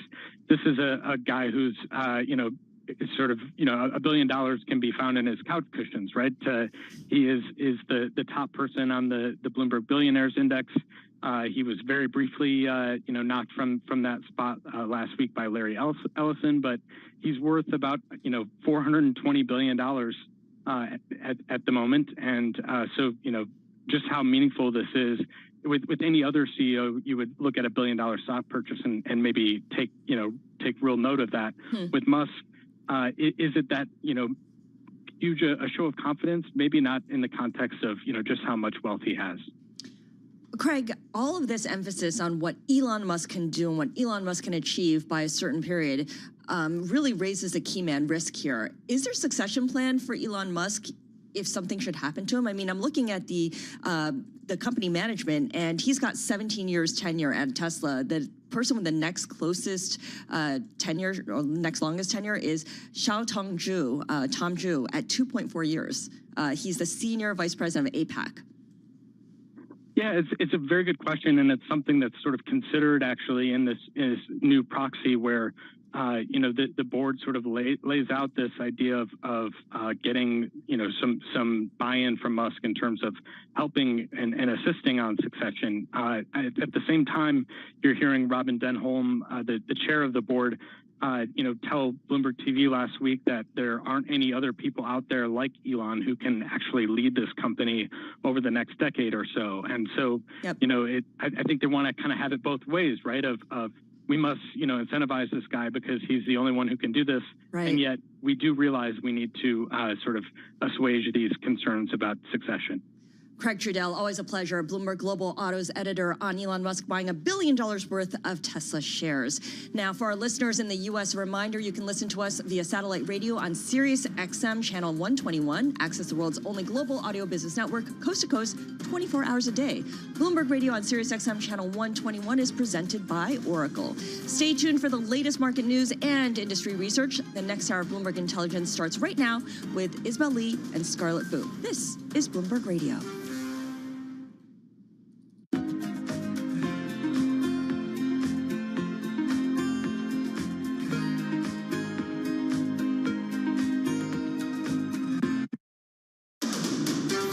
This is Bloomberg Intelligence with Scarlett Fu and Paul Sweeney. How do you think the Fed is looking at tariffs, the uncertainty of tariffs? Let's take a look at the sectors and how they performed. A lot of investors getting whipsawed every day by news events. Breaking market headlines and corporate news from across the globe. Could we see a market disruption, a market event? Are people just too exuberant out there? You see some so-called low-quality stocks driving this short-term rally. Bloomberg Intelligence with Scarlett Fu and Paul Sweeney on Bloomberg Radio, YouTube, and Bloomberg Originals. Okay, this is Bloomberg Intelligence. Good morning from the Bloomberg Interactive Broker Studio here in our headquarters. I'm Scarlett Fu here with Isabel Lee. Paul Sweeney is off, but he will be back soon from Italy. Coming up this hour of Bloomberg Intelligence, we've got Chief U.S. Interest Rate Strategist Ira Jersey giving us a preview of the Federal Reserve. Is it going to be sell on the rate cut? We also have Michael Casper from Bloomberg Intelligence, U.S. Equity Strategist. After President Trump says companies should start reporting earnings every 6 months rather than every 3 months. Callie Cox, the chief market strategist at Ritholtz Wealth Management, will be joining us to give us her take on the record rally run in equities. And Matthew Schettenhelm, Bloomberg Intelligence media litigation analyst, joining us to talk about the TikTok framework that has been reached between China and the U.S. But let's go now to Charlie Pellet, who's got our immediate headlines with our Bloomberg Business Flash. Charlie. Hi, thank you very much. And here's what's going on. Back to work Monday with the Dow, the S&P, NASDAQ. They're all pushing higher right now, right to the numbers. S&P standing at 66.18. That is a gain now of 34 points, up by about 0.5%. We've got the Dow up 99 now, higher by 0.2%, while the NASDAQ Composite Index is up 170. For NASDAQ, that is a gain of just about 0.8%. Our Mag 7 Index surging by 2%. Tesla up 6.5%. The 10-year 4.03%. We do have the 2-year yielding 3.52%. Gold up $21 the ounce, 36.64, up 0.6%. And West Texas Intermediate crude up 1%, 63.32 for a barrel of WTI. A retreat for Bitcoin down 1.1%, 114,610 on Bitcoin. A forecast this morning for 7,100 on the S&P 500 next year from Lori Calvasina, head of U.S. Equity Strategy at RBC Capital Markets, who was interviewed this morning on Bloomberg Daybreak. So we've sort of said, look, you know, this is more of kind of a second half 2026 number, but we did think it made sense to go ahead and put something down on paper because, you know, while we do have some concerns about markets turning choppy again between now and the end of 2025, ultimately we do think that's a good setup for next year. So we wanted to just articulate that with some numbers. Lori Calvasina of RBC Capital Markets. And again, to keep it all in context, the S&P right now at 66.17. She's talking 7,100 for the S&P next year. Tesla CEO Elon Musk, a story we were just discussing here on Bloomberg Intelligence, buying about $1 billion worth of shares, sending the stock soaring. Again, Tesla up by 6.7%. Again, recapping stocks move higher. S&P up 33 right now, up by about 0.5%. For on-demand news 24 hours a day, subscribe to Bloomberg News Now wherever you get your podcasts. I'm Charlie Pellet. That is a Bloomberg Business Flash. Thank you so much, Charlie. We have stocks in the green, kicking Monday really strong to start this week. But let's now take a look at stocks under the hood today. I'm Isabel Lee, filling in for Paul Sweeney with Scarlett Fu, and we're joined by Bloomberg's Christine Aquino. Christine, what are we looking at? Well, Isabel, let's take a look at Seagate. So ticker STX, those shares are up more than 8% at the moment. So Seagate, it's a computer hardware company, and we're seeing trading volume rising to more than quadruple its 20-day average, according to Bloomberg data. We did get news today saying that its price target was increased to 215 from 170 at Bank of America. And, at the end of August, Bloomberg Intelligence did project a 16% sales growth for fiscal 2026 because they see its cloud dynamics as favorable because of data center deployments and AI catalysts. So those shares having a really good day today. Okay, and Western Digital, which is an old school tech company because they make hard drives. Yeah, absolutely, Scarlett. But they are proving to be popular with investors today. Western Digital shares, ticker WDC. Those shares are up more than 5% at the moment, extending some of those opening gains that we saw earlier. They're up for 10 days. That's the longest winning streak since July 2019. Trading volume also doubling from the 20-day average during this time of day. So price target also raised for this company 115 from $85 at benchmark. And last week, Bloomberg Intelligence saying that they see 17% sales growth for this company in fiscal 2026, and margin expansion looks favorable as well, and that could spur EPS growth of about 2% above consensus. They also say that the company does have long-term pacts that give it visibility for at least a year for its sales. What about Corteva? Can you please tell us what this stock is? Yes, Corteva, CTV, those shares not doing too well, down more than 3%. So Corteva is actually the $50 billion agribusiness company that formed after the 2017 merger of Dow Chemical and DuPont. So it's a major player in the agribusiness. It's one of the world's largest suppliers of genetically modified corn and soybean seeds, as well as pesticides. So the big news was actually out on Friday afternoon after it closed. The Wall Street Journal reporting that it's considering separating its seed and pesticide businesses. And investors and analysts really not taking that news well this Monday morning. Bloomberg Intelligence weighing in saying that a split, quote, would undermine product and financial logic because it takes the company away from this idea of farming as a service. That's a model that a lot of its competitors are adapting, but that potential separation would take Corteva away from that path. All right, fantastic to get the latest stocks on the move with our Christina Aquino. And for more conversations like this, subscribe to our Stock Movers reports. Listen for 5-minute audio reports on the biggest winners and losers in the stock market. Subscribe to Stock Movers on Apple Podcasts, Spotify, or anywhere you listen. Isabel. Tomorrow's a big day, Scarlett, or rather Wednesday, but tomorrow is the start of the Fed meeting, and it's a big deal because everyone's looking on whether the Fed will cut rates and whether or why they will be cutting rates. So I feel like that's also a big deal, especially the dot plot. People will be looking at that a lot. And with us to dissect all of that is Bloomberg Intelligence Chief U.S. Interest Rate Strategist, Ira Jersey. He joins us from Princeton. So Ira, I guess we can start with how much weight should markets give to Trump's call for larger rate cuts? Could this pressure influence Powell's tone or even the decision itself? I know that the Fed has maintained it's independent, but maybe walk us through how that process looks like. Yeah, I don't think it will. I think that's just political noise. The Steve Mirren being put on the board does mean that you have another dovish member, and presumably he'll vote for a deeper cut, right? So he dissent on what's called the still a dovish dissent. So saying maybe that they should have gone 50 instead of the 25 that they're very likely to do. And then, like you said, I think the communication thereafter, what are they going to do next, winds up being probably the most important bit of this, because the market is now pricing for the Federal Reserve to basically cut 4 times in a row. So, is that a realistic possibility? Do they push against that? And against, President Trump's point of view is one of the question marks that we're going to hear during the press conference, most likely. So a lot of focus on whether the Fed statement that accompanies the decision at 2 p.m. emphasizes labor versus inflation. If they talk a lot about labor, that would be seen as dovish, citing concerns about a weakening job market, versus an inflation would tend to be hawkish. Based on everything we've heard from Jay Powell of late, what's your best guess, Ira, on whether there will be more emphasis on labor or inflation? Well, I think they've already shifted a bit to labor, and they did that at the July meeting slightly, but then really in a lot of the Fed speak since the July meeting, you've heard people talk about the labor market slowing significantly. They're going to continue. The changes in the statement itself wind up being very incremental. At most they'll change a sentence and more likely a phrase, and basically mark things to market. So they'll certainly say things like the labor market has weakened substantially or something like that. And quite frankly, that gives them the excuse to cut rates. And it's kind of what they've been waiting for. And there's been this talk as to is there a chance that they go 50 basis points this Wednesday?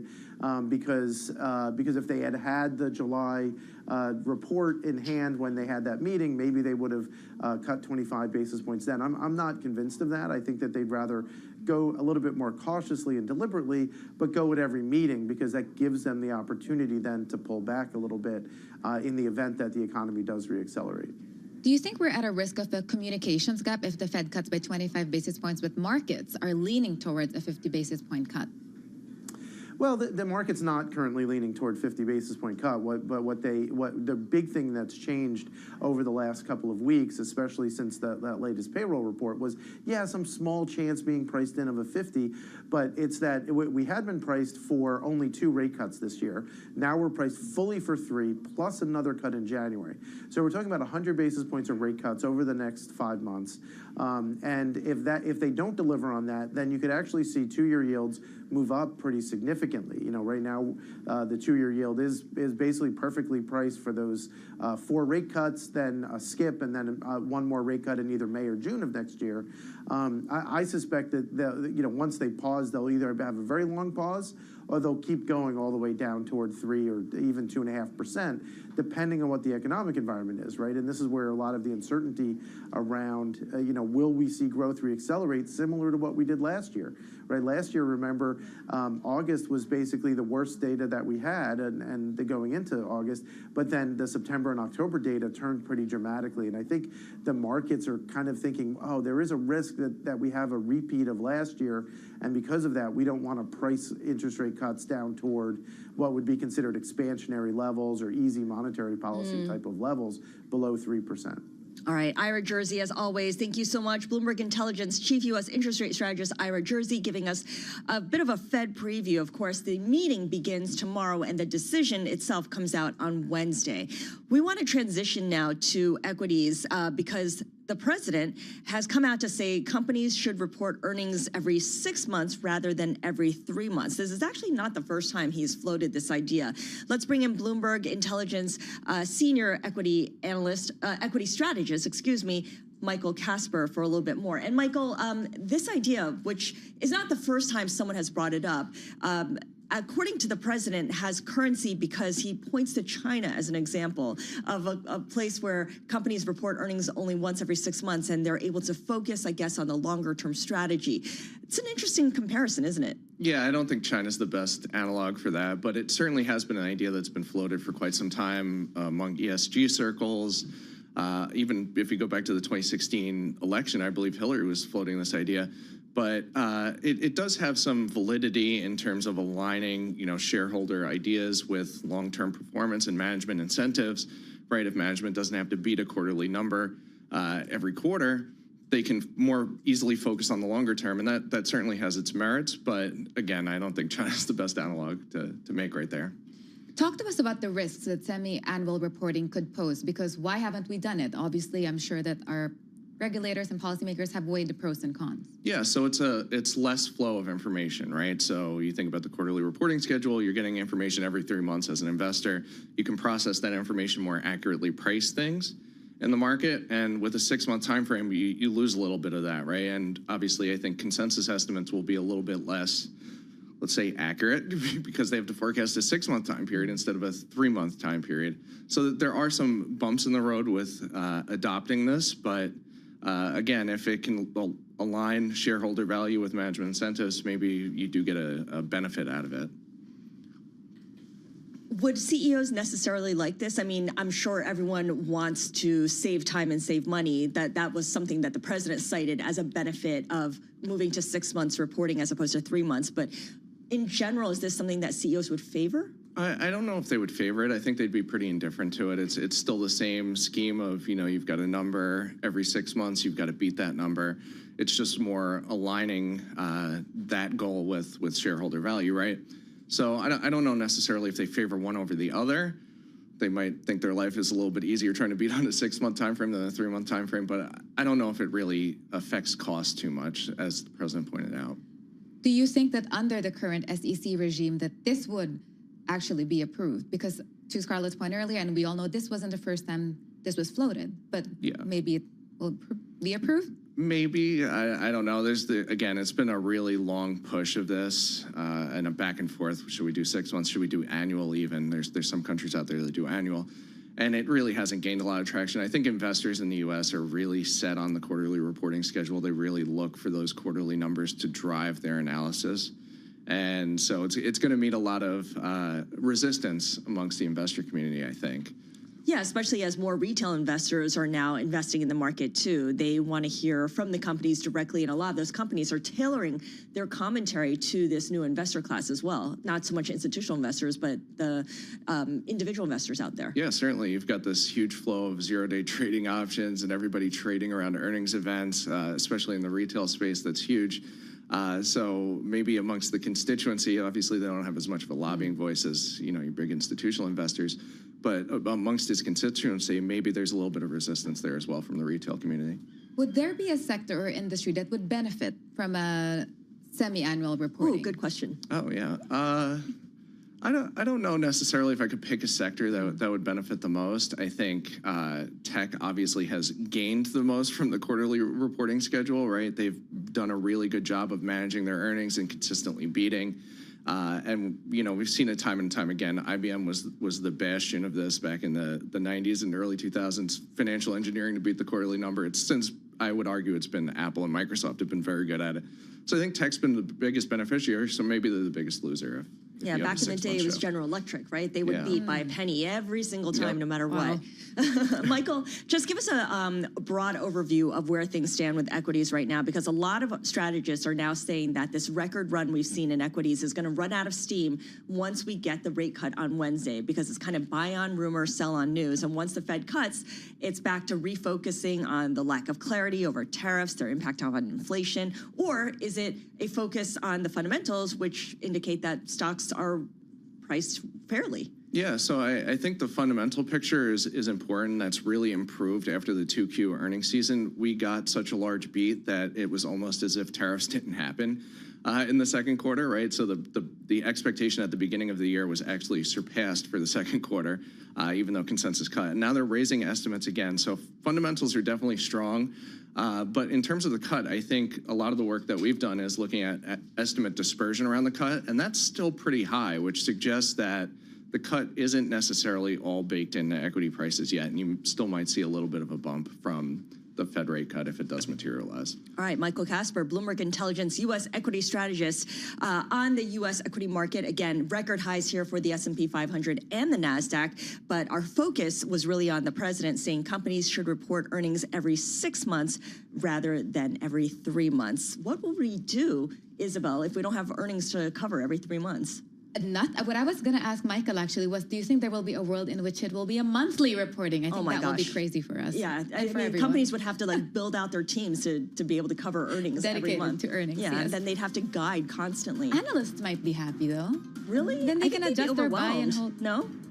Pros and cons. Oh, no. If you're an analyst, write into us and let us know what you think, whether you want monthly earnings reports, quarterly, or 6 months earnings reports, or maybe even annually. That would be interesting. This is Bloomberg Intelligence at Bloomberg Radio. Isabel Lee and Scarlett Fu here with you. We have much more coming up on Bloomberg Radio, including a conversation with Kelly Cox of Britholtz Wealth Management.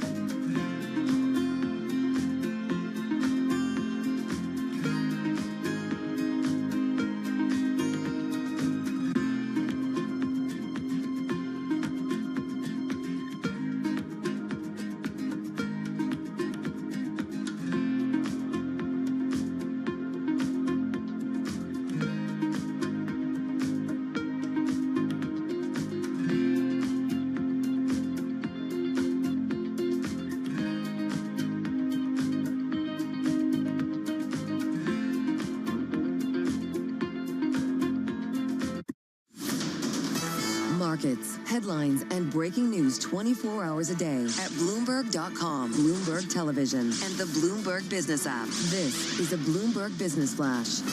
It's 11:21 on Wall Street. We do check markets all day long here at Bloomberg, and this Bloomberg Business Flash is brought to you by Oracle. Attention growing businesses.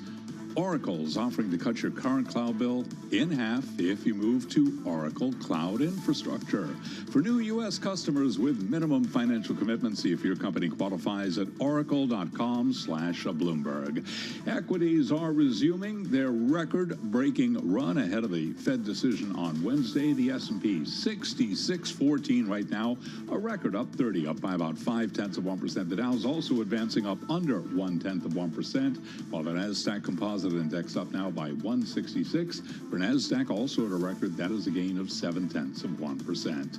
The Russell 2000 Index of small cap shares up now by 0.5%. The Mag 7 Index surging 2.1%. Tesla up 6.7%. The 10-year 4.03%, but the 2-year 3.52%. Gold is up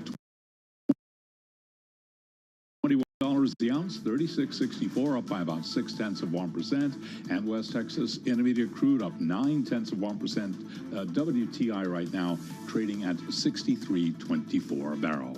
Alphabet has joined an elite group of companies valued at more than $3 trillion in the latest sign of improving sentiment for the Google parent. Alphabet shares are higher now with a market cap of just over $3 trillion. It joins a very short list of other companies valued above $3 trillion, with NVIDIA, Microsoft, and Apple as the only other publicly traded stocks trading above that level. Right now, we do have Alphabet shares up 3%, 248.54 on shares of Alphabet.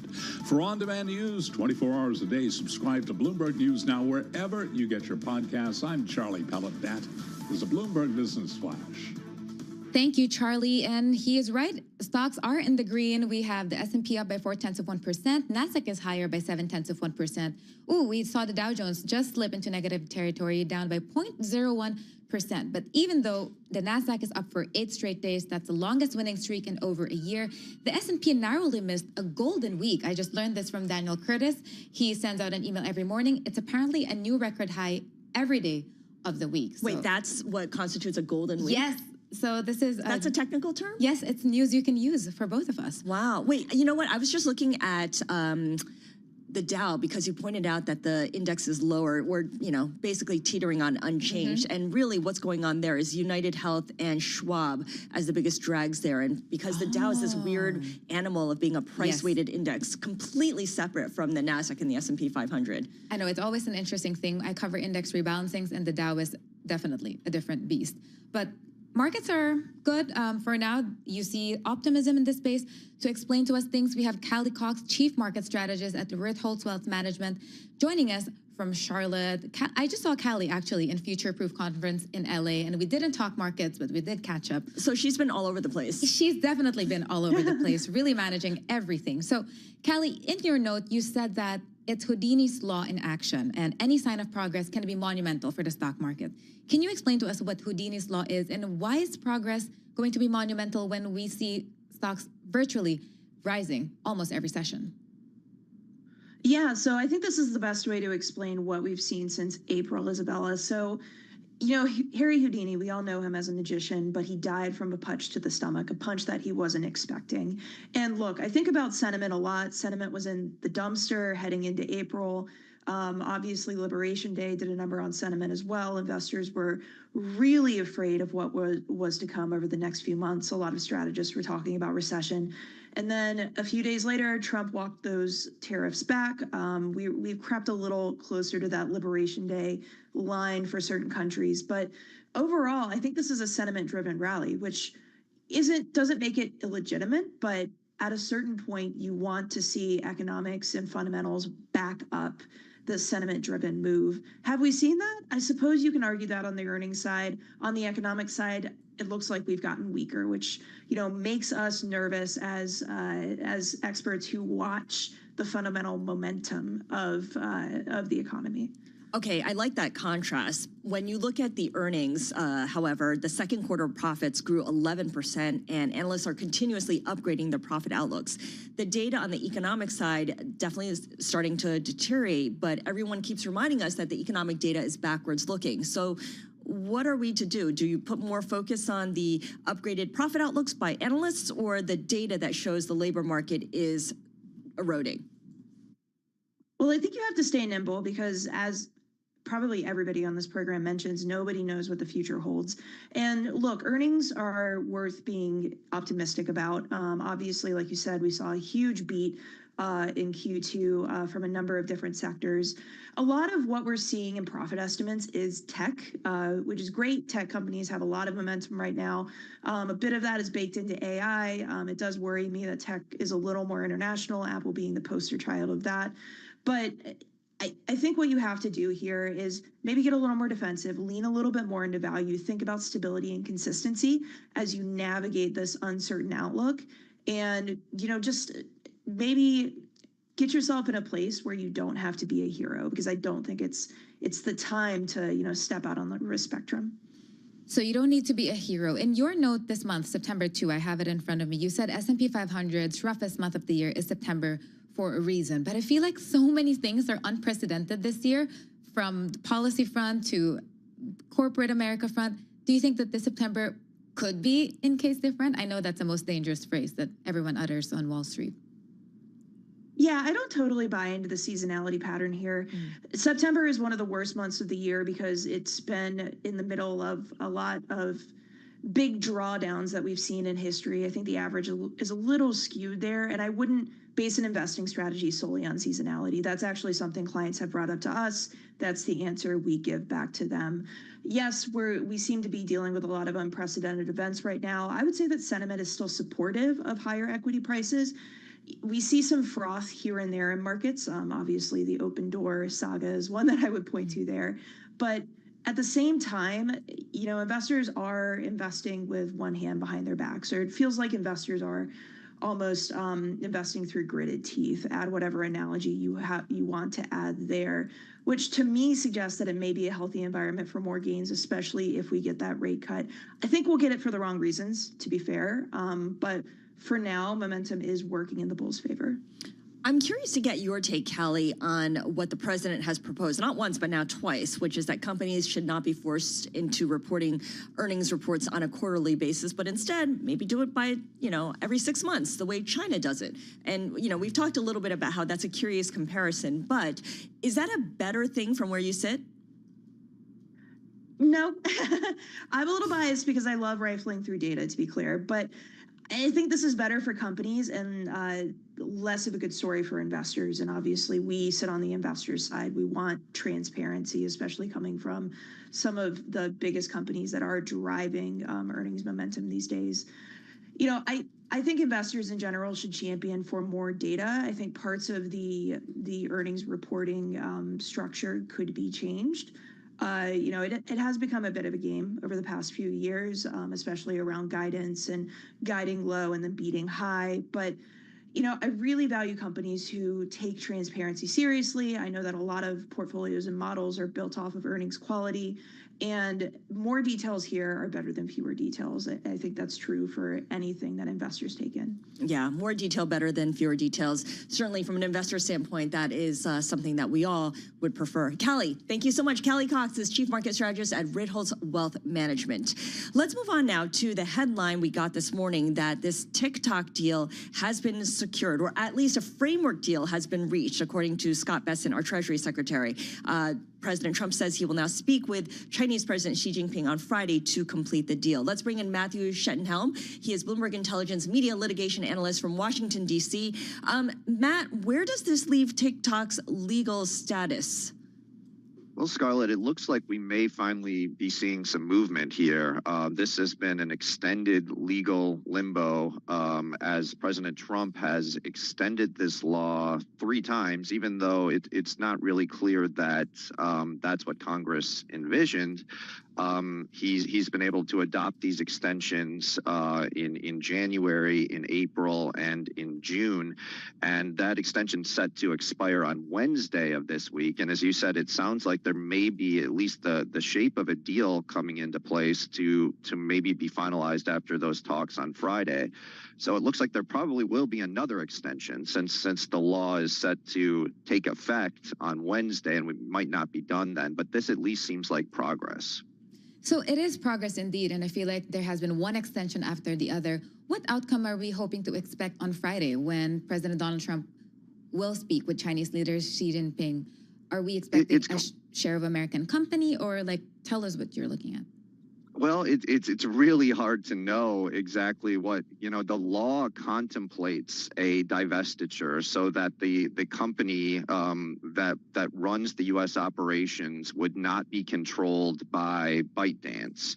And so what the way you read the law, it contemplates that there would be a divestiture likely to a U.S. entity, and probably where ByteDance owns less than 20% of that company, and that there would be no cooperation between those two companies. They would be formerly affiliated under the law.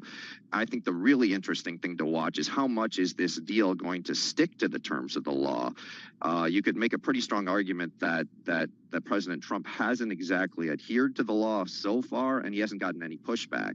So it's not clear how much any deal will need to stick to the law or not. Right, so, right.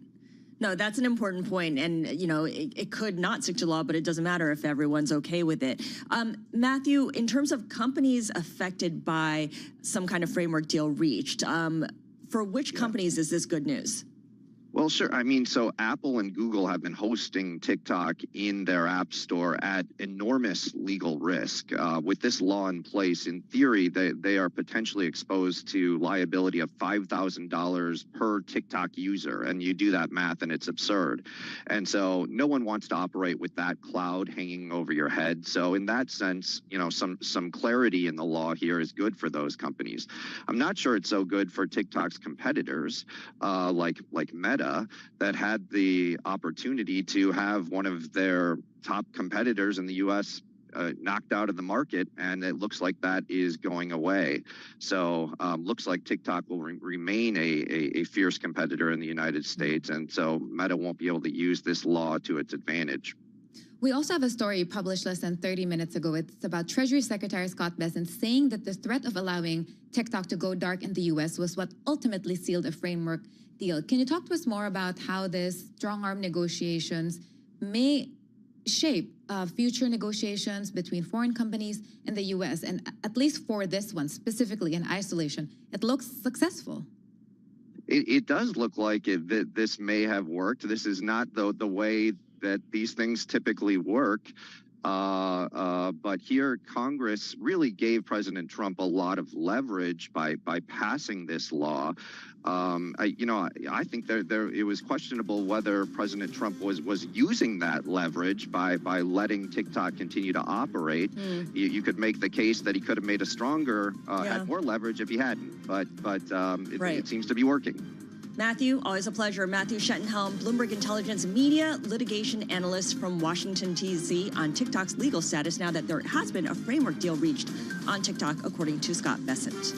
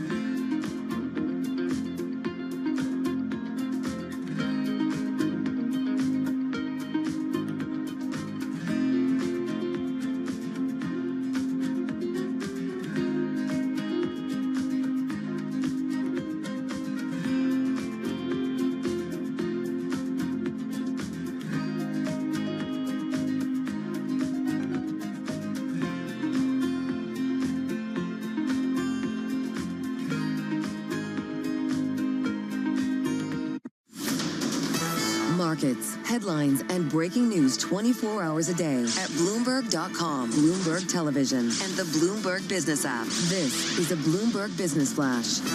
It's 11:40 on Wall Street. We do check markets all day long here at Bloomberg. We now have the Dow Jones Industrial Average trading lower, has been swinging between gains and losses, but looking at a 6-point drop right now.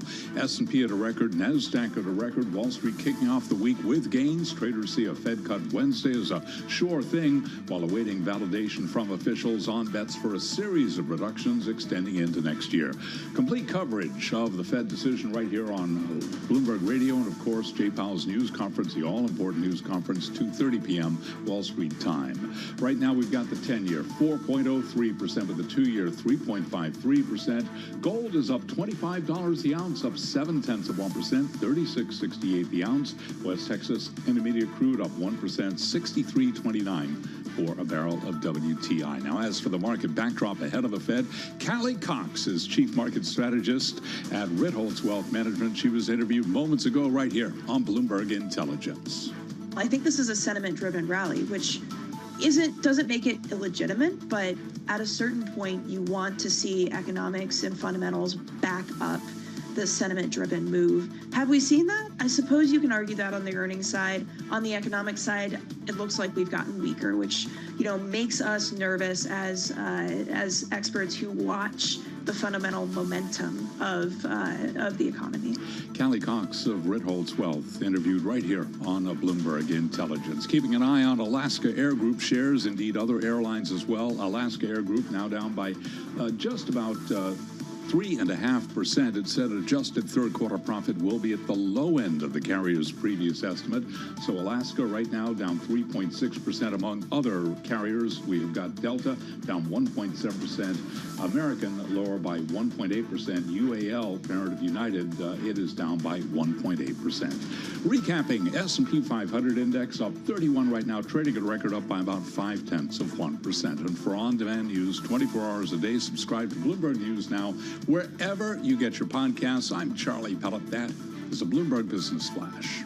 Thank you so much, Charlie. Welcome to Bloomberg Intelligence. I'm Isabel Lee, filling in for Paul Sweeney, joined by the Scarlet Fu. So for our BNEF segment, we have Derek Flakall. He's the lead U.S. policy analyst on North America's biggest renewable energy conference. So Derek, talk to us about the big themes there. You said it's speed and uncertainty. Walk us through why those two are emerging. Absolutely. So RE Plus, the Renewable Energy Plus, is one of the biggest conferences in North America. You see battery manufacturers, transformer manufacturers, energy storage manufacturers from all over the world hawking their wares. And basically what everybody is trying to do is rush to build, rush to safe harbor in order to get legal compliance to get tax credits from the U.S. government before rules change at the end of the year. Now, as a reminder, those who are following the Trump administration will recall the One Big Beautiful Bill, a big budget act passed in the middle of the year that has substantial changes for the way that you can claim tax credits. If you're a wind or solar project, you have to get under construction by a certain deadline, or you face an even harder cutoff for when your project can enter service. And at the beginning of next year, suddenly you've got new foreign entity of concern rules that could make you ineligible for tax credits based on your exposure to mostly Chinese firms, whether through corporate ownership, through supply chains, or through intellectual property and other agreements. You're seeing firms restructure themselves in order to avoid getting hit by those rules. You're seeing developers build up massive stocks of solar and energy storage in order to try and have equipment that allows them to claim those credits before the rules come into effect. And you also have massive growth in U.S. battery factories and new players entering the market to try and service more domestic demand. So you see this combination of a rush with the possibility of a cliff afterwards. And I think everybody is waiting for new rules to come out to provide some clarity on exactly how much the market can survive this shift. A rush and then a cliff. That sounds very stressful. How anxious were the companies and the executives at this event? Because, as you mentioned, they are moving quickly because the rules could change on them. The goalposts could change at any point. What is the one certainty that they have in operating and through this uncertainty? I think the one certainty that they have, besides that more change is coming, is that there is going to be load growth in the grid as a kind of tailwind supporting the market in face of other headwinds, right? We all know that data centers, among other applications like new manufacturing and electrification, are causing electricity demand to rise for the first time in the U.S. in about 2 decades and at very fast, kind of chunky rates. So that in turn means that electricity prices are going to have to go up, especially given that the tax credits that were sort of subsidizing new power build are going away, or at least being severely reduced. That in turn is going to make the economic case work out for more projects. But that is filled with uncertainties in and of itself, right? You have different utility markets, different states trying to change the way that power is paid for by large load customers like data centers, and where the cost falls, how many projects get built, how much public utility commissions allow, given the cost increases that most ratepayers are going to see. That's a source of uncertainty even within that certainty. And so you see at RE+, there was a lot of talk of virtual power plants or special timing on electric vehicle charging, anything to sort of keep the electricity system from being overbuilt, because as a reminder, the way the electricity system is structured is for the hottest and coldest days of the year when there's the largest amount of electricity demand. A huge amount of cost is driven by that, and there's extra capacity that goes unused a lot of the time. People are trying to get creative about how you use more capacity that's already on the grid to prevent things from getting more expensive for customers. Or if you do need to build new stuff, basically putting those costs onto data centers themselves. Nevertheless, there is still a key tailwind in the face of this policy uncertainty. It's just a question of what that actually means for every other customer. That's actually what caught my attention in your note. You said that the data center demand is a regulatory story, and you said that Virginia and New Jersey's elections at the end of the year will be bellwethers, but Ohio and Indiana aren't really waiting. Can you talk to us what states are more at risk here, or which states stand to benefit the most?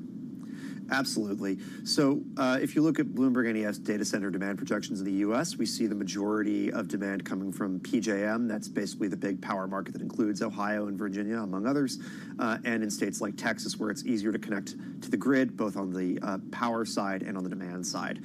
Now, PJM is home to Virginia, which is home to a huge proportion of the world's data centers, and that is having an election at the end of the year. Abigail Spanberger, one of the leading candidates, has argued for a classic sort of set of fix of add more renewables, try and keep power prices from going up too far. In New Jersey, which is also in PJM, Mikey Sherrill has called for freezing power price increases. Pennsylvania, which is also a pretty large market and one that wants to take advantage of data centers, has also had some issues with what's called the capacity market in PJM. That basically provides payments to incentivize energy storage or gas peak demand build out. Those have been incredibly expensive. Ohio is part of that market too, and what that has done is basically put out a new rule saying that if you're a data center and you want to connect to the grid, you have to pay 85% of the basically peak demand that you would take, even if you don't ultimately build a data center. It's meant to discourage some speculative projects. On the Texas side, we've seen some movement with a bill called SB 6, which is supposed to sort of deal with demand from data centers in a somewhat similar way. But those are some of the leading markets that might see exposure. We've also seen discussion in Illinois, which is trying to attract data centers and is also partly in PJM around the Chicago area. That crosses over into the MISO market, which is very large as well. And the southern half of MISO also has a big data center build-out project by Meta, powered by gas. And I think some of the Stargate project might have exposure to that market as well. So those are some of the places that I would look first. Derek, in the final minute that we have together, one of the big pushes by the Trump administration is to bring manufacturing back home. What portion of the renewable energy industry has managed to do that, to onshore manufacturing?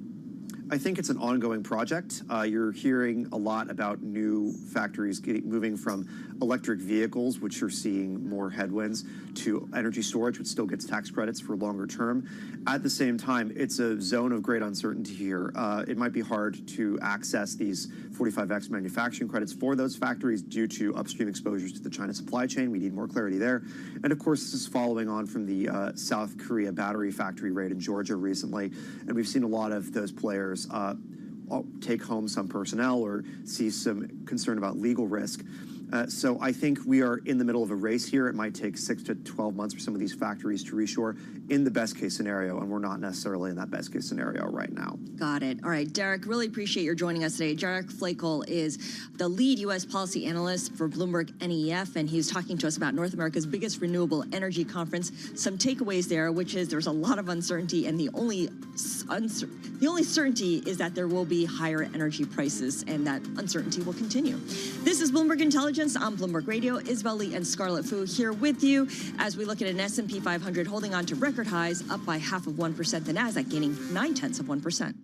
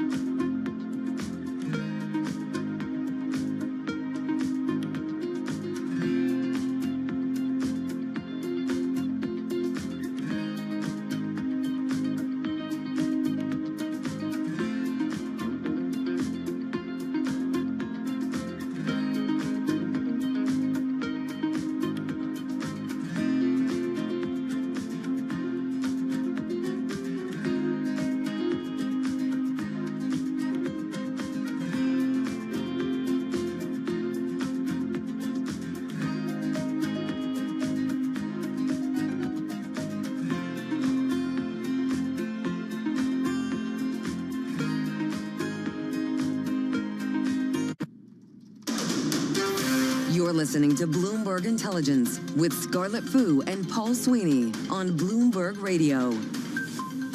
All right, good morning, everyone. We're down to our last segment here on Bloomberg Intelligence. I'm Isabel Lee, filling in for Paul Sweeney and with Scarlett Fu, who had to run for a quick while, but with us to discuss a recent big take on the New York residential real estate status, on why even those making $300,000 a year is struggling, is Paulina Cachero. She's New York real estate reporter joining us from Zoom. Paulina, this is a really fantastic big take. The graphics were amazing. It was one of the most read stories of the day. What shocked you the most from this story and in your reporting? Yeah, thanks so much for everyone reading, and graphics were really great. But, I think was really surprising to us is I think a lot of people know that record high rents have bogged down the working class for a long time. But, these days, high earners that some might expect to be comfortable financially are also feeling the squeeze.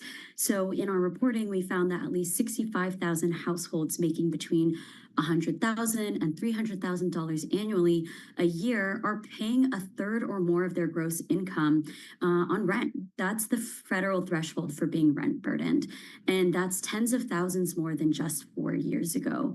So we've really seen, the rent affordability crisis reach new extremes in this post-pandemic period. We've seen rents in Manhattan reach new highs for most of the months this year. And at one point, the median hit over $4,700 a month this summer. So I sent this to... That was really interesting. That's very expensive. And I sent this to my aunt who said, oh, I didn't know what a Henry meant, which is high earner, not rich yet. So in your story, even if so-called Henrys can't afford rent in New York or are struggling to make ends meet, where does that leave the rest of the people and the locals who are earning lower income compared to $300,000? Because that's really definitely not a paycheck that everyone takes home. Yeah, I think with higher income folks now feeling the squeeze, it's totally realigned the city's economic classes and politics. One of the things that we found in this story is that since the pandemic, New York City has simply gotten wealthier. During the pandemic, when people suddenly had the ability, particularly office workers, to work from anywhere, we saw people with means able to flee the city. That allowed some people in New York City who stayed, like essential workers, to get these amazing COVID deals. But as offices started to reopen and the city returned to pre-pandemic norms, these higher income folks came back to New York in a big way. And, that's caused what economists are calling the Great Reshuffle. And it's caused rents to go up really high. And, as wealthier people are coming into the city, the city's working class is having to flee because of the affordability crisis. Those New Yorkers earning under $60,000 a year have, left since the post-pandemic period, while those making over six figures, that population has continued to grow. What was the sentiment around gentrification in your reporting? Because I can see the potential benefits it brings, but also it clearly displaces people. So it's really a difficult trade-off. Yeah, I think a lot of New Yorkers have mixed feelings about it. One of the areas of New York City that we looked into, Long Island City, many of you might be familiar with it, but it's had a dramatic transformation in the last decade. One person that we talked to that's been a resident in Long Island City since 1989 talked about, when she first moved there, it was a community that was, largely industrial, backwater with a lot of artists. And, while they wanted to, have that investment, have more housing and have, more infrastructure in Long Island City, what's being built there instead are these, high-rise luxury housing, and it's driven up the prices, and it's forced, folks in that community that have been there for a long time to, move to further in the outer boroughs of New York City or outside of New York entirely. I feel like housing, especially in New York, is one of those really sensitive topics that really hits on a nerve. I personally am a renter. I live in the city, and I read every story that you write because it really affects me. Are there any comments that you receive after publishing this story, whether it's positive or negative, or people just resonating with the topic? I think what's interesting is, part of why we wrote this story is that, there's a broader swath of New Yorkers that are feeling squeezed by rents. Everyone, has felt that, rising rent prices have been a pain point for a while. But I think we're starting to see, across New York, and also it's being reflected in, our politics right now, that, rent affordability has become a huge issue. All of the mayoral candidates have, a plan to tackle the housing crisis, that it's something that's on the top of everyone's mind. And I think at this point, everyone knows that there's a need for change, and that there needs to be, that this needs to be top of mind and needs to be tackled immediately.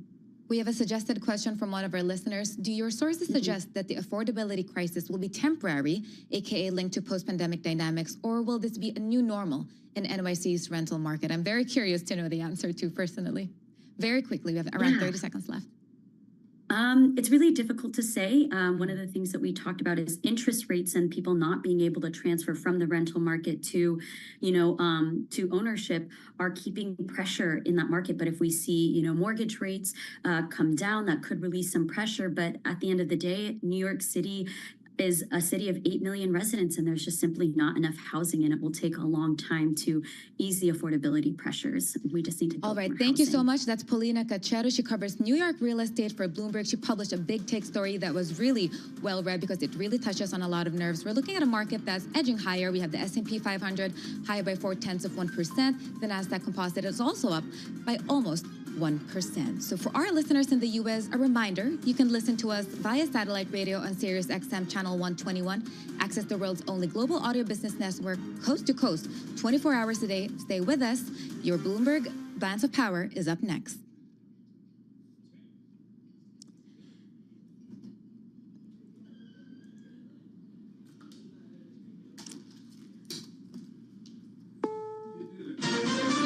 Oh my God, Charlie. CBS News on the Hour, sponsored by ZipRecruiter.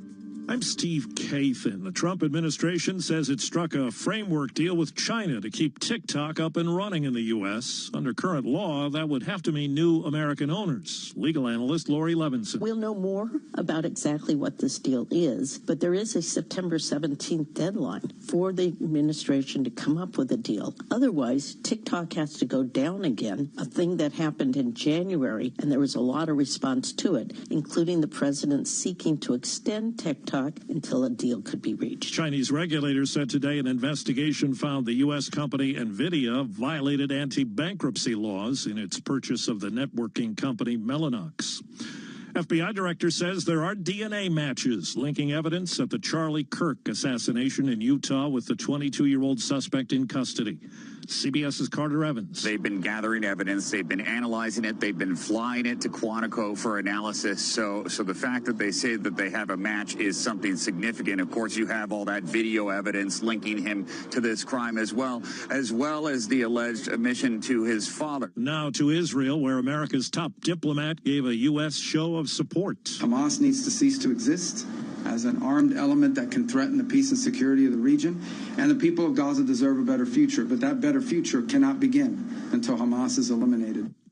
Jerusalem reporter Linda Gradstein. Speaking after a 3-hour meeting with visiting U.S. Secretary of State Marco Rubio, Israeli Prime Minister Benjamin Netanyahu said the visit is a clear sign that the U.S. stands with Israel against anti-Semitism and what he called weak governments that are demonizing Israel. He said that President Trump has shown bold leadership and has made the U.S.-Israel relationship stronger than it's ever been. In Qatar, next stop for Rubio, Arab leaders today condemned Israel, noting the recent military attack on Hamas leaders in Doha. Ford has decided to move out of its iconic 70-year-old Michigan headquarters to a new high-tech complex.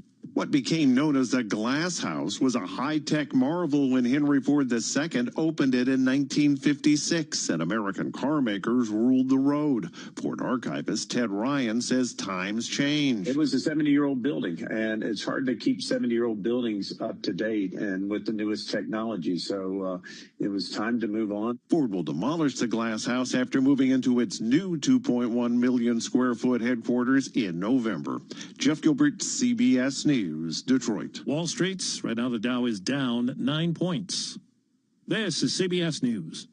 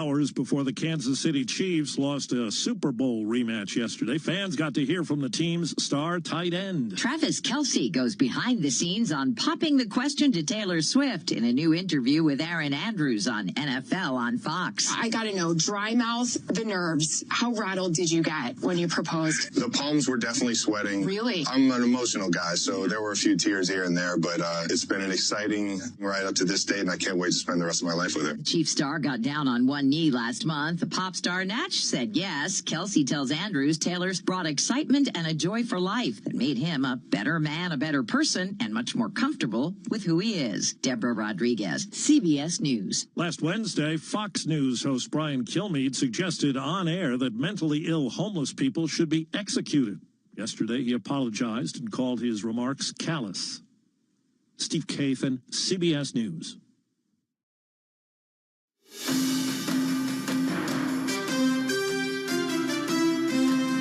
Live from Washington, D.C., this is Balance of Power with Joe Matthew.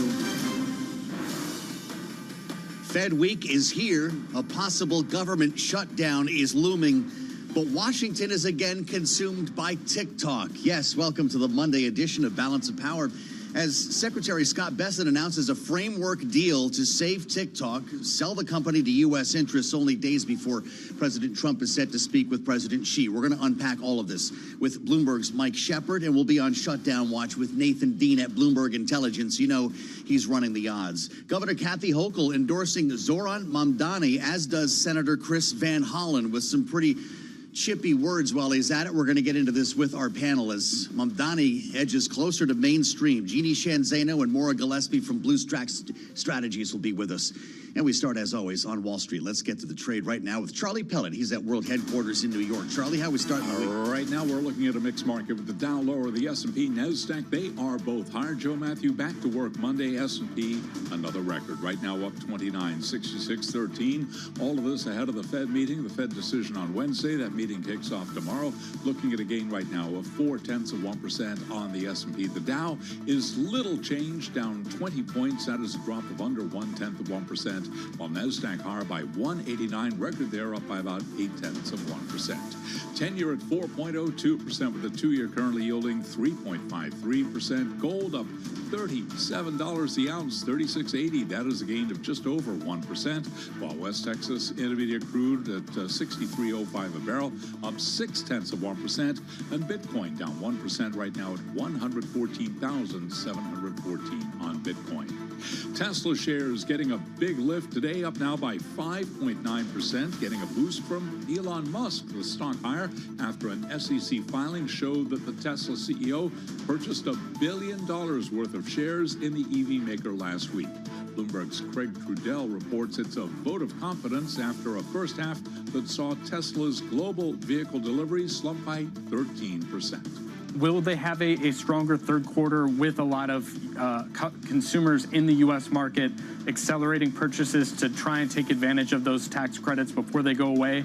I think that's widely expected. The question will be, what can Musk do to kind of keep this optimism and maintain this, positivity, even in the face of what he's warned may be a few rough quarters in the months ahead. Bloomberg's Craig Trudell. Indeed, lots of optimism in Tesla shares, again up today by 6%. President Trump says companies should not be forced to deliver earnings reports on a quarterly basis, preferring a 6-month schedule to save businesses time and money. Recapping, S&P up 30, gain now of 0.5%. For on-demand news 24 hours a day, subscribe to Bloomberg News Now wherever you get your podcasts. Back we go to Washington, and once again, your host, here he is, Joe Matthew. All right, Charlie, good to see you as always. Charlie got through the weekend, so did we. I hope you had a good one. Welcome to the Monday edition of Balance of Power here on Bloomberg Radio. We're on satellite radio channel 121 and always on YouTube. Search Bloomberg Business News Live. If you get Bloomberg Originals, it's another way to watch the radio on TV because we've got a lot for you over the next 2 hours here. Coming off the weekend with much to unpack, although it's been a really newsy morning. The President of the United States all over Truth Social and kind of moving headlines here before our eyes. A lot of it has to do with China, which you're going to be hearing about quite a bit over the next 2 hours. A potential now framework deal for TikTok. We've got a meeting of the minds, it looks like on Friday, Presidents Trump and Xi will get on the line together, knowing, of course, that negotiations are underway here on a greater trade deal that the Treasury Secretary is helping to spearhead. Scott Besson oversees on this very matter. President talking about China over the weekend as he flew back from Bedminster. Let's listen.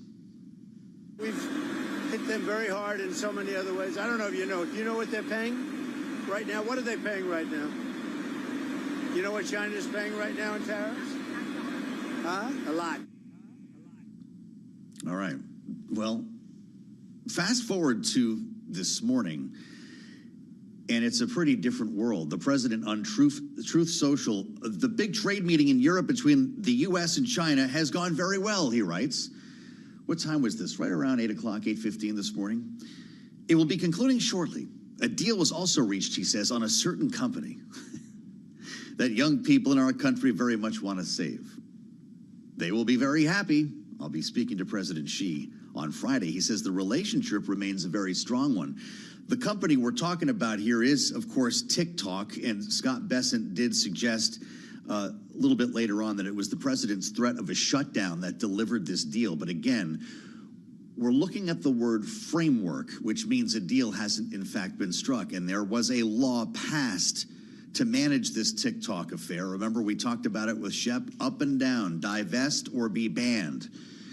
And he's with us right now. Michael Shepard on a Monday here on Balance of Power in Washington, Bloomberg senior editor for technology and strategic industries. Is this a shiny object to be consumed with while we're talking about many more important things, or is there actually a deal in the offing for That's TikTok? a great question, Joe, and I think that's what we're trying to get to the bottom of right now. We don't know the terms of this agreement, and I'm glad you highlighted the word framework, because framework suggests there's a deal to reach a deal. And we all know that, especially in negotiations with China, nothing is agreed to until everything is agreed to. And the Chinese side, we did hear from them not too long ago. And while they acknowledged the framework, they also made clear that they did not like the idea of politics interfering with their business operations. So we will see what the terms are, and they may not be hammered out, as you said, until that meeting of the minds on Friday between President Donald Trump and Xi Jinping. Just to bring everybody up to date, we all remember the block the talk and the law that was passed. Do we believe the administration wants to fulfill that law, in fact, meet the requirements of that law for a divestiture, or do we need Congress to do away with it so the White House can make the deal it needs to?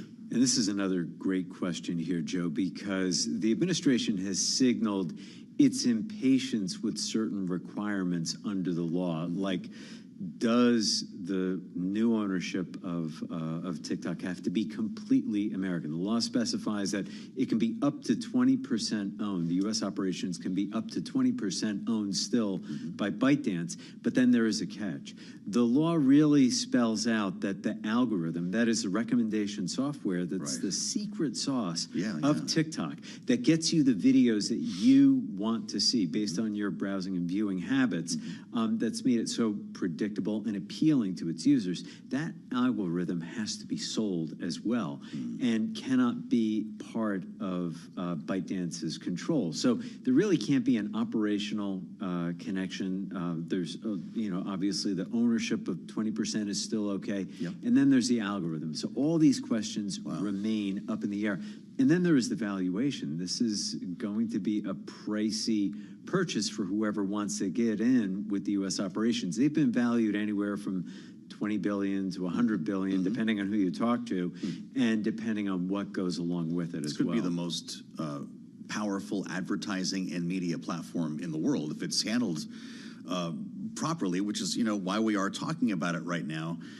But boy, the Chinese government has to sign off on this. So presumably Scott Besson has a sense of what they're okay with here following this meeting today. Oh, they do. And, they have been negotiating over this back and forth. The earlier rounds of trade discussions had not included TikTok as part of the conversation, really. They had other issues to get through that included some of the discussions on rare earth elements and some of the U.S. export controls that Beijing had objected to do, including on advanced technology, such as semiconductors and semiconductor design, software, and things like that. And then, of course, the tariffs. We had the eye-watering 145% tariffs that are on pause right now from the U.S.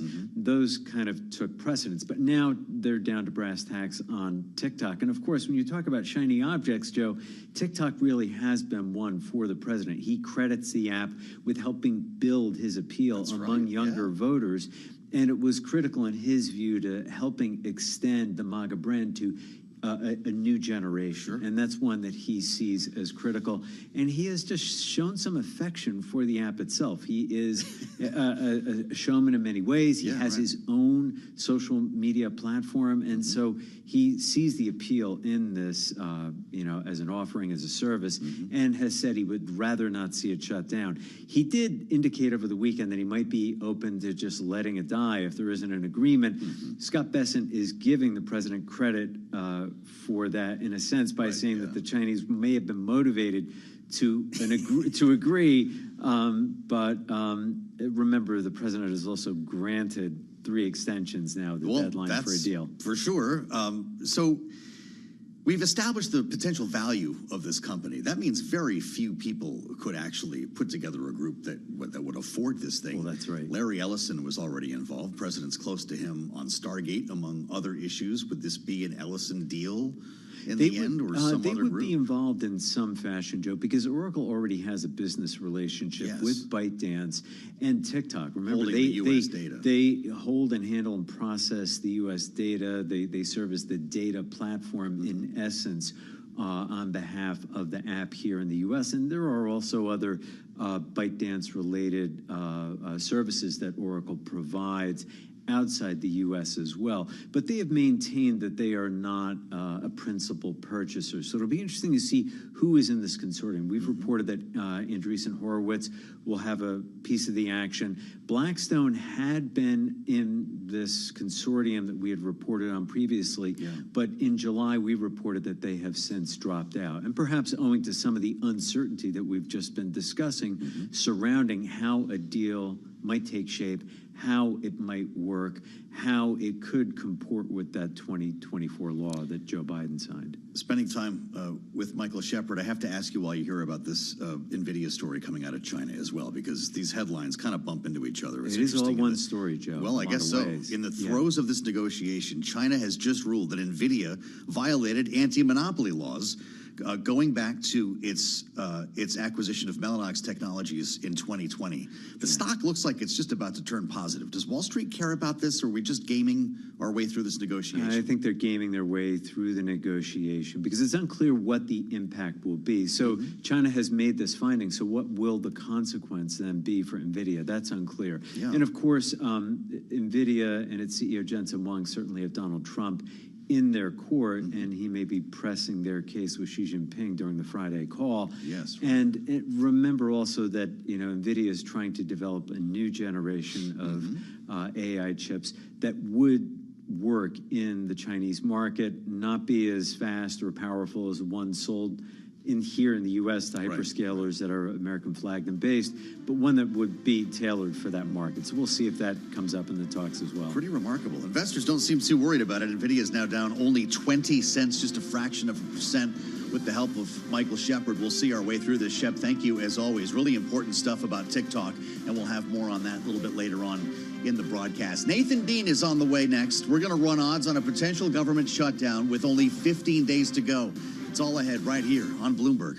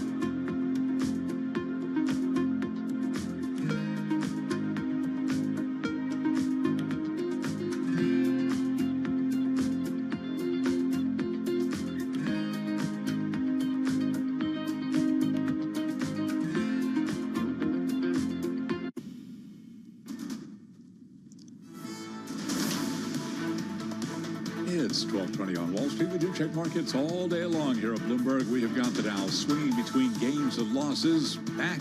Was back in the green. Right now looking at a loss of just about 1 point. Little change. The key takeaway on the Dow, but no question, another record on the S&P, up 30. 66.14 where we stand at midday, up now by about 0.5%. NASDAQ Composite Index is also advancing, up 192 right now.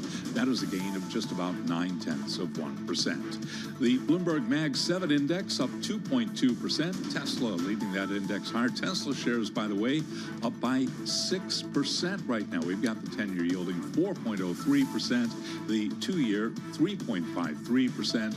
Gold is up $39 the ounce, $36.82, closing in on $3,700, up now by 1.1%. West Texas Intermediate crude 63.14 a barrel, up 0.7%. And Bitcoin now lower by 1%. Bitcoin at 114,721 on Bitcoin. Alphabet has joined an elite group of companies valued at more than $3 trillion in the latest sign of improving sentiment for the Google parent. You run the DES page on the Bloomberg, you'll pull up the market cap there. Alphabet shares higher. Market cap just above $3 trillion. The stock has soared more than 70% off its April low. It joins a short list of other companies valued at over $3 trillion, including NVIDIA, Microsoft, and Apple. Again, Alphabet shares Google up by 3.7%. For on-demand news, 24 hours a day, subscribe to Bloomberg News Now, wherever you get your podcasts. And back we go to Washington. Once again, your host, here is Joe Matthew. All right, Charlie, many thanks. Some big moves here today already in the Monday trade. We'll be back to Charlie with more on Wall Street coming up in about 15, 20 minutes. We just continue to check back in with Charlie every day here on Balance of Power, our political program, live from Washington, where we connect the dots between Washington and Wall Street pretty much every day. And it's pretty hard not to with the news flow these days. Consider this your Washington Policy Pulse, the weekly call that Nathan Dean puts together here. The Bloomberg Intelligence Financial Washington Policy Weekly Call is now available on if you subscribe to this podcast, on your podcast feed. This is all part of producer James's plan to create a Balance of Power podcast network. It takes America's producer to put something like that together. But look, we're pretty closely associated with Nathan and BI, and we thought we would join forces here on the same RSS feed. Careful not to cross the streams. But we have a lot to do with one another here because we're talking about a lot of the same stuff.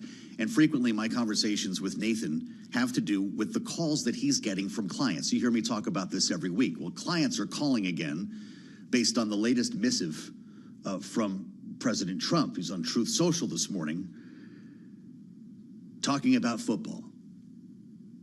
Nathan didn't know this is where we were going to go, but the president says the NFL has got to get rid of that ridiculous-looking new kickoff rule.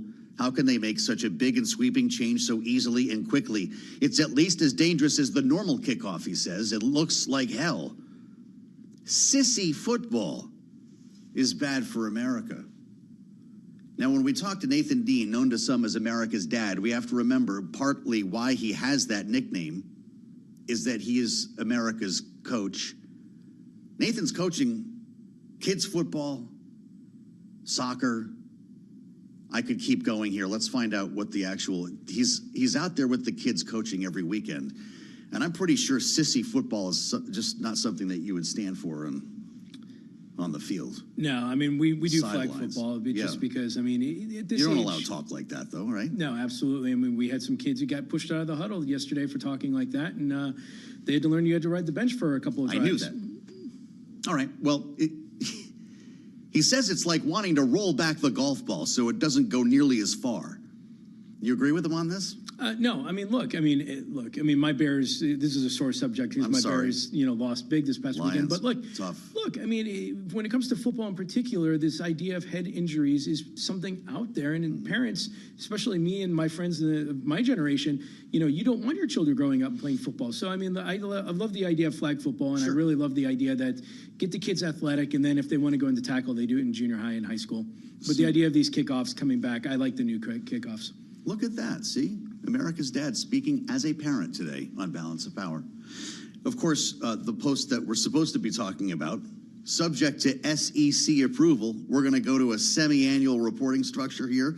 President Trump says companies should no longer be forced to report on a quarterly basis, in parentheses, quarterly reporting, but rather to report on a 6-month basis. He says this will save money and allow managers to focus on properly running their companies.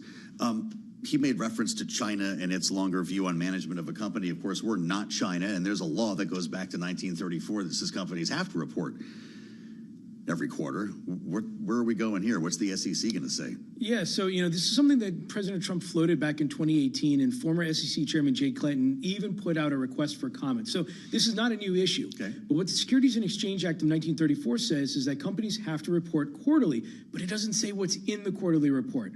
And so there could be a scenario where the SEC, and look, I think it's feasible. I think by 2027, a lot of public companies, if not all of them, will be moving to a semi-annual basis because the SEC, and this is the note that we put out this morning to our clients, is we essentially said for the first half of next year, look for the SEC to put out what's known as an advanced notice of proposed rulemaking, potentially going to this idea of 6 months, scaling down what companies have to record on a quarterly basis, increasing what you have to do on a semi-annual basis. Now, if you follow the timelines, finalization is 2027. So again, this is not new, and at the end of the day, the SEC is not in the position of telling the White House no. So if this is something that President Trump wants to do, and I think Chairman Atkins, who isn't really, Paul Atkins, the chairman of the SEC, hasn't really talked about this, but he loves capital formation. I think this is something that he could get behind. Fascinating. But Congress needs to have a say in this, right? Well, if Congress wants to change the quarterly reporting mandate, they would have to get involved. But the SEC can say, look, just put in a one-pager every quarter that says, you good? Yeah, you're good. Now I'm simplifying here. But, you can scale down what the quarterly report says and increase what this semi-annual report is. And so the SEC does have a lot of flexibility here. And again, this is something that was floated back in 2018. But I will say is that the majority of the comments that came back in 2018 were against this move because a lot of investors in the buy-side community out here said, look, we want this transparency. NASDAQ ran a survey at the time, 138 companies. 75% of them, though, from the company perspective, like the idea. Sure. So, this is something that I definitely could see happen. And I would just say is that the SEC has plenty of time before the next administration, whether it's Republican or Democrat, to get this done. This is like telling a congressman you only have to run every 3 years, right? You actually, the idea that you're constantly trying to prove your own worth as a company, as the president says here, China has a 50 to 100-year view on management of a company, whereas we run ours on a quarterly basis. Not good.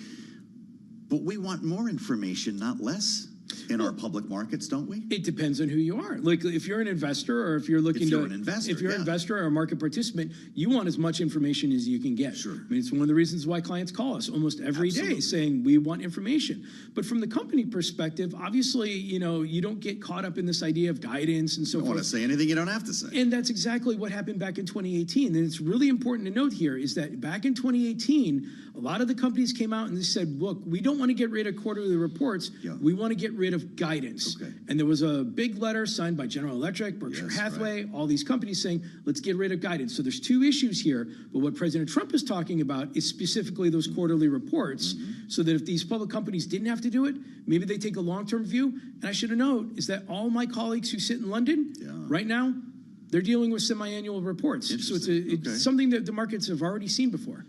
What kind of questions or calls are you getting today? Is there outrage among investors? Nathan, is this really going to happen? What are they asking you? They just really want to know what's going to happen here because, it's very rare very rare that you and I will have a conversation based off of a Truth Social Trump post.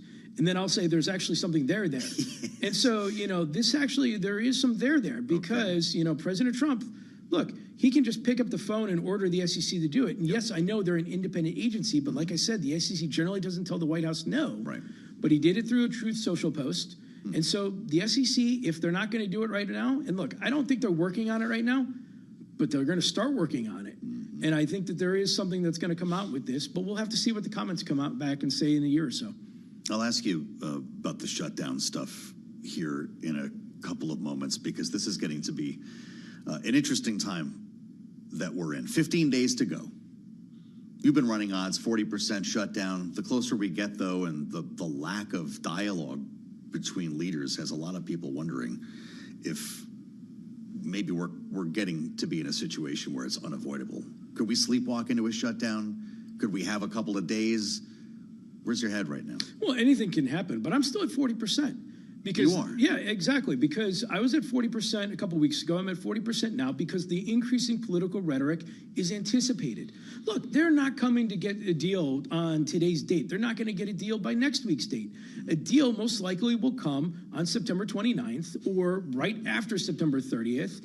You know, and so this is just all part of the playbook. Is it a clean CR? I think it is, Yeah. because at the end of the day, the party that offers a clean CR is the one that has the high ground. And so if you come back, if the Republicans offer a clean-ish, I'll call it clean-ish CR, the Democrats, I don't think have an ability to come back and say no, especially when they're talking about an extension to mid-November. And, you know, even though there is some thought on the Republican side that you may not have the votes, I think ultimately they would be able to get the votes here because the Democrats don't really have an endgame strategy with this. And at the end of the day, and this is what I tell my clients, and this is probably the most, from the client perspective, the biggest question of ambiguity here is what happens if we get into a shutdown and the director of the OMB, Russ Vought, opens up his playbook. Is it, you know, just going back to what President Trump said on the, you know, on the news this past weekend, he was telling Republicans they don't need Democrats to move forward here. Now, I don't exactly know what he means by that because you need 60 votes to advance this. But if President Trump and the OMB have a plan to say, you know what, 95% of the government is essential and we'll just keep them open and ignore the Democrats, or 95% of the government is non-essential and send them all home and see what we can do in 6 months, I don't exactly envision how the Democrats are going to be able to strategize. And if you and I are talking about this, Democrats are certainly talking about this on Capitol Hill, right? They know Stephen Meyer and Russ Vought is waiting for this to potentially happen. But I'm curious, in our remaining minute and a half, Nathan Dean, are you getting calls about Stephen Meyer? Are you getting calls about Lisa Cook? Or is everybody in a mode where they know that this week the outcome will be the same no matter what happens with these two? Well, the calls on Stephen Myron was whether or not he would be in place for the vote tomorrow. And the answer is he's going to be. But I would just say is that, you know, if you think of that one thing that the market is most fearful of, it's the February reappointment of the FOMC voters, those regional bank presidents that are at the FOMC. The Fed governors have to reaffirm their positions. And if we get into a situation where the Fed leadership looks like that they're not going to reaffirm those regional bank presidents, I think that's when the market and my clients will start to get more scared. Is that a selling event, though? How do you respond to something like that? Or is that a bond market story, not a stock story? I think it's a bond market story to start. But, you know, the equities always follow. Sure. Fascinating, as always. Nathan, thank you. No Fleece Fest this week. It got warm, right, in Washington this week. We're back to the jacket. Thank you. Nathan Dean, Bloomberg Intelligence. Look for the podcast if you're already subscribed to this one. And, well, if you're not, why not? You'll get Nathan's on Monday morning. The call has resumed. We've got a breaker here on the terminal LIRR union asking President Trump for emergency board in labor talks. This is something that the engineers strike potentially could be in place next week. We'll have more on this. New York's Long Island Railroad facing a potential strike and now asking President Trump for assistance. We'll have more on this ahead. In fact, we'll assemble our panel coming up next here on Balance of Power. This is Bloomberg.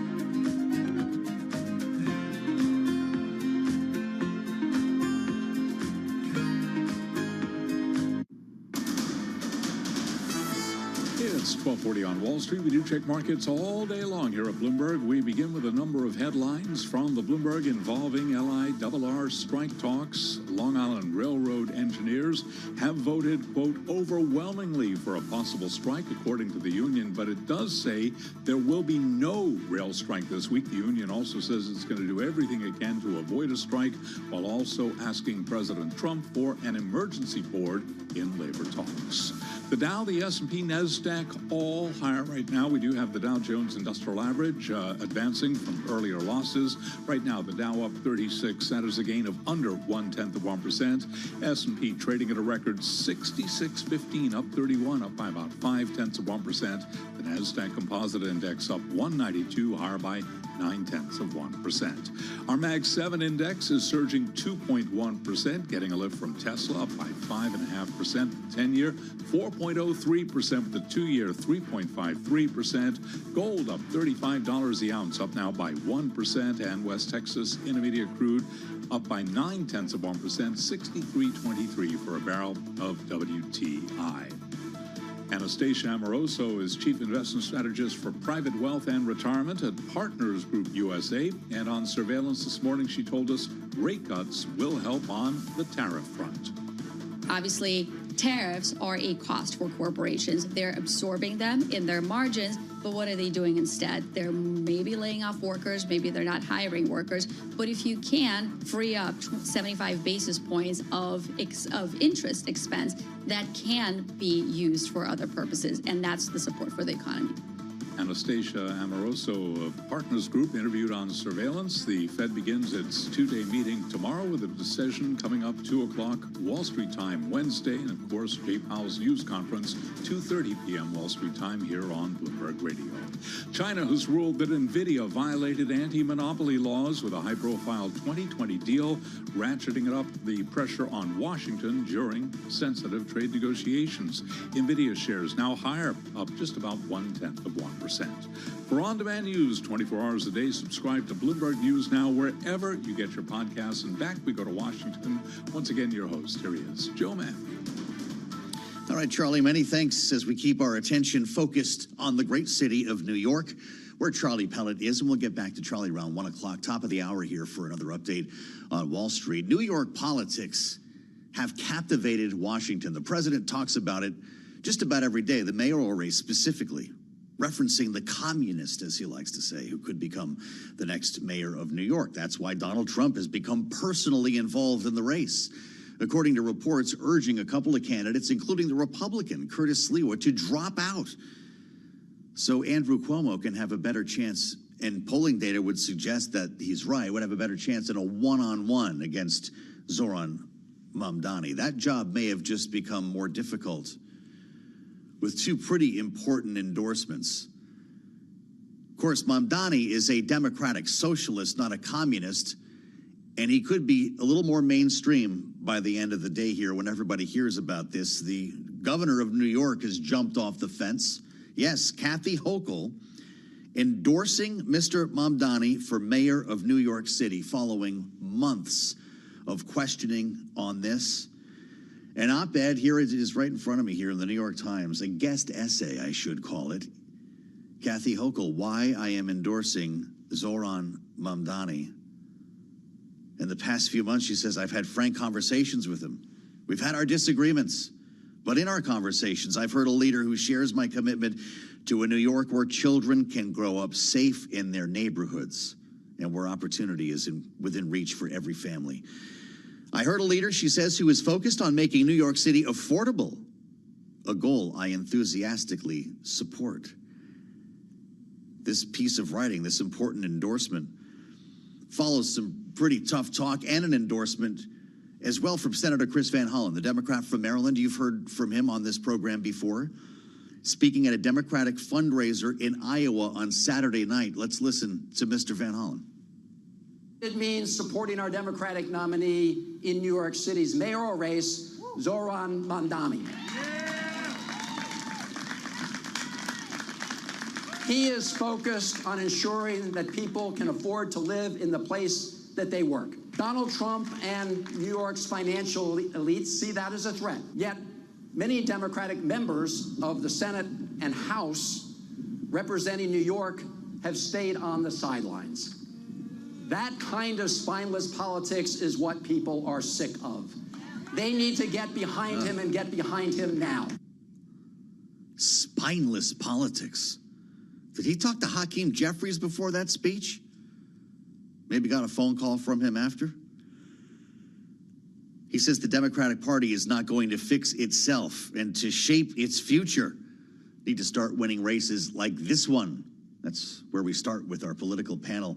Jeannie Shanzano is with us. I'm sure Jeannie has thoughts. Bloomberg Politics contributor, our Democratic analyst and democracy visiting fellow at Harvard Kennedy School, Ash Center. Maura Gillespie is with us too, Republican strategist, founder of Blue Stack Strategies, and a veteran of John Boehner's Speaker's Office. Great to see you both here.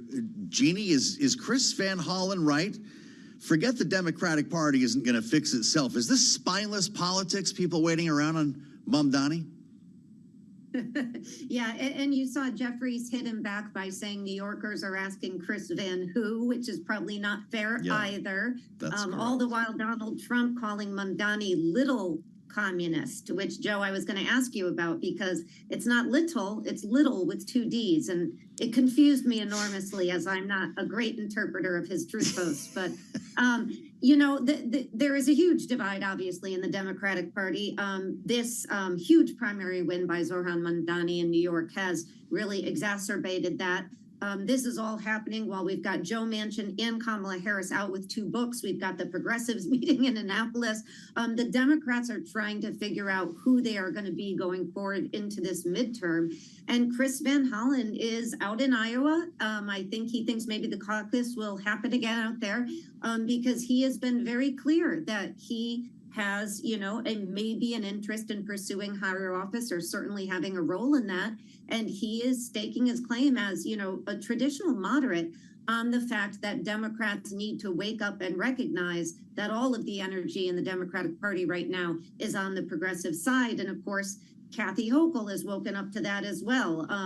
You know, coming in at this last moment, not particular explaining why she waited so long, but saying, you know what, this guy's going to win. You know, just like Donald Trump, these folks can read the polls, and the polls say if this is a 4-man race going forward, Mamdani is going to sweep it. I mean, he even won Jeffries' district by like 12 points. So they can read the tea leaves. They know that they should push forward on this at this point. I think the question is, does it really make it difficult now for Jeffries, Schumer, and other leading New Yorkers on the Democratic side who have not endorsed, to Van Hollen's point? Donald Trump on Truth Social, to Jeannie's point. Governor Kathy Hochul of New York has endorsed the little communist, L-I-D-D-L-E apostrophe? I didn't get the apostrophe. Zohran Mamdani running for mayor of New York. This is a rather shocking development, he says, and a very bad one for New York City. How can such a thing happen? Washington will be watching this situation very closely. No reason to be sending good money after bad, I guess implying that federal funding for New York City or for the state might be at risk. Maura, how are you reading this? Because Donald Trump, I still have a hard time thinking that Donald Trump wouldn't love Zohran Mamdani to be the mayor of New York. It would be a guaranteed foil for the rest of his term.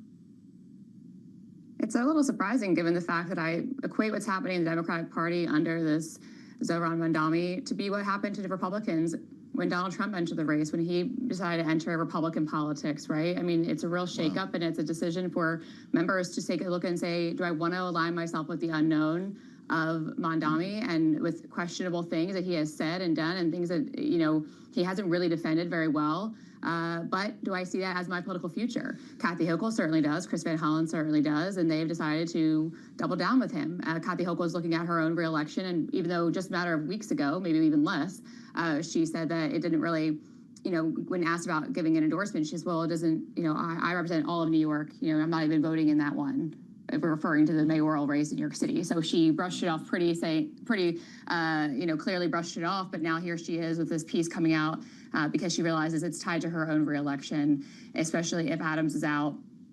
and Trump puts his ammo behind Cuomo. So it's just very telling to me about how Democrats decide to either take the case of what happened with Republicans under Trump, as a cautionary tale, or if they're going to dive in and double down with him. What are you thinking about this, Jeannie? That's really interesting, Maura, and not the comparison I would have expected today. You pointed out the statement from Hakeem Jeffries' spokesman, Justin Chermel. Leader Jeffries will have more to say, he says, about the general election well in advance of November 4th. Meanwhile, confused New Yorkers are asking themselves this question: Chris Van Who? Is this an inflection point for the Democratic Party? Jeannie, the way Maura is describing it? Yeah, ouch. That was tough. I think I agree with Maura. I would go back even further at the national level and say it's a bit like the choice Democrats had between Hillary Clinton and Barack Obama, when the establishment was much more behind Hillary Clinton in 2008, and Barack Obama seemed to come out of nowhere to many people and had a lot of energy.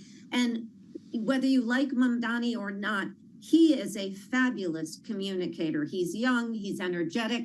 He really has his finger on the pulse, to Maura's point, of what particularly progressive New Yorkers and progressive Democrats, I should say, around the country feel. And he communicates in a way that, Andrew Cuomo doesn't and never would. And so, there's a lot of reasons I think Donald Trump, not to mention the fact he has a long relationship with Cuomo, but he really may be looking at Mamdani as something of a threat in a different way. I'm not sure this is going to be the be all or end all of the Democratic Party, where they choose who they line up with. But of course, this is the largest city in the country by far. It is a hugely, I think, one of the best cities in the country. And I'm, of course, biased. And we always watch this election to see what it portends for going forward in the midterm and the national cycle. And Democrats have to figure out how they are going to confront this very aggressive Republican Party. And after what's happened with Charlie Kirk, I think this is coming to be even more important. And I'm not saying Hochul's endorsement was tied to the Kirk issue, but so many Democrats are asking now, where do we go from here? And I think people do feel like they have to choose a direction. And Mamdani is offering a new direction, and that's very attractive to people, focused primarily, by the way, on economic issues, which is a huge concern. Maura, you worked for a Speaker of the House at a very different time, and of course a different party. You worked for Republican Speaker John Boehner. But what do you make of this reaction from the man who wants to be Speaker, Hakeem Jeffries, being called out by a senator like this? Is this par for the course? You kind of thumb your nose at somebody from the upper chamber, or should Jeffries reconsider the state of the National Democratic Party here and be careful with his words? I think it's a little poor form. I would hope that Chris Van Hollen would have had a conversation with Hakeem Jeffries, but it doesn't seem as though that happened. I think that, obviously, with my experience with working for John Boehner, the best approach is to handle things in-house and to deal with it internally. What's the Godfather rule? You keep it in the family. And so I always think that's a better policy to go by, because it just makes everyone look bad and look disorganized, and then creates a story that doesn't need to be a story. And so I think Donald Trump's going to just pounce on that. And I think for Hakeem Jeffries, he's trying to be the leader. He's also hoping to turn the 2026 midterms into a gavel for himself. And so when you do that, you're leader of the whole institution. You're not just the leader of the party. And I think he's taking that role and trying to rise above the fray of different things. And Chris Van Hollen is looking to run and galvanize more support and name recognition before a 28 run. Just a minute left, Jeannie. How about the Godfather rule? Would it behoove Hakeem Jeffries to pour a glass of wine, maybe not the cigarette, and sit down with Mamdani? Yeah, I like that, the Godfather role. Yeah, I think he absolutely should. I would be surprised if he hasn't already. The reality is, you know, he has to try to win the House for the Democrats. That means big fundraisers need to contribute to the Democratic Party. So his base is very different from Mamdani's, but they have a lot in common that they agree on, and particularly beating Donald Trump. And so I do think they should, well, I don't know, have a beer together, or what do Godfathers drink, Joe? I have no idea. You'd know better. But I think it's wine. A little Chianti would go a long way here. Yeah, big vintage. I was just reading about it on the terminal, 2021. We're super excited. This is a great panel. Jeannie and Maura will be back in our second hour. Thank you both for the insights on New York. We're going to be turning our attention back to Washington coming up here. Some missives from President Trump that could change the corporate reporting structure.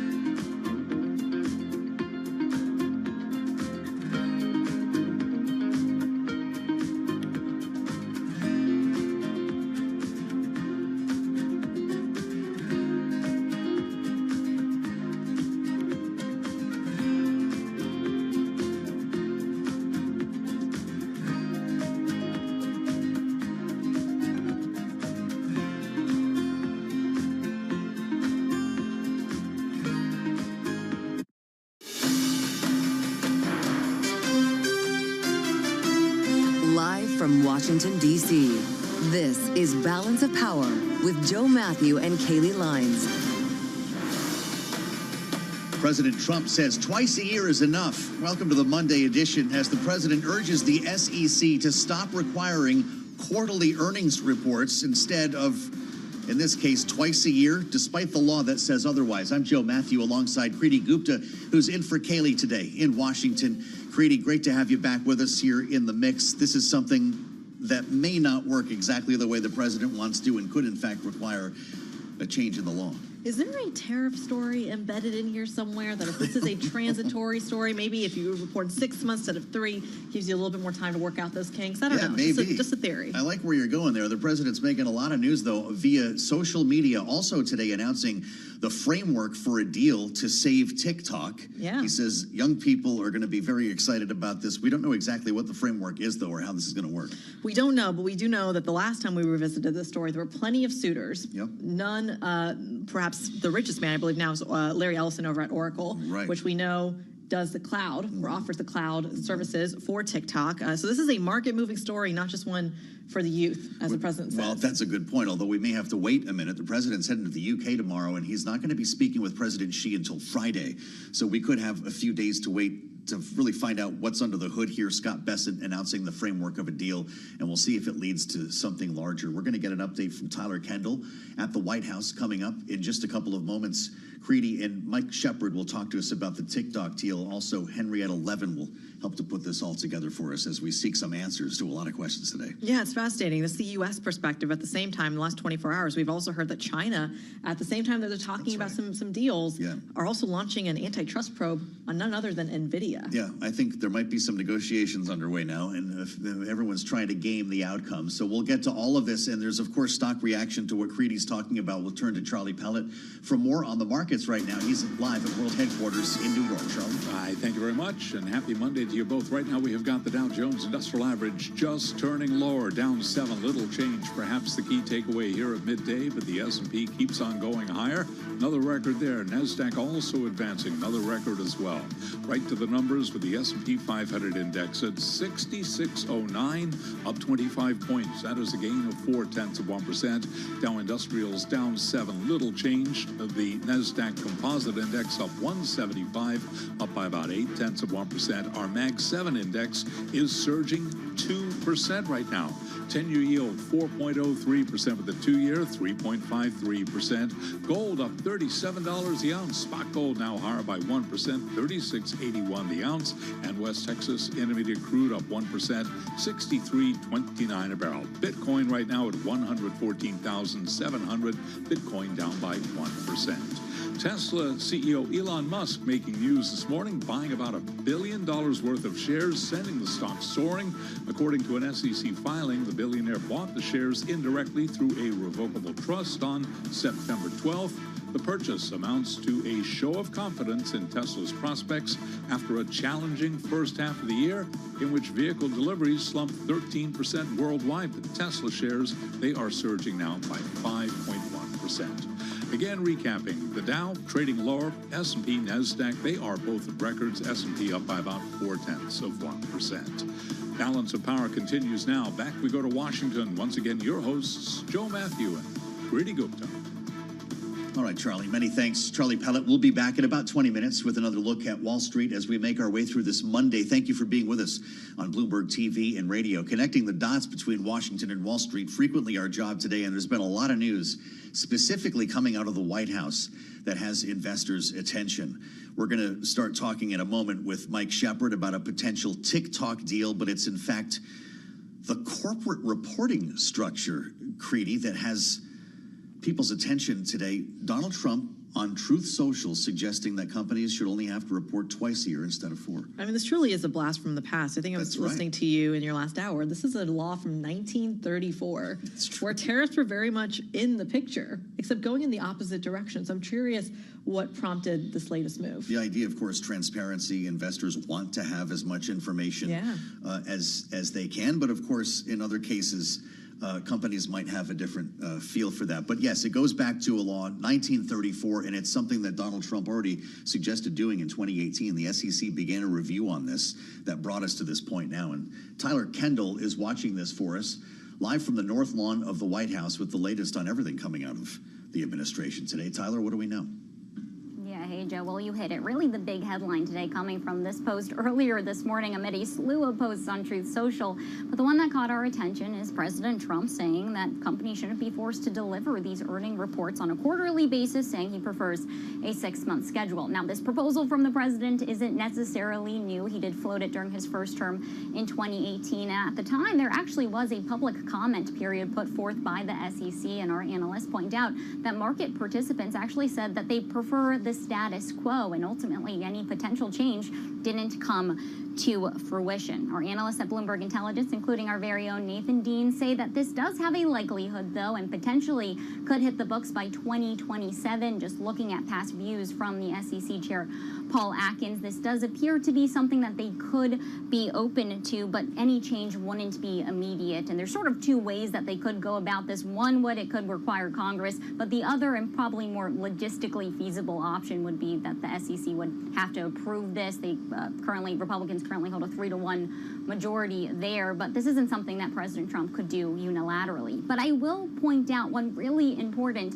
part of this post from President Trump, and I know you're going to dive into all the developments today later this hour, but President Trump tied this to our competition with China, and I think perhaps there could be a little bit of a timeline question here. Of course, President Trump's post coming as those negotiators are in Madrid, and it's clearly been on the president's mind. Joe and Creedy, of course, another big headline today from those Truth Social posts, President Trump announcing that he's going to own a phone call with Chinese President Xi Jinping on Friday.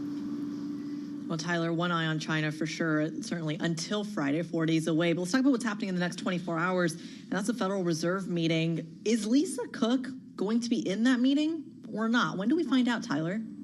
Well, that's going to be one of the big questions. We're waiting for an appeals court to rule potentially as soon as today. That's what the White House would like to see. They sort of put forth a last-ditch effort last night, a last-minute court filing to the court on Sunday night, asking them to rule on their appeal of the decision from a lower court judge that says that Lisa Cook can retain her position on the FOMC while the broader questioning of her firing plays out in court. We're going to have to see how that shakes out. If it doesn't go in the Trump administration's favor, they're very likely to appeal this to the Supreme Court. But as of now, she can attend that meeting. Perhaps the other question is whether or not Stephen Myron will be there. Creedy, later today, the Senate is set to vote on his confirmation. He looks very likely to have a seat at the table. A senior Republican aide to leadership tells me the GOP is prepared to kick it into overdrive to get this done by today. Right now, we're tracking at about 8 p.m. Eastern vote. Great to know. Tyler, thank you so much. Bloomberg's Tyler Kendall, our Washington correspondent at the White House, where we're just starting to see some leaves start to fall. I'm Joe Matthew alongside Creedy Gupta in Washington.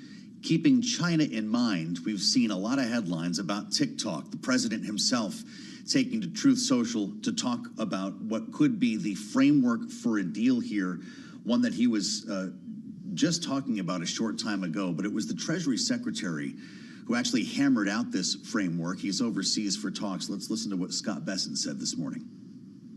We have a framework for a TikTok deal. The two leaders, President Trump and Party Chair Xi, will speak on Friday to complete the deal, but we do have a framework for a deal with TikTok. Of course, a framework is not a deal, and we try to figure out where we should, how we should define this and how we should frame this with the help of Michael Shepard. He's with us in Washington as well. Bloomberg Senior Editor for Technology and Strategic Industries. Shep, what do we make of this? That's something we haven't talked about in a while. How would this be valued? And presumably the Chinese government would approve of this? Well, they would have to approve. Yeah. The technology that ByteDance has developed and owned, that is the algorithm software that drives the recommendations to users that have made the app so appealing and so valuable, that's considered critical technology. And leadership in Beijing would have to sign off on any such deal. And ByteDance is also viewed as one of the national champions of China's tech economy. And so therefore, any big transaction involving that company and that sensitive technology would need to be blessed at a pretty senior level. And it is clearly going all the way up to Xi Jinping with the final details on this framework to be ironed out by the two leaders on Friday. Let's talk about one of the national champions right here stateside, and that's NVIDIA. Because on the one hand, we're getting this olive branch, it feels like, or perhaps progress on the relationship between the United States and China.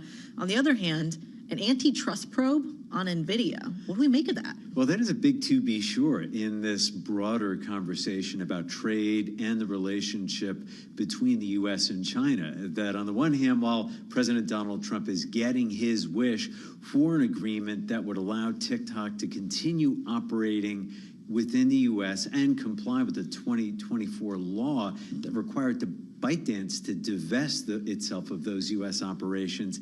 On the other hand, we also have this antitrust probe of NVIDIA. It's unclear what the consequences of that will be. China has not spelled out what the penalties could be for NVIDIA, what it means in terms of NVIDIA's ambitions to start selling, I guess, a China-specific model of its advanced Blackwell AI chip. Remember, the U.S. had paused sales of the H20 from NVIDIA. This is the chip that was tailor-made to comply with previous U.S. restrictions on the sales of AI chips to China. That had been paused by Trump. It more recently was allowed to resume. And yet now China has also expressed concerns about that accelerator and whether it could be sold in the market. So there was a lot of uncertainty surrounding NVIDIA's re-entry into sales of its AI products in the China market right now.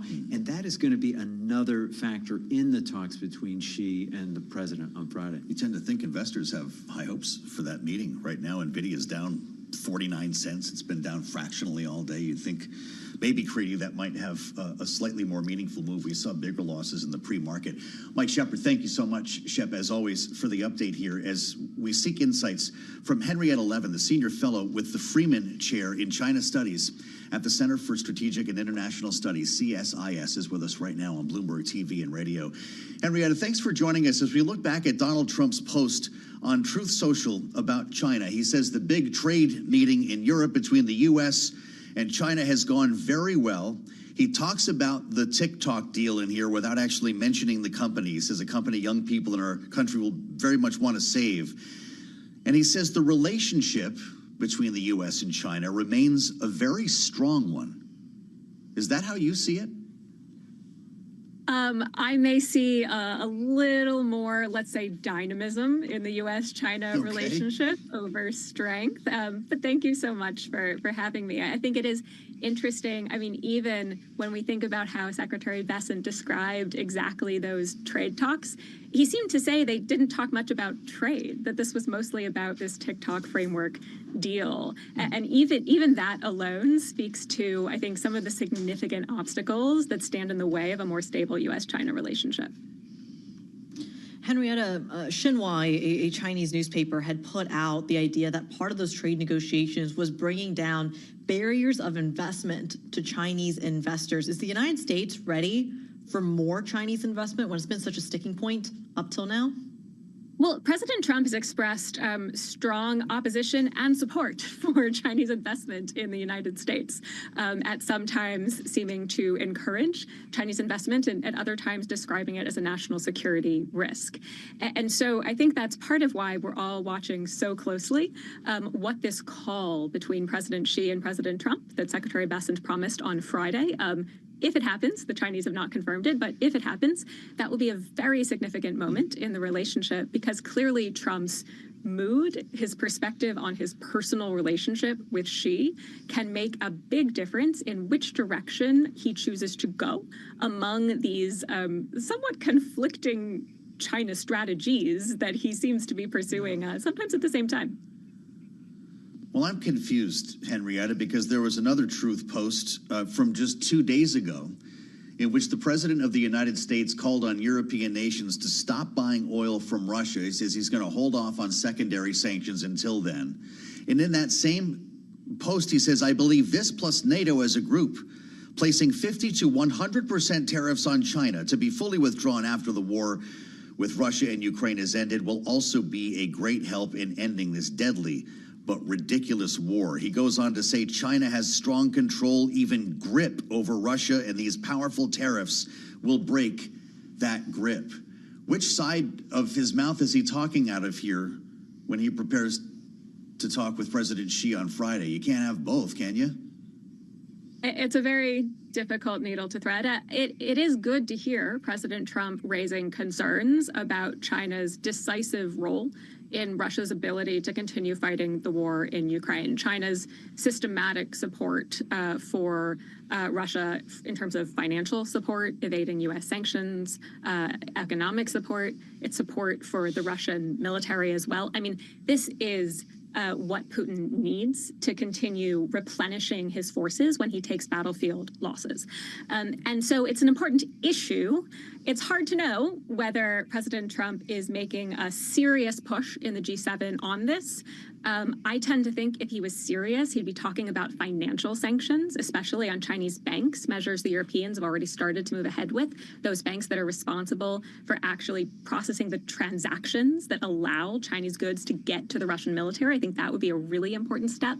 I worry that this talk about tariffs may not be serious. It may be intended more as short-term leverage in Trump's effort to get a better deal with China on unrelated issues. We've seen the U.S. is unable to sustain very high levels of tariffs on China, in part because China has so effectively retaliated with the choke points on rare earth exports. And so it's difficult to see how this would play out differently now that we're having the conversation in a G7 context. Henrietta, I love that you hit that because it feels like one of the big narratives as well swirling around is that China has been preparing for this reality for months, years, if not decades, of kind of weaning themselves off economically of the American consumer. Ultimately, is China in a position where they can digest and continue to operate with 100% tariffs placed on them by President Trump? I think that China's making the bet, and they may be right, that they can last longer. If Trump moves ahead with 100% tariffs, China retaliates with its own equal tariff rate, as well as we have to assume another round of restrictions on the export of rare earth magnets, earth materials. China thinks that they will hurt, they will take economic losses, but they'll take less than the U.S., and they think that politically they can absorb those losses longer and better than America can. And so they feel like they have the upper hand in any of these conversations around tariffs.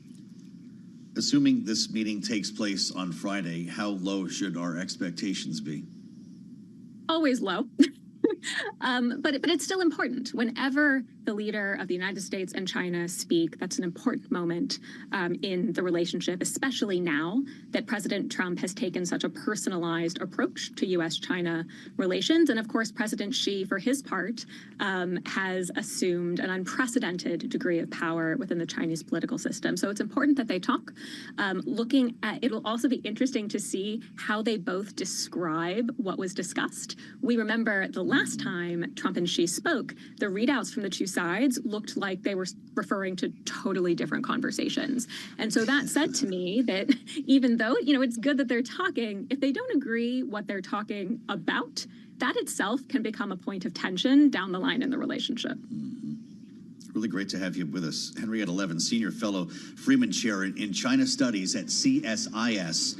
Don't be a stranger. We appreciate your view. I'm Joe Matthew alongside Kriti Gupta in Washington as we unpack the weekend and a very busy morning for the president on social media. Much more to follow with our political panel. Jeannie Shanzano and Maura Gillespie are with us today. They're up next as we turn our attention to what's happening in the Middle East. You'll only find it here on Bloomberg.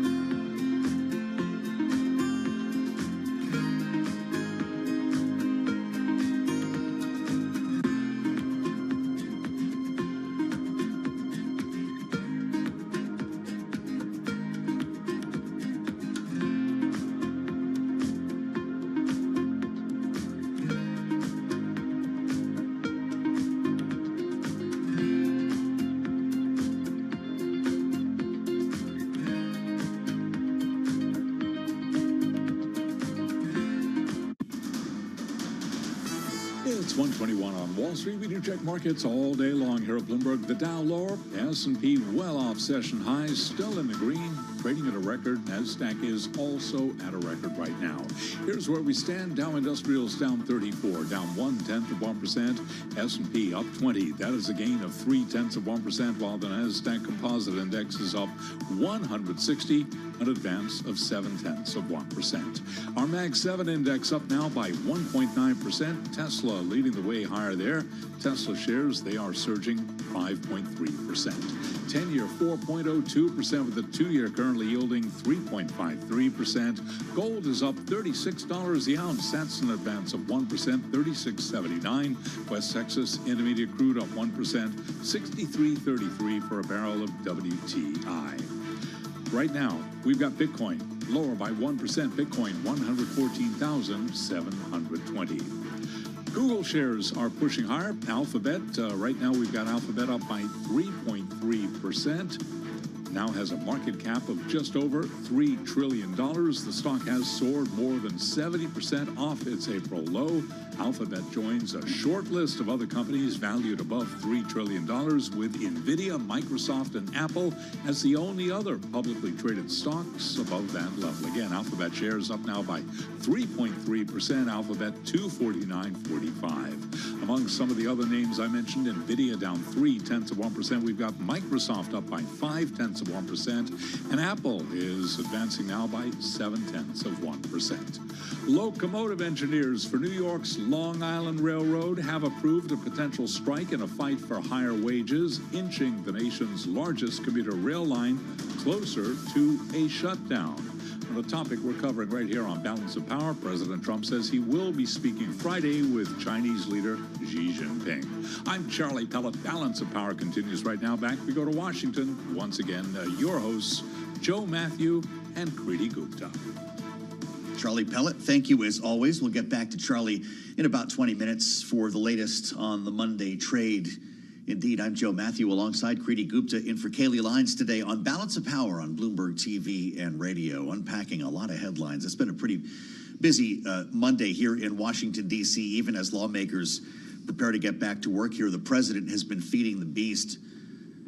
We spent a lot of time toward the end of last week, Kriti, talking about the incursion into Polish airspace that Russia provoked with a massive drone swarm and actually forced Poland and allies to shoot down those drones, raising new questions again about security on the eastern front of NATO. Poland is a country that we've been watching very closely alongside Ukraine in this war with Russia. They've absorbed a lot of the refugees that have been coming out of Ukraine, fleeing the warfare there. They've also, since that incident, invoked Article 4, which requires military consultations about how to proceed should they need to take more active steps beyond just shooting down the drones. Right. In the meantime, over the weekend, we also heard from Romania having a similar experience. Yeah, that Article 4 was a critical development for Poland, of course, knowing the role that it plays in NATO, and of course its geography with relation to Ukraine. It is also the feedstock for weapon shipments to Ukraine. This is the pathway to get to Kyiv.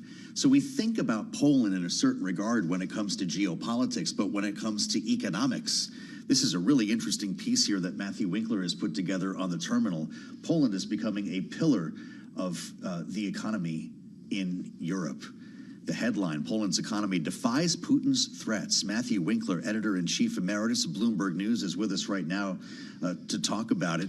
Mr. Winkler, it's great to have you, as always, on Balance of Power here on Bloomberg TV and radio. Does this come despite or because of its position in Europe, politically and geographically?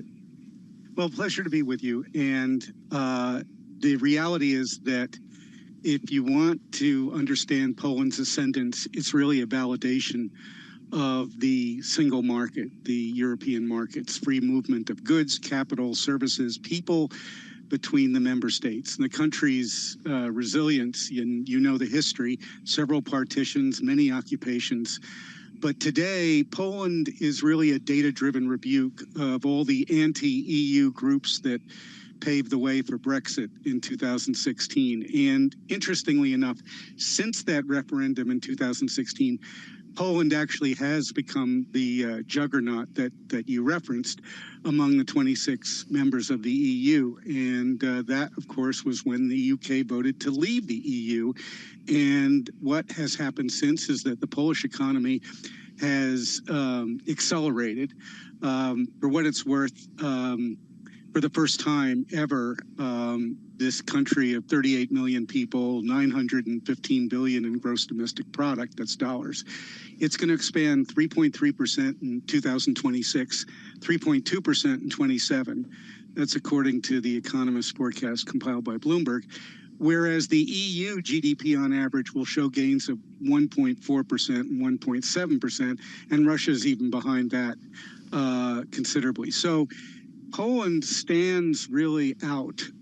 It is outstanding as an economy. And in fact, what's really interesting is that while Putin couldn't have been more pleased by what Brexit has wrought, or especially the UK, but Europe too, for that matter, Poland is actually the biggest beneficiary, and its economy or GDP is expanding 8 consecutive years since 16, as I mentioned, and it's poised to keep growing for another 3 years. So that prosperity, by the way, is unprecedented. What has happened as well is that if you recall, the Brexit referendum was much about, all these people coming from everywhere stealing our jobs, and the Polish plumber was one of those people derided as such, even though all the evidence points to the contrary, that such labor was actually a boost to the European economy. In any case, what has happened since is that returning Poles who once went solo as unskilled labor to the rest of Europe, they've now come back and they're multi-skilled. They're coming back as professionals in education, in food production, healthcare, transportation. And you could say there's been a reverse brain drain that Poland is the beneficiary of. And this, by the way, is in the context of its own declining population. Poland does have a problem like so many developed countries. Women are past the point of fertility in many cases. And so Poland has to deal with issues that many developed countries do. But in spite of that, the labor force in Poland is buoyant, robust. And as we've said, it's performing. And by the way, one indication of that is the zloty.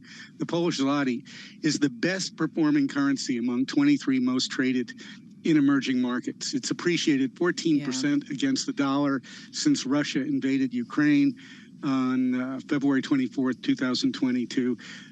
Polish bonds are also superior in Europe. If you go and look at who's borrowing, the Polish borrowers have actually been the ones that have benefited the most. Investors have benefited the most from the total return on Polish government securities is 31% when you combine income plus appreciation. And, that's the most of 30 European governments, again, according to data compiled by Bloomberg. And then there's the stock market, which we track, large and mid-cap companies. That Polish stock market is up 49% this year in dollar terms, and it's number 6 among 46 major countries. So that's nothing to sneeze at. And more than 40% of the Polish market is represented by financial companies, 35 financial companies, and they're all beating their peers. And what's even more remarkable is that if you look at the math of Polish equity right now, which is essentially the banks that are performing, they're a bargain still. They're only 1.7 times for their net assets compared with 4.7 for the benchmark. So, all in all, when you look at Poland, you say, gosh, this is the avatar of what the EU was meant to be, and it is strutting its stuff. Absolutely. I mean, no doubt. You've laid it out quite clearly just how much they've outperformed their European counterparts. But Matt, we got to connect to the broader European story, because in addition to all the other wins you've just laid out, Poland is one of the few, I believe the only, who's beating their NATO targets relative to the other members in NATO. What are the lessons here that France, Germany, Italy need to be gaining when it comes to those contributions that Poland has set forth? Well, I would say Poland has been in this respect fearless. And if you have to criticize the two, if you like, founders of the EU, Germany and France, they have characteristically been fearful about so many things and not willing to take the risks, especially with respect to Russia historically. Germany has had economic ties with Russia right up until its invasion of Ukraine. And it's only belatedly that both Europe and Russia have recognized what Poland and Finland and some of the other Eastern European countries have known all along, which is you can't take your democracy for granted. You can't assume that it isn't threatened on a day-to-day basis. And so Poland is obviously very much aware of that, because it's literally on the border, and it's also on the border of Ukraine. Yeah, if you're thinking about what comes next with respect to Ukraine, you have to look at Poland. And, fortunately, I say fortunately, it looks as if the European community gets that and is willing to belatedly take some risks, as they did immediately with shooting down the drones last week that Russia sent to Poland. Matt Winkler, many thanks for being with us to talk about your piece. He's Bloomberg's editor-in-chief emeritus, and we'll point you back to it on the terminal and online. I'm Joe Matthew alongside Kriti Gupta in Washington as we balance a couple of hot spots in the world, not only the war in Ukraine, but the war in Gaza. And of course, it was one, Kriti, that we saw kind of get into a new space last week when Israel decided to deliver airstrikes against Doha in Qatar. Marco Rubio, the Secretary of State, today weighing in on all of this in a pretty important moment here, refraining from criticizing Israel from its missile strike in Qatar, at one point saying what happened has happened. We're focused on what happens now and what happens next. Let's assemble our political panel. Jeannie Shanzano is with us, our Democratic analyst, Bloomberg Politics contributor, and democracy visiting fellow at Harvard Kennedy School's Ash Center. Republican strategist Maura Gillespie is with us as well, founder of Blue Stack Strategies and a veteran of John Boehner's Speaker's Office. Jeannie, I'm guessing this is not what you wanted to hear from the Secretary of State. The President of the United States says he called Benjamin Netanyahu and received assurances that this would not happen again. Is that good enough? I don't think so. Number one, I do give credit to the president for sending Marco Rubio to talk to Benjamin Netanyahu, because, we have had a very willing, inexperienced Steve Witkoff acting as the ambassador and trying to do a Herculean task in handling so many of these issues. I mean, you were just talking about Poland, Ukraine, Russia. He's been going back and forth. So it is good that they are using Marco Rubio's talents in this way. But I don't think it's enough. The reality is what happened last week is that Donald Trump issued a warning to Hamas and said, if you don't accept a negotiated settlement, this is the end. And they gathered together in Qatar and are decapitated almost completely by our closest ally. And there's only two options. One is Israel is acting like a cowboy going out on his own and acting, and we are its main supplier and supporter monetarily and otherwise. That's a problem. The other reality is the one most people suspect, which is that they alerted Donald Trump and the administration, hence the tepid response afterwards and Marco Rubio. Both are very, very distressing realities, because what it suggests is that it is not Hamas that doesn't want to negotiate, it is Israel. They do not want a negotiated settlement, which is quite apart from anything the United States has said, at least to this point, that it wants. And so the Trump administration has a lot of explaining to do as to what happened, what they knew when, and how we're going to respond to this kind of action by one of our closest allies. Maura, weigh in here. Is Marco Rubio's visit to Qatar enough to kind of maybe dissuade some of the confusion, some of the anger coming from specifically military families that a base, a U.S. base, a country with a U.S. base can be subject to these kind of attacks?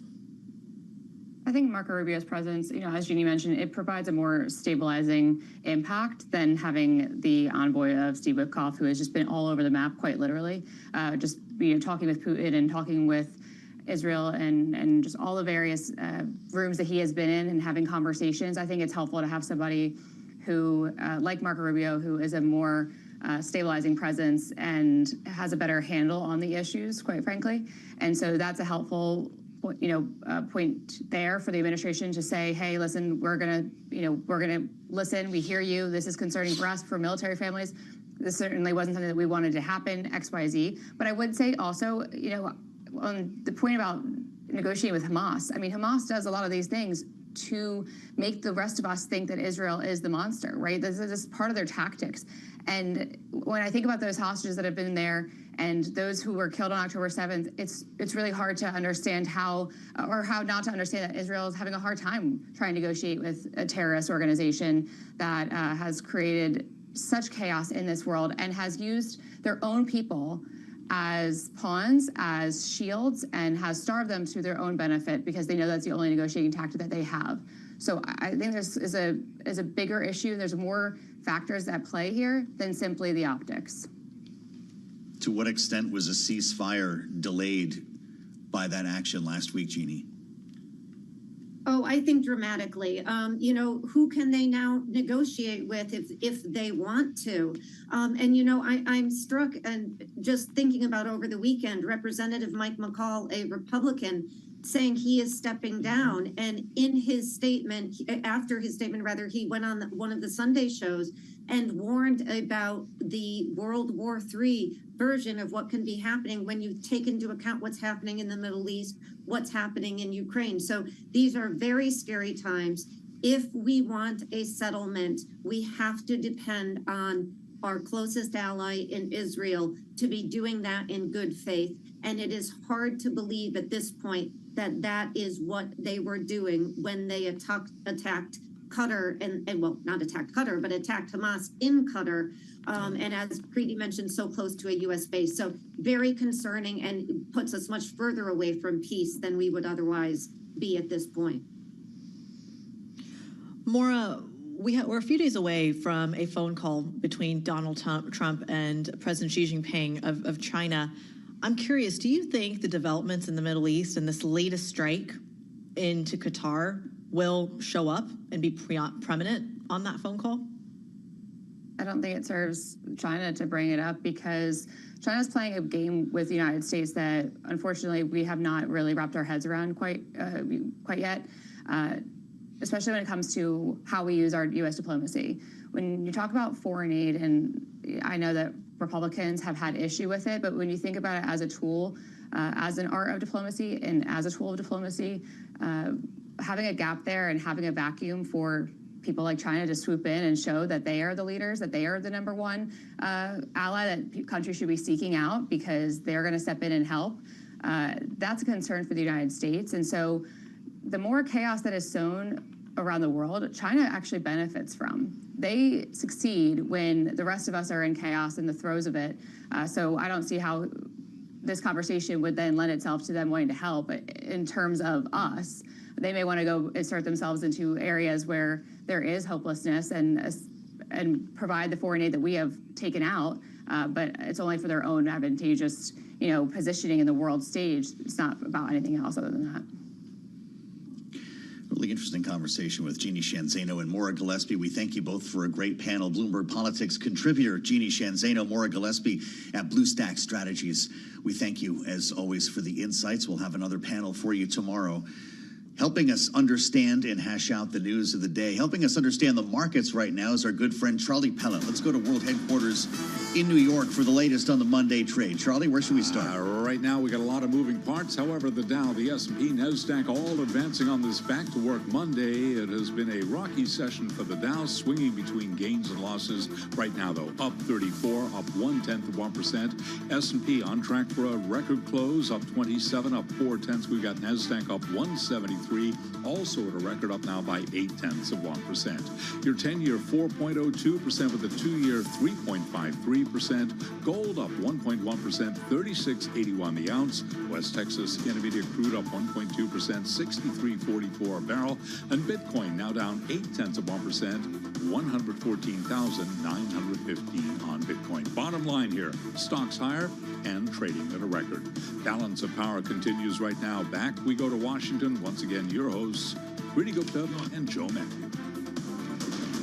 All right, Charlie, many thanks. Live from World Headquarters in New York, Charlie Pellet watching Wall Street for us every day here on Balance of Power as we talk politics and policy in Washington. Easy for me to say. I'm Joe Matthew alongside Rudy Gupta, who's in for Kaylee Lyons today in Washington. Creedy, we've spent a lot of time talking about healthcare coming out of the debate surrounding the president's big, beautiful bill, the debate around even how to frame changes to Medicare that some call cuts and others call efficiencies. And we've got another big moment coming up here at the end of the year with the expiration of Obamacare or Affordable Care Act subsidies expiring that could, in fact, provide a path.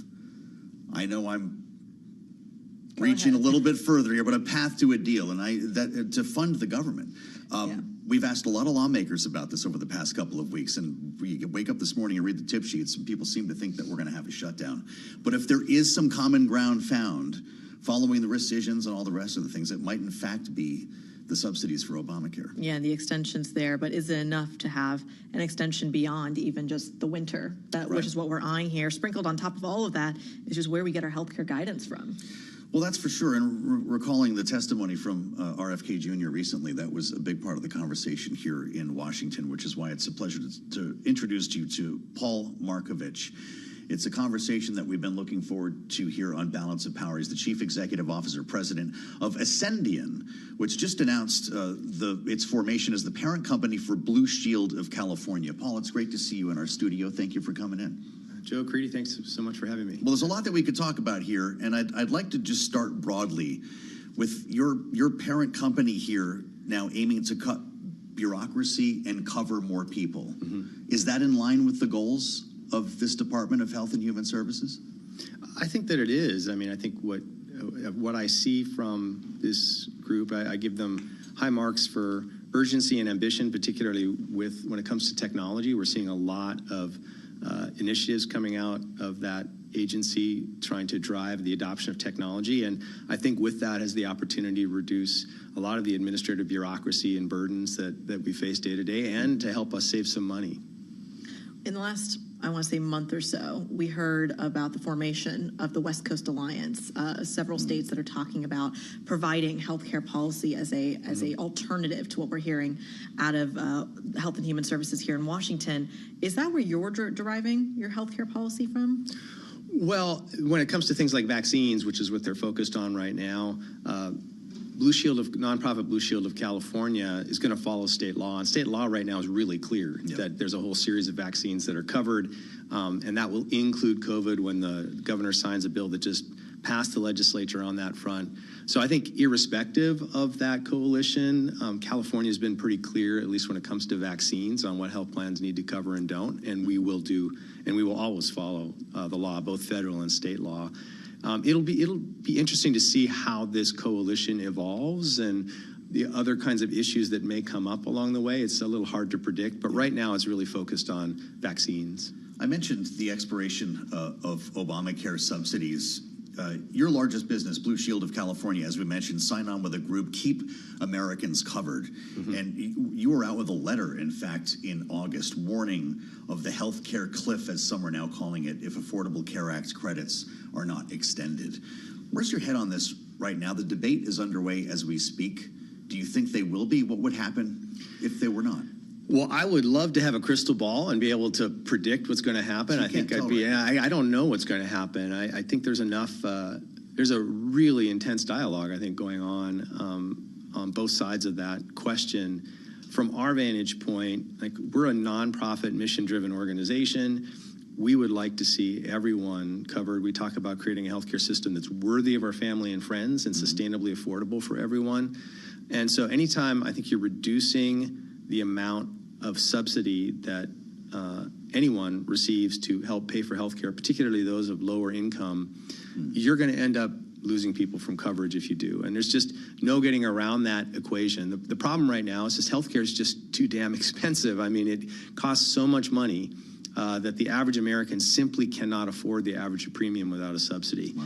And we need to address that. I mean, let's just be clear, like, we can't keep going the way that we're going. And so I think for those that are concerned about subsidies, I understand the argument, which is to say that we really are bankrupting this country with the way healthcare costs have been, where they are now and where they're growing. So we do need to address that. But I don't think the way to address that is to take people off the rolls. I think the way to address that is to get to some of the administrative efficiencies and improvements in care that will help make it more affordable over time. Can you get to that end goal without doing the intermediate step of not extending some of that coverage? Is it possible to find the kind of best case scenario and the cheaper healthcare alternative without pulling back on some of those costs first? Well, I think, look, healthcare's got a productivity problem. We just keep throwing more resources into it, and we're not getting a better product out of it. Like, at the macro level, there's some brilliant things that happen on the ground with any particular patient at any particular time. But when you look at the macro, the last 20 years, wages have gone up about 3% a year. Healthcare costs have averaged 6 to 8% a year. Wow. That's just not something you can continue forever. And so, and a lot of it has to do with, we just keep throwing more resources at things. And like, we still use fax machines. Like, when you go get your MRI or a test, they'll hand you a CD-ROM.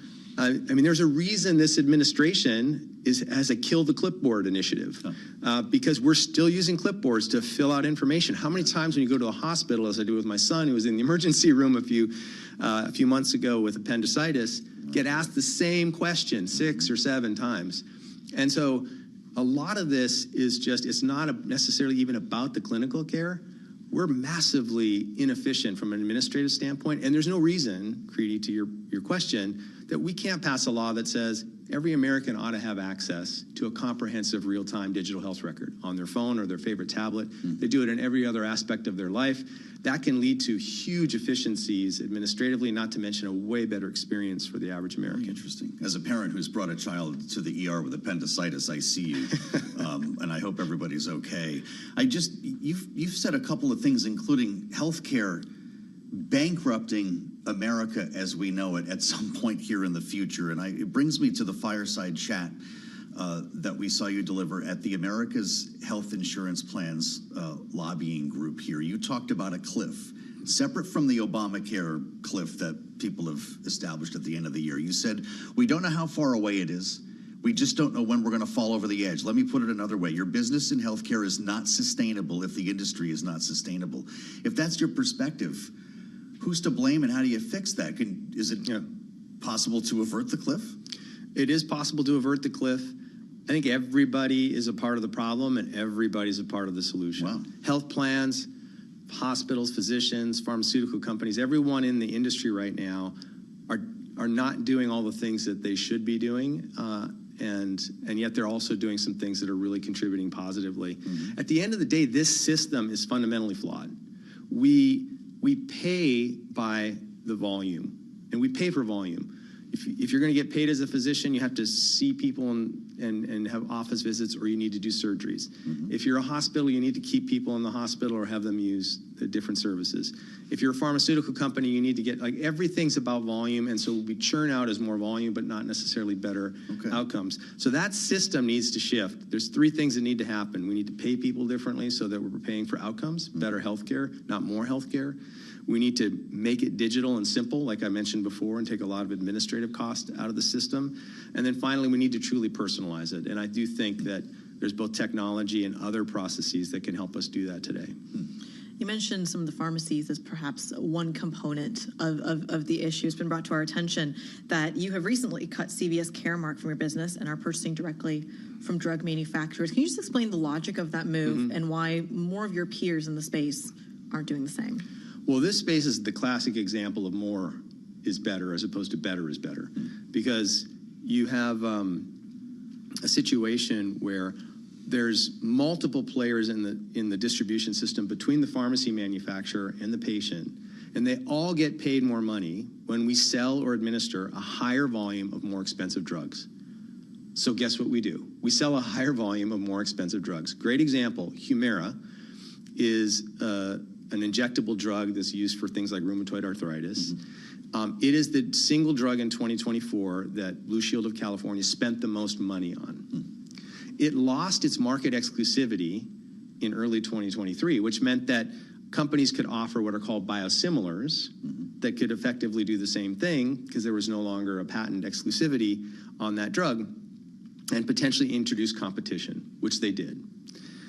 We ended up, as a result of this model that you mentioned, contracting directly to get the drug. So Humira in 2024, the list price was around $7,000 per month. The net price was around $2,100 a month, which means when you take all the rebates and fees out that were going through all these intermediaries, the actual reimbursement to the manufacturer was around $2,100. We negotiated a deal for $545. Wow. And so that's the kind of thing that's going on. But at the same time, in 2024, despite the fact that these deals were out there, Humira had more than 90% market share for that drug.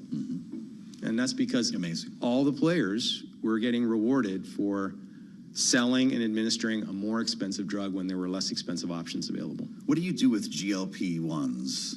$1,000 a month for Zepbound. Right. If this drug class is truly about to go mainstream, does this break the back in a similar way?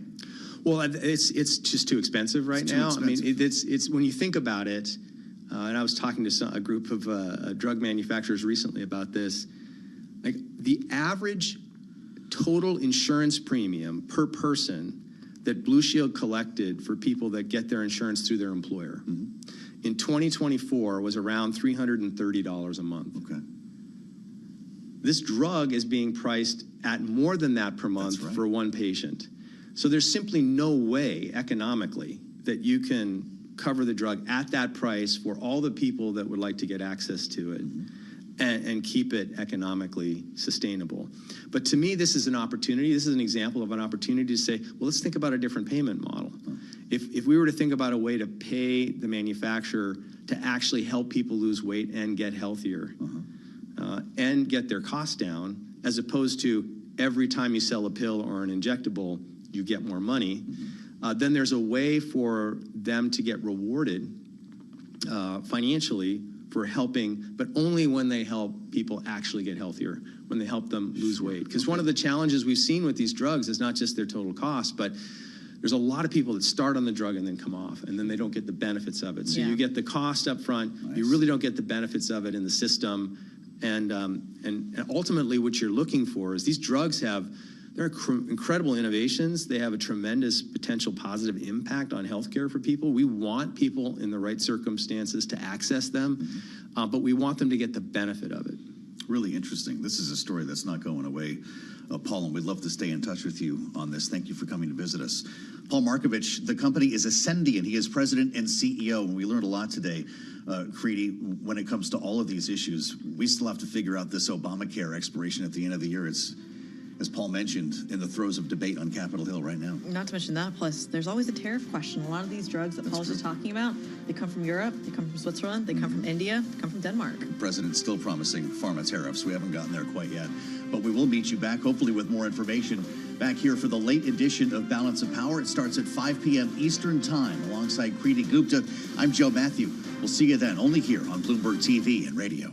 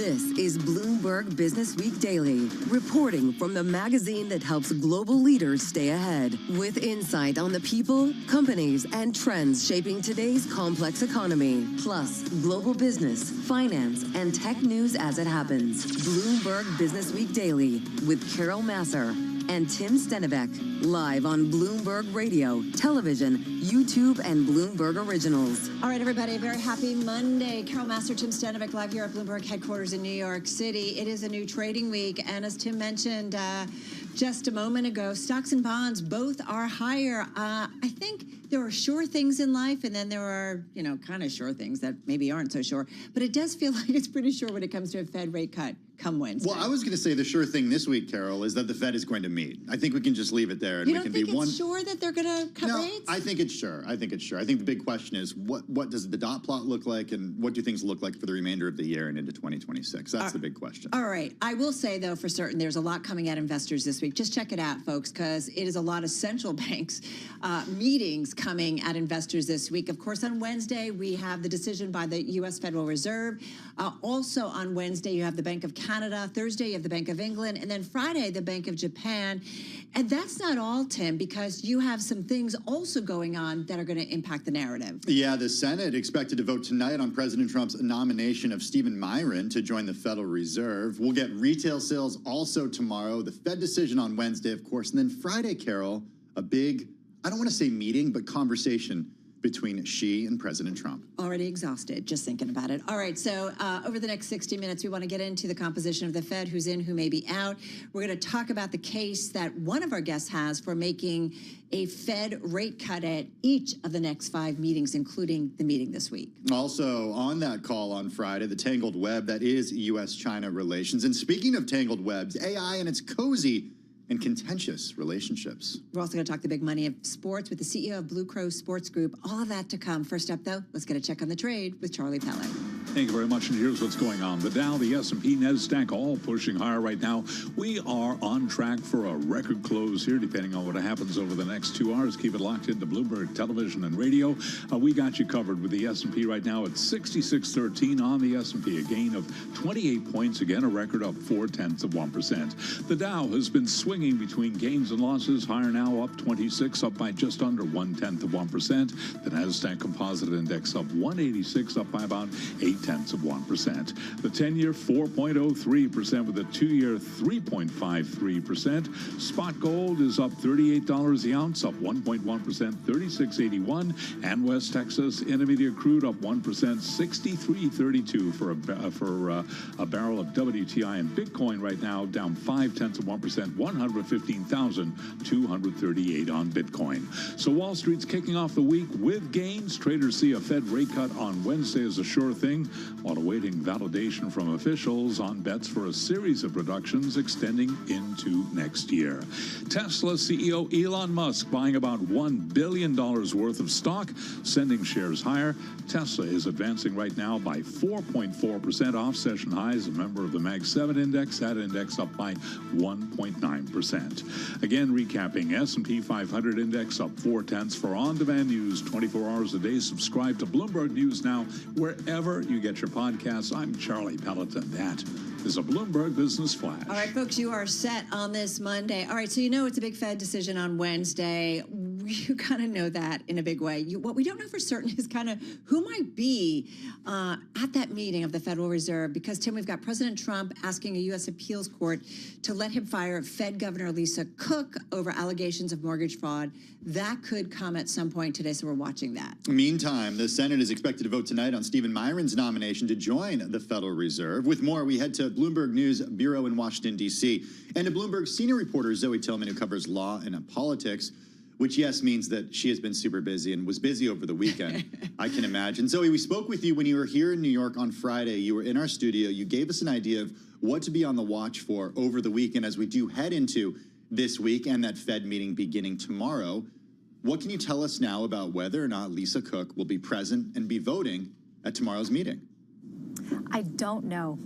And that is where things stand, is no one knows yet with any kind of legal certainty whether Lisa Cook can go to that meeting tomorrow.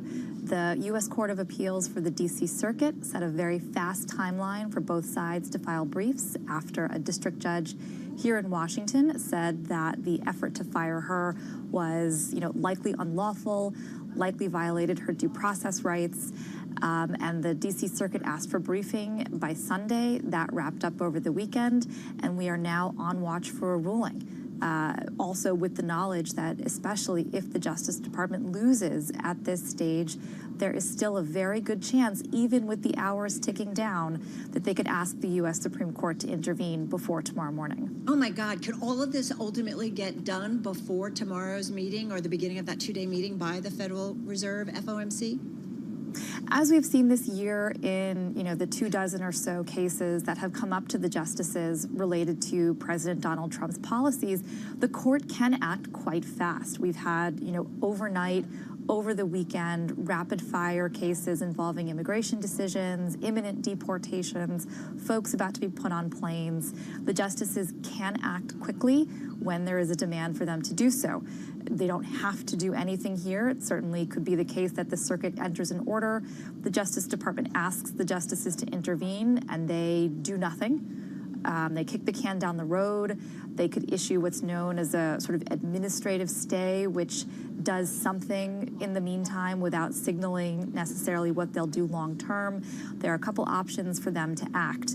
But, until Lisa Cook steps in the door, it's still anyone's guess for who could do what and when. But legally, is she allowed to step in the door right now? Is she allowed to go to this meeting?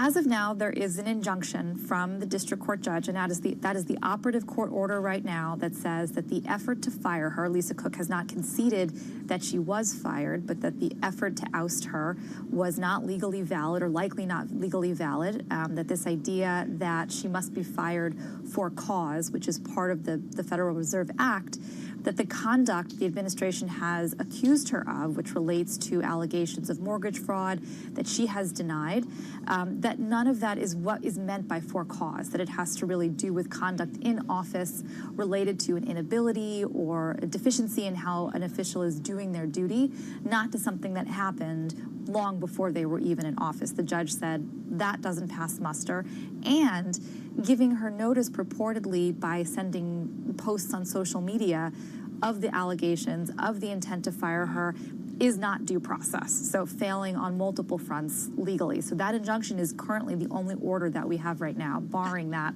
move to oust her. Having said that, in a society where we try to teach our kids that actions have consequences and it doesn't matter if somebody else has done it but they haven't been caught yet, we do know that there are these allegations when it comes to mortgage fraud.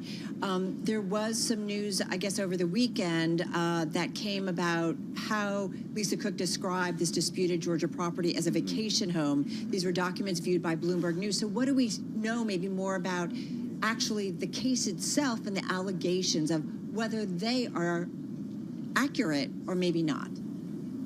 There's been very little formal vetting of the evidence, whatever it is, that exists in this case by the courts so far. That really, it hasn't reached that stage.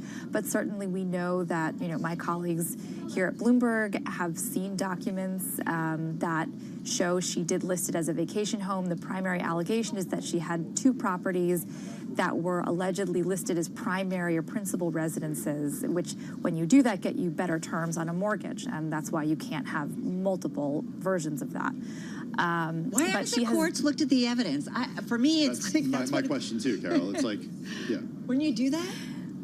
Right now, it's really proceeded on sort of the four corners of the allegations, whether on their face there's enough there for the judge to say one way or the other, I can enter a preliminary injunction. This is not a final ruling on the merits. There hasn't been a trial. A lot of times we're getting these sort of early on, has the government done the bare minimum of what it needs to do to have its policies survive in court? Or has a plaintiff presented the bare minimum of allegations to support the types of claims they want to proceed to? Courts don't jump right into all of the evidence right away and do fact-finding. They want to make sure that there's enough legal foundation to get to that point, and that's where we've been. But as a result of what Carol mentioned, the reporting from our team over the weekend, that saw the documents that show this was listed as a vacation home. Is there a chance that this week we might actually see this all just become a moot point because the way it was classified in this potential evidence here? I don't think anyone knows what's going to happen after tomorrow. I think the focus has been so much on can she participate in this meeting, and that's really been the urgency surrounding all of the action up until now. Normally, a regular case would not have proceeded this quickly. The court was asked to rule on this, immediate emergency basis because the meeting was happening. Once that, deadline, so to speak, passes, there's a bit more breathing room for everyone involved to figure out this case going forward. Going down to the wire. Gotta love it. Look, we don't have any more time for Zoe, but I'm just thinking, who pays the legal fees in a situation like this? I don't know. Yeah, Government. I don't know. I don't know. Okay, that's another Bloomberg story to come. Zoe Tillman, thank you so much. I'm always thinking about the lawyers and the fees. I don't know. Ka-ching, ka-ching. Yeah. Bloomberg senior reporter Zoe Tillman. She covers law and politics. We're going to stay on the Fed and to the Wednesday decision by the U.S. Central Bank. A quarter-point reduction in rates is seen as likely when they announce their policy decision. We'll also get a dot plot, so we'll get some projections on maybe what's to come. Markets have priced in reductions continuing into 2026 to ward off a recession, and we've seen that drive U.S. Treasury yields, Tim, to the lowest in months and propelling U.S. stocks to record highs. Bill Dudley, former New York Fed president and Bloomberg opinion columnist, discussed the outlook for this week's Fed policy decision and the future path of interest rates. Right along with everybody else, I expect a quarter-point cut. It's baked in the cake. I'd be surprised if they do anything else. There'll be guidance because they're going to publish the summary of economic projections, which shows their interest rate outlook for the rest of the year and into 2026 and 2027. And I think the big debate there is, do they show one more cut after September, or do they show two more cuts? And I think it's going to be a very close call between those two outcomes. I'm actually expecting very few dissents on the side of no rate cuts, maybe 0 or 1. The other side of the equation is, are we going to get 50 people supporting a 50 basis point rate cut? And I think the only person I'm expecting there perhaps is Steve Moran, if he gets confirmed and is sitting on the FOMC on Wednesday afternoon. There you have it. Former New York Fed President Bill Dudley, who was a Bloomberg opinion columnist earlier today on Bloomberg Surveillance on Bloomberg Television. Carol, we got a great guest with a view on this week's Fed decision. We do indeed. Great to have with us a former Bloomberg colleague, now senior U.S. economist for the Conference Board, Yelena Shaletyeva, joining us from Long Island. Yelena, so good to have you back here with us. Do you agree with former New York Fed President Bill Dudley? Well, on certain points, yes, and I guess everybody seems to agree that we're going to have a 25 basis point cut tomorrow. So I guess the most exciting thing to watch will be to see who's going to be at the meeting and not what they do, right? Yeah. I think, in terms of dissents, we actually could see a little bit more of difference in opinions. And, if Stephen Myron is going to participate in the meeting, he may actually dissent on the dovish side in favor of cutting rates even more than 25 basis points. Or we could see a hawkish dissent. That is quite possible. I think, the previous summary of economic projections showed 3.5% forecast for core PCE this year. So if some of these participants still think that inflation is going to rise as much, they may also dissent on the hawkish side. So it will be definitely a very interesting meeting, and we will see how many cuts they will price in. I totally agree with Bill Dudley that is probably going to be the most interesting thing, to see how many cuts are in the dot plot. Well, let's take a step back and just want to get from you your view of the U.S. economy right now. Carol and I have spent quite a bit of time over the last few weeks talking about the tension between the Fed's dual mandates when it comes to stable prices and maximum employment, given the cracks that are starting to show in the labor market. What do you think is more important for the Fed to focus on at tomorrow's meeting and then toward the end of the year?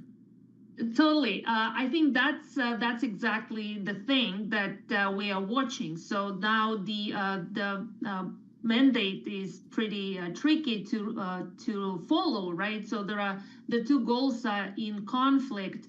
And we actually think that inflation will rise. We think that inflation will rise above 3% in terms of PCE towards the end of the year due to tariffs. But we also see a significant slowdown in economic growth. The economy has already slowed quite significantly. In the first half of the year, growth really fell below 2% if you average it up Q1 and Q2. So don't be fooled by 3.3% GDP growth in the second quarter. So it's due to gyrations in imports ahead of tariffs. So, and we do see that the economy will slow further in the second half of the year, below 1%, quite frankly. So we spend quite a lot of time. So, Yelena, stagflation or recession, or how are you potentially seeing it? It's too, like, these words are very dramatic. We don't, expect either. So stagflation is really inflation getting out of hand and inflation expectations getting out of hand. We don't project that. So we do see a pickup in inflation and slowdown in economic growth, but not to such a degree that also we forecast a recession. No, we do think that there will be a significant slowdown, but growth will probably remain positive. And that will be very tricky to read in economic data.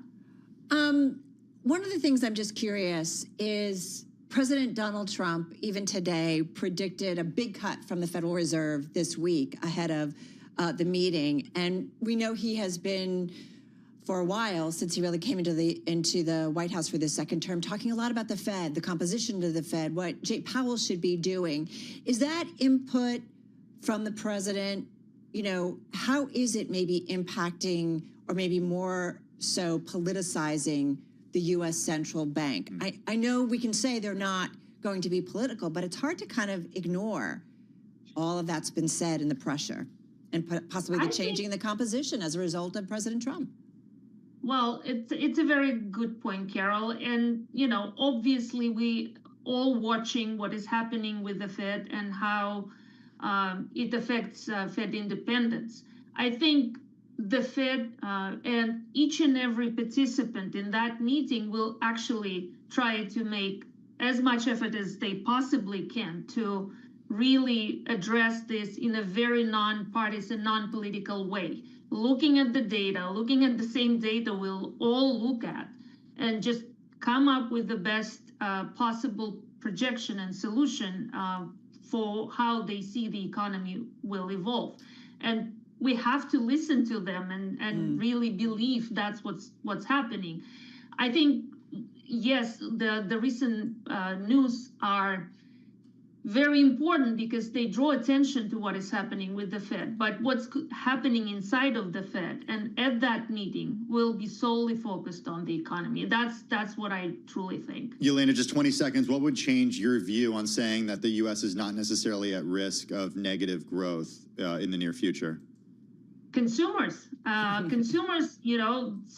keep spending, and that's really an upside risk to the economy. But unfortunately, I think that consumers, kind of like spending here and there, but they're getting tired of all this high prices. All I'm going to say is my daughter, who, she's been a consumer for a long time, but now that she's starting to have her own job and her own place and do her own consuming, is just like, why is everything so expensive, Mom? And I'm like, you don't have to cut her off, Carol. You don't have to. There is a point. You don't have to. Love her incredibly. She's the bank of mom and dad. It's not. It doesn't have to close. Are they never cut off? I mean, my dad was giving me gas money until I was well beyond than I should have. Yelena, thank you so much. Yelena Shaletova, Senior U.S. Economist for the Conference Board. Coming up, we talk the U.S. and China, progress, problems. We get the latest.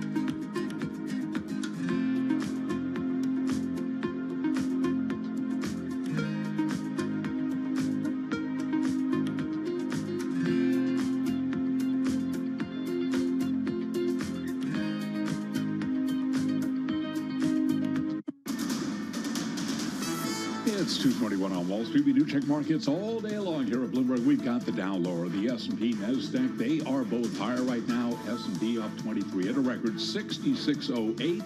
A gain now of 0.4%. The Dow back in the red, has been swinging between gains and losses. Lower little change now, down 6 points. We've got NASDAQ up 178 for the NASDAQ Composite Index, up now by 0.8%. 10-year 4.03% with a 2-year 3.53%. Gold is up 1%, 36.80 the ounce, and West Texas Intermediate crude up 0.9%. 63.26 a barrel. Alphabet has joined an elite group of companies valued at more than $3 trillion. Alphabet shares, they are advancing today.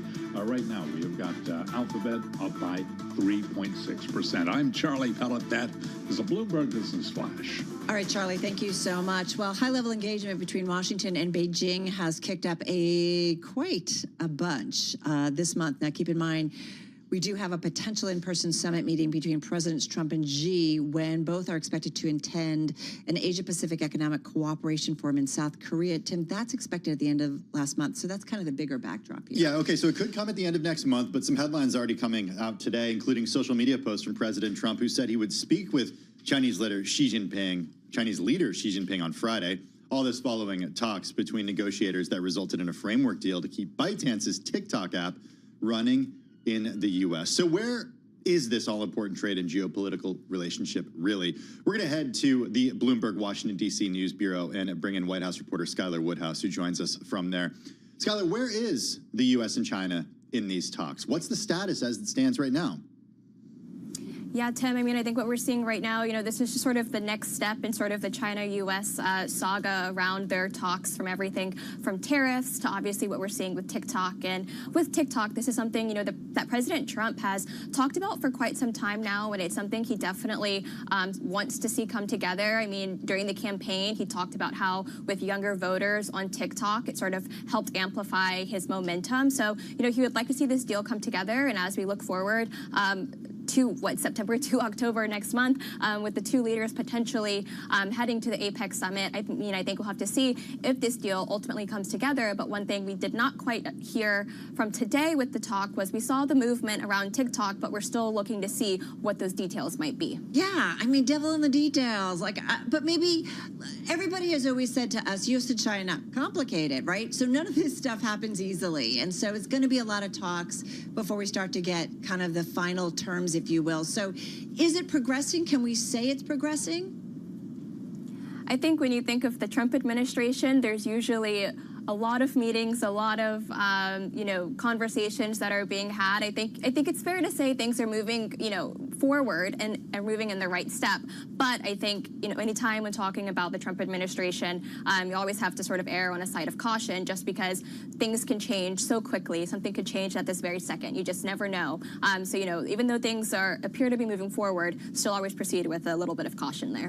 One thing that Carol and I have talked about quite a bit, Skylar, is just the question of TikTok and why that seems like such an important issue, or why it is such an important issue. We understand the huge user base, certainly. We understand the power that the app has. But when you think about it from the perspective of Washington, D.C., and maybe from the perspective of China, using this as a bargaining chip, what is that context? No, absolutely. I mean, I mentioned this about, President Trump is, you could say he's a fan of the app in terms of how, the engagement is with younger voters. But then separately, I think it ties into what the president has sort of been trying to do during his second term, which is sort of, establish the U.S. And basically, if he's able to get the U.S. more involved in TikTok and have it be less, Chinese-owned, that's a win for him, especially given how massive the TikTok platform is. If he's able to basically say that, TikTok in the U.S. are more aligned than TikTok in China, the president might see that as a win in U.S. dominance. Hey, one thing I, though, want to get to, and I think Tim mentioned it, China ruled that, or maybe anyway, it's part of the backdrop. We've been talking about it. We have been. China ruled that NVIDIA violated anti-monopoly laws with a high-profile 2020 deal. So that is seen as ratcheting up the pressure on D.C. during these sensitive trade negotiations, Skylar. Is China just negotiating, showing leverage? I know TikTok's important. NVIDIA is really important, certainly to the United States and AI. So I'm just trying to put that piece into the puzzle and how it explains what's going on here between U.S. and China. No, absolutely, Carol. I mean, I think it's very interesting to sort of take a step back and just sort of lay out that, it's interesting that the agreement sort of came while the U.S. and China were meeting in Madrid. So I think that just sort of highlights the importance there. I mean, it's still, to be seen on if, this is China using this as leverage, but I mean, it definitely could impact tariff talks. So, we heard from Jameson Greer earlier today in Madrid saying, that, a potential extension could come in November. But I mean, still a lot going on in this space, especially around AI and chips and all that stuff. So it will be interesting to see sort of what this investigation and how it wraps into everything going forward. And how it wraps into what's expected is a chat between President Trump and President Xi on Friday. All right, we're going to leave it there. Skylar, thanks so much. Skylar Woodhouse, she is Bloomberg, Washington, D.C. News Bureau White House reporter, joining us there from the nation's capital. So we're watching that. We're looking for headlines. It's kind of a week where we are just going to be focused on headlines nonstop here, Tim. Yeah, especially, we heard Skylar just mention AI in the context of AI as a bargaining chip when it comes to those conversations between the president and Xi Jinping later this week. Just in the past week, Carol, if we think about the headlines that have crossed, OpenAI said it's closer to converting into a more traditional for-profit company, nearing the resolution of negotiations with top shareholder Microsoft and outlining terms of at least $100 billion in equity for its nonprofit arm. So much. Microsoft planning to put more computing power behind in-house AI models. And then today we even had a story on how businesses are relying on Anthropic's AI software to automate rather than collaborate on work. So there's a lot going on. And each of these companies are kind of like working with one another, but also competing. Let's get a gut check. Bloomberg News AI reporter Shireen Ghaffari joins us from the Bloomberg News San Francisco News Bureau. Shireen, what would you consider the most significant recent AI news and headlines? And I know there's a lot, but cut to the chase. What do we need to know? Yeah, I mean, I think you hit on some of them. The fact that OpenAI said that it is closer toward an agreement with Microsoft and its restructure from a nonprofit to a for-profit is major. We've also seen them announce, or rather, we've seen reports of a major deal with Oracle on data centers.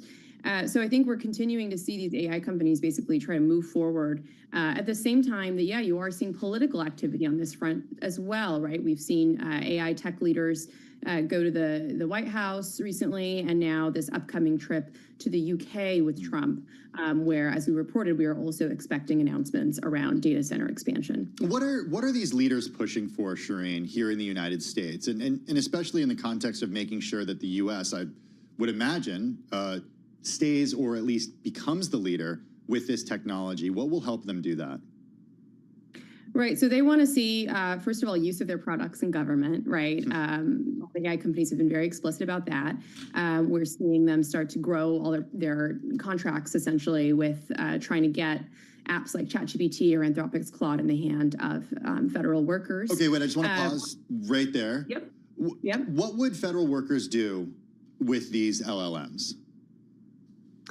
Well, it's sort of like with the chatbots. You can do a whole range. The whole point is that it's very general, right? But I think that they're thinking about, okay, how can you use it to sort of increase efficiencies in communication at these agencies? Can it do sort of data analysis? Can it summarize documents? Can it help people talk to each other more effectively? Of course, this is all very new, right? And even businesses, which sometimes can move much faster than government, that those businesses are still figuring out exactly how to make the most use of these new AI tools. So we'll see. I think it's still very early days for government adoption of these. Carol, I know that the employees don't have to do those 5 things I did in the past week, emails anymore, that Doge wanted them to do, but I feel like that would be a good thing for AI to write. Yeah, like, just write 5 bullet points of what I did last week, so I could send it to my boss. You just give it off the give it off. Just throwing it out there. I mean, we're trying to figure this out, and like, what's the way forward, Shireen? And I guess I find it interesting. I don't know if you saw this. Parmi Olson is a Bloomberg Opinion columnist covering technology, and she, talked about the world's 4 largest tech firms will spend $344 billion on AI, mostly on data centers used to train and run large language models like ChatGPT. And now some experts and companies are exploring alternative approaches to AI, such as building software to help machines perceive their surrounding space or using techniques from before the advent of deep learning. So maybe some cracks appearing in the large language model thesis. It's just, who knows, right? We're kind of early in on this, but I do wonder with the spend and the excitement and euphoria and the stocks that have run up as a result of this, like, you know, is it very possible that maybe it's not going to be what we all think it's going to be? I think it's certainly a possibility that the expectations here could be very, very high, and we may be in for, you know, a reckoning if people feel like they're not able to solve all their problems with AI that they thought they could a few years out. That being said, I think, you know, ChatGPT, these kinds of tools are some of the fastest growing, right? I think ChatGPT broke records for being the most quickly used kind of technology out there. So, you know, clearly people are using it. Clearly, they have some reason to be using it. That being said, I think especially when we talk about these billions or even trillion, as Sam Altman has said, dollar plans around infrastructure expansion, the stakes are going up. This is not just about will these AI companies be financially profitable. It's also about now they're part of this much bigger supply chain, right? That involves real estate, that involves physical goods. And if somehow it's not penciling out for them to pay those bills in the future, then obviously the stakes are going up here for you know, any kind of mismatch on demand. Shireen, we're going to be speaking in our 4 o'clock hour with David Marchik, Dean of the Business School at American University. And this is a school where a dean who's trying to make this the first AI business school in the world. He recognized years ago this was the direction things were going. We're trying to figure out what the effect of AI is going to be on the economy here in the U.S. and outside of the U.S. too. We know Anthropic talks a little bit about this, but what have you gleaned in recent weeks about what jobs are at stake and what the economic consequences could be of this tech? Yeah, absolutely. The funny thing about technology is, like, even with things like the internet or the computer, which obviously, you know, changed the way we work, communicate, you don't see huge changes to GDP. Like, GDP has continued to grow, but so I think with AI too, I think a lot of traditional economists are skeptical that we're going to see this like overnight sudden shift in growth. And with jobs, that being said, I do think there are certain categories of jobs we're already seeing it start to really impact the way some people in the field do their day to day. I think the most clear version of that I've seen is with coding. We talked about Anthropic. Their tool Claude is very popular with coders. And, you know, they've released economic kind of reports on how people are using their tools. And coding is one of the top use cases. And actually, they're starting to see overall people shift from using these kinds of tools, not just to augment or be like an assistant, but actually start to replace entire workflows, they're saying. And so that has obvious implications for jobs. And at the same time, you're seeing this slowdown in hiring in some cases for entry-level programmers. So that's one example. I have to say, when you and I play around with it for different things, sometimes we're just like, oh my God, that would have been like an hour's worth of work. I find it really helpful for search. It's like you ask the question you want answered rather than figuring out how to search for something with a search. I used it to draw a horse yesterday. Really? I was just curious. I was playing. Could it do it? But did the horse have 4 legs and everything? It had 4 legs. Okay. Shireen Ghaffari, thank you so much. She covers AI. We're talking sports when we come back. This is Bloomberg.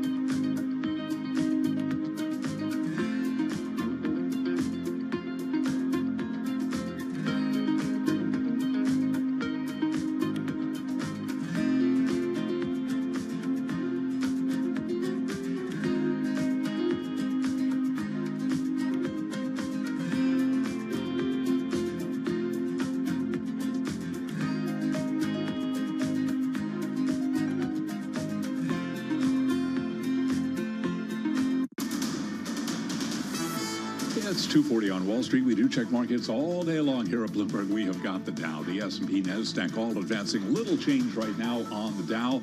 However, we've got the S&P 500 index at a record 6606, up 0.3%. NASDAQ, the composite index, also at a record up 161 right now, up 0.7. Our Mag 7 index now up 1.5%. Tesla advancing by 2.1%. Spot gold up $34 the ounce, up 1%. West Texas Intermediate crude up 1%, 63.33 a barrel. The 10-year 4.03%. For on-demand news 24 hours a day, subscribe to Bloomberg News Now wherever you get your podcasts. I'm Charlie Pelleton. That is a Bloomberg Business Flash. All right, Charlie, thank you so much. Carol Massar along with Tim Stanovic live here on Bloomberg Business Week Daily. Now, you might recall a story from the Bloomberg news team earlier this month. It was about Apollo Global Management being poised to launch a $5 billion strategy to invest in sports deals, marking another major asset manager targeting the booming sector. It's about long-term lending of strategic capital to sports leagues and clubs. They've also consider owning stakes in teams, though this wouldn't be a priority and may hire new staff. And our next guest, Tim, definitely knows about investing in sports for his investors. Jeff Luhnow, CEO of Blue Crow Sports Group, also former Houston Astros president of baseball operations, along with Bloomberg News Texas bureau chief Julie Fine. They both join us from our Dallas bureau for Bloomberg News. Jeff, really good to have you with us. Julie, always good to see you. Thank you for joining us. Jeff, multi-club ownership platform, a sports investment platform backed by private equity investors, high net worth individuals, family offices. The company began back in 2021. Numbers are not public, but financially, give us an idea of where this company is, what your focus is, and how you compete against the big folks such as Apollo. Well, you rightly pointed out there's a lot of interest in sports. A lot of American investors are investing in European football, et cetera. We started as a startup 4 years ago. We wanted to pick our niche. Our niche is to find, own, and operate clubs in desirable locations that have big growth opportunities. So we invested in Cancun FC in Mexico, Club Deportivo Leganés in the suburbs of Madrid, and Le Havre in the Normandy area of France. And those are the three teams, one in first division and two in second division. And the key for us is to operate those clubs well and allow them to make money and to win games. Jeff, you talk about the key is to operate them well and to win money in games, but really what's the long-term plan? Are you looking at other sports? Do you want to stay in the soccer world? What's next? Well, we've got a lot of work to do in football. We want Leganés to get back to first division. We want Le Havre to establish itself in second division. And now that promotion relegation is coming back to Mexico, we'd like Cancun FC to get into Liga MX. So I think our to-do list for the next 5 years is pretty busy and pretty filled. But I think over time, we will certainly look at other sports, but right now our focus is football. I want to talk a little bit. You were with the Houston Astros. You were fired after a baseball scandal. You have denied any wrongdoing, but you are going now and asking people for money. Has there been any issue when it comes to trust? No, not at all. In fact, many of the investors in Blue Crow are people that were either investors in the Astros or knew me from that time. If anything, it's been an advantage because people knew of what happened with the Astros after we got involved in getting the World Series in 2017 and reaching it in 2019 and, making money for the club and its investors. So we have a very diverse group of investors, people from private equity, entrepreneurs, technologists, et cetera, and they're all very bullish on what we're building. Does it ever come up, though? I am curious, Jeff. I know we all have our pasts and histories. And I just think, sometimes when it comes to money, people do at least be like, well, let me just talk to you a little bit about this before maybe I think about investing. Well, I think a lot of people want to know about my time in baseball and what we did and how it relates to football. It's never come up as a negative. I was telling Julie earlier that in Europe, baseball is not a very big sport, so people don't even know who the Astros are or who Jose Altuve is. So they really just care about whether we're going to win on Sunday and whether we're going to get 3 points or 1. Hey, one thing I want to ask you too, though, Jeff, when it comes to owning a team, is it a buy and hold strategy, or because you have investors, is it buy, hold, build up, and then sell for a premium so that there are returns to your investors? I'm just curious. That's a great question. And the way to make money in football, as you noticed, is you can either hold and sell for more than you bought, but you usually have to cover losses in the meantime. But we're trying to run these clubs to win and grow revenue and eventually be profitable so that we can potentially return some money to our investors as we go along. We're not looking to buy and flip. A lot of the things that we do in our clubs require 3 or 4 years, 5 years for them to start working. And that's why for us, we're talking about more long-term holds. Talking about long-term and working, we talked earlier about technology and analytics. What role is AI playing in all of that? Well, the world of football has lagged baseball and basketball and other major sports in terms of the use of analytics and technology, but that's changing. And part of the reason it's changing is in football, you have 11 v 11, so there's a ton of data and there's a ton of games all over the world.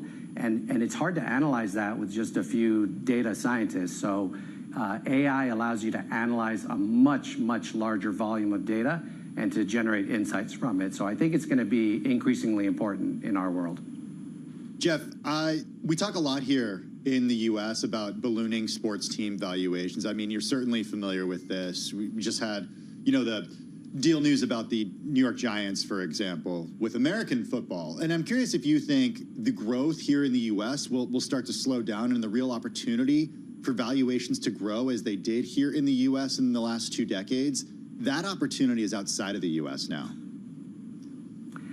I think that, well, first of all, I've always been skeptical about valuations of major U.S. sports, but I've always been wrong. I've been saying that things are overvalued for the last 30 years, and they keep selling for more and more down the road. So I'm not good at predicting that. I do think that buyer beware on European football because there is relegation and promotion, and you have to do things well in order to increase value. And there's a lot of investors that are losing money in this sector as well. So we're hoping to be one of the winners. But we're being very cautious about what we invest in and how we do it. What makes you skeptical about U.S. team valuations? It's a supply and demand question, right? Is it more complicated than that? Well, I think that generally the revenue is driven from TV contracts for most of the sports, and I just can't see those continuing to grow at the rate that they've grown. But I know it's happened. So, like I said, I'm not a good predictor of that. But I think ultimately everybody's going to want to consume sports on their mobile or on their their handheld, and that changes the dynamic a little bit. And some of these bigger contracts, may not get renewed at the increases that have happened in the past. This is going to be a very big time for football coming up with the World Cup. We have here in Dallas, we have the most matches. Houston, your hometown, has a lot of matches as well. What do you think this attention on the sport in the United States will do for it overall? I think it's going to be great for all of North America, Mexico, United States, and Canada. I'm very bullish on North American football. I have been since the beginning when we invested in Cancun. And, I lived through the '94 World Cup, and everybody was expecting football to suddenly become one of the big 4 sports. I think it has grown, but I think it's poised to continue to grow. It's never going to beat NFL. It's never going to beat MLB or NBA. But I think it can continue to grow its fan base, and I think it can continue to produce good results. You are now in soccer. You came from baseball. I want to know what your future is. Well, like I said, we're just at the beginning. We've been doing this for 4 years.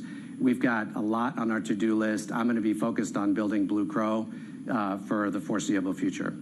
Is there an investor that you would love to have with you for the ride? Is there a team that you would love to go after? And I know who's going to talk, right? Because you don't want to kick up the valuation. But I am just curious, and anything you can share on your investors or who else you'd like to have with you. Well, we have a great cap table. We've got some people that have in the NBA, in the NFL, and MLB, et cetera. I don't like to disclose who they are because that's their business. But we're well funded. All of our investors have offered to put more money in if they need to. So really at this point, I think we have an all-star cap table. We've got a great plan, and now it's just a matter of going out and continue to execute. Jeff, 20 seconds, women's sports, how does that play into it? It's kind of popular. I don't know if you've heard that really quickly. It is, and there's a lot of money going into women's sports. We have a female team in Spain. We're looking at the sector very closely and trying to figure out what our strategy is, but it's growing in the U.S. a lot, and it's growing in Europe quite a lot, and I think it's going to continue to grow. All right. Well, you're always welcome to come back and share some more. Jeff, thank you so much. Jeff Leno, CEO of Blue Crow Sports Group, along with our Bloomberg News Texas Bureau Chief Julie Fine. This is Bloomberg Business Week Daily.